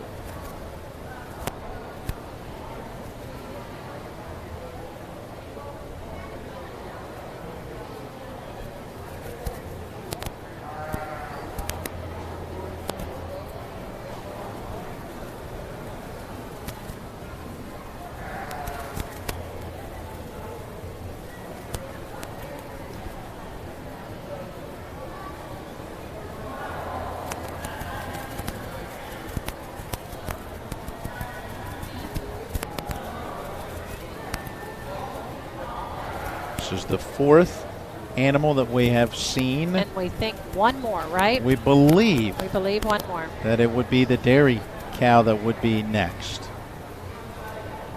We have seen the goat to start, then came swine, then the beef, now sheep, as each of our grand champions shows each of the various animals. Right. An animal that, again, is not theirs, and in some cases a species that they have never shown before. Right.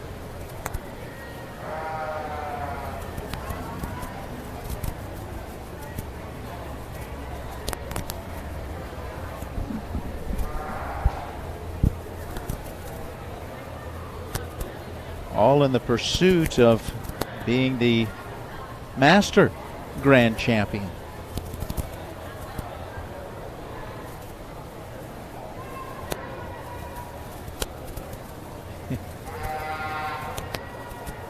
See some sheep being a bit stubborn right now.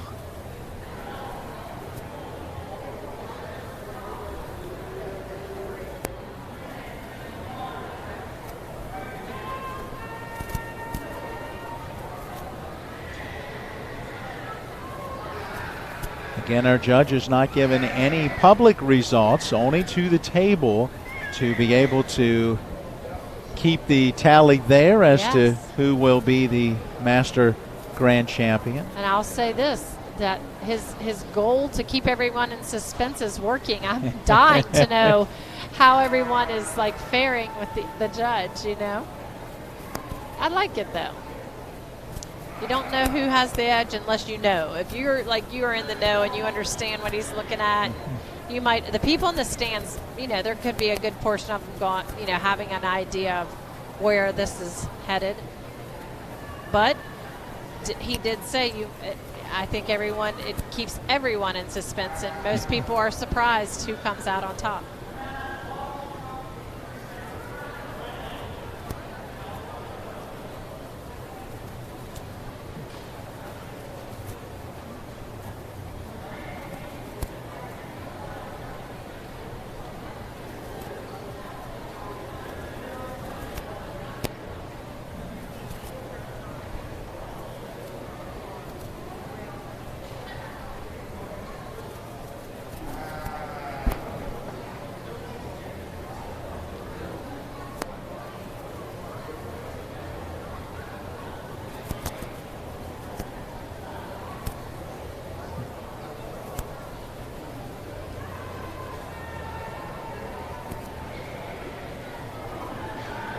Doing some individual coaching there. Going through with another word to each of the contestants.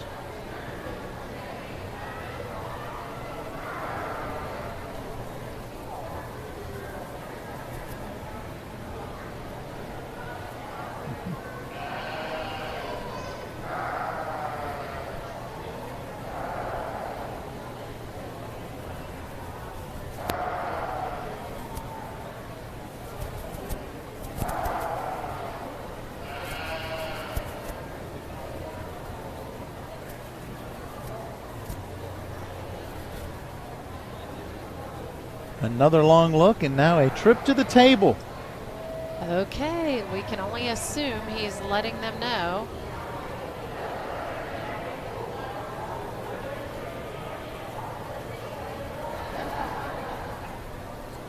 Does it look like Mikey's writing something down? He did initially.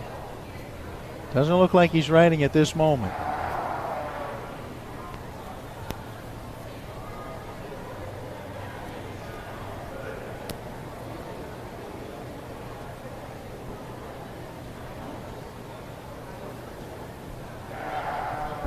Conversation at the table wrapping up again. The species will now be escorted out by each of our exhibitors. Alrighty. Final round, right? We believe so. Let's wait and see. Will our judge have anything to say, or will we move to the final round? Final show, yep. Or was it just the 4 and we'll get a winner announced?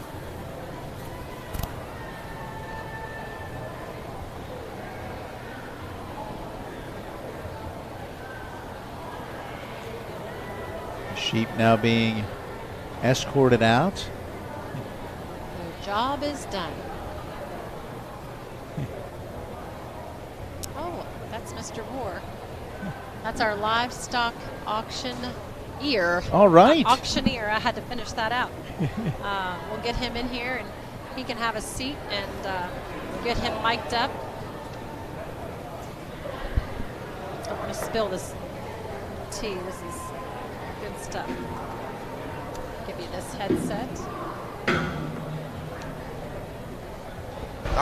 As we're in the middle of a change here, I want to remind all of those participants that are participating in the Parade of Champions that you need to be by your pin in your official dress or 4-H attire 15 minutes before the start. So make sure you're there by 7:45. In the same retrospect, if you are a hog exhibitor, please do not feed your animal after tomorrow after 12 noon.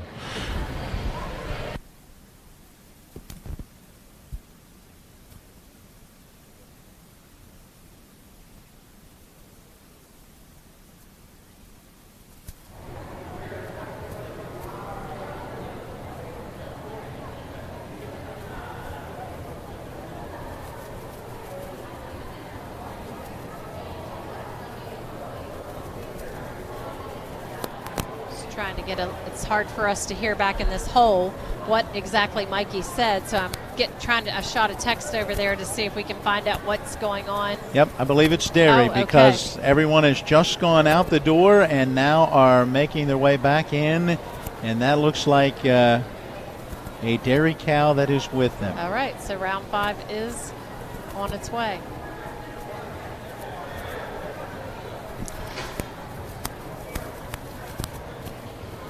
So this will be the last round in the round-robin showmanship. And when we have an opportunity, we did add to the set here Mr. Drew Bohr, who is our auctioneer for tomorrow evening. Welcome on the set. Thank you. Thank you. You all ready for the big event and ready for it to be back and in person? We are. We're really looking forward to it. It's going to be a great event. Yeah. Have you already had a chance to look at all the animals that are going to be sold at the auction tomorrow? Is that already? Yep, we've already everybody's looked at those. They've been judged. The sale order is set. Okay. So we will be ready to commence the sale tomorrow evening. Wow. So last year, as most of our viewers were watching as well, we didn't get to have this exciting into the week and culmination for all the exhibitors. I mean, we had it, but it was in a much different fashion. You didn't get to do the auctioneering. No, and actually, I won't be tomorrow night. Okay. Jimmy Cochran from Cochran and Associates. Okay, good. Jimmy's going to come down. You're just in charge of it. Yes. Okay. Yeah. I'm glad we knew that because I was going to ask him if he'd give us a little call at the end. Yeah, if we need to, we can. I am licensed and bonded. There you go. All right. Get us in the mood. Yeah, in the mood. Yeah. But for my responsibilities, it's best that I not sell the sale. Yeah. So gotcha. it works good to have an outside party. Mr. Cochran donates his time and efforts and resources to us. Great guy, great company, and we appreciate it. Tell us how important this is to everyone involved, the youth fair and the young members who are exhibiting and selling. It's very important to the young people. Yeah. This is the grand finale of their project. This is where the rubber meets the road, if you will. Okay. It is done here. It's completed here. The animal changes hands. A lot of these kids have had their animals for multiple months. Yes. The larger animals, almost 10 months. Some of the smaller animals, 4, 5, 6, 8 months. Yeah. So there's a lot of hard work, dedication, and it just comes full circle when it's delivered and traded in a very unique setting. Yeah, I can imagine the weight that's on tomorrow. And how are you feeling? Like, is there any way to gauge what the level of participation is going to be from the community? Do you have any idea of that? You never know. Yeah. I'm always positive. This community has supported the fairgrounds in these kids. Yes.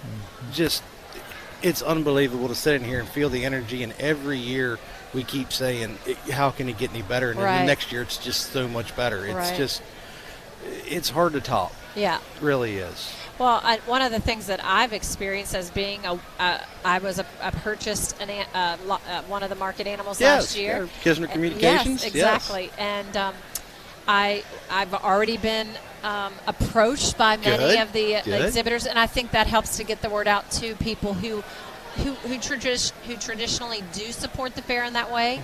But also, I know they probably send the ones who do that and do a good job of it probably are taking it to even people who haven't participated in hopes they might this year. So I'm sure they do a lot of the advertising for the sale. They do, and it's always great to hear that they went back and helped our repeat buyers. But you'd like them to cold call on some new ones too. Sure.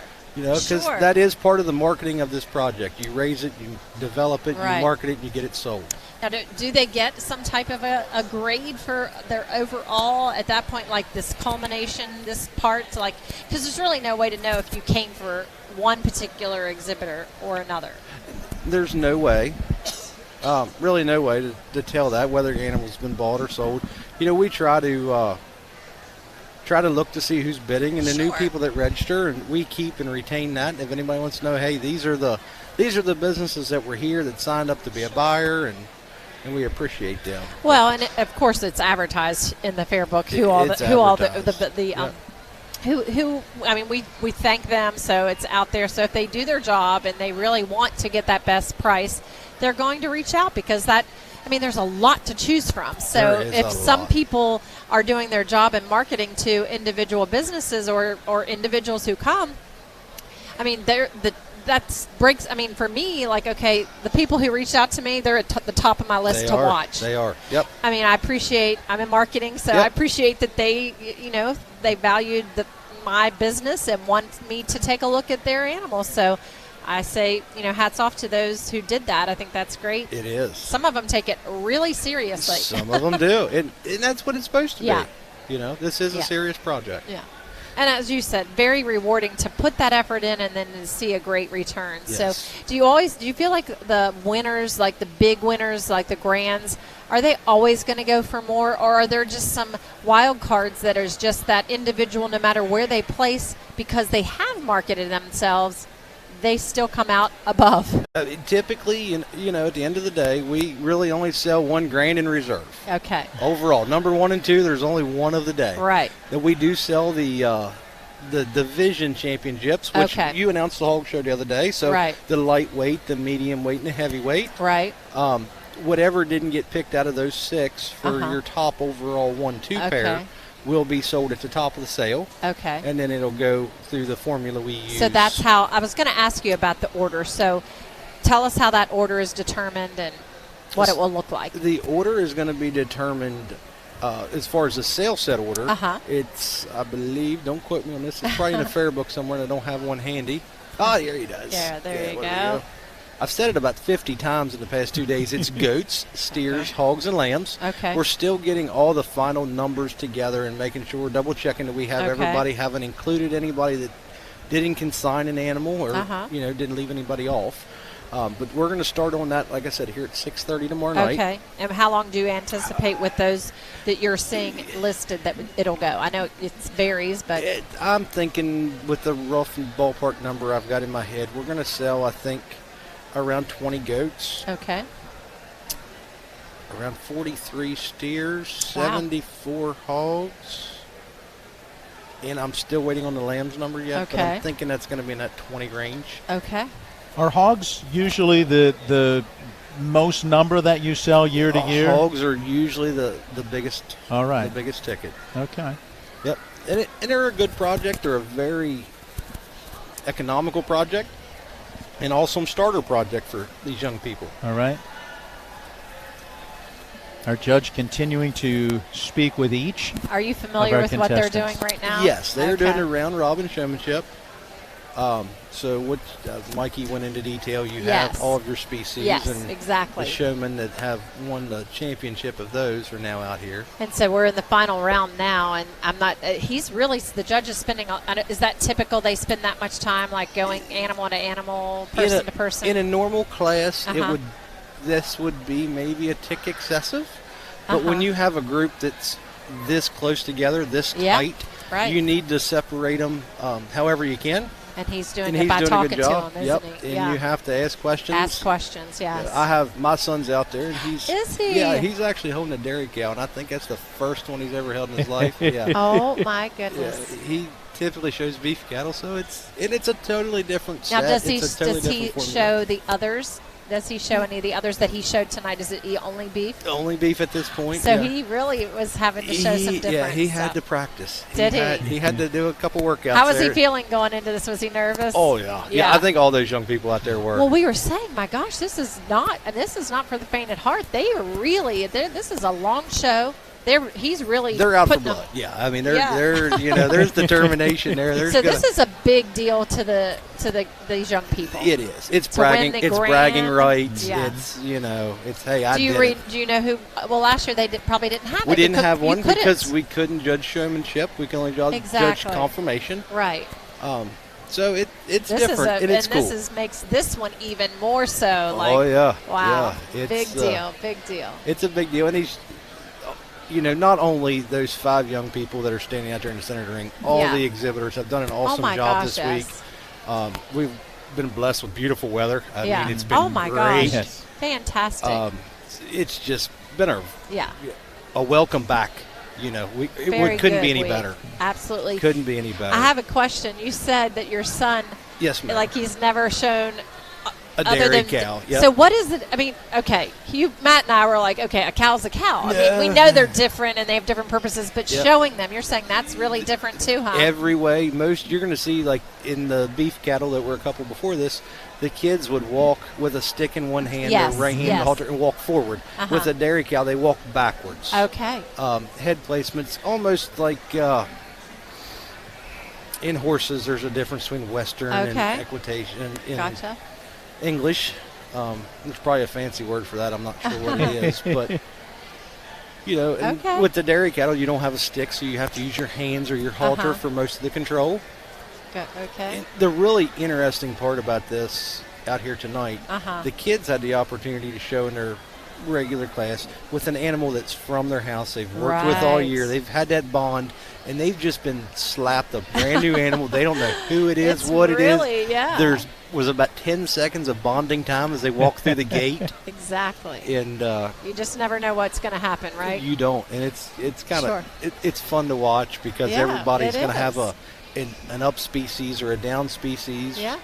Now, you've been to them before, obviously. So, does the judge always hold off and not tell who wins each round? No, that's an interesting thing. Typically, in the regular class, he'll pick a winner. Yeah. And he'll place them, numerically, from 1 on down, depending. But at this point, he's not trying to let anybody get anybody's head. Exactly. That's good. A little bit of a poker player here. Competition all the way to the end, so they're not knowing where they stand. Yep, it's been good. I mean, they may, based on the comments and questions, but none of us have any idea what's going on. I mean, you can watch some, and there's some kids that typically in their species, you see a calm come over them. Yeah, it's like, I'm back home. Yeah, right. You get your comfort zone. So now let's go back to the livestock auction. If we get to where you can see, oh my gosh, we're getting close, cut us off, so we don't want to miss that opportunity. It looks like I think Corey's getting ready to, Mr. Childs rather, is getting ready to he is. Then make they'll have some to comments. tally, right? Yep, they'll have to tally. I think they're using a pretty high-profile accountant down there on the end to do all that.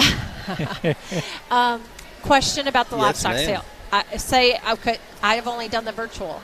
Okay. Are we okay? Well, the judge has picked up a mic, so we better just be ready. be aware that at any moment he may start.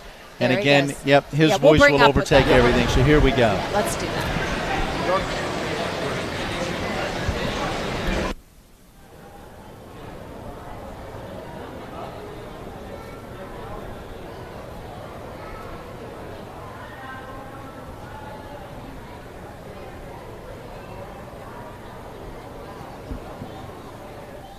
All right, he has given a motion for each of our participants to take their dairy cow back to the gate so that they can go back to the barn. He's got the mic back in hand, so at any moment we are anticipating that he will address the participants. Here we go. This class, and I think we're pretty much done with most of the showmanship that we're going to have for this evening.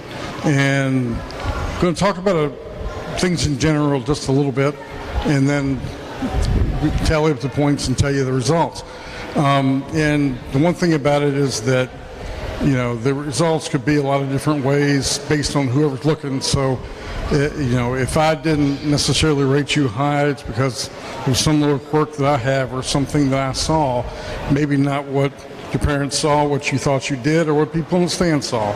So, everybody pretty much did an excellent job all the way around. Came out and worked them all.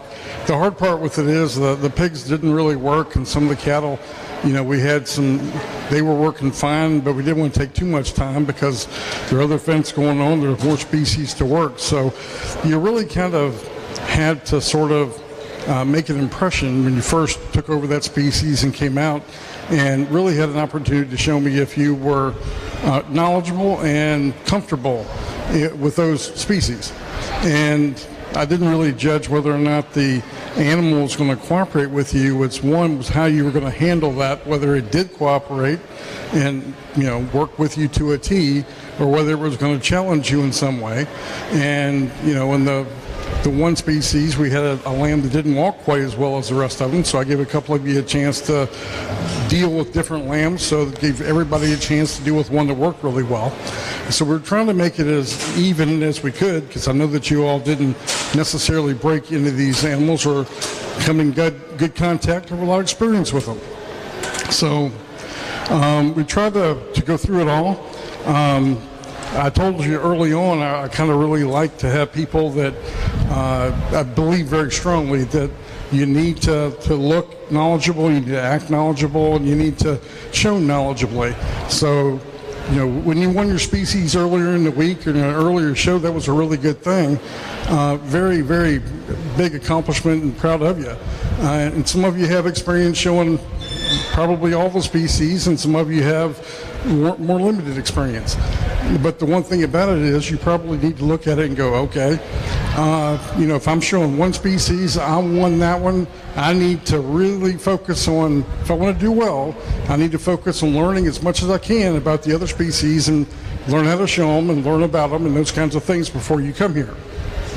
If you are lucky enough to be able to exhibit more than one species here and you have experience with those, that's a good thing. But you're only representing one here. So there's a very good possibility that you weren't the one that excelled in your species this year. So figure out what you did wrong. Do it better. Come back in here. If somebody else beats you in species, you beat them better, here. It's competition, and you want to be competitive as much as you can. I do think when you come in, sorry, my allergies and dust are working on me today. But basically, when you come in the ring, I want to show a person that whatever species it is going to come in and grab my attention from the beginning, that I'm going to look at and go, well, they look comfortable. They look like they're knowledgeable. They look like they know how to handle the animal according to species regulations, types, kinds, current trends in the show industry, and so forth. And the next best step with that is generally within species is how well is that animal broke, what kind of work have you done at home, and we go on down a long list. In this kind of a deal, we end up not being able to go through as long a list and look quite as deep because we don't have the time and we don't have the animals that you have experience with. So it's really about that first one who hits you hard and want to roll with them, and then you kind of work your way down. And I really like to stress that, there is adversity in the ring. So when you're showing, whether it's your first year or whether it's your 10th year or 9th year, doing it, or you do it for a living, you're going to run into adversity. And it's something that you just have to roll with, go on, and, never stop showing from the time that you walk in to the time that you walk out, and don't give up. Some of you were doing a better job than maybe you thought you were at that given time. So, it's not something that you need to quit halfway through or give up as much energy and things like that, because it really it can, when you're talking about a bunch of good showmen in a ring, accentuate itself and stand out. But when we got around to a couple of the different species, we asked some different questions, and I did ask one question that none of them really knew, and I really didn't expect them to. I wanted to see if they did or not, though. And then we got to a more general question about feed placement and why you do certain things and what kind of advantages that gives and things like that.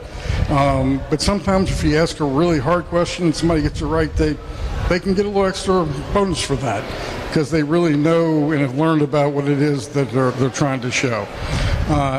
I thought about lots of different questions as we went through the species that reflected those species and the different industries and the markets and everything like that to try to test your knowledge. I'm really proud of you. All of you did a pretty good job. And when you didn't know an answer, you didn't try to BS me. You said, hey, I don't know what's going on. So I'll research it. I'll come back with you and tell you later on.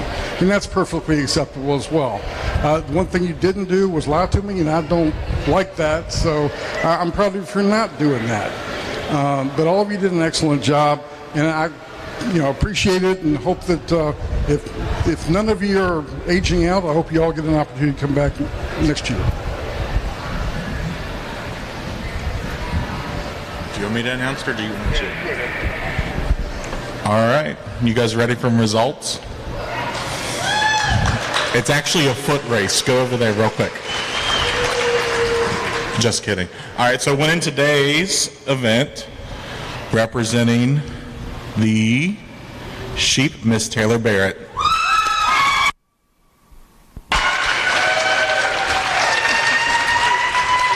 Taylor will receive our champion belt buckle sponsored by Clearbrook Feed and Supply, as well as a hanging show box from anonymous donors.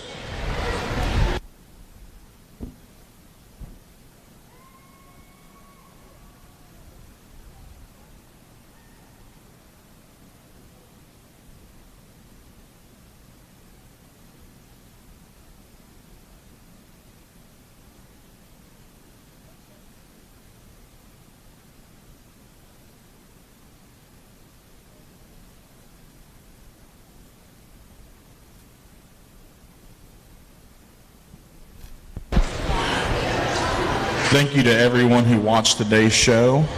We are going to go ahead and start cleaning up, and we hope that you will join us here in about 20 minutes for the Parade of Champions.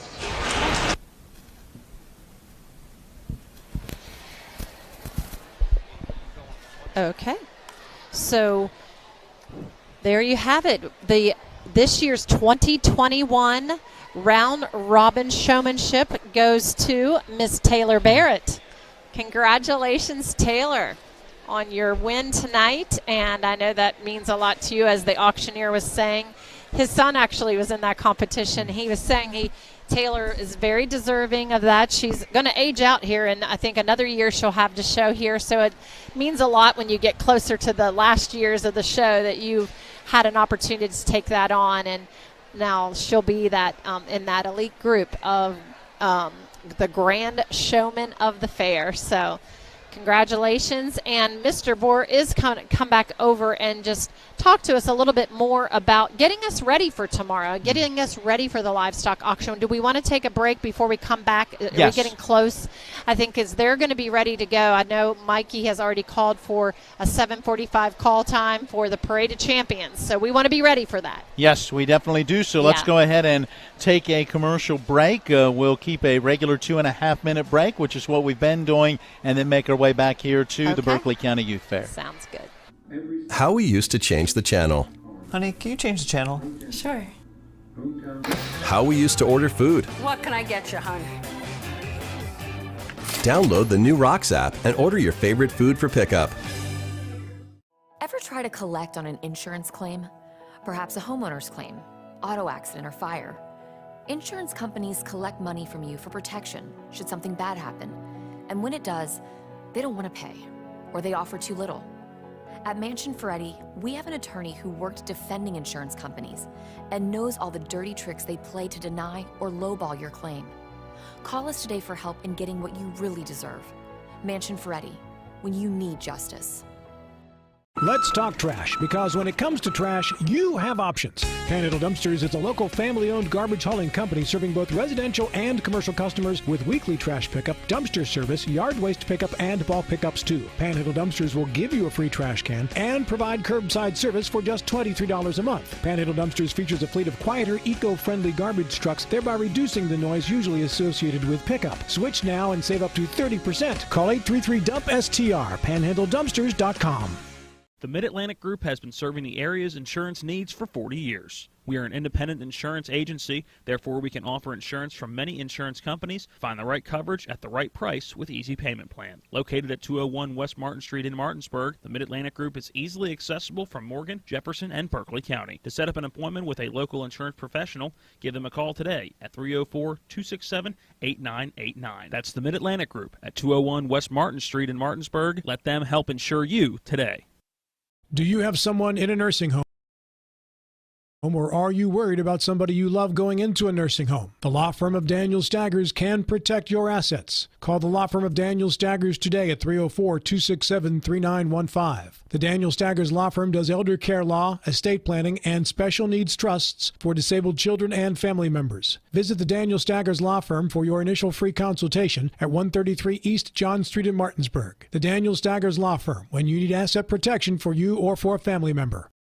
He drives, he shoots, he missed, he missed. Oh man, where are the chips? We'll be right back. Download the new Rocks app and order your favorite food for pickup.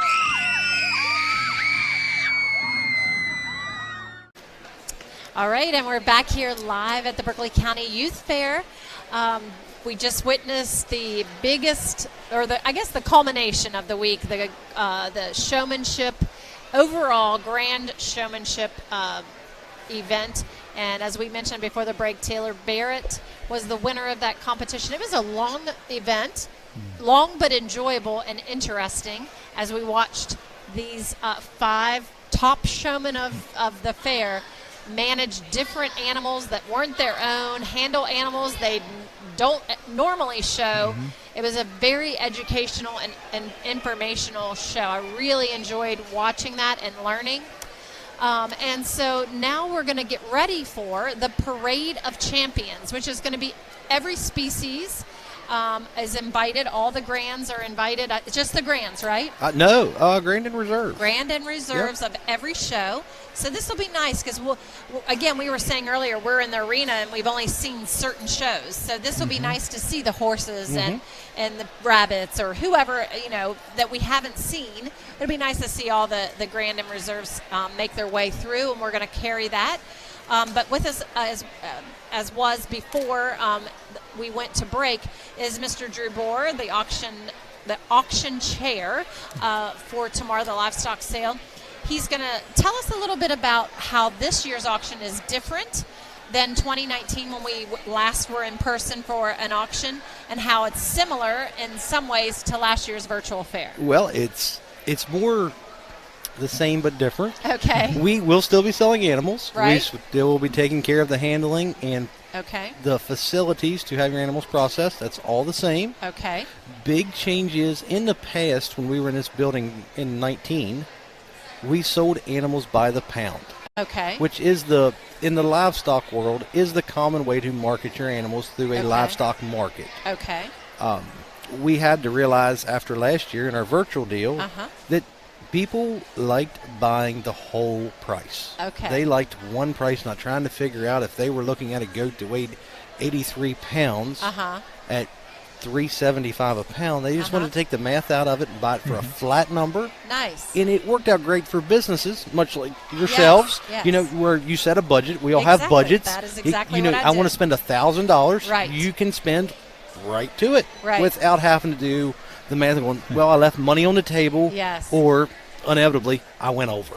Boy, I am so glad you started that last year for me, because I would have been so discouraged trying to keep up with all that. I would have had to have had an assistant to help keep, help me with that. There is a lot of math that goes on with Yeah. it. So, and we had to understand as a fair, as a committee in general, we're asking businesses like yourself that, you don't frequent auctions a whole lot probably. Exactly. So this is, we're, bankers, real estate agents, insurance salespeople, car dealers. communications and media companies that come in here to support these kids. This, their line of work isn't sitting at a sale barn, bidding on stuff at a quarter price. Right. So to try to make it easier, it'll take the math out of it. I think it'll actually help the sale because you'll know exactly what you're paying for it. Right. You set a budget, hey, I'm going to give X amount for that, and if it goes over, I'm done. Yes, right. Instead of trying to do the math at $3 and then $3.25, and then it comes back to you at $3.50, and then... So explain to me just a little bit about it because I've not been to the one in person online. You just kept submitting bids. Submitting bids. Yep. Kept submitting bids. But are you going one by one? Oh, are we starting? Oh yeah, they got the horses in. Now, will they make an announcement and say who they are? I believe they will. I don't see anybody around. They're just getting it ready. Okay. I think they're just prepping. I see Erica there. So awesome. So yes, we will set up to our right through the main door down there that says exit. There will be, the animals will come in one by one. They'll be paraded around the ring. Mr. Cochran will be up on top of the stage, and we'll have ring men. Okay. That'll be positioned around the facility inside here to catch bids. Okay. It's a big building. The acoustics aren't the best. Lighting's not the best. So you'll be able to turn your bid in to a ring man. Okay. Ring person, and they will submit the bid to the auctioneer. Wow. And so you go animal by animal. Animal by animal. Every kid gets their chance to shine. That's great. That is great. So we'll start with the grand and move on down. That's really in that sense it's totally different than the virtual because everything you could closed be bidding at one time. Yeah, you're bidding all. Well, we bid till 9. Oh yeah. I was at a wedding. I had to leave the virtual show at the TV 10. I'm like, okay. I kept bidding, and then I was losing service, and I was like, oh my gosh, this is so stressful. And then we had the problem with that because everybody would lose service. So 30 seconds on your phone, it was timed out on my phone, but somebody else still had 6 left on it. Yeah, so it was that got a little funky, but we got through it. It was good. It was exciting. It was all great for the kids. And I'll tell you, I know these may seem like simple things, but I was sad I didn't have the opportunity to even get my picture with my first animal and the young person who I bought it from. So that'll be something I look forward to this year. Yep, it'll be great. Adding to the experience. Are we getting close? We believe so. Is she going out to show? Does she need to? I think she's going to join us tomorrow when we first get on the air at about 4:30. It might fit a little better for her, but the excitement, the tear in her eyes as she was just so excited about winning that round robin competition and looking forward to talking with her more tomorrow. But she said yes, she will be a part of this, and so she's on her way back to the barn to get everything ready. Well, here we have the horses, and someone told us that normally they don't come up for the Parade of Champions. They do not. And so how cool is that they decided to come up this year? Yes. I love it. It's great to see the horses. This is the first I've seen them in person this week. I've seen them on video. So it's nice to have them here in the arena. And so, again, I don't know if we mentioned this yet on air, but we wanted to make sure that anyone who's listening, watching, and who's interested in bidding, you have to be present. You have to be present, or send somebody. With your budget, and they can participate for you. What do we have to be prepared for? Do I need to write a check tomorrow before I leave? That is a preferred method. Okay. That is a preferred method.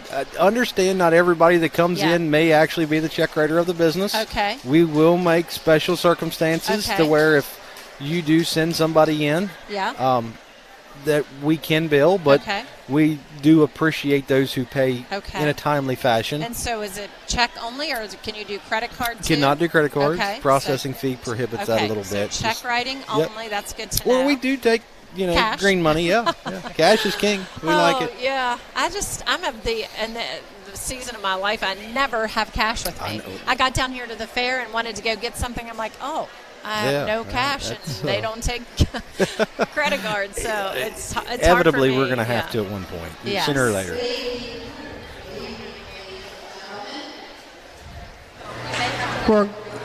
We're going to ask that you be very quiet and very calm while the horses are in here, because they're not used to this. No clapping. And no clapping while the horses are in here. So we'd like to welcome you to our 2021 edition of our Parade of Champions. Obviously, we're starting with the horses. These are our horse sponsors. Our horse sponsors this year, Mid-Atlantic Farm Credit, Jamie and Wendy Miller and Wyatt Reiner, United Bank, Homestead Farms Equestrian Center, All Creatures Veterinarian, that would be Dr. Robin Townsend, Mountainside Acres, in memory of Brandy Orsini, the Lynch family, MVB Bank, the Journal, Farmers and Mechanics Insurance Company, Maynard Sensendiver family, Marlowe Ruritan, and M&M Scimitars, the Jim Moore family. Okay, we're going to start with Adriana Dunbar. Put your hand up, Adriana, so we can tell who you are. And she is our winner in our Senior English Division Grand Champion, our Senior Western Division Grand Champion, our Senior Contest Division Grand Champion, Western Showmanship Senior Division Champion, our overall Grand Champion, and Brandy Orsini High Point Senior Memorial Award winner. So we congratulate her. Isabella Gilbert, if you'll raise your hand so we can see you and your horse. Isabella is our Senior English Division Reserve Champion, our Senior Western Division Reserve Champion, our Senior Hunter Division Grand Champion, our Senior Contest Division Grand Champion, and our English Showmanship Senior Division. Chloe Craighead, if you'll raise your hand and let us know where you're at. Chloe was our Junior English Division Grand Champion, our Junior Western Division Reserve Champion, and our Brandy Orsini High Point Junior Memorial Award winner. Mackenzie Stout is our Junior English Division Reserve Champion, our Junior Hunter Division Reserve Champion, and our second place horse herdsman winner.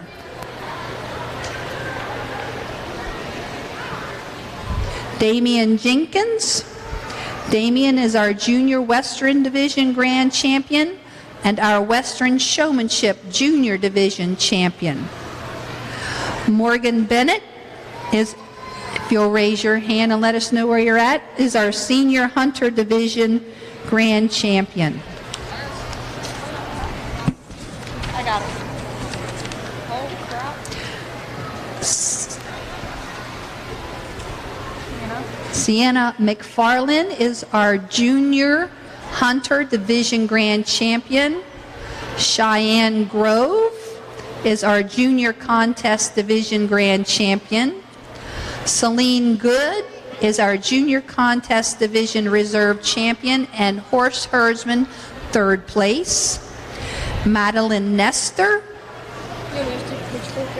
That's right, wait, there you go, is our Walk, Jog, Trot Division Grand Champion, our Walk, Jog, Trot Showmanship Division Champion, and our Costume Contest first place winner. Adeline Esposito is our Walk, Jog, Trot Reserve Champion, our Costume winner third place, our Horse Herdsman first place, and the Paul J. Sensendiver Equine Skillathon Novice Champion. Addison Hott is our English Showmanship Junior Division Champion and the winner of the Paul J. Sensendiver Equine Skillathon Junior Champion. Jody Stoneberger is our Gated Showmanship Senior Division Champion. Jaden Rudder is our Costume Division second place winner. And Jenna Humphrey is our Paul J. Sensendiver Equine Skillathon Senior Champion. Those are our horse winners. We congratulate you folks. We know you've done a really good job. If you'll go ahead and exit the ring, and we will wait until you are, oh, okay, silent applause. If we could clear the runway outside of the arena, please, so we could get our horses out for everyone's safety. If we could clear a path, please, to get our horses out.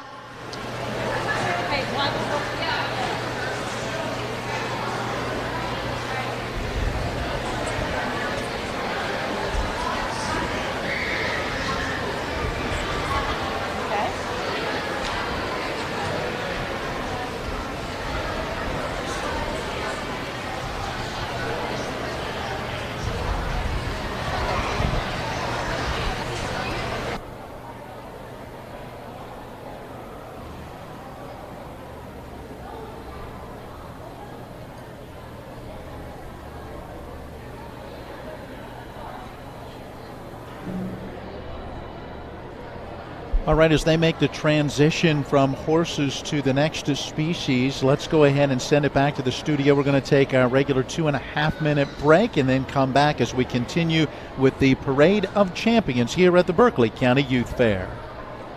Let's talk trash, because when it comes to trash, you have options. Panhandle Dumpsters is a local family-owned garbage hauling company serving both residential and commercial customers with weekly trash pickup, dumpster service, yard waste pickup, and bulk pickups too. Panhandle Dumpsters will give you a free trash can and provide curbside service for just $23 a month. Panhandle Dumpsters features a fleet of quieter, eco-friendly garbage trucks, thereby reducing the noise usually associated with pickup. Switch now and save up to 30%. Call 833-DUMP-STR, panhandledumpsters.com. Before the invitations and the dress, the flowers, cake, candles, or vows, there was an answer to a question proposed with a ring. Bechtel Jewelers knows that an important part of your wedding happens before the I-dos. We're a diamond store with an engagement and bridal jewelry selection that's both exciting and accessible. On the big day, there's everything else, and there's the ring. Make sure you get this one right at Bechtel Jewelers in Inwood. Hi, I'm Annette McDonald, and I am the designer at Orsini's in Martinsburg, West Virginia. We welcome you into our store to show you a complete line of what we do here. We design your cabinetry, quartz countertops, granite countertops, hardware, anything for the full remodel of your kitchen and your home needs. We also do bathrooms, and we have flooring available too. We make sure that your project with Orsini's is the best in the market. Welcome to Orsini's. Orsinis.com. They're my closest friends. We've been through a lot together. Seeing our kids off to college, Kelly losing her mom, my 50th birthday, I trust them with so much. So when it came to my finances, I trusted Kelly's referral to her Ameriprise advisor. Beth gives me the comprehensive advice that helps me feel confident my financial future is secure. With the right financial advisor, life can be brilliant. Ameriprise Financial. Carpal tunnel syndrome affects 13 million Americans and left untreated can cause long-term debilitation. WVU Medicine Jefferson Medical Center recently became the first hospital in the region to offer carpal tunnel release with ultrasound guidance using the new Sonex Health SX1 microknife. CTR surgery is an outpatient procedure and most patients return to normal activities within 3 to 6 days. For more info, contact WVU Medicine board-certified orthopedic surgeon Brad Wright at 304-725-2663.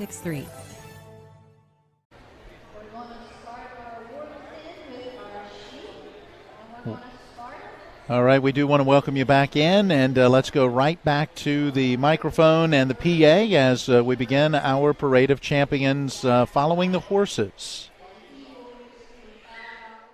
And that is from Ed Bohr and family. So Zach Pike, third place. Second place, sheep herdsman, is Brianna Jenkins. Also sponsored by Mr. Ed Bohr, and we congratulate them. And first place, sheep herdsman, will receive a plaque and a monetary gift from Ed Bohr, and that would be Taylor Barrett. First place, sheep herdsman.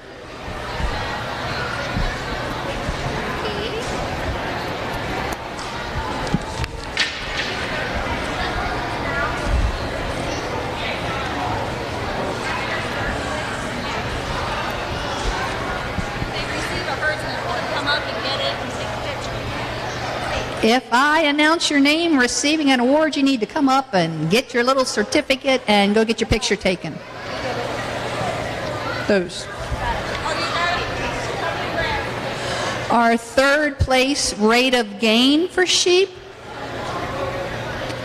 and receiving $25 from Shepherdstown Pharmacy, and that would be the Knott family. Third place for the sheep rate of gain is Bo Dugan. Second place rate of gain, also sponsored by Shepherdstown Pharmacy and the Knott family, would be Taylor Barrett.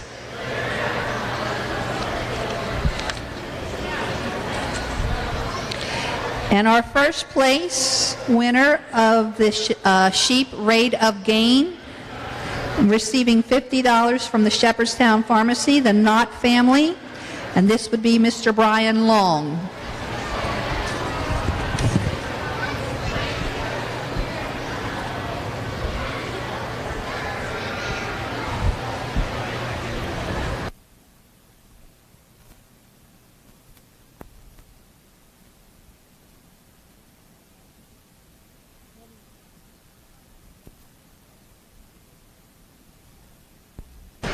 Coming into the ring now, we'll start our sheep parade of champions. Will be Shelby Silvius. And Shelby is representing Hedgesville FFA. She's our previous winner, sheep showmanship winner. And she receives a silver bowl courtesy of Joyland Acres. That's Joy and Lanny Schreck. She would like to thank the Hostettlers and the Stickles family for giving me the opportunity to show this species. They have been my rock through it all. Love, Shelby. Keep walking, Shelby. Shelby is also in here for our Grand Champion Yo, and for that she will receive $25 from the Berkeley County Farm Bureau.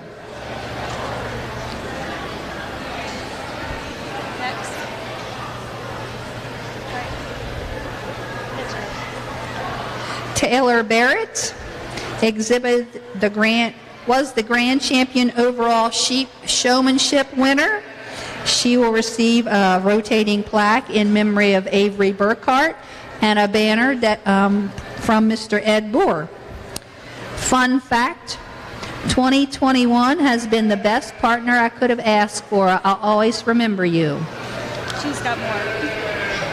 Taylor Barrett is also our Grand Champion Senior Division Sheep Showmanship winner, receiving a gift from Clearbrook Feed and Supply, a monetary gift from Farmers and Mechanic, and Brenda Carper. Taylor Barrett is also our Market Lamb Lightweight Reserve Champion, receiving a monetary gift from the Withrow family. Peyton Dugan is coming in next. And Peyton is exhibiting the Reserve Champion Senior Division Sheep Showmanship winner. She receives a gift from Mid-Atlantic Farm Credit and a monetary gift from Brenda Carper. Peyton is also the Market Lamb Heavyweight Champion, and she receives $15 from Travis and Tiffany Coates and the kids. Garrett Glassford is coming in next, and this is our Grand Champion Intermediate Division Sheep Showmanship winner. He receives a gift from Clearbrook Feed and Supply and monetary gifts from Farmers and Mechanics Insurance and Brenda Carper.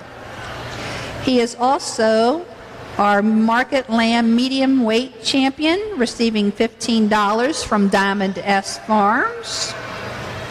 And also our Market Lamb Grand Champion, receiving $25 from Walls Monuments, a banner from Ed Boer, a trophy from Arden View Farms, which is Wayne and Lisa Gore, and a jacket from PRP Contracting. All right. Gracie Winecoop from Musselman FFA is our Reserve Champion Intermediate Division Sheep Showmanship winner, receiving a gift from Mid-Atlantic Farm Credit and $10 from Brenda Carper. She is also our Market Lamb Medium Weight Reserve Champion, receiving $10 from Diamond S Farms. And our Market Lamb Reserve Champion receiving $10 from the SC Memorial, a banner from Ed Bohr, a trophy from Dog Watch Hidden Fences, that's the Dimbeck family, and a jacket from Dry Run Properties, LLC. Chloe Burkhart, who is 9, is our Reserve Champion Junior Division Sheep Showmanship winner. And she receives a gift from Nicholas Aberig Equitable Advisors and $10 from the Shanghai Grocery. She says her favorite project was my This Is 4-H binder. I love all animals. I want to thank my dad for helping me. Good job.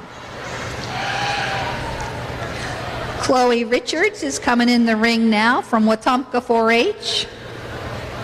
And fair time is her favorite time of the year, and she exhibited the Market Lamb Lightweight Champion, receiving $15 from the Withrow family. And Reagan Barrett from the Scrabble Scramblers 4-H Club. She exhibited the Reserve Champion Yo, receiving $10 from the Berkeley County Farm Bureau, and a banner from Keith and Dawn Pingley and family. And she wants to thank my parents and sisters for helping get my lamb extra ring time with jackpots. All right. A round of applause, please, for our sheep exhibitors.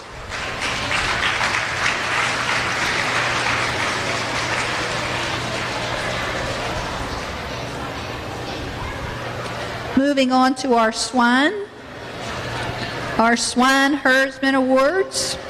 Third place, Swine Herdsman, receiving $5 from the Bruce Whittington Memorial, Haley Silkworth.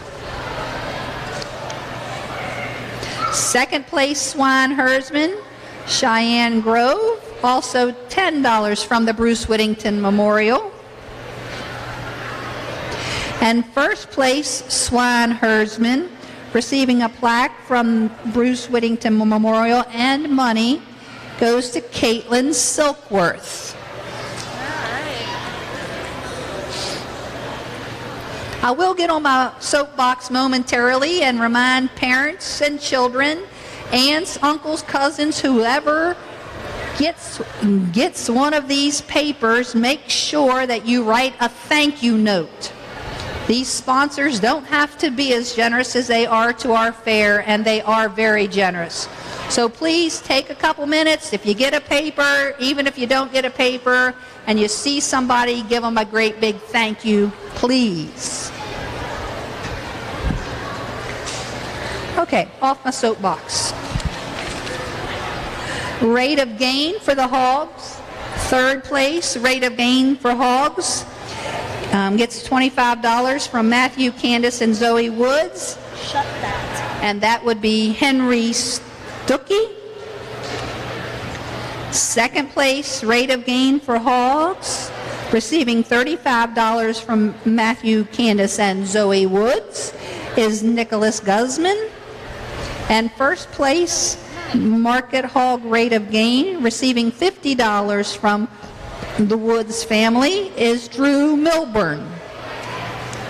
Okay.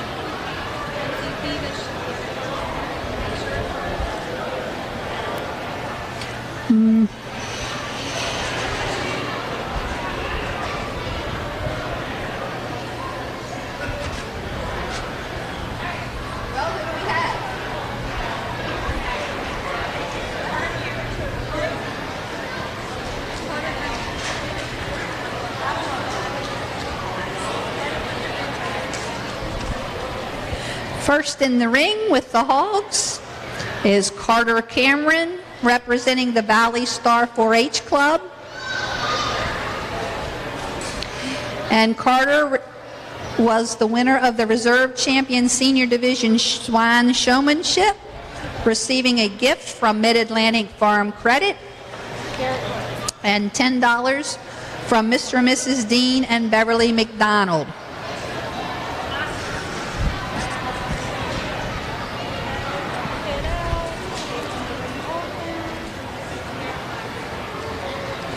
Garrett Glassford is our next in the ring. Garrett is representing the Mount Airy winners, and he was the winner of the Market Hog Heavyweight Reserve Champion, and that is sponsored by the Diamond S Farm Show Pigs, Jeremy Glassford.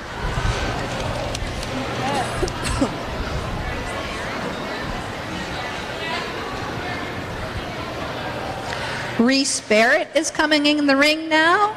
Reese is representing Spring Mills FFA, and she was our Grand Champion Intermediate Division Swine Showmanship winner. She receives a gift from Mid-Atlantic Farm Credit, $35 from Farmers and Mechanics Insurance, and $15 from Berkeley County Farm Bureau. Awesome.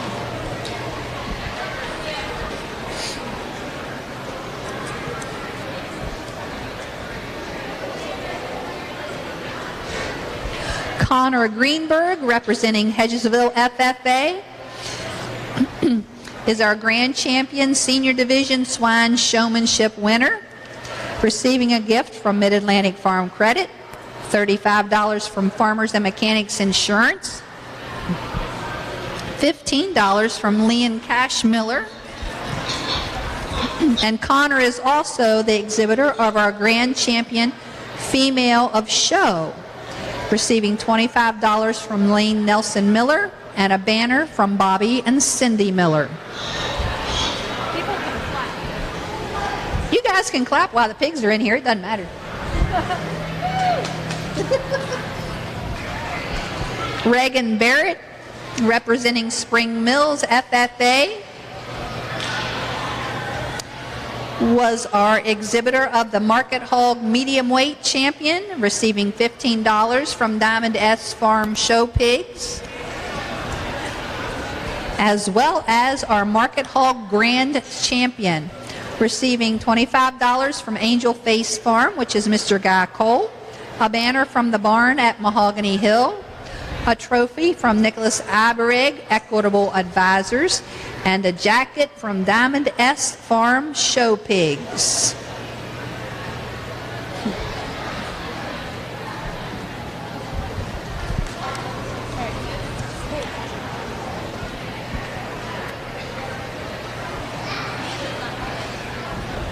Samantha Silkworth was our Market Hog Reserve Champion winner.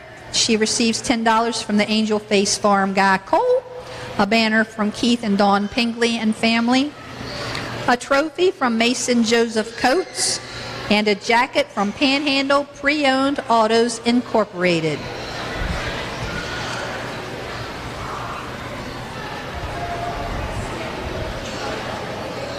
Entering the ring now is our Market Hog Heavyweight Champion, exhibited by Ella Collis of the Valley Star 4-H.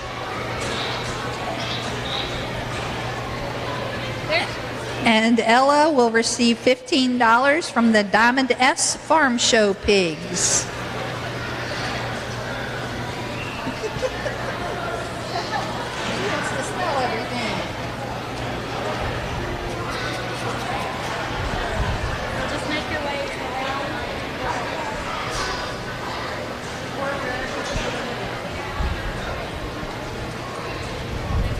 Phoebus does not have a pig. Okay, Jacob Phoebus. He is representing the Hedgesville New Adventure, and he was our our Grand Champion Junior Division Swine Showmanship winner, receiving a gift from Jeff and Shelley Shoppert, and a monetary gift also from them, and also a monetary gift from Nicholas Iberig. He also exhibited the Reserve Champion Female of Show Swine, receiving $10 from the Golden Rule Farm, that's Miss Tammy Ware, and a banner from the Knott family, Shepherdstown Pharmacy. Amelia Dugan is coming in now, representing the Scrabble Scramblers. She wants to thank Chris and Luke Knott for helping to make this project possible. And she was our Market Hog Lightweight Reserve Champion. And she will receive $10 from the Diamond S Farm Show Pigs.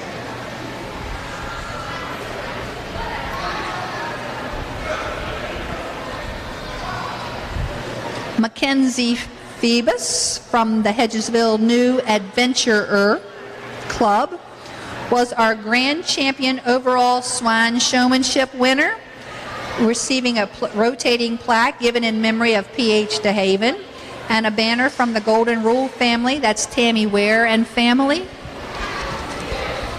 She was also the reserve champion intermediate division swine showmanship winner, receiving a gift from Mid-Atlantic Farm Credit and $10 from McKinley Page Coates.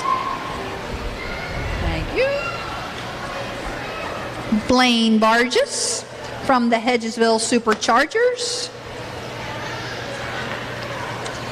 was our Market Hog lightweight champion, exhibiting and receiving $15 from the Diamond S Farm Show Pigs. That concludes our pig parade of champions. So if you give those exhibitors, please, a round of applause.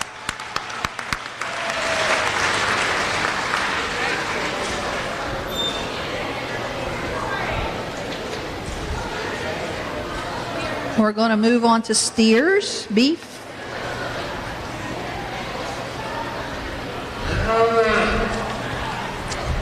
Our third place Beef Herdsman Award, and this is sponsored by the Ernest C. Van Meter Memorial, Windy Rock Farm, George Miller and family. Third place is Blake Butler.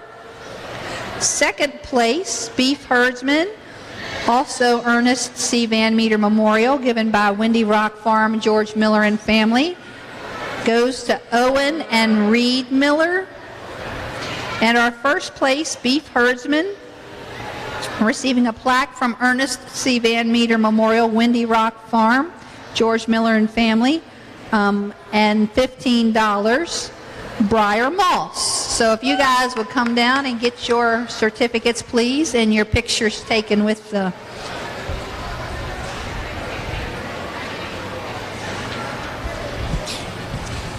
There's no suspense if I have to do it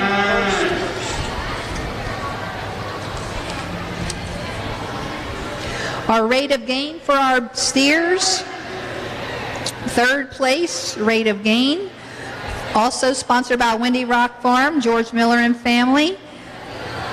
Receiving $25 is Brianna Jenkins.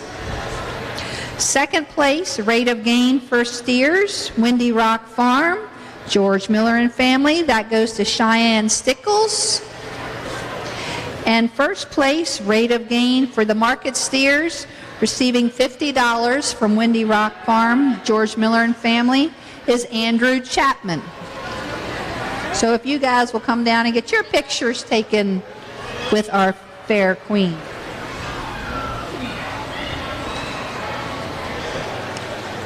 Taylor Barrett is in the ring now from the Scrabble Scramblers 4-H. She was our grand champion overall beef showmanship winner, receiving a rotating plaque from Berkeley County Farm Bureau and a banner from M&M Civitals, the Jim Moore family. She was also the grand champion senior division beef showmanship winner, receiving a gift from Mid-Atlantic Farm Credit and monetary gifts from Farmers and Mechanics Insurance, and one given in memory of Mrs. Janice Cloud.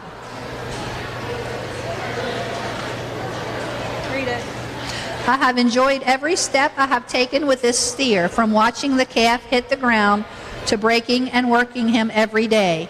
Thanks for being a great first steer, Jack.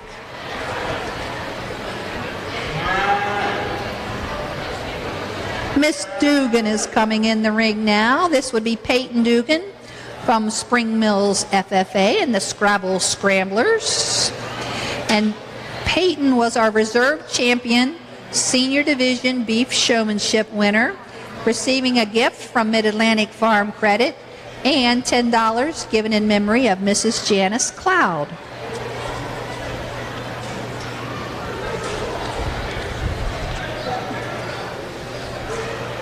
You're good.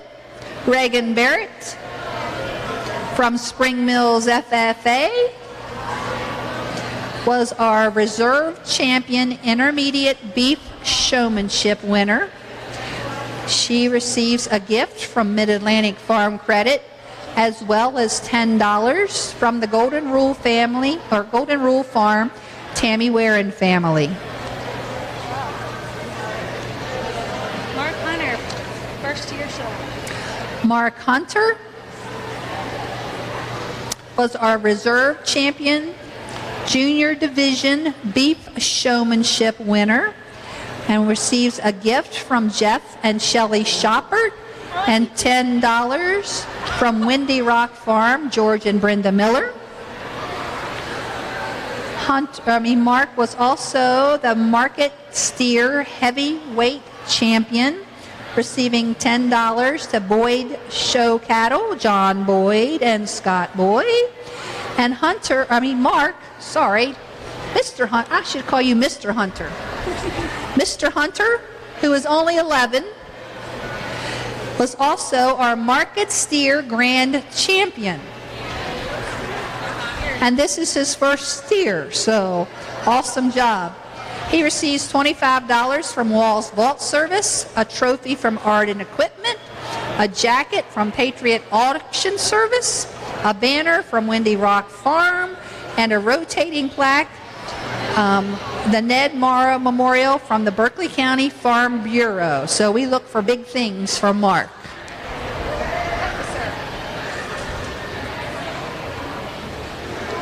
Caitlin Linton is coming in the ring from Musselman FFA, and Caitlin was the market steer lightweight champion. She would like to thank Drew Bohr for all his help throughout the year, as well as my dad for all of his support. I also want to thank my sister Gracie for going to the barn with me every day. She receives $15 from LT and Natasha Puffenberger. She's aging. And this will be her last year in the show ring at the Berkeley County Youth Fair. She's an old woman.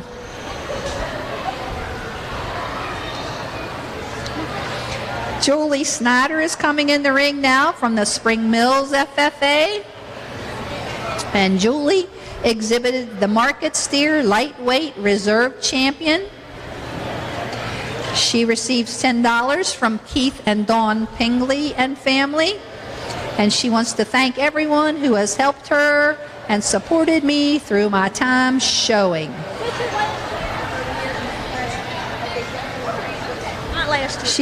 She's still young. She's got one more year.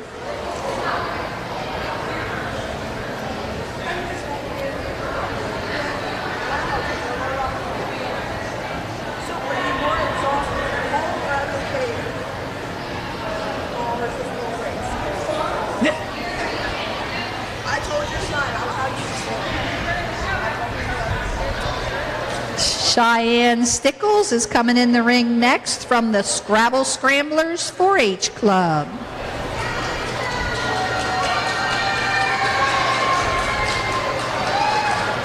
She was our market steer medium weight champion, and she receives $15 from Butler Farms. And she wants to thank her dad and everyone who has helped me get where I am now.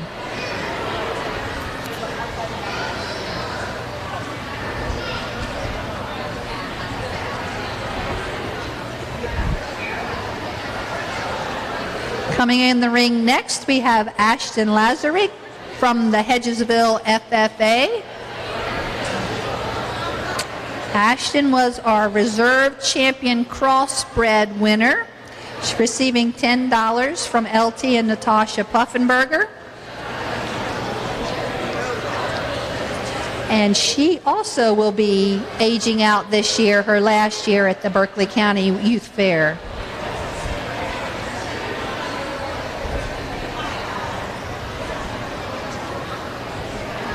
Macy Butler is coming in next from the Arden 4-H Club. Macy was the reserve champion female of show beef cow, and she will receive $10 from Windy Rock Farm. That's George and Brenda Miller. and a banner from the Knott family, Shepherdstown Pharmacy.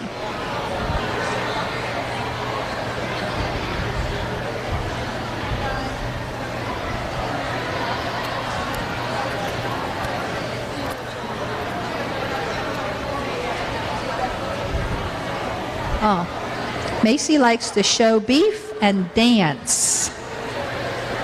All right, there we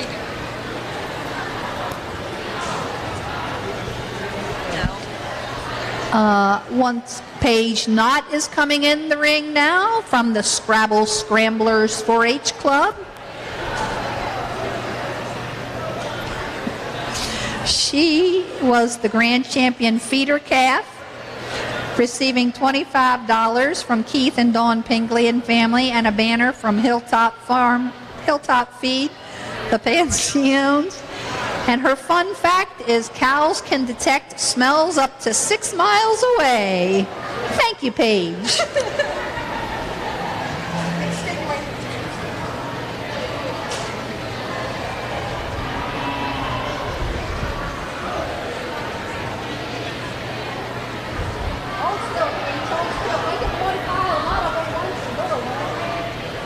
Cooper Knott is coming in next from the Scrabble Scramblers 4-H.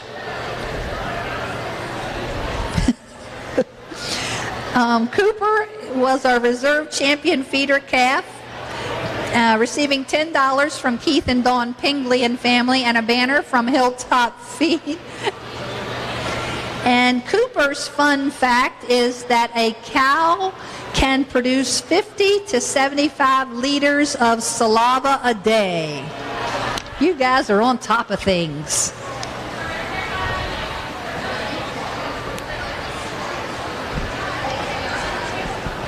Andrew Bohr is coming in the ring now.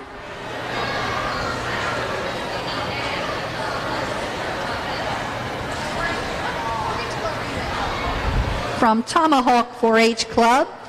Andrew was our Beef Showmanship Intermediate Division champion, receiving a gift from Mid-Atlantic Farm Credit, $35 from Farmers and Mechanics Insurance, $15 from the Golden Rule Farm, that's Tammy Ware and family. He was also a medium weight reserve champion, receiving $10 from the Butler Farms. AOB champion, receiving $15 from Shepherdstown Pharmacy, the Knott family. AOB reserve champion, receiving $10 from the Shepherdstown Pharmacy, that's also the Knott family.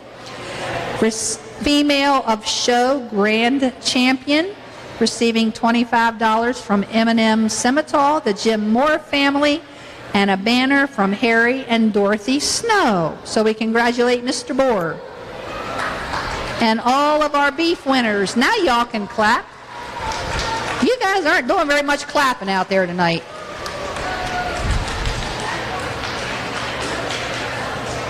Moving on to our dairy awards.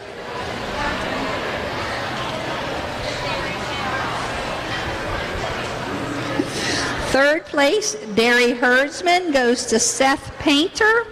And Seth receives $5 from Brandon and Casey Fields and family. Second place, dairy herdsman, receiving $10 from Brandon and Casey Fields and family, is Sarah Falk. And first place, dairy herdsman, receiving a plaque and $15 from Brandon and Casey Fields and family, is Brian Long. No.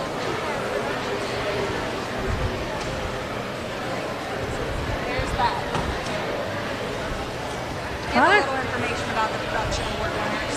Spencer, Nicholas, and yeah. Start with this one. This is third place.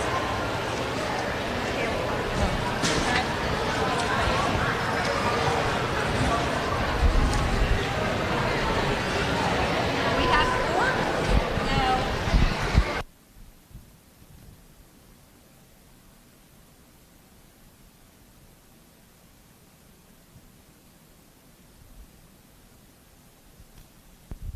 So we also have a dairy production award for our dairy animals. This is based on how much milk they give And we also take a sample on Sunday mornings and send it to the lab, and it gets processed for milk, butterfat, and protein. Our third place winner for the Dairy Production Award goes to Caleb Fox, and that is given by George Miller and family.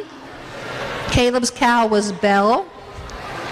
Second place, Hersman Award, receiving Dairy Production Award, receiving $15 from Hillbrook Farm. That's the Miller family. Second place is Nicholas Byers.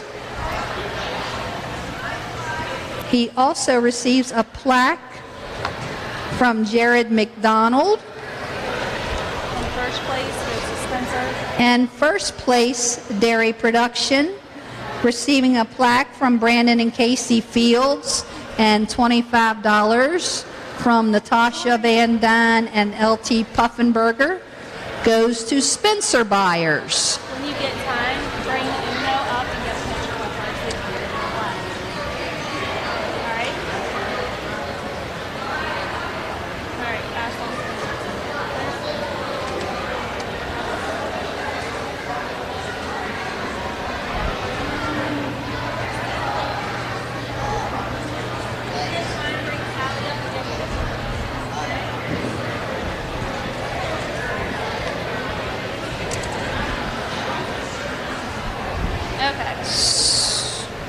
Coming in the ring next would be Miss Julie Snyder. And Julie was our Dairy Previous Winners Showmanship. She receives a silver bowl given in memory of Benjamin Byers.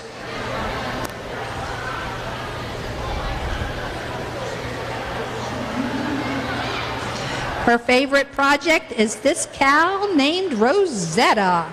She was my first dairy project, and it makes me so happy to see her grow up and have her own calves. She'll be going to the state fair. Will she be going to the mill? She will be going to Jackson's Mill for the State Dairy Show. Paige Knott is coming in next. Paige is from the Scrabble Scramblers 4-H Club. She was our Grand Champion Senior Division Dairy Showmanship winner, receiving a gift from Mid-Atlantic Farm Credit, $35 from Farmers and Mechanics Insurance, and $15 from Linton Brothers.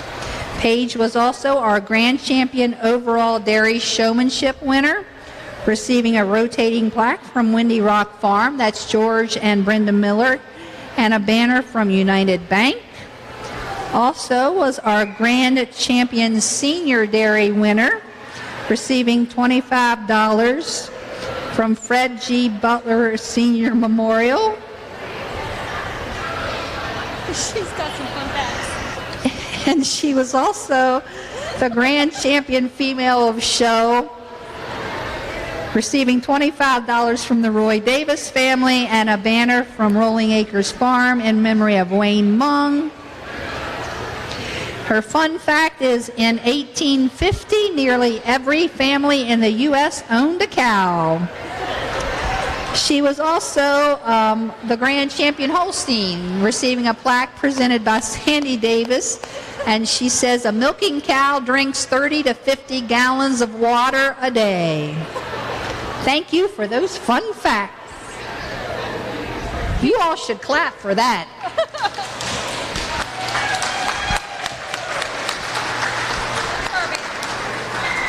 Casey Payne is up next from Wetumpka 4-H, exhibiting the Grand Champion Intermediate Dairy, she was our Grand Champion Intermediate Dairy Showmanship winner. She receives a gift from Mid-Atlantic Farm Credit, $35 from Farmers and Mechanics Insurance, and $15 from Linton Brothers. Anybody who doesn't know, this is a Guernsey. Go see Jack Lang. He'll tell you how wonderful they are.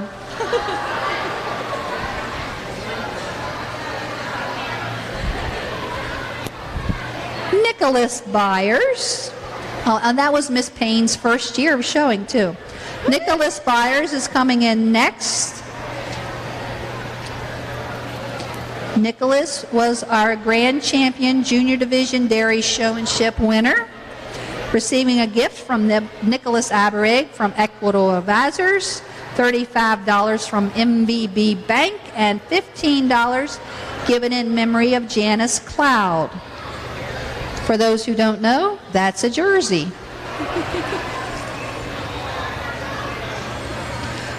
Leland Shoemaker is in next from Swan Pond 4-H.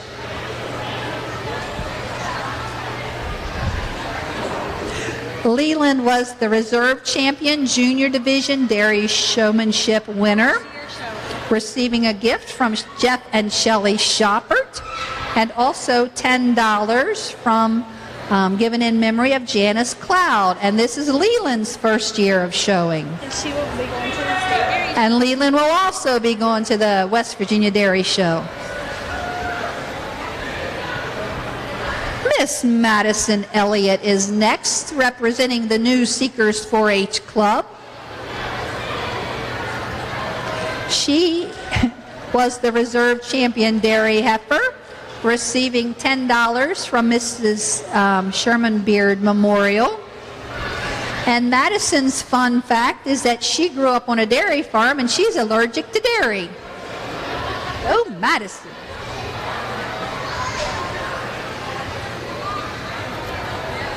Gracie Linton is coming in next from the new Seekers 4-H. And Gracie had our Grand Champion Dairy Heifer. She will be receiving $25 from Mid-Atlantic Farm Credit. And she will also be joining us at the West Virginia State Dairy Show.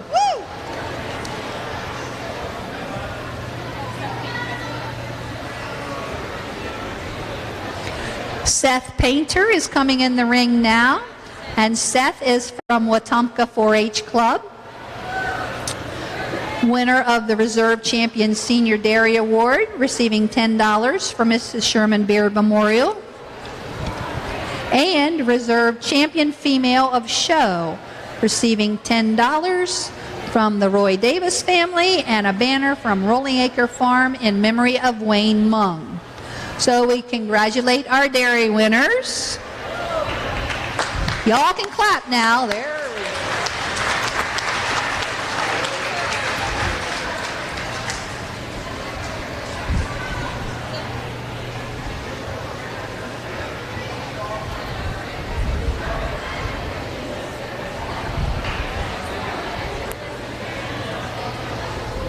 go. Our small pets and dog show, Savannah McDonald is our Reserve Champion Canine Connection, receiving $10 from Aaron Cooley.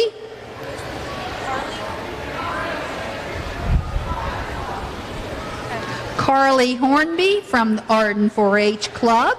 Go Arden 4-H. That's not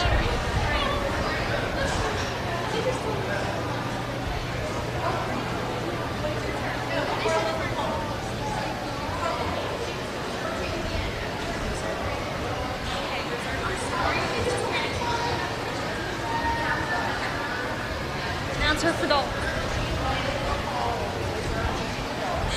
Carly Pole, Grand Champion Dog. Carly, what 4-H club are you in? Blue Ridge Helping Hands. Thank you very much. And her dog. And her dog's name is Charlie. All right.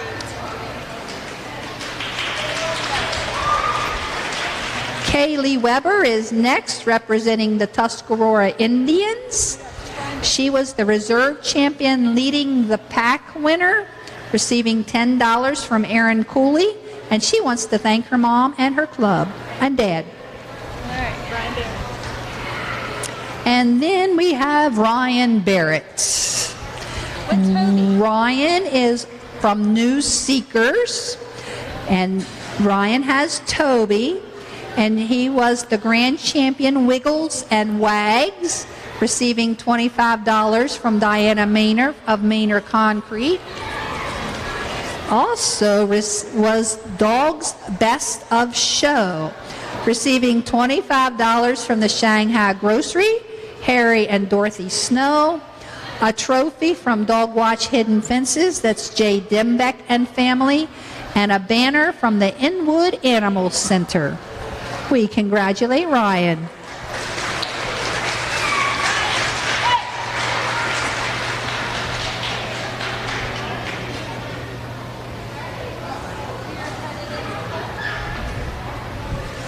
Okay, we are headed into poultry now.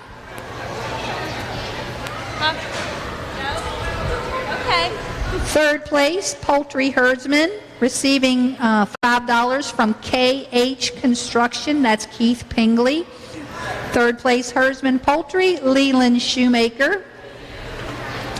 Second place, poultry, receiving $10 from KH Construction, Mr. Keith Pingley, would be Grayson Anderson. And our first place, poultry, receiving a plaque and $15 from KH Construction, Mr. Keith Pingley, is Ian Purdy. If you would come up and get your picture taken with Miss Youth Fair, please.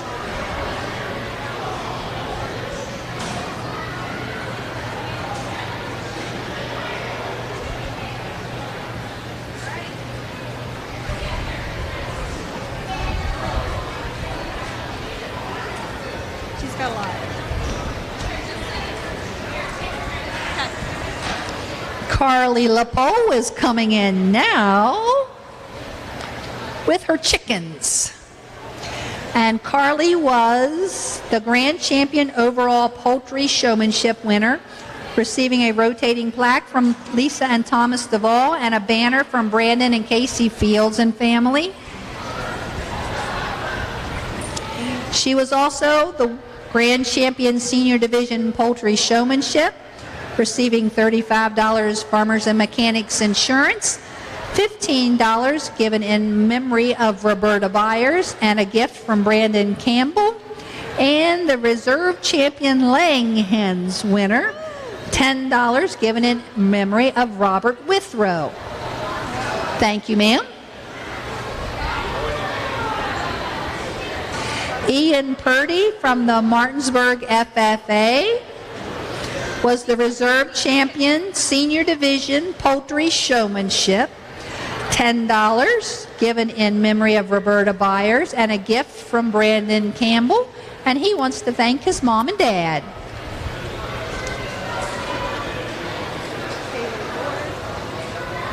Laylee Lohr from the Mount Airy Winners was our grand champion intermediate division poultry showmanship winner, receiving $35 from Farmers and Mechanics Insurance, $15 given in memory of Roberta Byers, and a gift from Brandon Campbell. Her bird's name is Jupiter, and she does not like to be alone.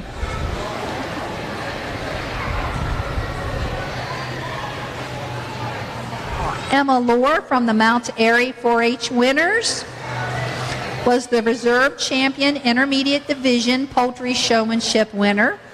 She receives $10 given in memory of Roberta Byers and a gift from Brandon Campbell.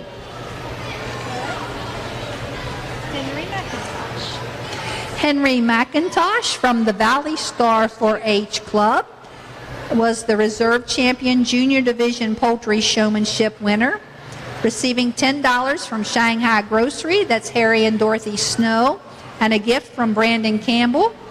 This is Henry's first year, and he loves to be on the farm and ride four-wheelers. Thanks to Miss Cindy Raines for helping me learn how to show my chicken. Grayson Anderson from the Arden 4-H Club. Grayson would like to be a marine biologist when he grows up. He is also the king of fun facts. And Grayson had the reserve champion Pullets winner and got $10 given in memory of Junior Miller. Tucker Zimmerman from the Southern Cross 4-H Club. Tucker would like to thank his chickens for sitting there and looking beautiful. He was the grand champion Pullets, and receives $15 given in memory of Junior Miller. Parker Custer from the Southern Cross 4-H Club was our grand champion poultry winner with receiving $25 from Marlo Roritan. Best of Show banner from Jeff and Billy Joe Ryman, and was also the grand champion other fowl and receives $15 given in memory of Barbara Withrow.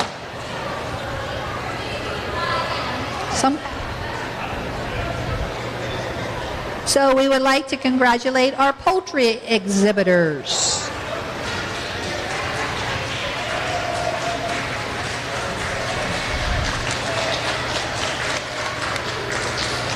Our bunnies are next.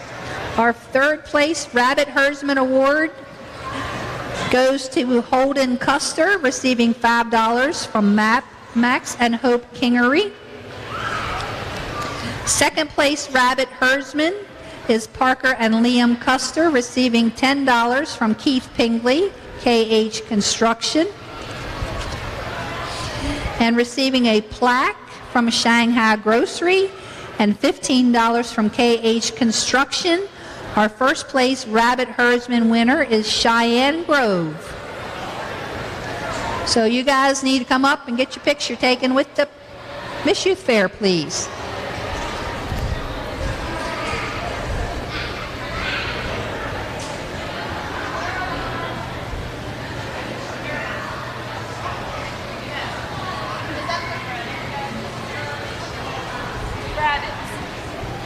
Does nothing.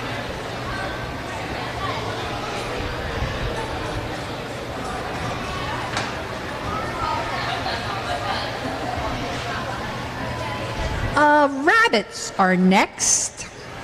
So we'll come with Ashton Lazarick from Hedgesville FFA.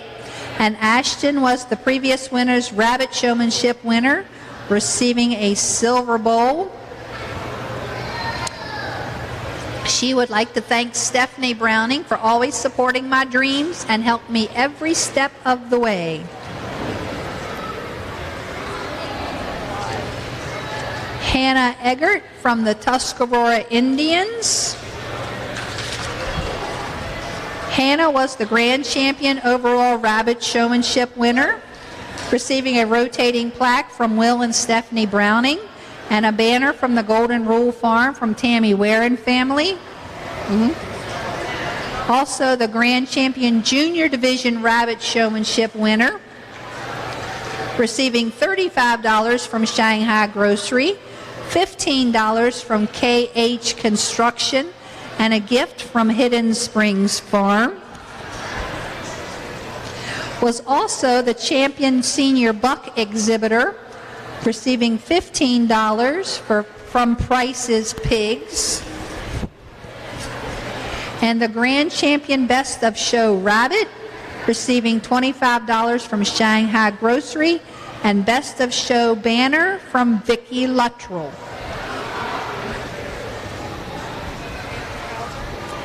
Bailey Krauser from the Tuscarora Indians was the grand champion senior division rabbit showmanship winner, receiving $35 from Farmers and Mechanics Insurance, $15 from the Golden Rule Farm, and a gift from the Hidden Springs Farm.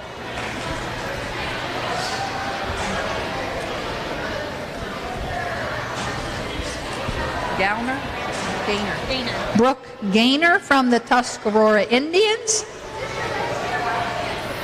And this is also Brooke's last year to grace our presence at the Berkeley County Youth Fair. She was the reserve champion senior division rabbit showmanship winner, receiving $10 from the Golden Rule Farm and a gift from Will and Stephanie Browning, as well as she had the senior champion senior doe, receiving $10 from the Shop 304 LLC. She wants to thank all of the bunny crew, my parents, and everyone in 4-H who has helped me through the years.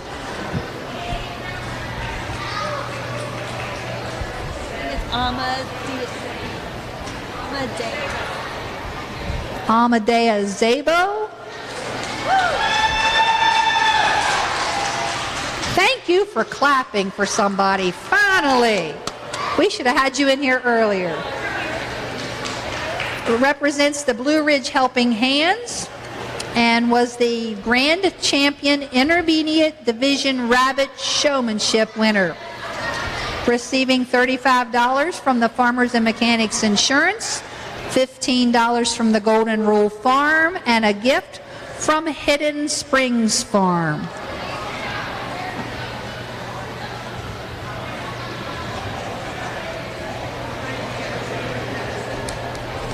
Ryan Barrett is next from the New Seekers Club. He would like to thank his dog. He was the Reserve Champion Intermediate Division Rabbit Showmanship winner, receiving $10 from the Golden Rule Farm and a gift from Will and Stephanie Browning. Gabriel Delgado from the Tuscarora Indians. And Gabriel's favorite project this year was rabbits. It was the Reserve Champion Junior Division Rabbit Showmanship winner, receiving $10 from KH Construction and a gift from Will and Stephanie Browning. Parker Custer from the Southern Cross 4-H Club was our champion junior buck, and he receives $15 from the Schlitt Family Farm. And Ranger is a black Dutch rabbit. Liam Custer from Southern Cross. This is Liam's first year in 4-H, and he is so happy he was able to show at the fair. And Liam had the Reserve Champion Junior Doe, Lizzie the Lionhead, also receiving $10. That would be our rabbit show, so let's congratulate those winners.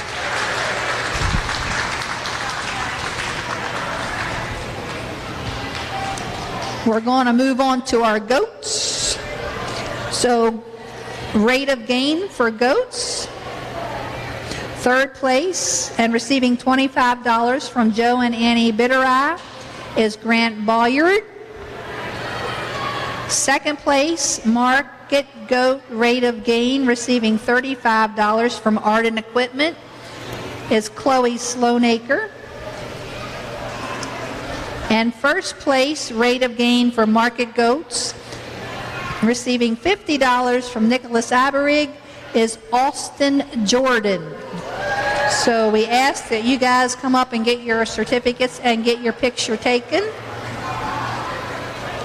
For goat herdsman, third place, goat herdsman, receiving $5 from Nicholas Aberig, is Julianne Cook. Second place, goat herdsman, receiving $10 also from Nicholas Aberig, is Dirks and McKaylee Brown. And first place, goat herdsman, receiving a plaque from Rick's Welding and $15 from Nicholas Aberig, is Faith Fox.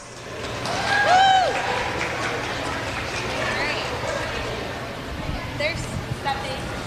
Yeah. There's Faith. She's actually here to get her. Right? There's Shelby Sylvius is up next.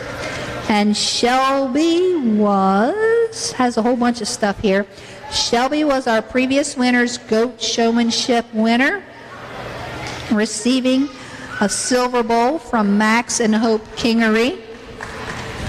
And Shelby was also the Reserve Champion Senior Non-Dairy Goat exhibitor, receiving $10 from Hilltop Feed Pensions. Pension. I like pension.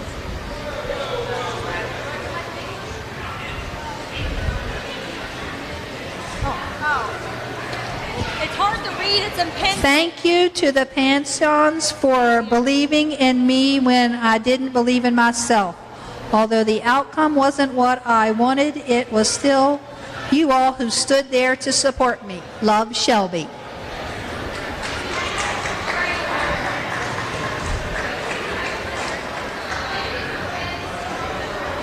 Garrett Glassford from the Mount Airy Winners was our grand champion overall goat showmanship winner, receiving a banner for Nicholas Aberig and a rotating plaque from the Floor family. Take a couple trips. Also, the grand champion junior non-dairy goat, receiving $25 from Nicholas Aberig. Also, the reserve champion junior non-dairy goat, $10 from Nicholas Aberig. The grand champion non-dairy goat female of show, $25 from Mid-Atlantic Farm Credit, and a banner from the Colleen Miller family. The reserve champion non-dairy goat female of show, $10 from Mid-Atlantic Farm Credit, and a banner from Susan and Frank Berner. Market goat medium weight champion, $15 from Susan and Frank Berner. And the market goat grand champion, receiving $25 from William Kibler Memorial, Carolyn Elliott, a trophy from United Bank, a banner from the Superchargers 4-H Club, and a jacket from W. Randy Smith.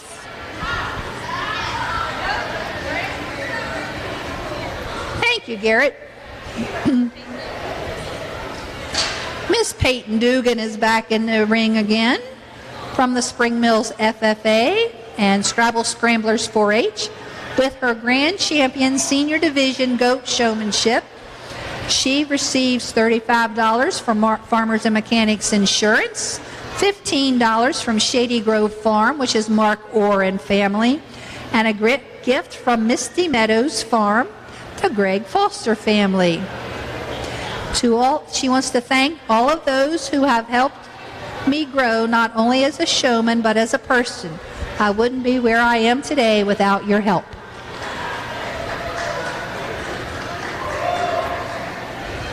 Reese Barrett from Spring Mills FFA was the reserve champion senior division goat showmanship winner, receiving $10 from Shanghai Grocery and a gift from Misty Meadows Farm, the Greg Foster family. Paige Knott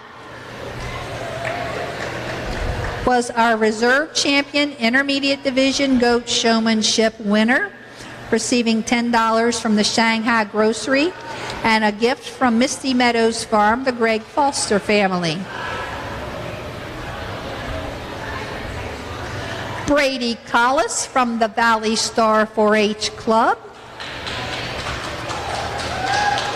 Brady was our grand champion junior division goat showmanship winner, receiving $35 from Shanghai Grocery, First year showman. $15 from Nicholas Aberig, gift from Misty Meadows Farm, and was also our grand champion senior non-dairy goat exhibitor.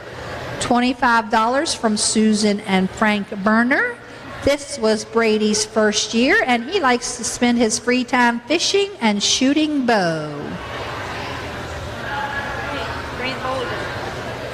Grant Bolyard, also another first-year shower from the Appalachian Clovers 4-H Club. And Grant has the reserve, or was the reserve champion junior division goat showmanship winner, receiving $10 from Equitable Advisors and a gift from Misty Meadows Farm, the Greg Foster family.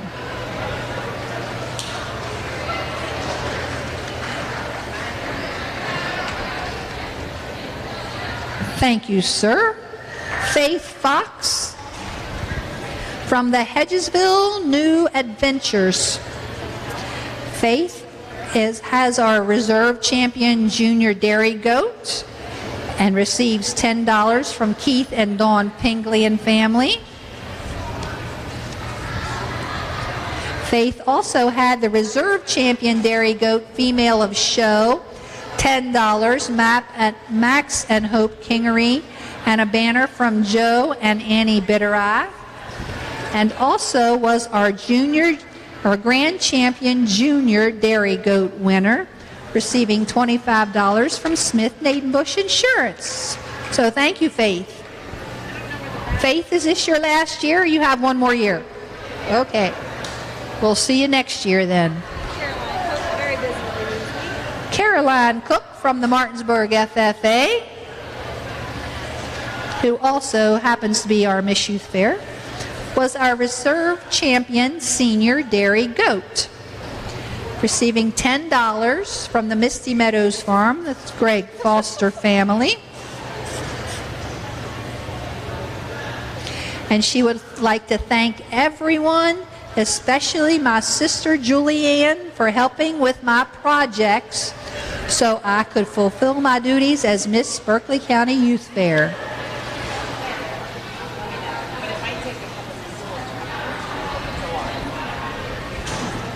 Miss Julianne Cook from the Tomahawk Warriors 4-H Club.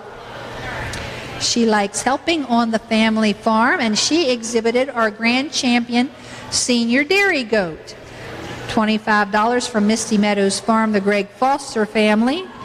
And she was also the grand champion dairy goat female of show, receiving $25 from Max and Hope Kingery, and a banner from DC Farms, Dan and Debbie Collis and family. Anna Grove, coming in from the Scrabble Scramblers 4-H Club, was our Market Goat Lightweight Reserve Champion, and she receives $10 from Sunset Acres, and she wants to thank her sister for helping me a lot this year and being my #1 supporter.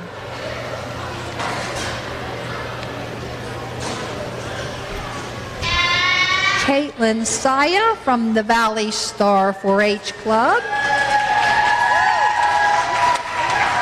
Yay, somebody clapped. Was our Market Goat Lightweight Champion, and she receives $15 from Sunset Acres.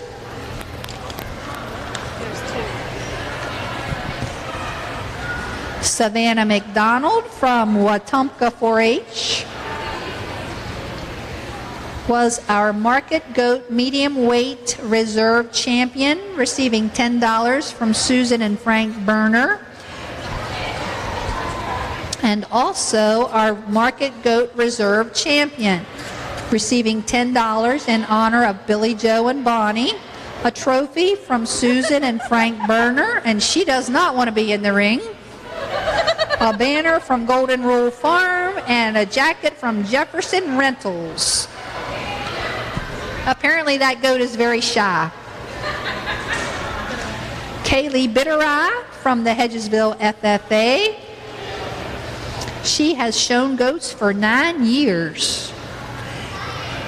She was our Market Goat Heavyweight Champion and will receive $15 from Glassford Farms.